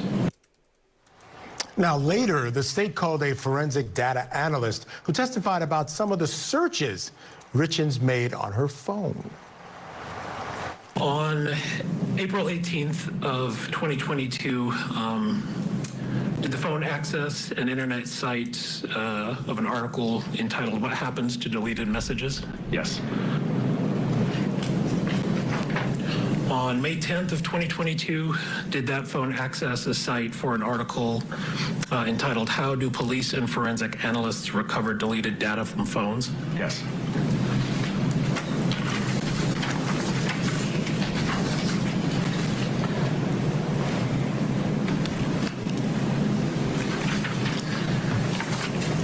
Did that phone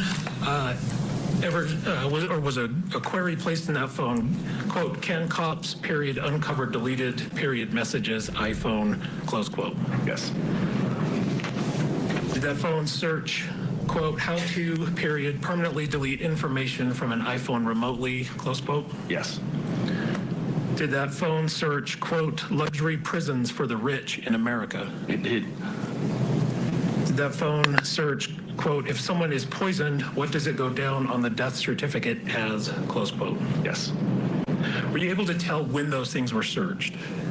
The search themselves, there was no date and time reported for the individual search. However, I found corresponding websites to those searches that did have the dates and times in the web history. And was there a certain time frame that these searches were made? They were. Can you describe what that was? It was typically between, well, shortly after her original phone was seized. So from April, middle of April of 2022 through, memory serves me right, about August of 2022 off and on. Did you map data from CL's phone extraction? I did. Were you able to track that phone's movements on February 11th of 2022? Yes. At any time, was it at or near a Maverick gas station in Draper, Utah? It is. And are you aware of the significance of that location in this investigation? I am. And what is that? This is the location that CL had indicated to detectives that she bought drugs on behalf of the defendant. Do you recall approximately what time of day that was it was there? She shows up on that tower near that Maverick at about 6:49 p.m. and remains there until about 8 p.m. on February 11th, 2022. Does that phone make any calls or send any texts while at that location? It did. And to anyone notable to this investigation? Yes, 2 people. Who was that? One would be to another acquaintance in which CL indicated she had purchased the drugs from, and CL was also texting with the defendant. While she was at a gas station in Draper purchasing narcotics. Correct. On that date, did the phone go to a did the phone go to a location in Heber City? It did.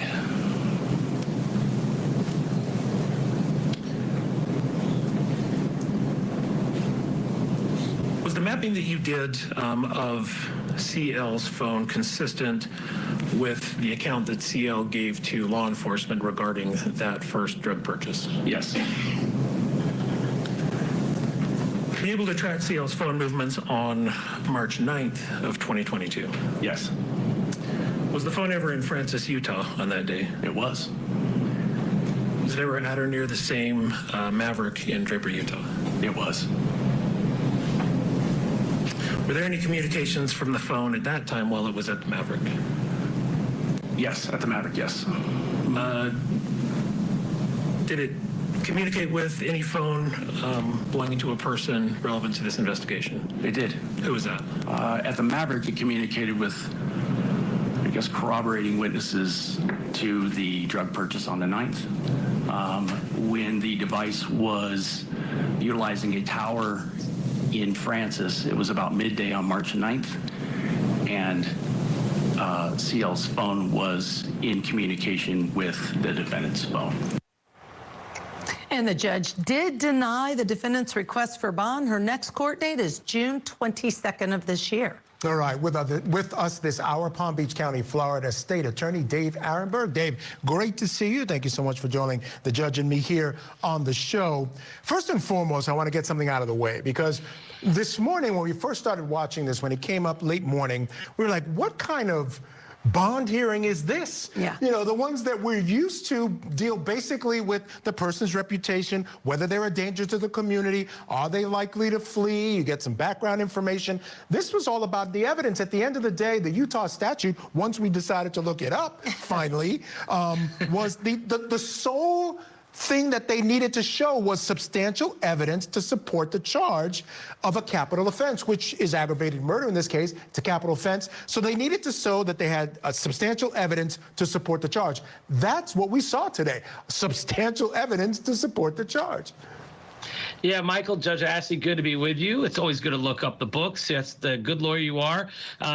Here we have it in Florida. It's called proof evident presumption grade. It's the same type of thing. You got to show that there's the goods, that you got the goods to keep her in custody, because there's a presumption that everyone gets out on bail. Well, she's going to stay in there, and for good reason. There's an overwhelming amount of evidence against her. I mean, she has a financial motive for this, and that's going to play well in front of the jury, because nothing is easier to understand than the thought that she killed her husband because she wanted to get paid, and that's pretty substantial evidence. In addition, you got those text messages, like, man, talk about damning search history. She said, what's a legal dose of fentanyl, and how to permanently delete information from an iPhone remotely. Why would you ever ask that unless you're about to commit a murder involving fentanyl? So they got the goods on her, and I don't expect her to ever see the light of day again. One of my favorite searches, Judge, was what are luxury prisons like in the U.S.? Yeah. She's looking up luxury prisons. So she's planning, right? She's planning where she's going to be. Let's take it to the second step of that. So we know there was substantial evidence of a capital felony. That's what the judge found. And that means in the state of Utah that there is no right to have bail. However, it's the judge's discretion. And so the judge, we know, went through the different factors and said, look, there appears to be a motive, the financial, the marital issues, as well as consciousness of guilt because of that search history. Do you agree or disagree with the judge's decision that she remain without bail? 100%. You don't want this person out in the streets.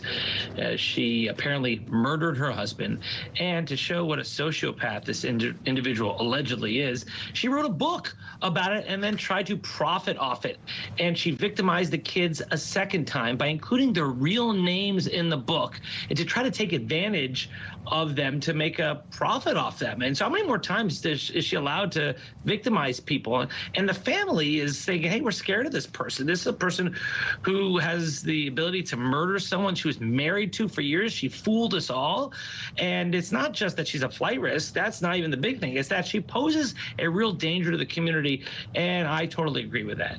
Well, you know what's wild to me is if you look again at the book cover, did you notice that father is an angelic figure looking over her two sons? And if she's convicted of this murder and murdering the father, I mean, how really, I mean, twisted is that, Michael? I mean, the whole thing, it just, you never know what's going through people's minds. Well, it almost as if from one day to the next, they just snap. And one of the things that we've seen over and over again, Dave, is that people snap when they have all kinds of financial issues. And apparently we heard a lot of testimony today about these financial problems she was having. She got in over her head, like a lot of people do in this real estate game. People get in and they don't realize how things add up. They get these hard money or these sort of loans that are really outside the lines, and the interest bears up. Next thing you know, you're $250,000 in debt. And the only way you can see out of it is to try to get money from something that she bought some life insurance policies and the husband's money. She had a prenup that suggested she'd get $3.6 million if he died before they divorced. They were talking about getting a divorce. I mean, it's all right there for this jury once the trial starts. Yeah, she tried to change his will, with forgery. I mean, she tried to change his will without his knowledge. I mean, that should tell you, who does that? Well, the same type of person who kills her husband and then writes a children's book to make money off it. I thought one piece of evidence that I was not aware of until that clip. I knew that she had claimed she gave Eric CPR. I knew about that, and she lied about that, but I didn't know the extent of her lie, that she said, I pumped so hard, so damn hard, screaming at him to come back to life. I mean, that's over the top. That's someone who is not just a liar, but, as I said before, a sociopath. Yeah, and we watched her begin to cry during that testimony. So she had both hands up. She had both hands up. It looked like she was crying. So a lot more to be learned about this Kouri Richen. Yeah, there's going to be a lot coming out in this trial. All right, Dave, you're staying with us. Up next, we turn to the sleeping father death trial in Michigan. We will hear what the state and the defense have to say about their evidence in the case. That's next here on Court TV. And then later, the man accused of killing a street performer after putting him in a chokehold tells his side of the story. We'll have that as well. Keep it here on Court TV, your front row seat to justice. Well, our continuing coverage of not one but two different trials continues here on Crime Spies. Court TV teams are on the ground with the latest from today's hearing. Plus, a Michigan teenager accused of killing her father by dousing him with drain cleaner and lye. No, that's not right. Break down today's opening statements. Lye and water. Closing arguments with Vinny Politan tonight at 8. A lot of them say drain cleaner, lye and water. It wasn't drain cleaner and lye. It was lye and water. Misinformation abounds. So I just wanted to share with you, I'm not sure if you can see this very well, but Lily in London said on Twitter under the so this live stream, both the YouTube and the Rumble one, is pinned to my profile. So I'm trying to get in the habit of every morning when I get up, pinning to my profile what I'm doing. Today was supposed to be, well, we've already gone over that. We don't need to keep going. But since they're kind of recapping some of the trial coverage today, I'm just going to let this roll for a while. For those of you that weren't able to see it, this actually is going to work out really good. Because they just went over the Kouri Richen's trial, which actually I just did another tweet. I just wanted to show you the amount of, with respect to the Kouri Richens, the Utah mom that was denied bond. I just posted on my Twitter. This is a lethal dose of fentanyl in humans. Can you see this, people? See that? See that little tiny, tiny, tiny bit of powder next to the penny? That's a lethal dose to humans of fentanyl. Glenn Beck had a very similar picture. It is microscopic. So I posted it on my Twitter. If you'd like to share with your friends, it is, I believe, in the pinned, it should be in the pinned tweet that I have to my profile in the last comment. Yeah. Absurd Beat says bloody hell. Yeah. So here's a penny, a U.S. penny, which I forget which kind of pence. Yeah. And this is how much fentanyl. Here, can you see? No, you can't see my little thing. This little white powder here next to the penny. That's a lethal fentanyl dose in humans. And apparently he died with 5 times the amount, the lethal dose, which still, take that times 5. Still not very much. So that's why I was kind of thinking maybe in the beginning that, I don't know how much, I thought it was like 100 times more powerful than morphine.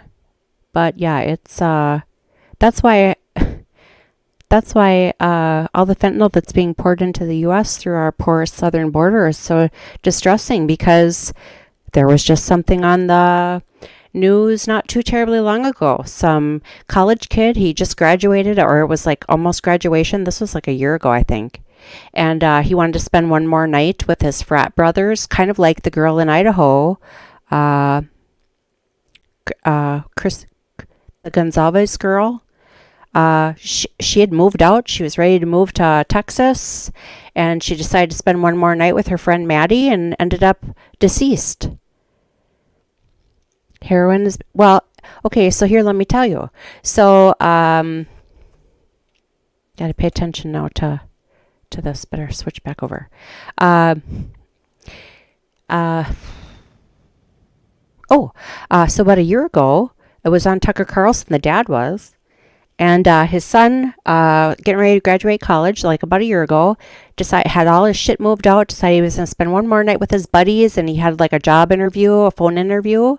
So he decided he was just going to spend the night at his frat house, and was waiting to start his like Zoom job interview, like final one before, onboarding, and decided to go on Snapchat, because apparently Snapchat is where they get all their drugs, and was looking for a Xanax, and got his said Xanax that was laced with fentanyl and was dead. They said she did it during their opening statements, but the defense claimed there is no evidence that points to Megan. Megan turned 18 on September 29th, 2021. She was supposed to have a birthday party on the night of October 1st, 2021. She'd also made a hair appointment that day, so she was going to go and get her hair done and then go to this birthday party. So she woke up at home on October 1st, at the home she shares with her father, Konrad, and that was in Ortonville, Michigan, here in Oakland County. Now, Megan does not drive, so she needed Konrad to take her to the hair appointment. So she goes to get him, and she finds what I think you're going to hear is a familiar sight, which is that Konrad, even at 10 o'clock in the morning or so, was drunk. And he was actually so drunk he was effectively passed out. And this made her enraged. I think this was probably the straw that broke the camel's back in terms of the drinking, because it was a common occurrence. It was supposed to be her birthday party. That's supposed to be a good day. 18th birthday party with your friends. And now he was being drunk again and endangering it. And she absolutely blew her lid. So they started arguing. She wakes him up.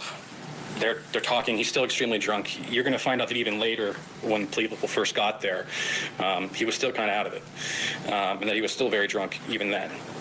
And she starts throwing things at him, just everything that's lying around. And you're going to see in the photos, there was a lot of stuff lying around. But one of the things that you're going to find out that she admitted to throwing at him was water. And another thing that she's going to admit to throwing at him, as you're going to see on a police interview video, is a white powder, a cleaning agent, that she's going to say got in and around his legs. The product, of course, was lye. And I think you're going to find that the statement that there was a little bit of white powder was probably an understatement that she made to protect herself, because it was not. just a little bit of white powder. Now, Megan has a friend come and pick her up when she leaves to go to her hair appointment. Konrad is still passed out. So this stuff is just sitting on him, eating away at his flesh for a very long time.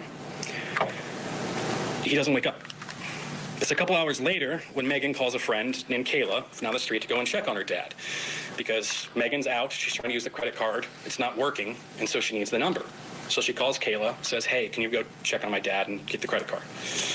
So Kayla goes in, walks in the house. It's unlocked. She walks up the stairs, turns to the left, and there's the couch where Konrad still is, and there he is. He's covered in what we're going to find out are burns, chemical burns, that cover approximately 41% of his body.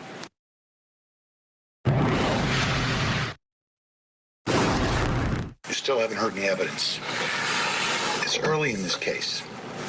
Now, what happened on that day was tragic, no question, but there's some more facts you need to know. His son, when he went to the hospital, talked to him. When he went to the hospital, his statements were, I don't remember what happened. Mr. Imirowicz said that. When the young lady who was checking on him comes in, she walks in and says hello, and he responds. He didn't feel anything at that point in time. This is several hours later. His blood alcohol level was very high. And his son said, look, what he told me, him and Megan had a fight. Okay. They had a fight, they had an argument. She admitted she threw some bread at him and a couple other things. But that doesn't mean that she threw this stuff at him. Okay? Now, if you look at his blood alcohol level when he goes into the hospital, it's extremely high. And several hours earlier,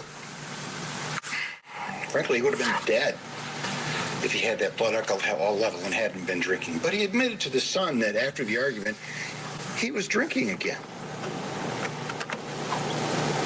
Now, this stuff is all over his body. He went to take a nap.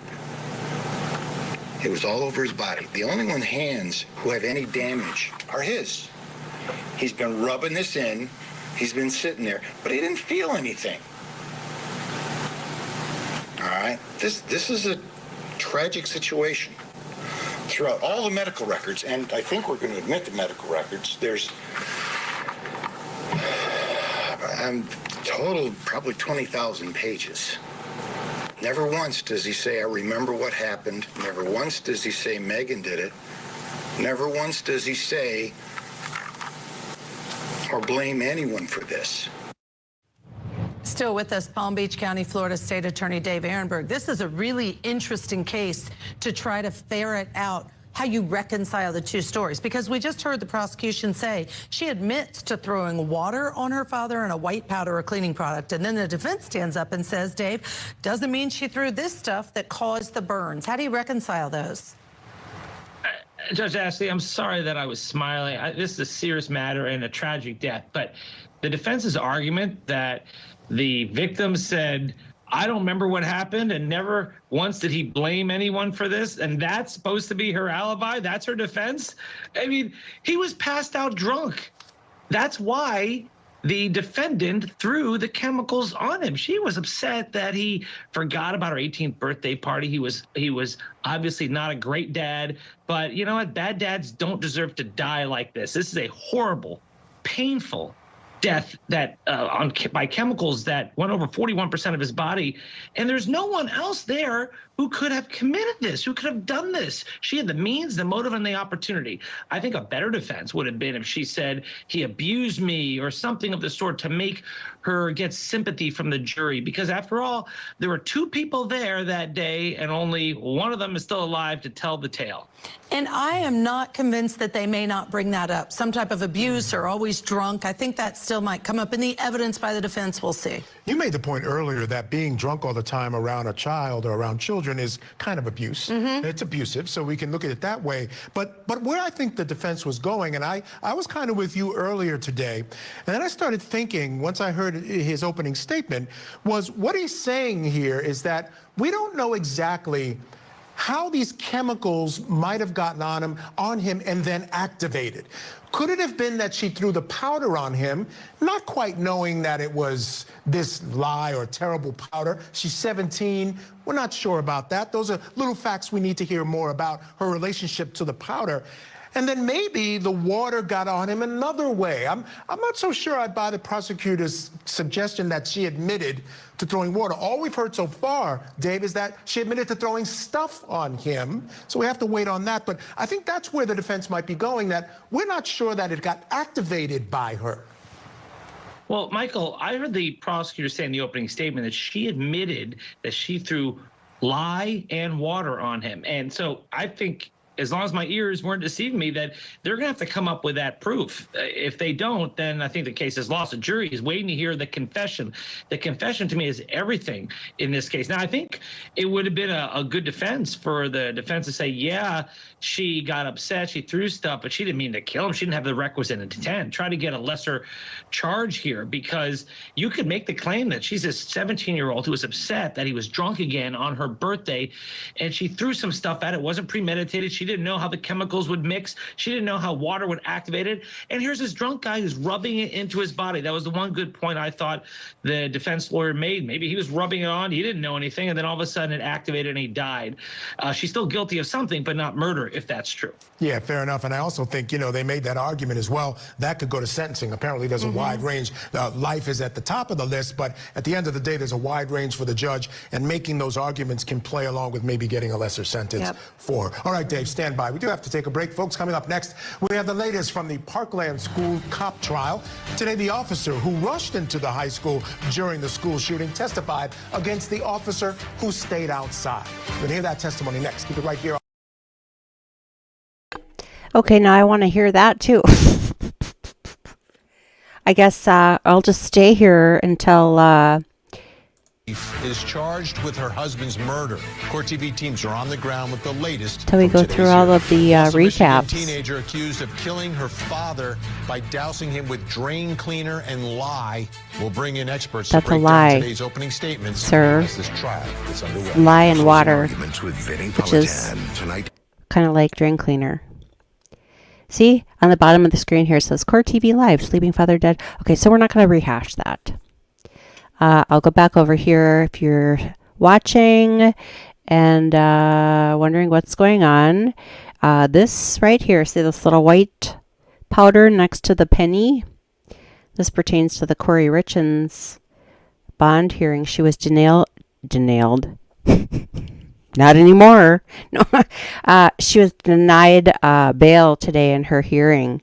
We watched that earlier.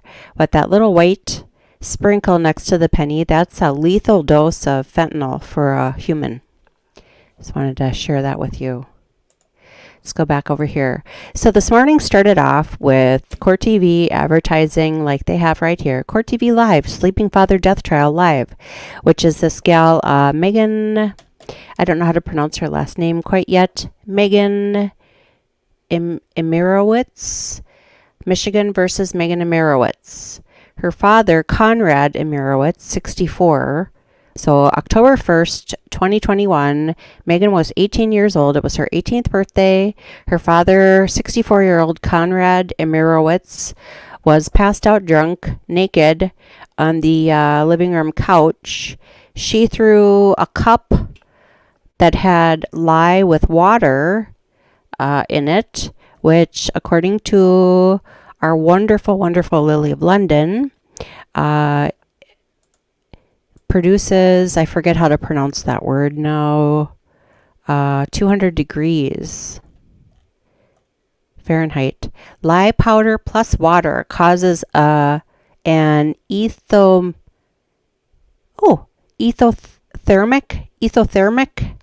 reaction reaching temperatures up to 200 degrees Fahrenheit. He did not wake up. He said, but why would you put talc? Absurd Beat says, could lye be confused with talc? And actually, I think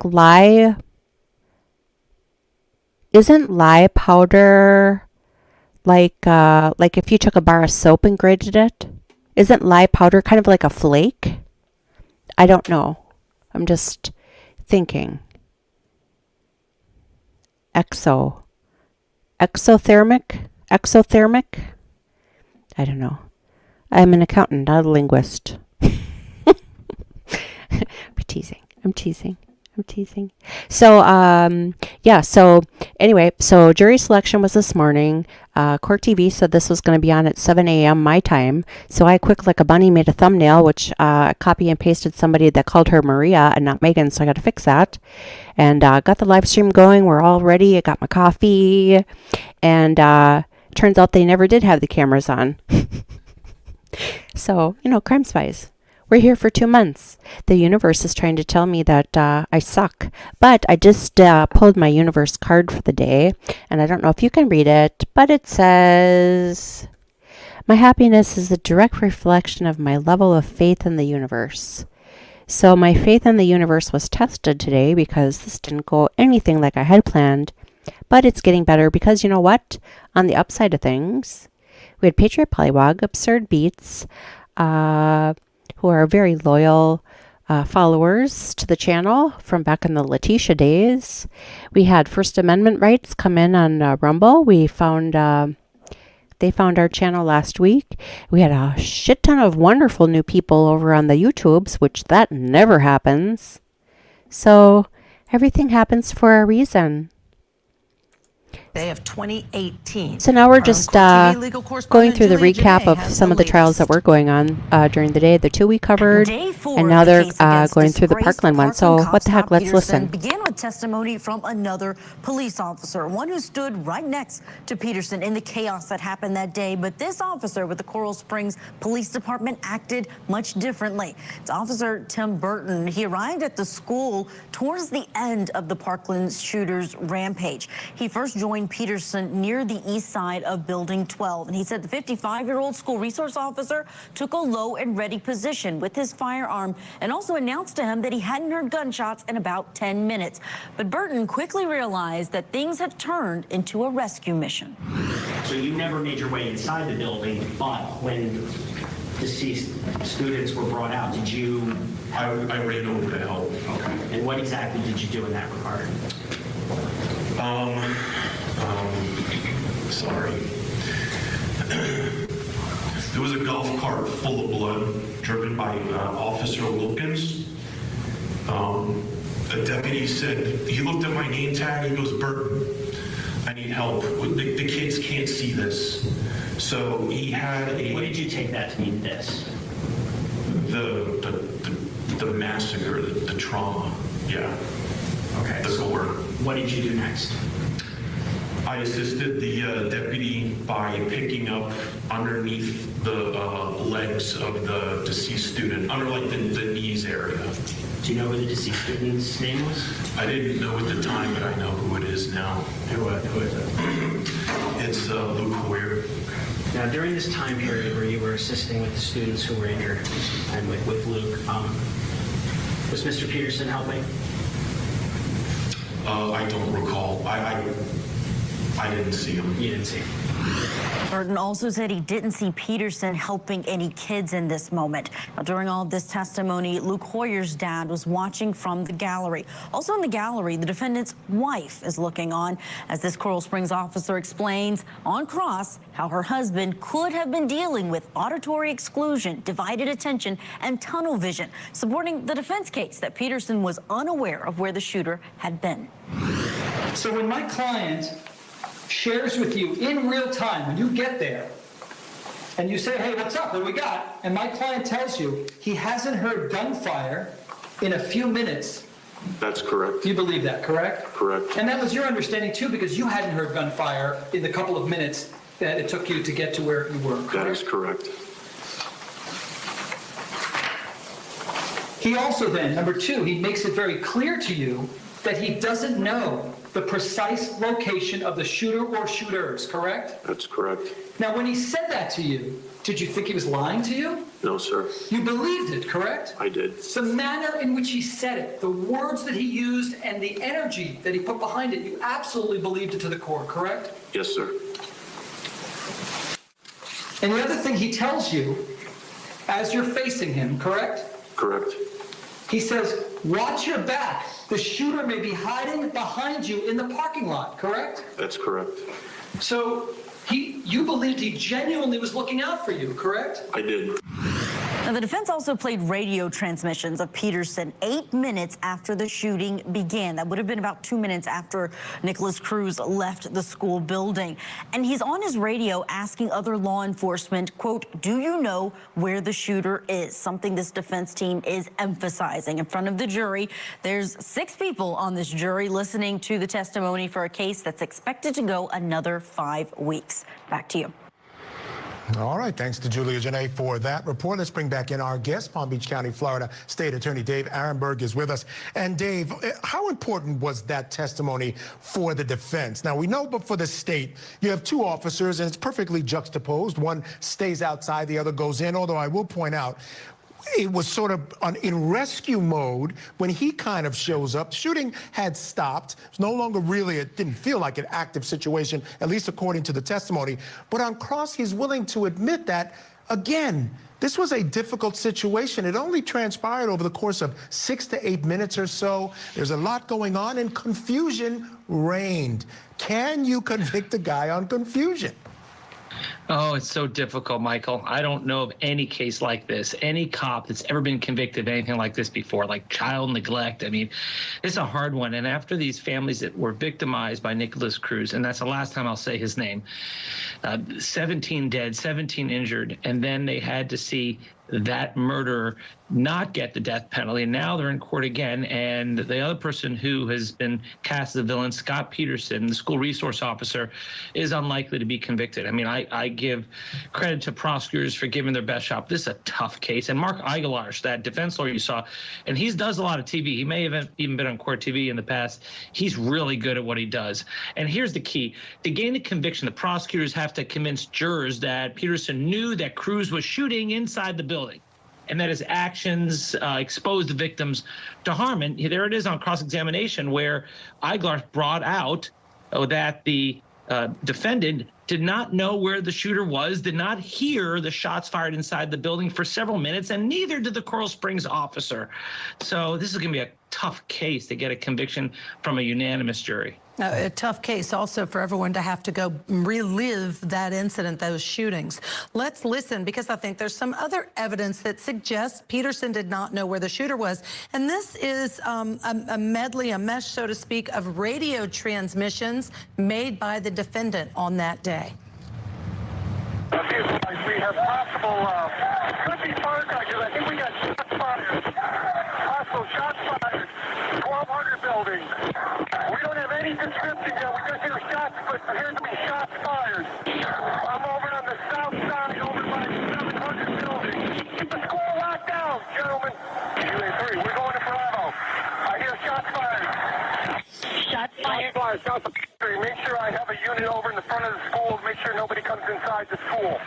Gary, does he know where the shooter is? All right, Dave, that does indicate he doesn't know where the shooter is, but it also shows it wasn't that he was doing nothing. He was doing things, but he was not going into a building. Does that make a difference? Well, I mean, that's the big question here. We know that he wasn't just standing there. He was doing something, but should there be a requirement that he go into the building? Yes, because that's what the training said. But if he doesn't know where the shooter is and doesn't hear shots for a while from inside the building, then he doesn't have to go in the building. So you have to look at it through his eyes, through the prism of reasonableness. And auditory exclusion and tunnel vision are real things, and that's something his defense lawyer is bringing up. And look, the fact that he's unlikely to be convicted here doesn't mean he hasn't been punished for what he did or didn't do. He was fired from his job, publicly humiliated. The fact that he has to pay for a lawyer and been put on trial like this, I mean, this has been all bad for him, but yet I don't think he will ever be incarcerated for this. I think it's a really tough prosecution. Again, I give credit for prosecutors for trying here, because I think this case deserves some more justice. It's just not likely to get it through Scott Peterson.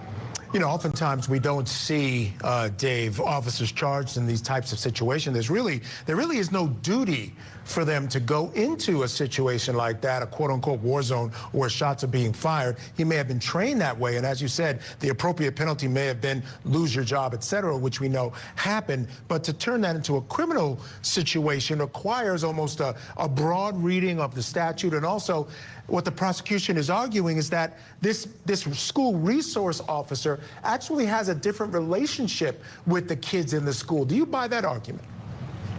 You know, I do up to a point because, for example, if you and I heard someone drowning in a lake and didn't jump in, that's morally repugnant, but we would not be charged with a crime. But if a lifeguard in a pool sees someone drowning and doesn't jump in, that lifeguard could be charged with a crime. It's the question of your duty. And you can make an argument that it is the duty of the school resource officer to go in when there is an emergency situation where kids are dying, getting shot. But here you have the fog of war. You had him scrambling around, not knowing what's going on. And so that's why it's going to be tough to get a conviction beyond any reasonable doubt.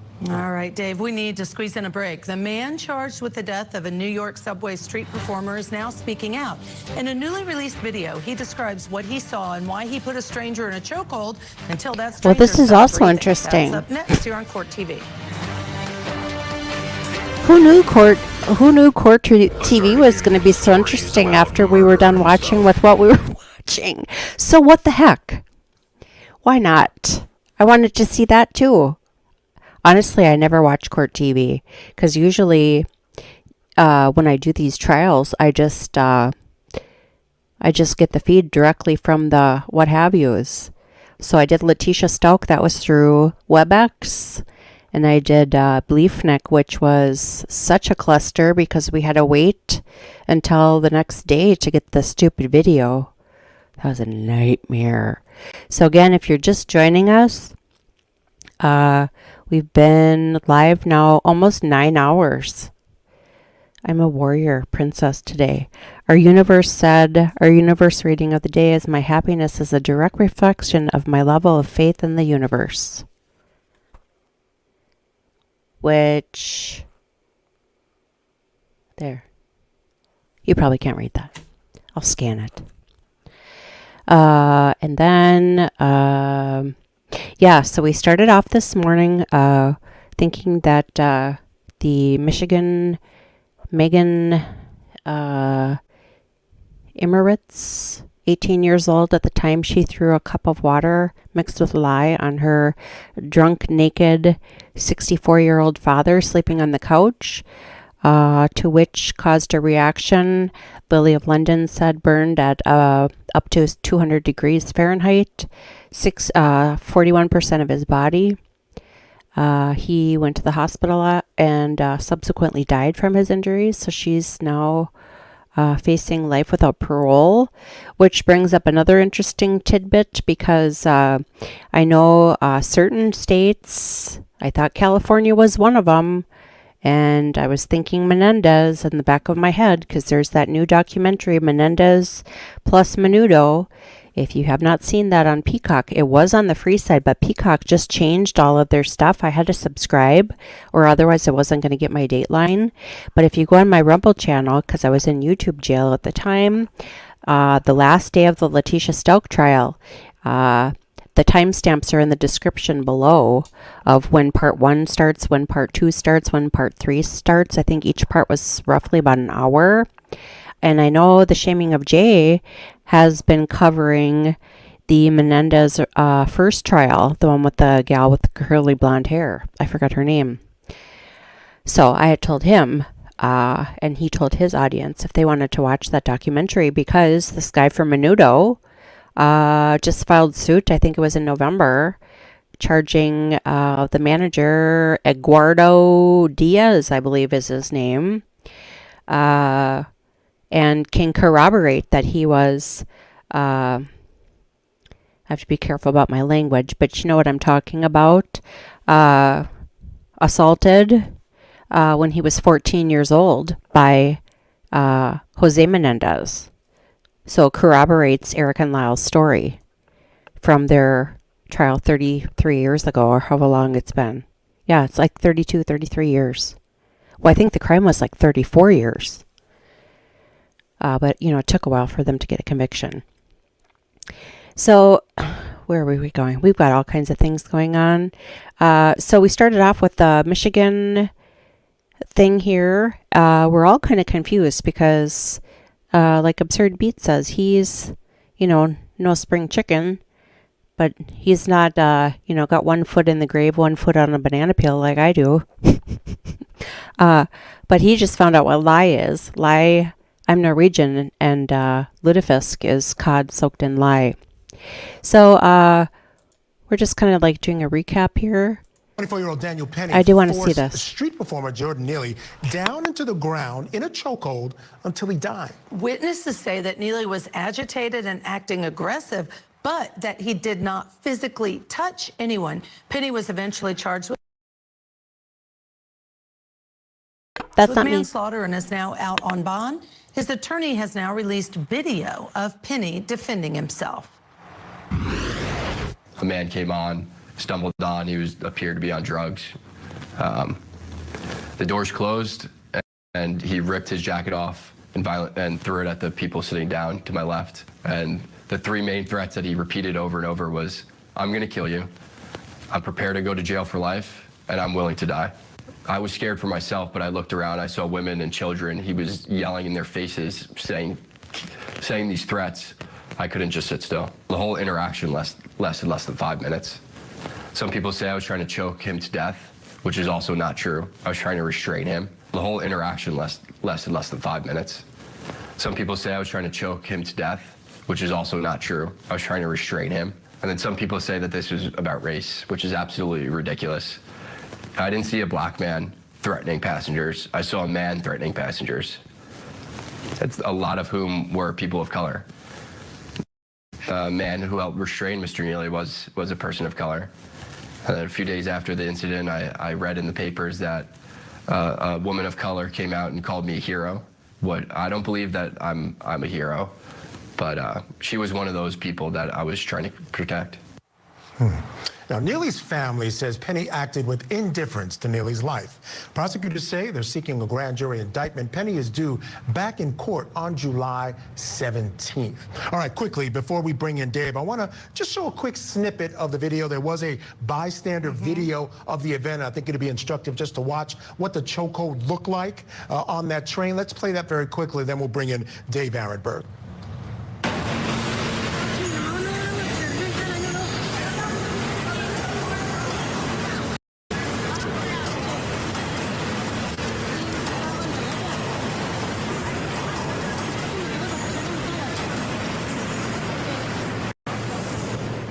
All right, let's bring in Dave Arenberg here. Dave, this is a difficult case for a number of reasons. This guy was a Marine from 2017 to 2021. He was actually a sergeant, and he gets him from behind. So he's acting to save others. That's going to be his claim, because the guy his back is to him. So he can't claim that he was under any threat. My question is this about him saving other people, or is this about how long he decided to hold that chokehold? He's a Marine and he's trained in these types of combat techniques. Yeah, it's both. I mean, it's a question if it ever goes to a jury. Did he hold on to the chokehold too long? The fact that there are other passengers there, I think, is an important fact, holding him down. It shows you that this was just one vigilante who's trying to go overboard. No, this was a guy who's, in his mind, was trying to do the right thing, was trying to restrain someone who posed a danger based on his words and his actions, and other passengers joined in. The ones who stayed around, others fled. So this is a very tough case for prosecutors. I would not be surprised if this is rejected by the grand jury. Watch for that, Michael. I think that's a way for prosecutors to say, look, the grand jury is the one who dropped it, not us. Oh, so are you suggesting that, and we all know this, but I want to know the truth, the way cases are presented to the grand jury can kind of affect their outcome? Yes, yes, that happens. But, look, prosecutors have to follow the evidence and the law. And if something can get you a conviction beyond a reasonable doubt, if you held on too long, for example, you can go with the case. But ultimately, you have to decide, are the jurors going to convict? And any juror who's ridden the subway is going to be reluctant to convict in this case. I've ridden the subways. I don't always feel safe. There's a problem right now on the subways, and I think it's going to be really, really hard to find a unanimous jury. It's going to convict this former Marine who tried to protect his fellow passengers. All right, maybe all those things are true. Maybe it is true. It was scary. This man was threatening in his actions and his words. He was protecting the fellow passengers. But I think I'd be remiss not to talk about the length of the chokehold, because we all know George Floyd and how long the chokehold, and A, it was inappropriate, but B, the amount of time caused his death. Why not also consider, was the threat removed and he should have stopped the chokehold, or was it appropriate for that chokehold to continue ostensibly so long that he resulted in the death? And Judge Ashley, you're right. If he held on to the chokehold way too long, if the person clearly had lost consciousness and kept holding on to it, but you see the other passengers who are joining in, holding his arms down, and it just looked like, I don't know how you're going to prove beyond a reasonable doubt that he held onto the chokehold, but it was clear to everyone he had passed out. There were other people there. It wasn't just one lone individual. There were other passengers joining in, and that's why when you add that to the fact that people are scared of being on the subways these days because of some situation like this, I don't know how you're going to get a unanimous jury to convict. And if you don't think you can get a unanimous jury to convict, then you don't go forward with the case. Or you can file it like the prosecutor did there in Manhattan, not criticizing Alvin Bragg, but then it goes to a grand jury. And don't be surprised if the grand jury drops this one. You know, and fair enough. And Dave was talking about folks on a train being scared. You talked a little bit earlier about you're kind of used to that kind of activity in New York. Yes, absolutely. And I think not only in New York, here in Atlanta, we have what's called MARTA. And unfortunately, our mental health population is underserved. And you see some of these behaviors. And I feel like a lot of people know, Dave, to really watch your back, make sure they're not going to do anything overly aggressive, but if they're singing or if they're, start even threatening or saying things, it doesn't necessarily mean you're at risk of being hurt by them. Yeah, I think what's clear in this case. Oh, sorry, Dave. What's clear it's true, in this but case, remember what he said. Yeah, sorry about that, Michael. No, go ahead. Sorry. You only have a few seconds left, so hurry up. Okay, well, remember what he said. He said, I'm ready to die. I mean, he was saying really inflammatory things and throwing his jacket down. It scared a lot of people. All right. Thank you so much to Dave Ehrenberg. Michael, what do you have coming up next on your show? All right, folks, there's much more ahead in our next hour. Former President Donald Trump is preparing for his first court appearance after being indicted on federal charges. Plus, the man who had the nation living in fear after a series of bombings during a 17-year span is now dead. And a kidnapping suspect is behind bars Patriot after the alleged Pywog, victim 17. lied to a police officer for help.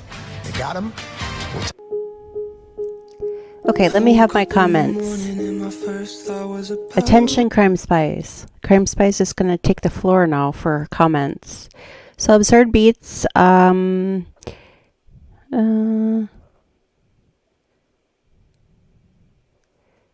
here. So, Absurd Beats had a really fantastic observation. Anyone can see he held him way longer than necessary. That's just my opinion on the hold itself, not even an educated point of view, I'm afraid, LOL. Okay, so in my brain, I was thinking George Floyd, or we're just going to say GF because we're still on YouTube, and who knows what their, criteria is for,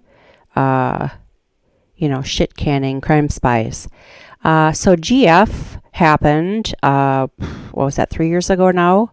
May 25th was my sister's birthday, and I'm about 35 minutes southeast of Minneapolis. And actually, I went to church when the summers I would spend with my grandma and Absurd Beats Linny. And George GF was dead 3 buildings down from where Linny and I went to church. Well, she went there all the time. I only went there in the summertime. Same street.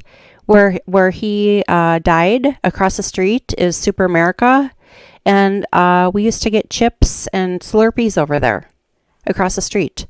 So when you can see Derek Chauvin holding him down the gas station, Linny and I used to go there after church and get actually Cheetos that I'm eating now, crunchy Cheetos and Slurpee after church.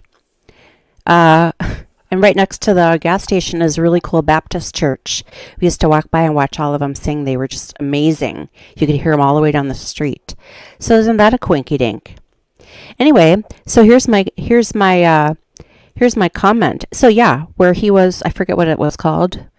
That corner there, that market. It wasn't there obviously when I went to church a long time ago, but that gas station was. I think it's still a Super America. I must have walked that sidewalk 1,000 times over the years going to church. Anyway, so, and also, I know a lot of Minneapolis police officers. I dated one for 3.5 years. Actually, I dated a couple. We're not going to get into that.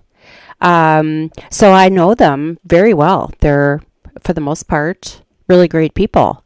And actually, second precinct that burnt down, or was the third? No, it was second. Second precinct,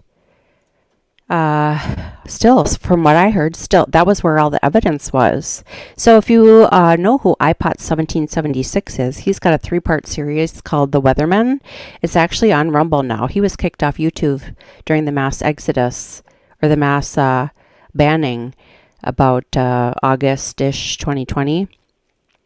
But he does have a Rumble channel. He's also on BitChute. And Weatherman number 3 is called All for Floyd. And he kind of goes over this. But if you watch that, okay, so GF is in the minivan with the passenger, and I think there's like 1 or 2 people in the back.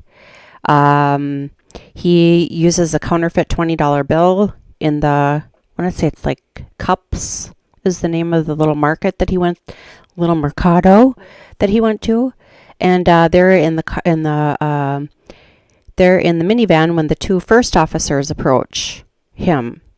And if you notice, I'm pretty sure it's in that iPod video. GF threw something in his mouth.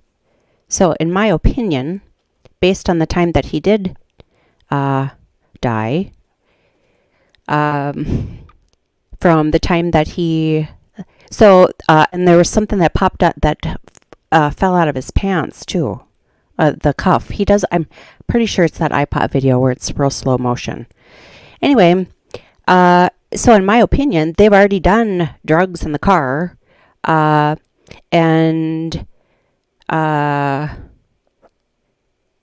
in my opinion, I think he overdosed. I think that extra little what have you that he popped into his mouth caused him to not live any longer. President Donald Trump will find himself in court tomorrow. Yes, he's looking forward to it. He sent out a Truth Social Truth and said in all capital letters, "See you in Miami on Tuesday." Rescue of a woman who mouthed for help during a traffic stop. Actually, Absurd Beats, you might be able to catch up some. Our CourtTV correspondents are covering the biggest cases across the nation. We'll put this on pause. I'll finish my story. Okay, so GF is on the ground, and show. But we all know this. We all know the video. Okay, so here's my thing. What if the ambulance would have arrived 5 minutes faster? The ambulance got stuck in traffic. Would there be somebody else in jail? So let's just say the ambulance got there 5 minutes faster than it did, and he's still DIED. Would there just be somebody else in jail, or would nobody be in jail because he was being worked on by the paramedics? I'm just asking questions. Oh, here we go.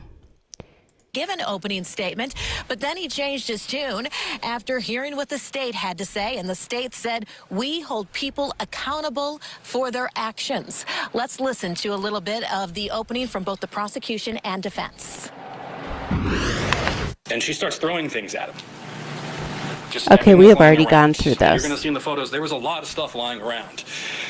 But one of the things that you're going to find out that she admitted to throwing at him was water. Okay, so tell me in the chat, should I just leave it going and we can go over this one more time in chat?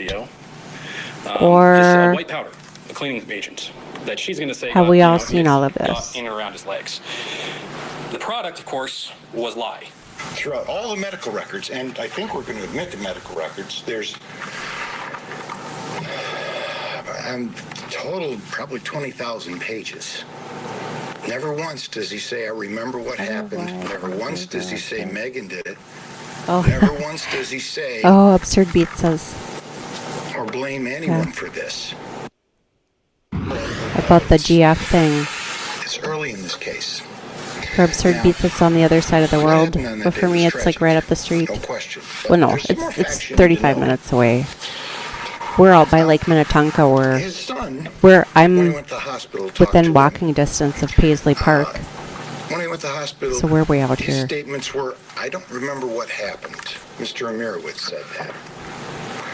When the young lady who was checking on him comes in, she walks in and says hello, and he responds. Well, we can let this play out. This is I have to several finish my hours GF later. story. His blood alcohol level was very high. And his son said, look, what he told me, him and Megan had a fight. Okay. They had a fight, they had an argument. She admitted she threw some bread at him and a couple other things. Hi, mostly peaceful riot. Well, this has been a most That doesn't beautiful mean that she day. threw this stuff at him. Okay? Now, if you look at his blood alcohol level when We he will goes definitely into the check out hospital, your it's link. extremely high. Defense counsel also said that this is just a very bad situation. Megan, she sat next to her attorney today. She had on a chiffon dress and tan heels, and her leg was shaking all throughout the day. She has been behind bars for quite some time now, ever since 2021. So on October 1st, 2021, that's the day the prosecutors said this incident took place, when Megan threw the drain cleaner containing lye on her father while he was either on the couch passed out or he was sleeping. Megan called her friend at the time. Her name was Kayla Bosquet. Kayla was the state's first witness today, and she said when she arrived at the house of Megan's and she saw Megan's father, she was shocked. Where did you see the burns on it from where you were? It looked like it was on his head, on his chest, on his hands, on his stomach. His legs looked very green. Okay. You said green? Yeah. All right. How did that make you feel when you saw him that way? Very ill. I started to panic because I had never seen anyone in a state like that before. Did you know what had happened at that point? No. Okay. Did you say anything to him when you saw him that way? Yeah, I said, what's wrong? And then he told me his hand hurt, and then that's when he reached it out, and all 5 of his fingertips were that red-purple color, and his fingernails had curled up.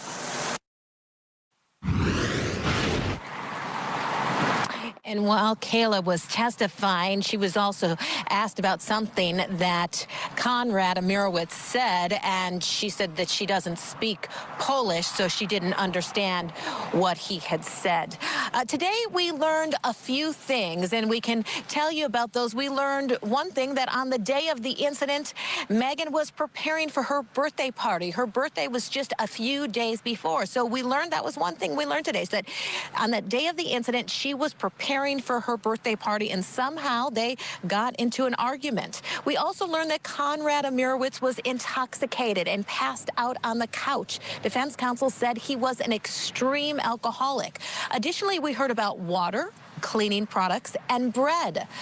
We heard the prosecution say Megan threw water and cleaning products on her dad, where the defense says she threw bread and other things. Defense counsel made clear that is all Megan ever admitted to doing, throwing bread and other things, where the state argued that Megan made a decision that fateful day to kill her father.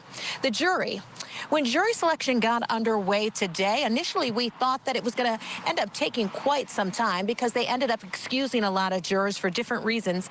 But at the end, they chose 7 men and 7 women. There are 12 jurors altogether and 2 alternates. They range in age from 20 to 60 years old, and there are 3 minorities. One of the questions jurors were asked, do you have any problems looking at graphic photos?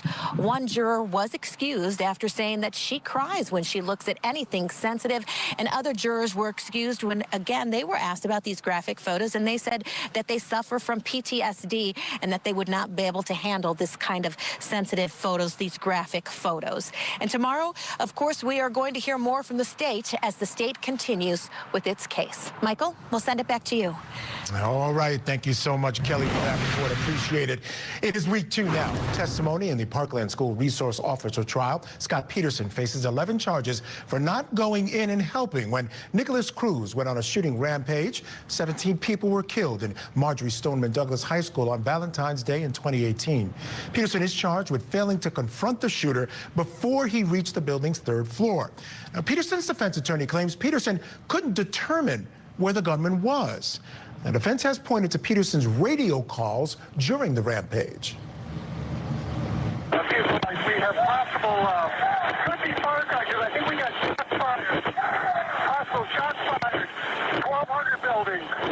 We don't have any description yet. We just hear shots, but appears to be shots fired. I'm over on the south side, over by the 700 building.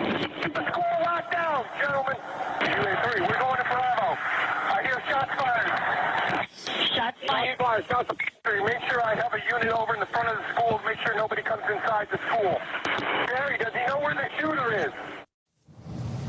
Today, the state put some other responding officers on the stand. Take a listen to Detective Brett Schroy of the Coral Springs Police Department. I saw Officer Kouri, who I had worked in the bike unit with. I wanted to get in the fight.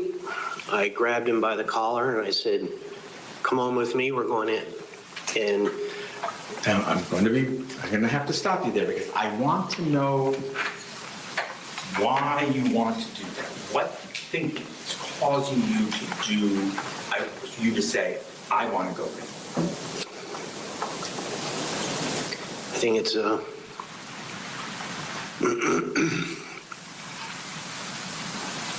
it's a combination of things.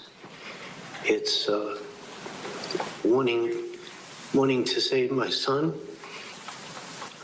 wanting to save other people's sons and daughters.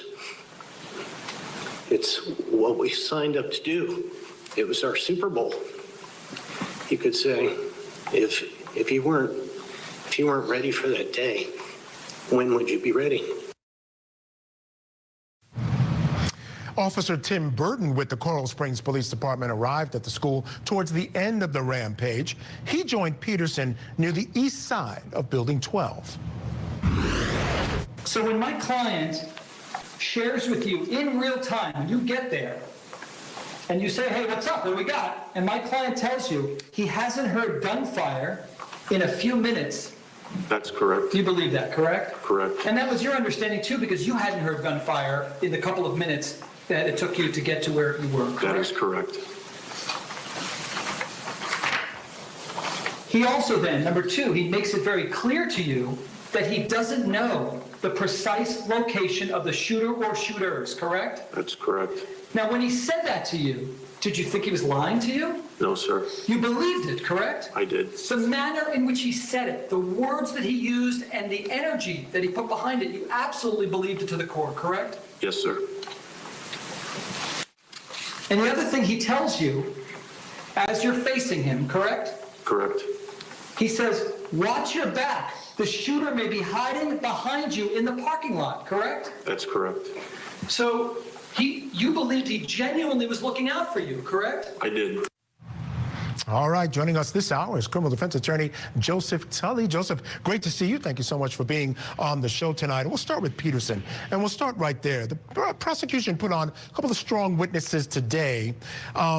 And what was clear was both of these officers who arrived, Peterson had been there for a while, 6 to 8 minutes. When they come on the scene, they both make the choice to go into the building. It's what they wanted to do. But we all know there are people who are going to run right to the front of the fight. There are people who are better suited to the back and not interested in running to the front of a fight.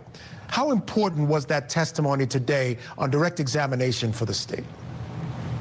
I think it was helpful testimony for the state. It's what we want officers to say. That's, you know, that officer on the stand is emblematic of the perfect police officer. Listen, there was danger being posed to kids. I don't care what was going to happen. I was going to jump right into the fray. However, it doesn't it doesn't diminish the defense that the defendant, the accused, didn't know where the shots were coming from and was trying to take a more measured approach to things. The defense is doing a really good job here. Yeah, no question. And that was going to be my next question. On cross, however, and we've seen this again, time and time again, when witnesses take the stand and say something positive for the state, the defense is able to bring in a couple of interesting points. And they really focus in on the fact that there was a lot going on.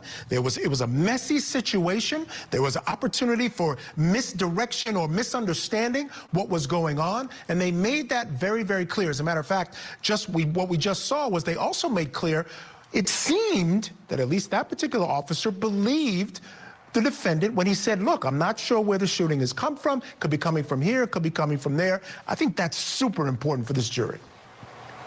Oh, definitely. And, we should point out that when you have a police officer accused of a crime, law enforcement, you get good witnesses from officers. Usually officers are trained to testify and they fight a defense attorney on everything, except when you have law enforcement as your client. Then they tend to answer questions truthfully. So here we have it established. The defense is getting everything that they want from every witness. So while the witness may be used by the state to prove some points and score some points, it's not detrimental to the defense. The defense is still getting everything that they want out of these witnesses. And you make a fantastic point. We know about the thin blue line and officers not liking to testify against other officers. You're right. There hasn't been a lot of acrimony between the defense and the police officers in this case. And that's interesting. It could be because a fellow officer is on trial. And I don't care. I don't know how they feel about it, but he's still a fellow officer. All right, let's go to the Megan Imirowicz case. Interesting case. I just feel like in that case, there's so much more to learn. This young girl, she's got a father who's obviously not doing a great job as a father. He frustrates her on a very important day in her life. She throws something on him, but I still believe now the defense made an opening statement that said, look, we still don't know exactly what happened here. There's no proof. And it makes sense when you look at it and say, okay, maybe she threw powder, maybe she threw bread. But we don't know exactly how the water got on him. Maybe he tried to wash it off, activating the powder, or did she deliberately throw both on him? A lot to be learned in that case. Oh, definitely. And I think you're right. This is going to come down to the different facts, what's proved during trial. Opening statements are a roadmap. The prosecution says she threw water and lye on him. That implies that she meant to cause the serious damage. The defense is saying that she threw bread and other stuff. So the prosecution is alluding to a confession as to both of those things. We'll have to see how that plays out in trial. But, the defense is passing up a voluntary manslaughter here in opening, right? They could have said, yes, she did it. She was angry, but she was not trying to kill him. She just picked things up, and yes, she knew it would cause damage. So they're passing up voluntary. They're passing up the defense that you said of she picked up a box of something. It turned out to be lye and threw it on him, and then he washed it off later. So it was really a really interesting choice or a set of choices for the defense in opening. Yes, exactly. I thought the same thing. I said, do you play up the anger angle and suggest, this was a terrible father on an important day in her life, and this was something she just reacted to, but that also plays into a theory that suggests she might have done it intentionally. So you got to walk a very fine line there. We're going to be watching that one closely.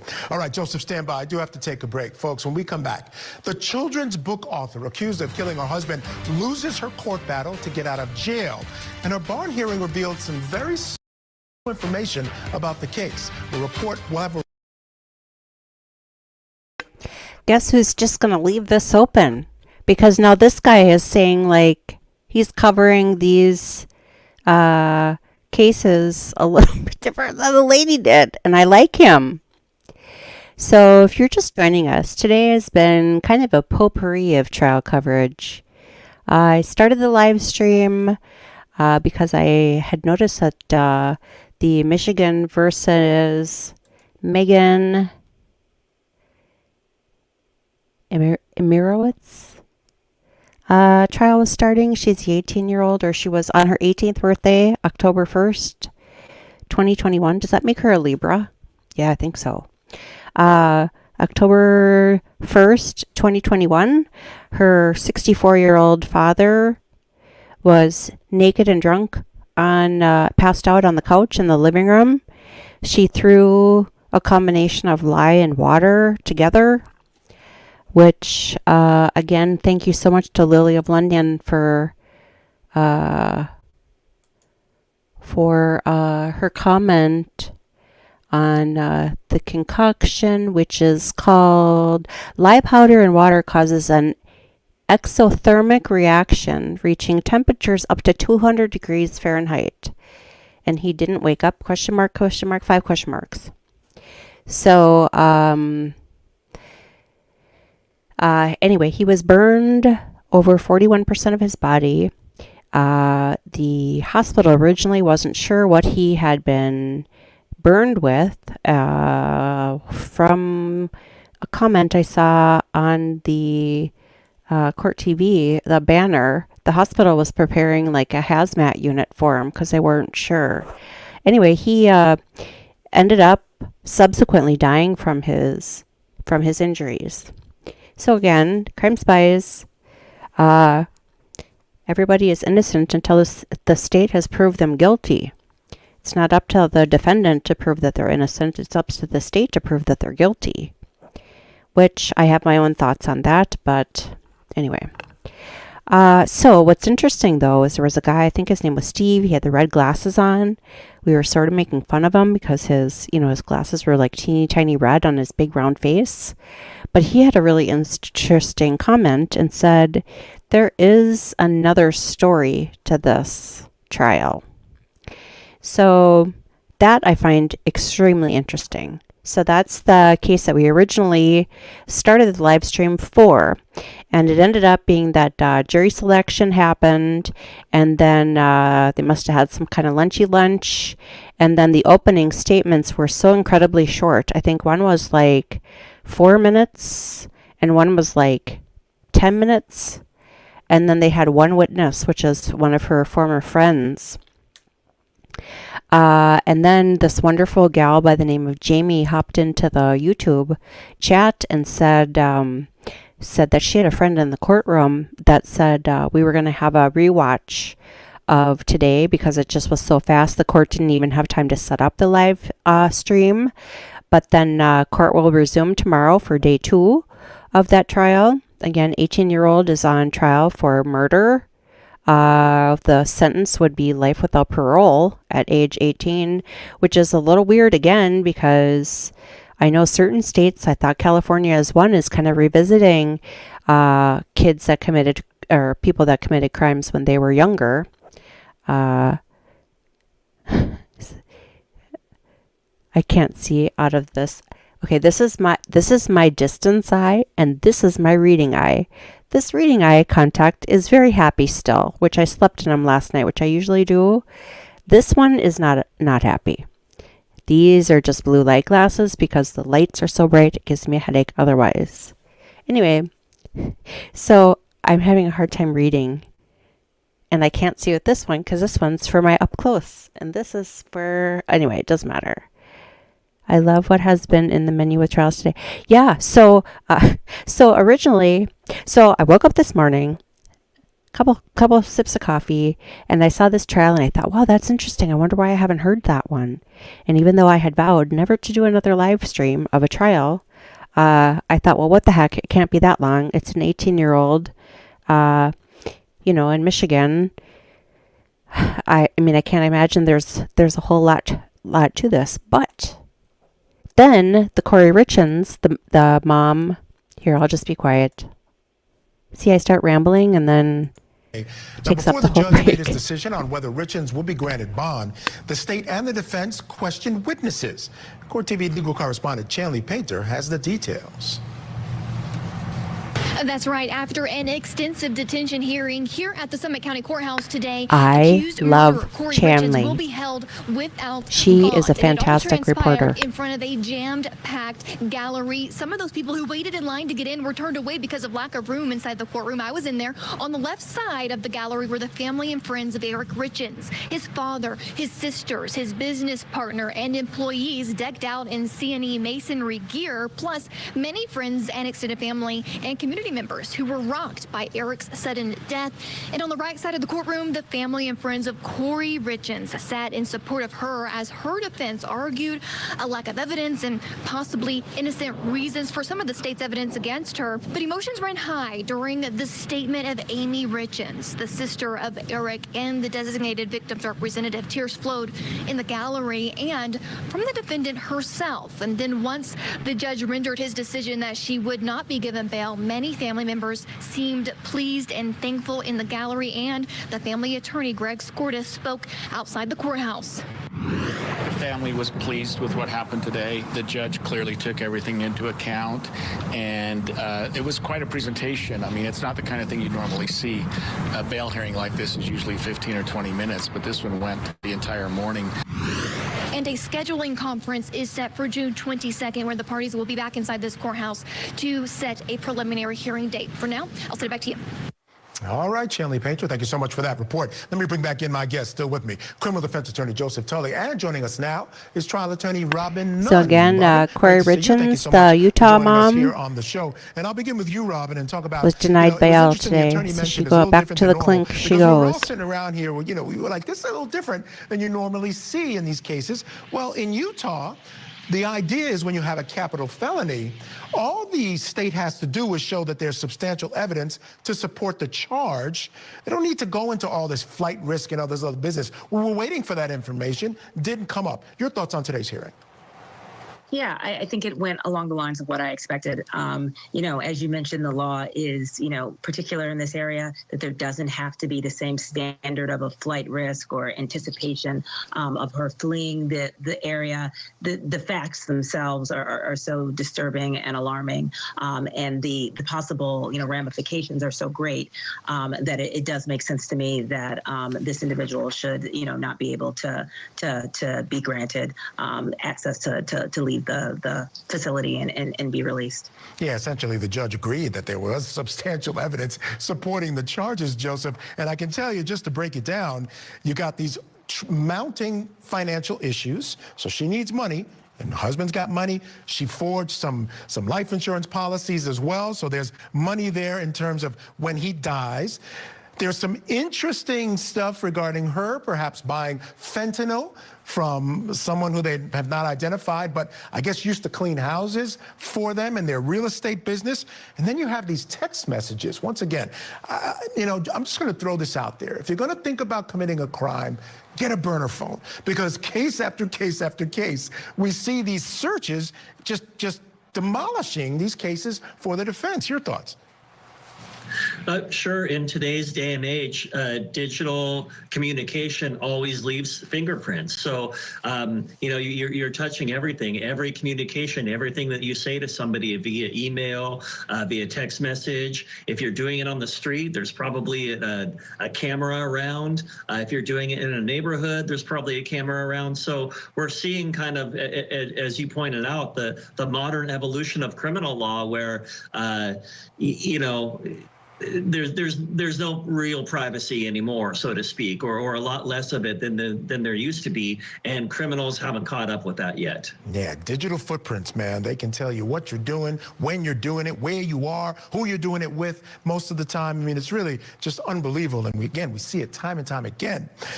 Robin, the only place really for the defense to go is with this idea of the fact that she bought the drug that caused the death of this victim, because it's hard to argue against these searches. They were pretty pointed. I'll just point them out. She searched, can cops recover deleted messages, luxury prisons in America. She asked us what happens to deleted phone messages, just all kinds of stuff that are very, very damning.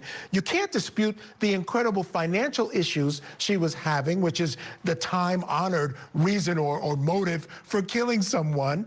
The only place they can fight this case is the drugs. There were no signs of the drug in the house, and they say no real proof that she bought the drugs from this confidential informant or the person that they're keeping sort of on the low that are going to bring in and said she bought drugs from her. You're completely right. The evidence here is mounting, and it's going to be very, very difficult.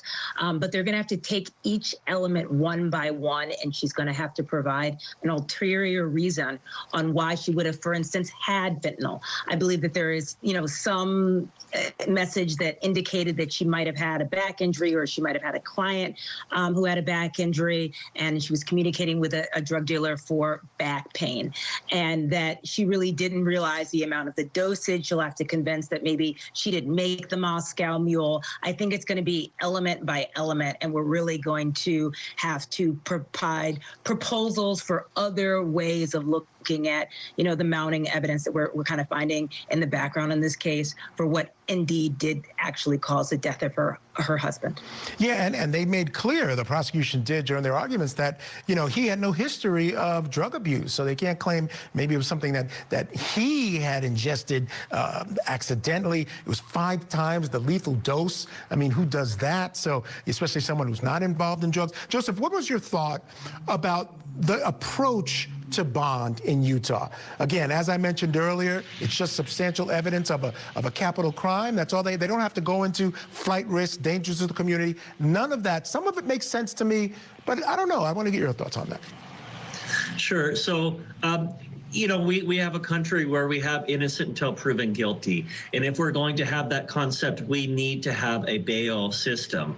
A lot of people have been arguing, that our system is based on, well, if you have money, you're out. And if you're poor, you don't have money, then you sit in jail. And that's not fair. It should be based on something else. So we might be looking actually at the way of the future here, where this is not, this has nothing to do with money. It has to do with the seriousness of the crime, and if the state can prove that the substantial evidence exists that she did the crime, then she belongs behind bars while waiting trial. And so those are my thoughts, that it could be the future. Yeah, I agree. There's a lot of talk about bail reform. I kind of like what they're doing here. Make the state show that they have a strong case rather than worrying about someone's ties to the community, et cetera, so heavily. That eventually would have been the inquiry, but at the end of the day, I kind of like the approach as well. I agree with you there, Joseph. All right, stand by, folks. We have developing news. The Virginia school shooting case. Remember that one?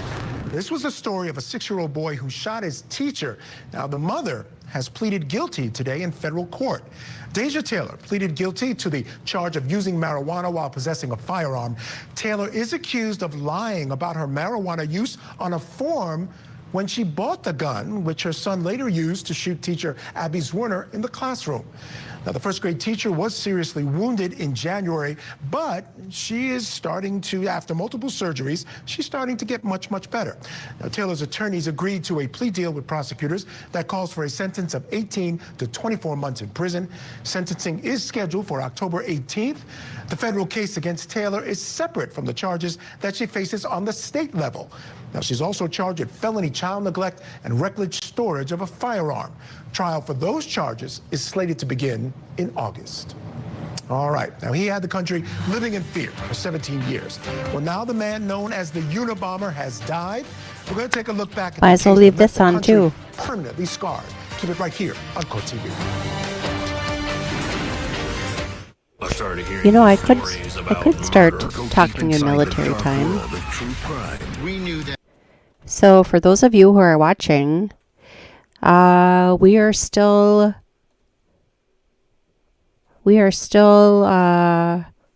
right now we're going through kind of a recap of the day. There's a whole bunch of crime news. I'm telling you what. So we started this morning because the trial of Megan Imirowicz was starting in Michigan. She's accused of the death of her 64-year-old naked drunk father on the couch.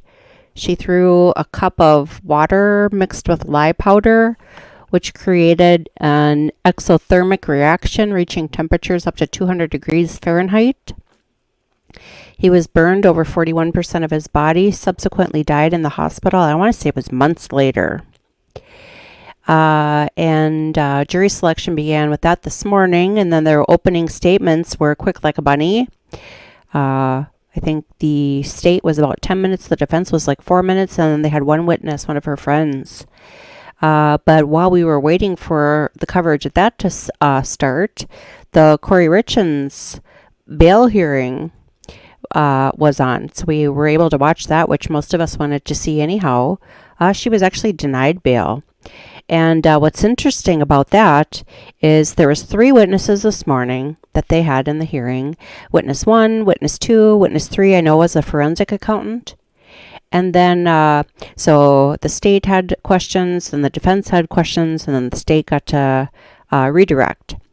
But before the judge decided whether or not he would grant Kouri Richen's bail, the sister of the victim, Eric, I forget what her name was, she wrote a victim impact statement. So us in the chat over on YouTube, it was Shar and Jamie and we were kind of confused because, normally victim impact statements are read before the judge rules the sentence.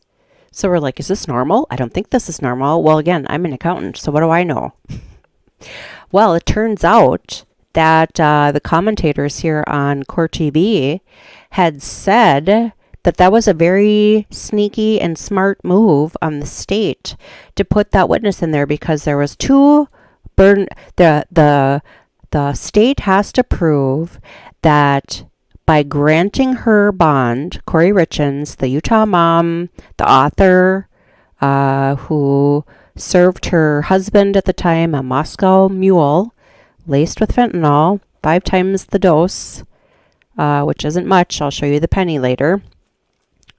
I lost my damn. So the victim, okay, so the state has to prove 2 things. Number 1, if they do grant her bail, that she's going to be a threat or harm to herself or another human being. Number 2, a flight risk. They have to prove beyond a reasonable doubt that both of those things are feasible in order to deny her bail. And the 3 witnesses' testimony did not give the commentators, every time they'd break for commercial, the 3 commentators are like, I'm not seeing it here, I'm not seeing it here, I'm not seeing it here. Well, the state used law or something within the law where the victim's sister could read a victim impact statement at this hearing. And her statement introduced the evidence that the judge used to determine, yep, she's a flight risk, and yep, she's a danger to herself or someone else. So those 2 things, had it not been for that victim impact statement being read during this hearing, the state did not prove that burden. Also, I had made a comment because I live 2 hours north, so I live 35 minutes southwest of where the George Floyd incident happened, and I'm 2 hours north of Madeline Kingsbury. She is the young mother of 2 from Winona, Minnesota, who her body was finally found after 69 days last week, and her boyfriend, partner, / father of her 2 children, is now in prison. So if you look on Crime Spies last Thursday and Friday, there was 2 press releases from the Winona State Police. It's kind of funny because some of the people, I shouldn't make fun, but you know how there's Winona Judd? Or no, Winona Judd, and there's Winona Ryder? Well, a lot of times they say Winona like Winona, and it's Winona like Ryder. Not Winona like Judd. Win, not wine. So there's that. So we're just kind of just recapping some of the news for the day, and I see people are still watching, so here we are. Center in Butner, North Carolina, early on Saturday morning. He was moved to the facility in 2021 because of his health condition. Kaczynski was serving 4 life sentences plus 30 years for killing 3 people and injuring 23 others during a 17-year bombing campaign from 1978 to 1995. Our affiliate KIVI has a look back at the case that led to the FBI's costliest manhunt. We were saying to the public, help us with this. Former FBI agent Terry Turchi, who now calls Eagle home, had a front row seat to one of the most challenging manhunts in American history. He's a bomber. He's a killer. Right. He's killed 3 people. He wanted to down an airplane. Ted Kaczynski was a certified genius who grew violently angry at what he saw as an industrial revolution destroying American society. His homemade bombs first showed up in the late 1970s, and soon the FBI dubbed him the Unabomber, which stands for University and Airline Bombing, 2 places where Kaczynski inflicted his form of domestic terrorism. When it comes to what he was thinking and what his motivations are, we don't even have to guess. From his own words, Theodore Kaczynski said, look, I started thinking about this and about a plan for revenge on society while I was at UC Berkeley as assistant professor of mathematics. Not until the 1990s, the FBI made it a top priority to identify and locate the Unabomber. Early on, we decided to stay on the trail of facts. Terry Turchi was working counterintelligence at the time when his boss called and made what Terry thought was an offer that he could refuse. Could you head the Unabomber task force? I'm good. And then there was a silence, and my boss, who was the assistant special agent in charge of counterintelligence, very somberly said, Terry, that wasn't really a choice. Turchi knew they needed something, some kind of description to put out to the public. He got that when a witness saw a man with a hoodie and sunglasses place a box outside a computer store in Salt Lake City. They had a sketch of the Unabomber. Then, in April of 1995, the New York Times received a 35,000-word manifesto from someone claiming to be the Unabomber, offering a deal. We had somebody saying, we're going to send a manifesto, and if you don't publish it, we're going to keep bombing and killing people. After a long discussion with the Times and Washington Post, all parties agreed to print it to possibly stop the bombings. But what the FBI really wanted was his words. Yes. Just the way they... You have totally hit upon it, Don. The language was what we got. And what they got next was the break they were hoping for. Ted Kaczynski's brother, David, found an old essay from Ted and handed it over to Turchi and the task force, hoping the FBI would prove him wrong. That didn't happen. I took my copy home, and I'm literally lying on the couch, and my wife's watching TV, and I fell off the couch. I said, we found the Unabomber. But they still had a large hurdle to jump. We had a name, but not everybody thought that, in fact, most of the lawyers at DOJ were skeptical of this.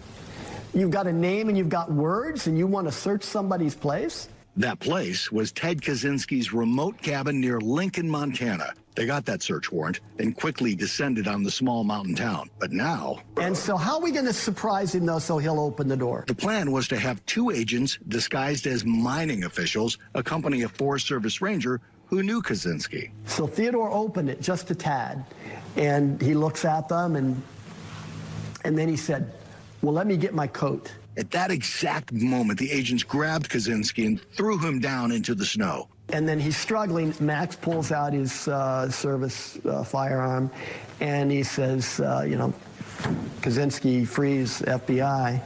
And that was it. Inside the cabin, they found another bomb and bomb-making materials. And as you can see on Kaczynski's own homemade calendar, one last check remained on April 3rd, 1996, the day the Unabomber case ended. Fascinating story. In Virginia, a father who has been in custody since February of last year is now indicted for the murder of his 4-year-old son. A grand jury returned the indictment against Kouri Bigsby on June 5th. Now, he's charged with killing 4-year-old Cody Bigsby and unlawful transport concealment of a body. Now, Cody has been missing since January of 2022, but his body has not been found. Bigsby was arrested a month later and charged with child abuse and neglect, but those charges were not related to Cody's disappearance. Bigsby was transferred from jail to a state hospital last March for mental health treatment.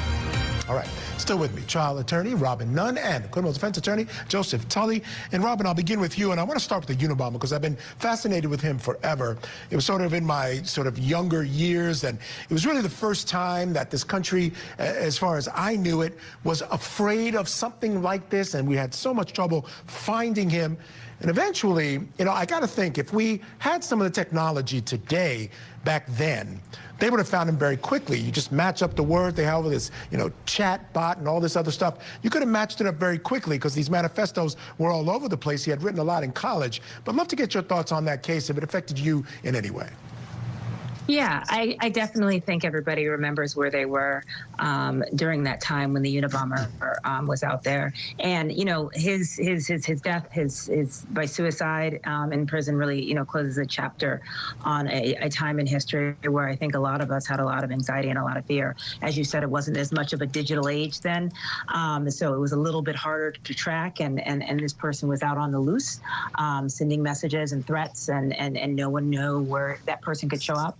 I think he would be caught a lot quicker now, but during those times, I definitely remember that and the fear and the anxiety that this caused. And it's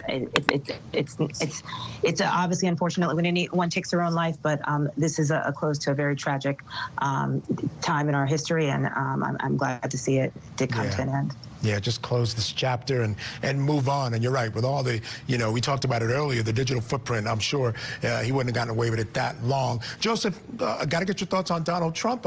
More firsts, not necessarily good firsts, for that particular former president, now facing federal charges. He's claiming that he declassified them. This is all, again, a political show. Love to get your thoughts. Sure. So I think the precedent in this case, and actually there's some good precedent, it does exist. We have George W. Bush, who authorized releasing parts of a memo to a journalist, in effect declassifying them. And that shows, and nothing was ever done about him or to him, and that kind of shows that there's not really a formal process of declassifying. Now, originally, a lot of the charges didn't make sense with the talk of classification, because the charges don't depend on classification, but the particular facts of this case, it kind of does. Yeah, that's absolutely true. We'll be following this closely, folks, because this one, again, making history. And finally, Robin, I want to talk about an officer doing something really great, being alert, being ready to sort of act in a very difficult and dangerous situation. They knew a shooter was on the loose. The woman says, help me. She's able to corral the guy, get him behind bars.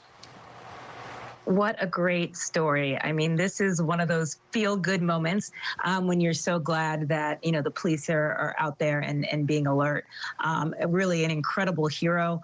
Obviously, it's been a news day where we've really been questioning some, you know, security officers and police officers and whether they're going to act or act cowardly. And this is just such a great example of someone being alert and paying attention and really saving the day. This is a really feel-good moment, and I was happy to see this story. Yeah, no doubt about it. You know, like you said, it's during these times, cops have taken a beating in the media and looking for accountability. Once they do something good, which is 95% of the time, 99% of the time, it's good to highlight it when something like this happens. All right, folks, we are back in Utah today following the case of children's book author Kouri Richen. A judge denied bond today in her murder case, so we want to know what you thought about that. Coming up next, we get your opinion on the case in our Talkback segment. I started hearing these stories about murder. Go deep inside the dark world of true crime. We knew that what we were doing had consequences, but we just didn't care. Vice on CourtTV. Next. Tonight on Closing Arguments, a Utah widow who wrote a children's book on grief is charged with her husband's murder. CourtTV teams are on the ground with the latest from today's hearing. Closing Arguments, tonight at 8, 7 Central, only on CourtTV.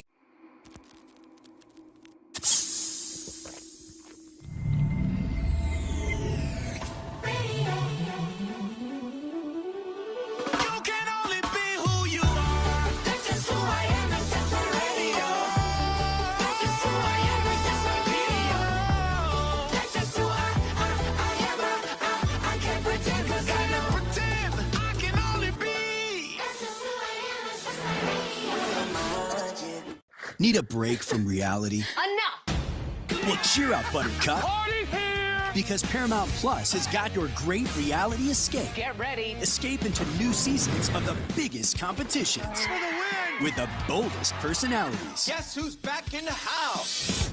Really? And the wildest drama. Plus hundreds of previous seasons, all streaming at your fingertips. I love this. Your great reality escape is with Paramount Plus. Stream now. Hang on, Dad, we're going in! Out of the way! Are you crazy? Trust me. I'd be safer sleeping with a snake. You're embarrassing us. We are going to die. This is fun! Popcorn Summer Movies on Pluto TV. He once beat the sun in a staring contest. Your trouble's just beginning, pal. He doesn't wear a watch. He decides what time it is. I think it's time to go for the kill shot. And behind his beard is another fist. Chuck Norris is Walker, Texas Ranger. When you live on the edge, you're never far from falling off. Every night at 6 p.m. Eastern on the TV Land Drama Channel on Pluto TV. The price is always fun. Always exciting. Always Drew. We gotta flaunt it, that's what I say. And now, always on. Yes! With its very own channel. How about that? Get ready to jump, bid, Actual retail price is... and spin. Look at this! With Drew Carey 24 hours a day. That's all you gotta do to have fun, fun, fun. The Price is Right channel. Watch now. Are you ready? Watch us go. I'm doing binge, I do it bigger. When you only move when it's the band, I got it. Congratulations. Wanna be on top? Just sit back and enjoy the show. Enjoy the show. Style check. Style check. Style check.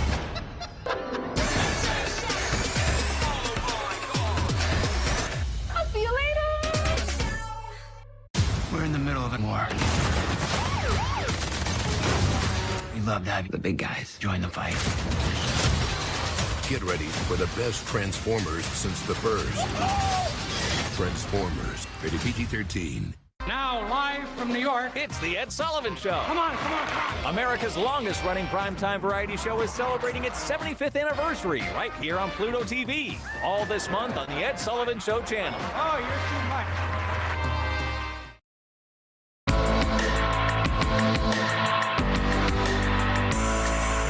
It is time now for today's Talkback segment. Each day, we post a question on Court TV's social media pages. We gather your comments and questions and respond right here on the show. Children's book author Kouri Richen is accused of killing her husband with an overdose of fentanyl. Well, Richens appeared in court today hoping to be granted bond, but it was denied by the judge. So we asked you, what do you think about this case? Here to discuss, trial attorney Robin Nunn and criminal defense attorney Joseph Tully. Guys, our first comment comes from Deborah. Deborah says the bail hearing pretty much sums up the entire trial yet to come. I hope they can find jurors who haven't seen it. And Joseph, we talked about, I think you mentioned, this might be a trend in sort of these bail hearings and trying to sort of even the playing field a little bit, but she makes a good point. At the end of the day, a lot of information got out today. Certainly we here at Court TV learned a lot about this case, and potential jurors watching probably learned a lot about this case. Sure. However, I would remind people it's similar to a preliminary hearing. You don't show all your cards. You probably show the least amount of cards as you can in order to prove your point. So there is a balancing that goes on, and I'll guarantee the public that they haven't seen everything out of the government's case, and they haven't seen everything out of the defense case. But I'll tell you what, boy, they saw a lot. They didn't know how much more. It may not have been everything they have, but gosh, it was certainly a lot. All right, next comment comes from Patty. Patty says, this is such a weird bond hearing. It's like the sister is giving a victim impact statement. And actually, Robin, it was a victim impact statement, which is allowed under the statute. Again, a weird way that Utah does things. I don't know if I got your opinion on how they do it there. I'd love to get that. Yeah, I think that every state is different, right? And you have to know what jurisdiction you're in.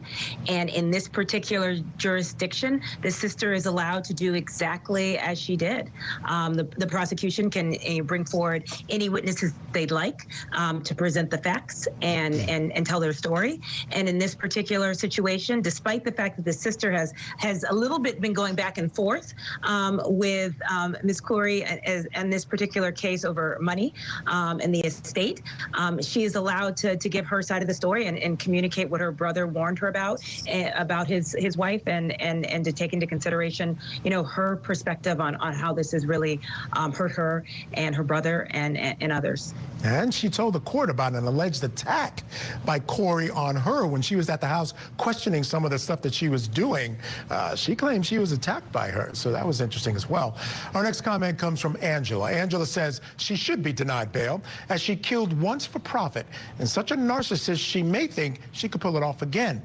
She has life insurance policies on her 3 kids. She also assaulted his sister, so she's a danger to others as well. And Joseph, while the state didn't have to show that she was a danger, that testimony certainly didn't hurt. And it certainly seems like there's some issues there that make her a bit of a danger.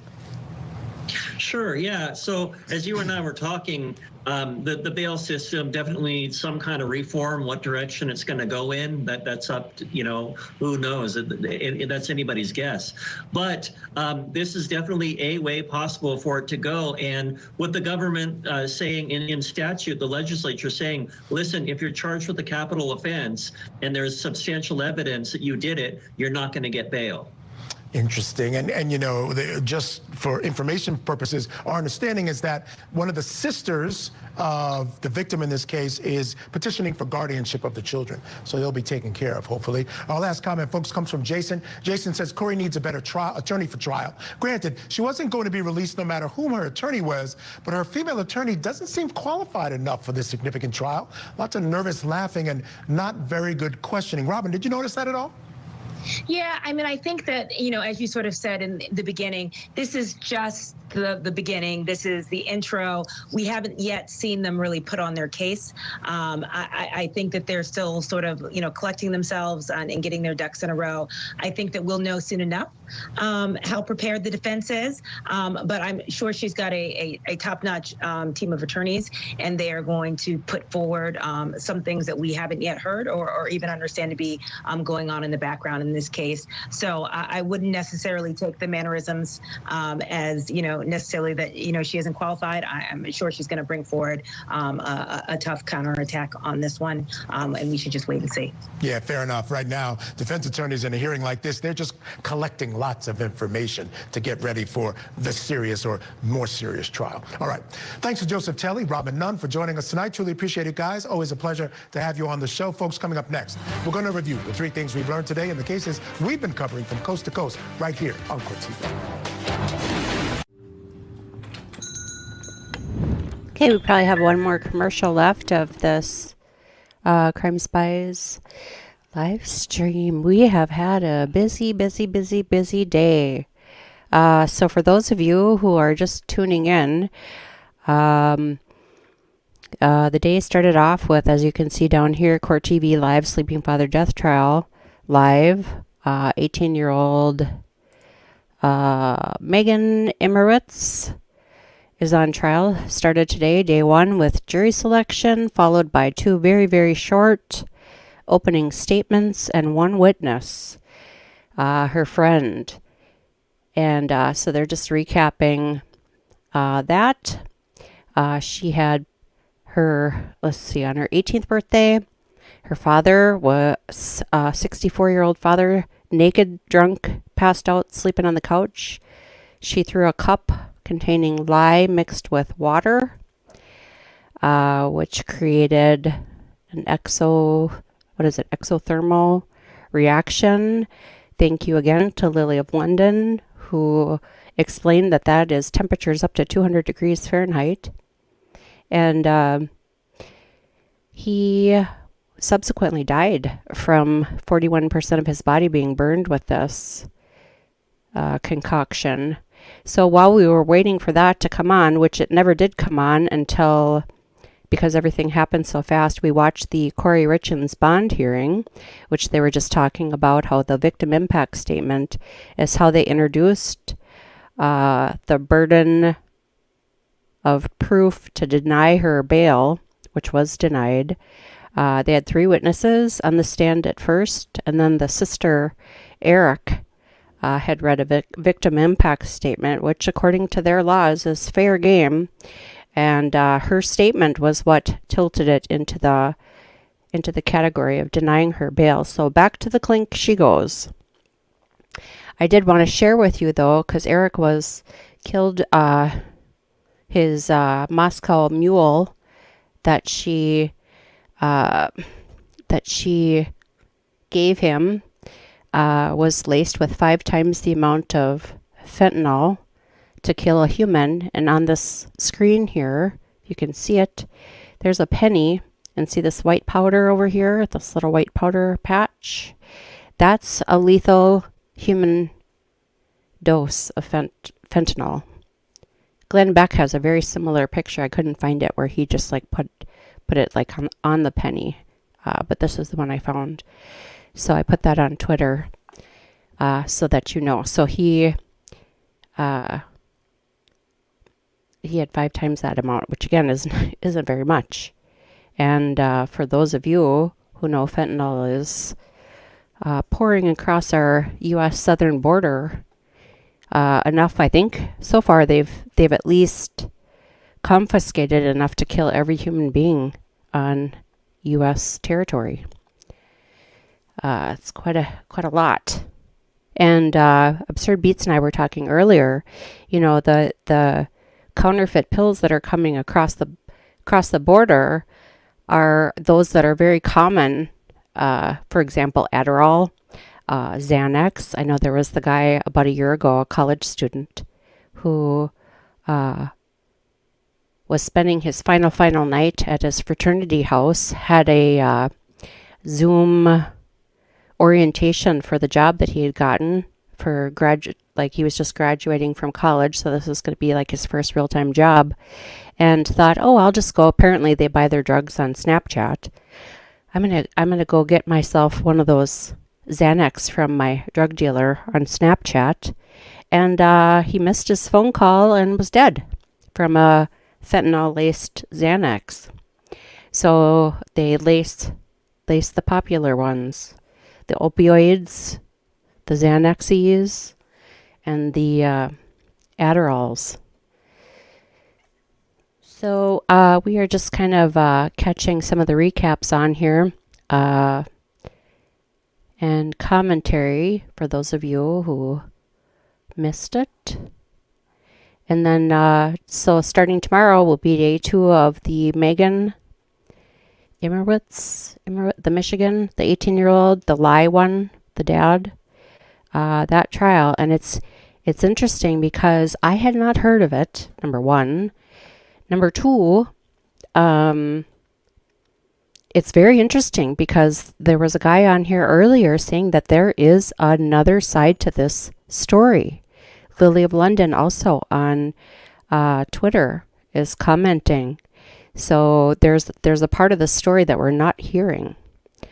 And the speculation was, you know, maybe she just thought it was water and poured it on him like, it's my 18th birthday, wake up, you know, drunk loser or whatever. I don't know. So this will be an interesting one. And then day 2 starts tomorrow, 10 a.m. Eastern Standard Time.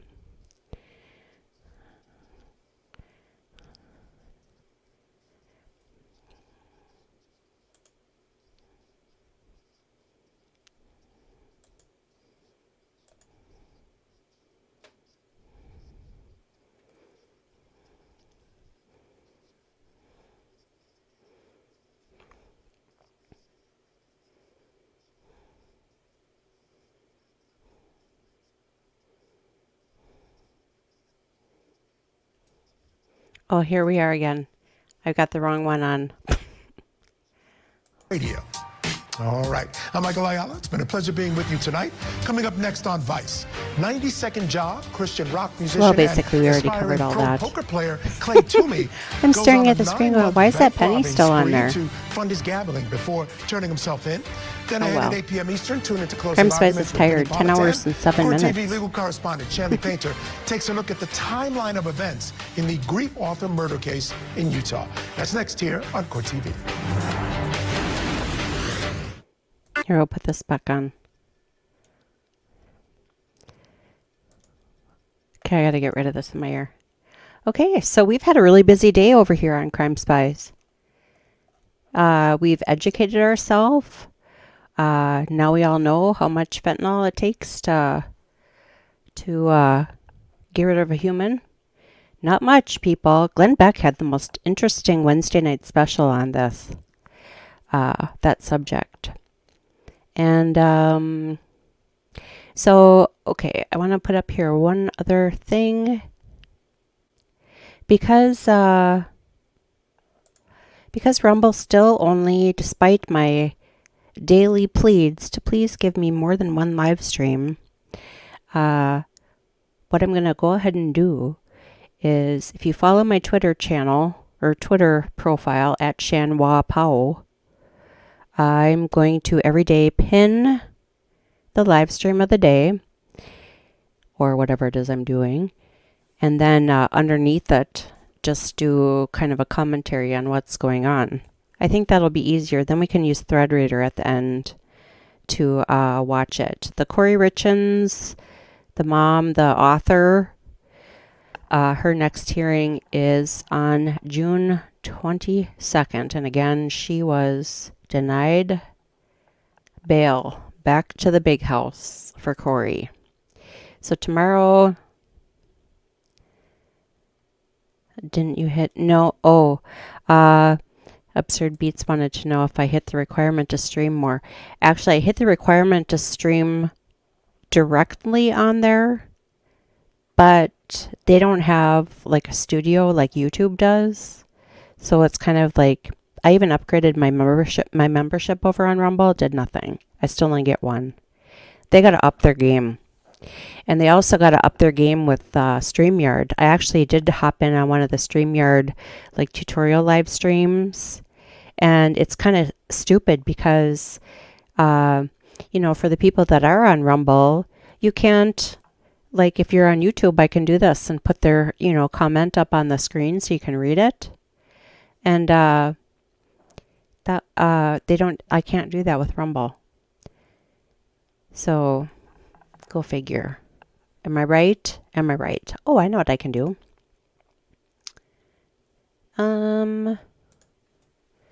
For those of you who are still watching, let's see.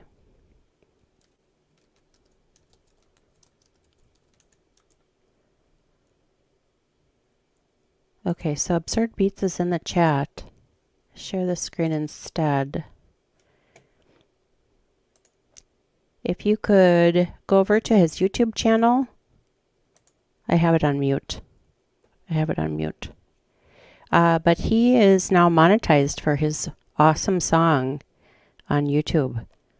I'm pretty sure I shared it in the comments, but I'll go ahead and do it again. Comment, copy, paste, paste, paste, paste. Where is it? I can't find it. Here, I'll put it in the chat. So if you wouldn't mind going over to YouTube, and if you love it, which I'm pretty sure you will because it gets stuck in my head all the time, it's that awesome. It's also available on Spotify or iTunes. I'll put it in the StreamYard chat too. Yeah. Yes. Here. Look at this. Rumble needs to get their shizzle out. Yeah. Well, you know, and it's really weird because Dan Bongino has like almost 3 million followers on Rumble. He refuses to go on Facebook. He refuses to go on YouTube. I don't blame him. And Steven Crowder, same thing. He's now solely on Rumble. And I know Russell Brand is also solely on Rumble. They have a new Rumble studio for some of their, you know, main talent. I know the very first GOP presidential debate is solely going to be on Rumble.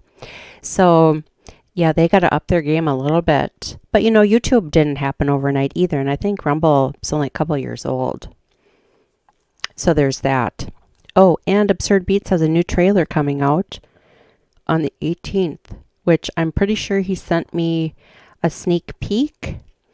And yesterday I was outside in the garden and I had to go grocery shopping because all of our groceries were either the stuff that they were eating is gone or it was starting to go bad. So I had to clean the fridge and go grocery shopping for the 4 shorties. Not short anymore. Actually, Lily's the only one that I'm still taller than. Everybody else, my middle triplet daughters, same height as me, and my oldest triplet daughter, they were only born a minute apart. They gave them their own minute. She's like 2 inches taller than me, and my son is like a half a foot, 8 inches taller than me, I think now. Tall children. So tomorrow it'll be day 2 of the Megan Imirowicz. Let me just put my Twitter back up on here. Yeah. And once this live stream is over on Rumble, because it's so long, it's almost 10 hours and 15 minutes. Yikes. Probably it'll take like an hour or so for it to upload, and then I'll be able to set up the live stream for tomorrow. I have to spell her name wrong. Big Dummy Crime Spies here cut and pasted her name off of a tweet I saw, and they'd spelled it wrong, so it's kind of been littered all over the place, the wrong spelling. So that'll be tomorrow. But I think it is going to be, I am shocked that I didn't hear about it. And then I was equally shocked that, you know, normally some of these bigger cases, like if you look up the Kouri Richen's case, the author with the fentanyl, holy God, there's probably 100 really good videos. I know Plunder, Paula Mooney, her Plunder channel, she's done several Kouri Richens. I know Gisela over on Grizzly True Crime, she's done several Kouri Richens videos. I'm trying to think. Annalise, I'm sure she's 10 to Life. She's also done several Kouri Richens videos. And Kouri was just arrested, what was it, 5-6 weeks ago or so? Because her book just came out on Amazon, I think like 2 months ago, and she was arrested shortly after that. But this 18-year-old Megan Imirowicz, the Michigan one, there's like nothing. There are some super weird things happening. There's that Shea Business girl. That one. The last name is Shea Business. Grizzly True Crime has a video on it, but she used a kitchen bread knife to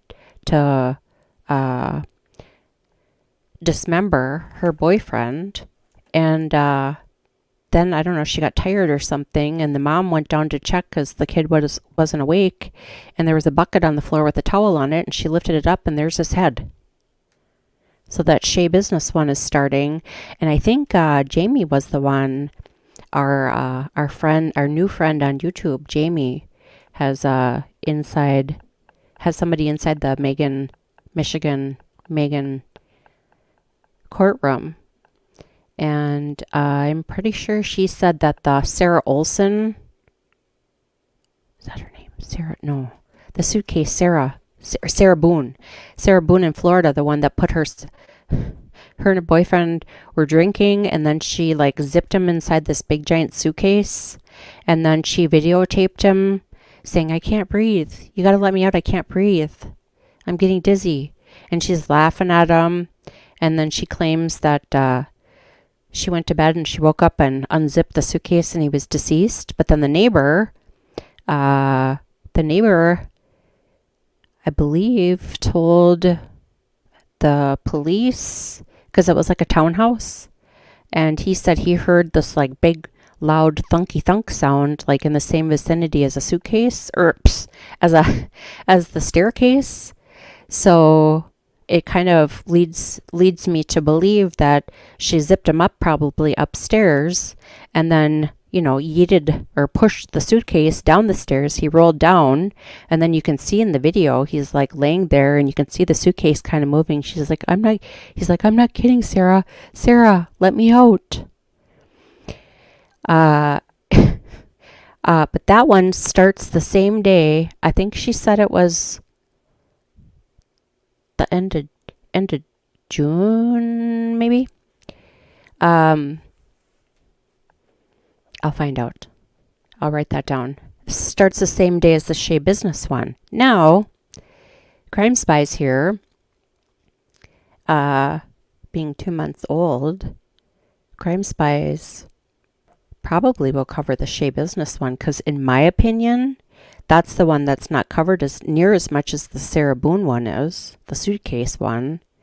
And so I think I'll cover that one too. Yes, Sarah Boone's interrogation video is on YouTube. Correct.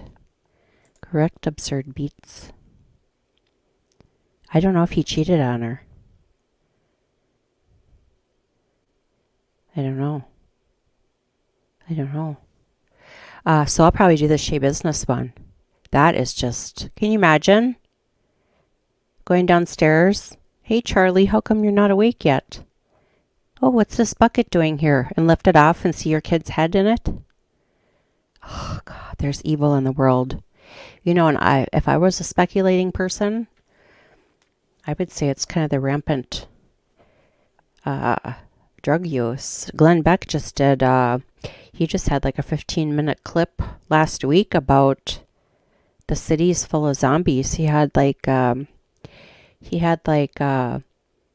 video outside of Philadelphia, I believe it was, and the people just shooting up in the street and all tipped over. It's just, something is just evil and awful and wrong. I mean, we've always had crime, but it's, and there's just a tremendous amount of stabbings. There was another, I think it was not this past weekend, but the weekend before, there's a kid that just graduated high school. Was it Florida, maybe, or Texas? I can't remember. And he had just graduated, and I think him and his girlfriend were breaking up or something, and his girlfriend, or ex-girlfriend, recently ex-girlfriend, and her mother were eating at a restaurant, and he came in and started stabbing him. The mom, they say, if it wasn't for the mom, she probably would have been dead. They're both fighting for their life. Last I heard, they're both still, doing okay. The girl, her spinal cord was nicked, so she has paralysis, but they're not really quite sure if it's permanent or temporary paralysis. And then a Good Samaritan came in and started attacking the guy to get him off of her. So he was on, I think he was like a college football player. I'm pretty sure it was Florida. And he saved the day. So now the guy's in jail, that guy. But what I was saying was, there's just a shit ton of like stabbings and the suitcase thing. And now we got the lie and the water mixed together. So I know people talk about gun control all the time, but I guess if people want to commit evil acts, they'll, use whatever means necessary. It's just crazy. And like I was saying earlier, there's that Menendez and Menudo. Let's see if I can't find it. So that's actually on my channel. I believe it's page 4. I've only been around 2 months.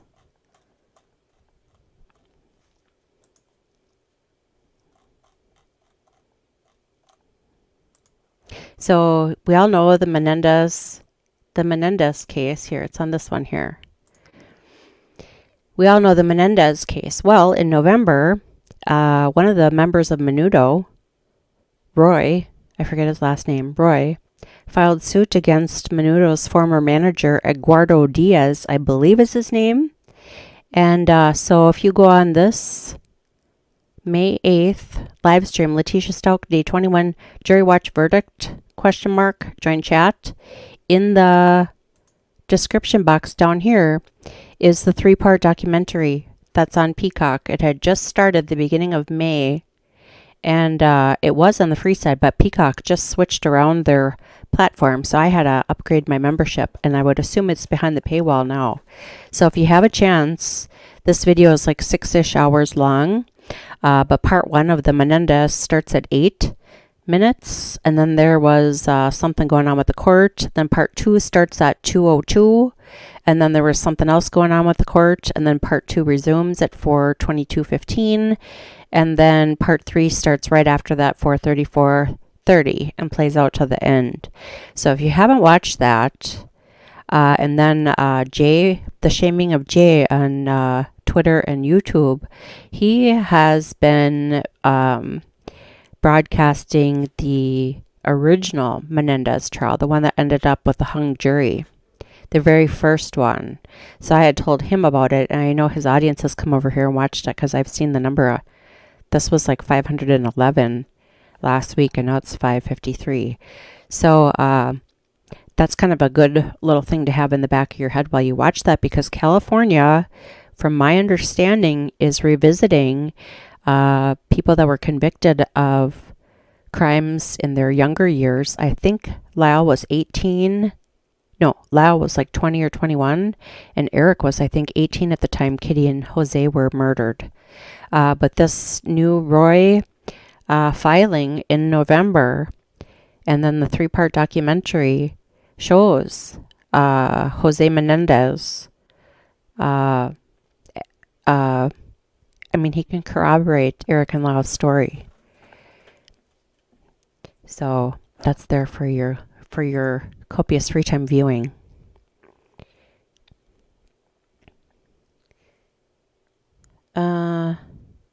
What's the deal with all the brawl videos on social media? Usually I don't watch those because I don't like people hitting each other. I don't really care for that. I know you're a big UFC fan. Did you see my picture of me and Dana White? That was pretty cool. He called me sweetheart. Dana White called me a sweetheart. Well, anyway, so there's that. But like I said, 33 years since Eric and Lyle have been in prison, and you know, if California is revisiting their sentences for people who are younger and committed crimes, and now this Roy from Menudo can corroborate that his manager, Eduardo Diaz, and Jose Menendez, you know, those types of things that Lyle and Eric were accusing their dad of doing, and Kitty being complacent, I don't know if that's the right word, in it. And what's interesting about the documentary also is Kitty's sister, I think she said she's like 92 now, Kitty's sister. She's in the documentary, and she's like, before I die, I want to see Lyle and Eric out. So Lyle and Eric killed her sister, and she wants to see them out of prison. And then her daughter was the one that testified in the first trial, corroborating their story. But then remember, the first trial was a hung jury, and in the second trial, the evidence. So the first trial happened, hung jury. Then the O.J. Simpson trial happened, and the whole city started to riot. And then Lyle and Eric were retried, and the judge did not allow in any of that corroborating evidence for their abuse, and they were both found guilty, life in prison, throw away the key. Street brawls and shop brawls. Have you seen the movie The Kingsman? No, I have not. I've not seen that movie. Street brawls and... Well, there's all kinds of videos in Minneapolis of people getting the shit beat out of them. I blame that on the defund the police, to be honest. That's just a nightmare. like I say, I know a lot of Minneapolis police officers, but even Bob Kroll, he used to be the president of the Police Federation for, I don't know, he was on the force for like 30 years. I think he was the president for like 20. He even quit the police department because he was sick of the crap. Okay, well, Crime Spies is tired. 10.5 hours. I'm shocked. I did it. 10.5 hours. Yay, Crime Spies. All right, people. So, Kouri Richen's denied bail. Next hearing, June 22nd. Parkland, if you want to watch the Parkland officer being tried, I know Dylan on both YouTube and Rumble channel. His channel is called The Alternate Corner. He is covering that trial. I think they're just starting week 2. And then tomorrow, 10 a.m. Eastern Standard Time, Absurd Beats. That's 3 p.m. your time in the UK. And me, Crime Spies, in the Central Time Zone. That's 9 a.m. So, and we're going to take the feed right directly from the judge. Today it did not work for reasons I've already explained probably 55 times. But we've been assured that the judge's court cam will be on tomorrow, so we will not have to take the feed from CourtTV. But actually, that was kind of nice. We, BST, is that British Standard Time? 3 p.m. British Standard Time? So 1,500 hours for you, Absurd Beats. 1,500 hours. Be there or be square. Be there or be rectangular. We used to say that when we were in high school and thought we were clever. To be different. British summertime. Oh, interesting. Oh, so like daylight savings is called summertime there? I thought Congress had passed something here in the U.S. where we don't have to follow that stupid spring forward and fall behind. I think that's insane. All it does is make people's internal clocks go bananas. Alrighty. All right, later, Gator. We'll see you tomorrow. And again, make sure to follow my Twitter if you haven't.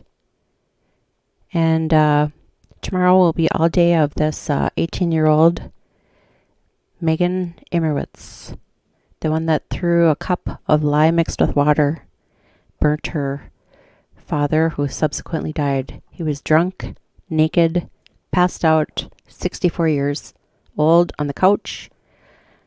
Did not wake up, even though the temperature could go up to 200 degrees Fahrenheit. Ambulance was called.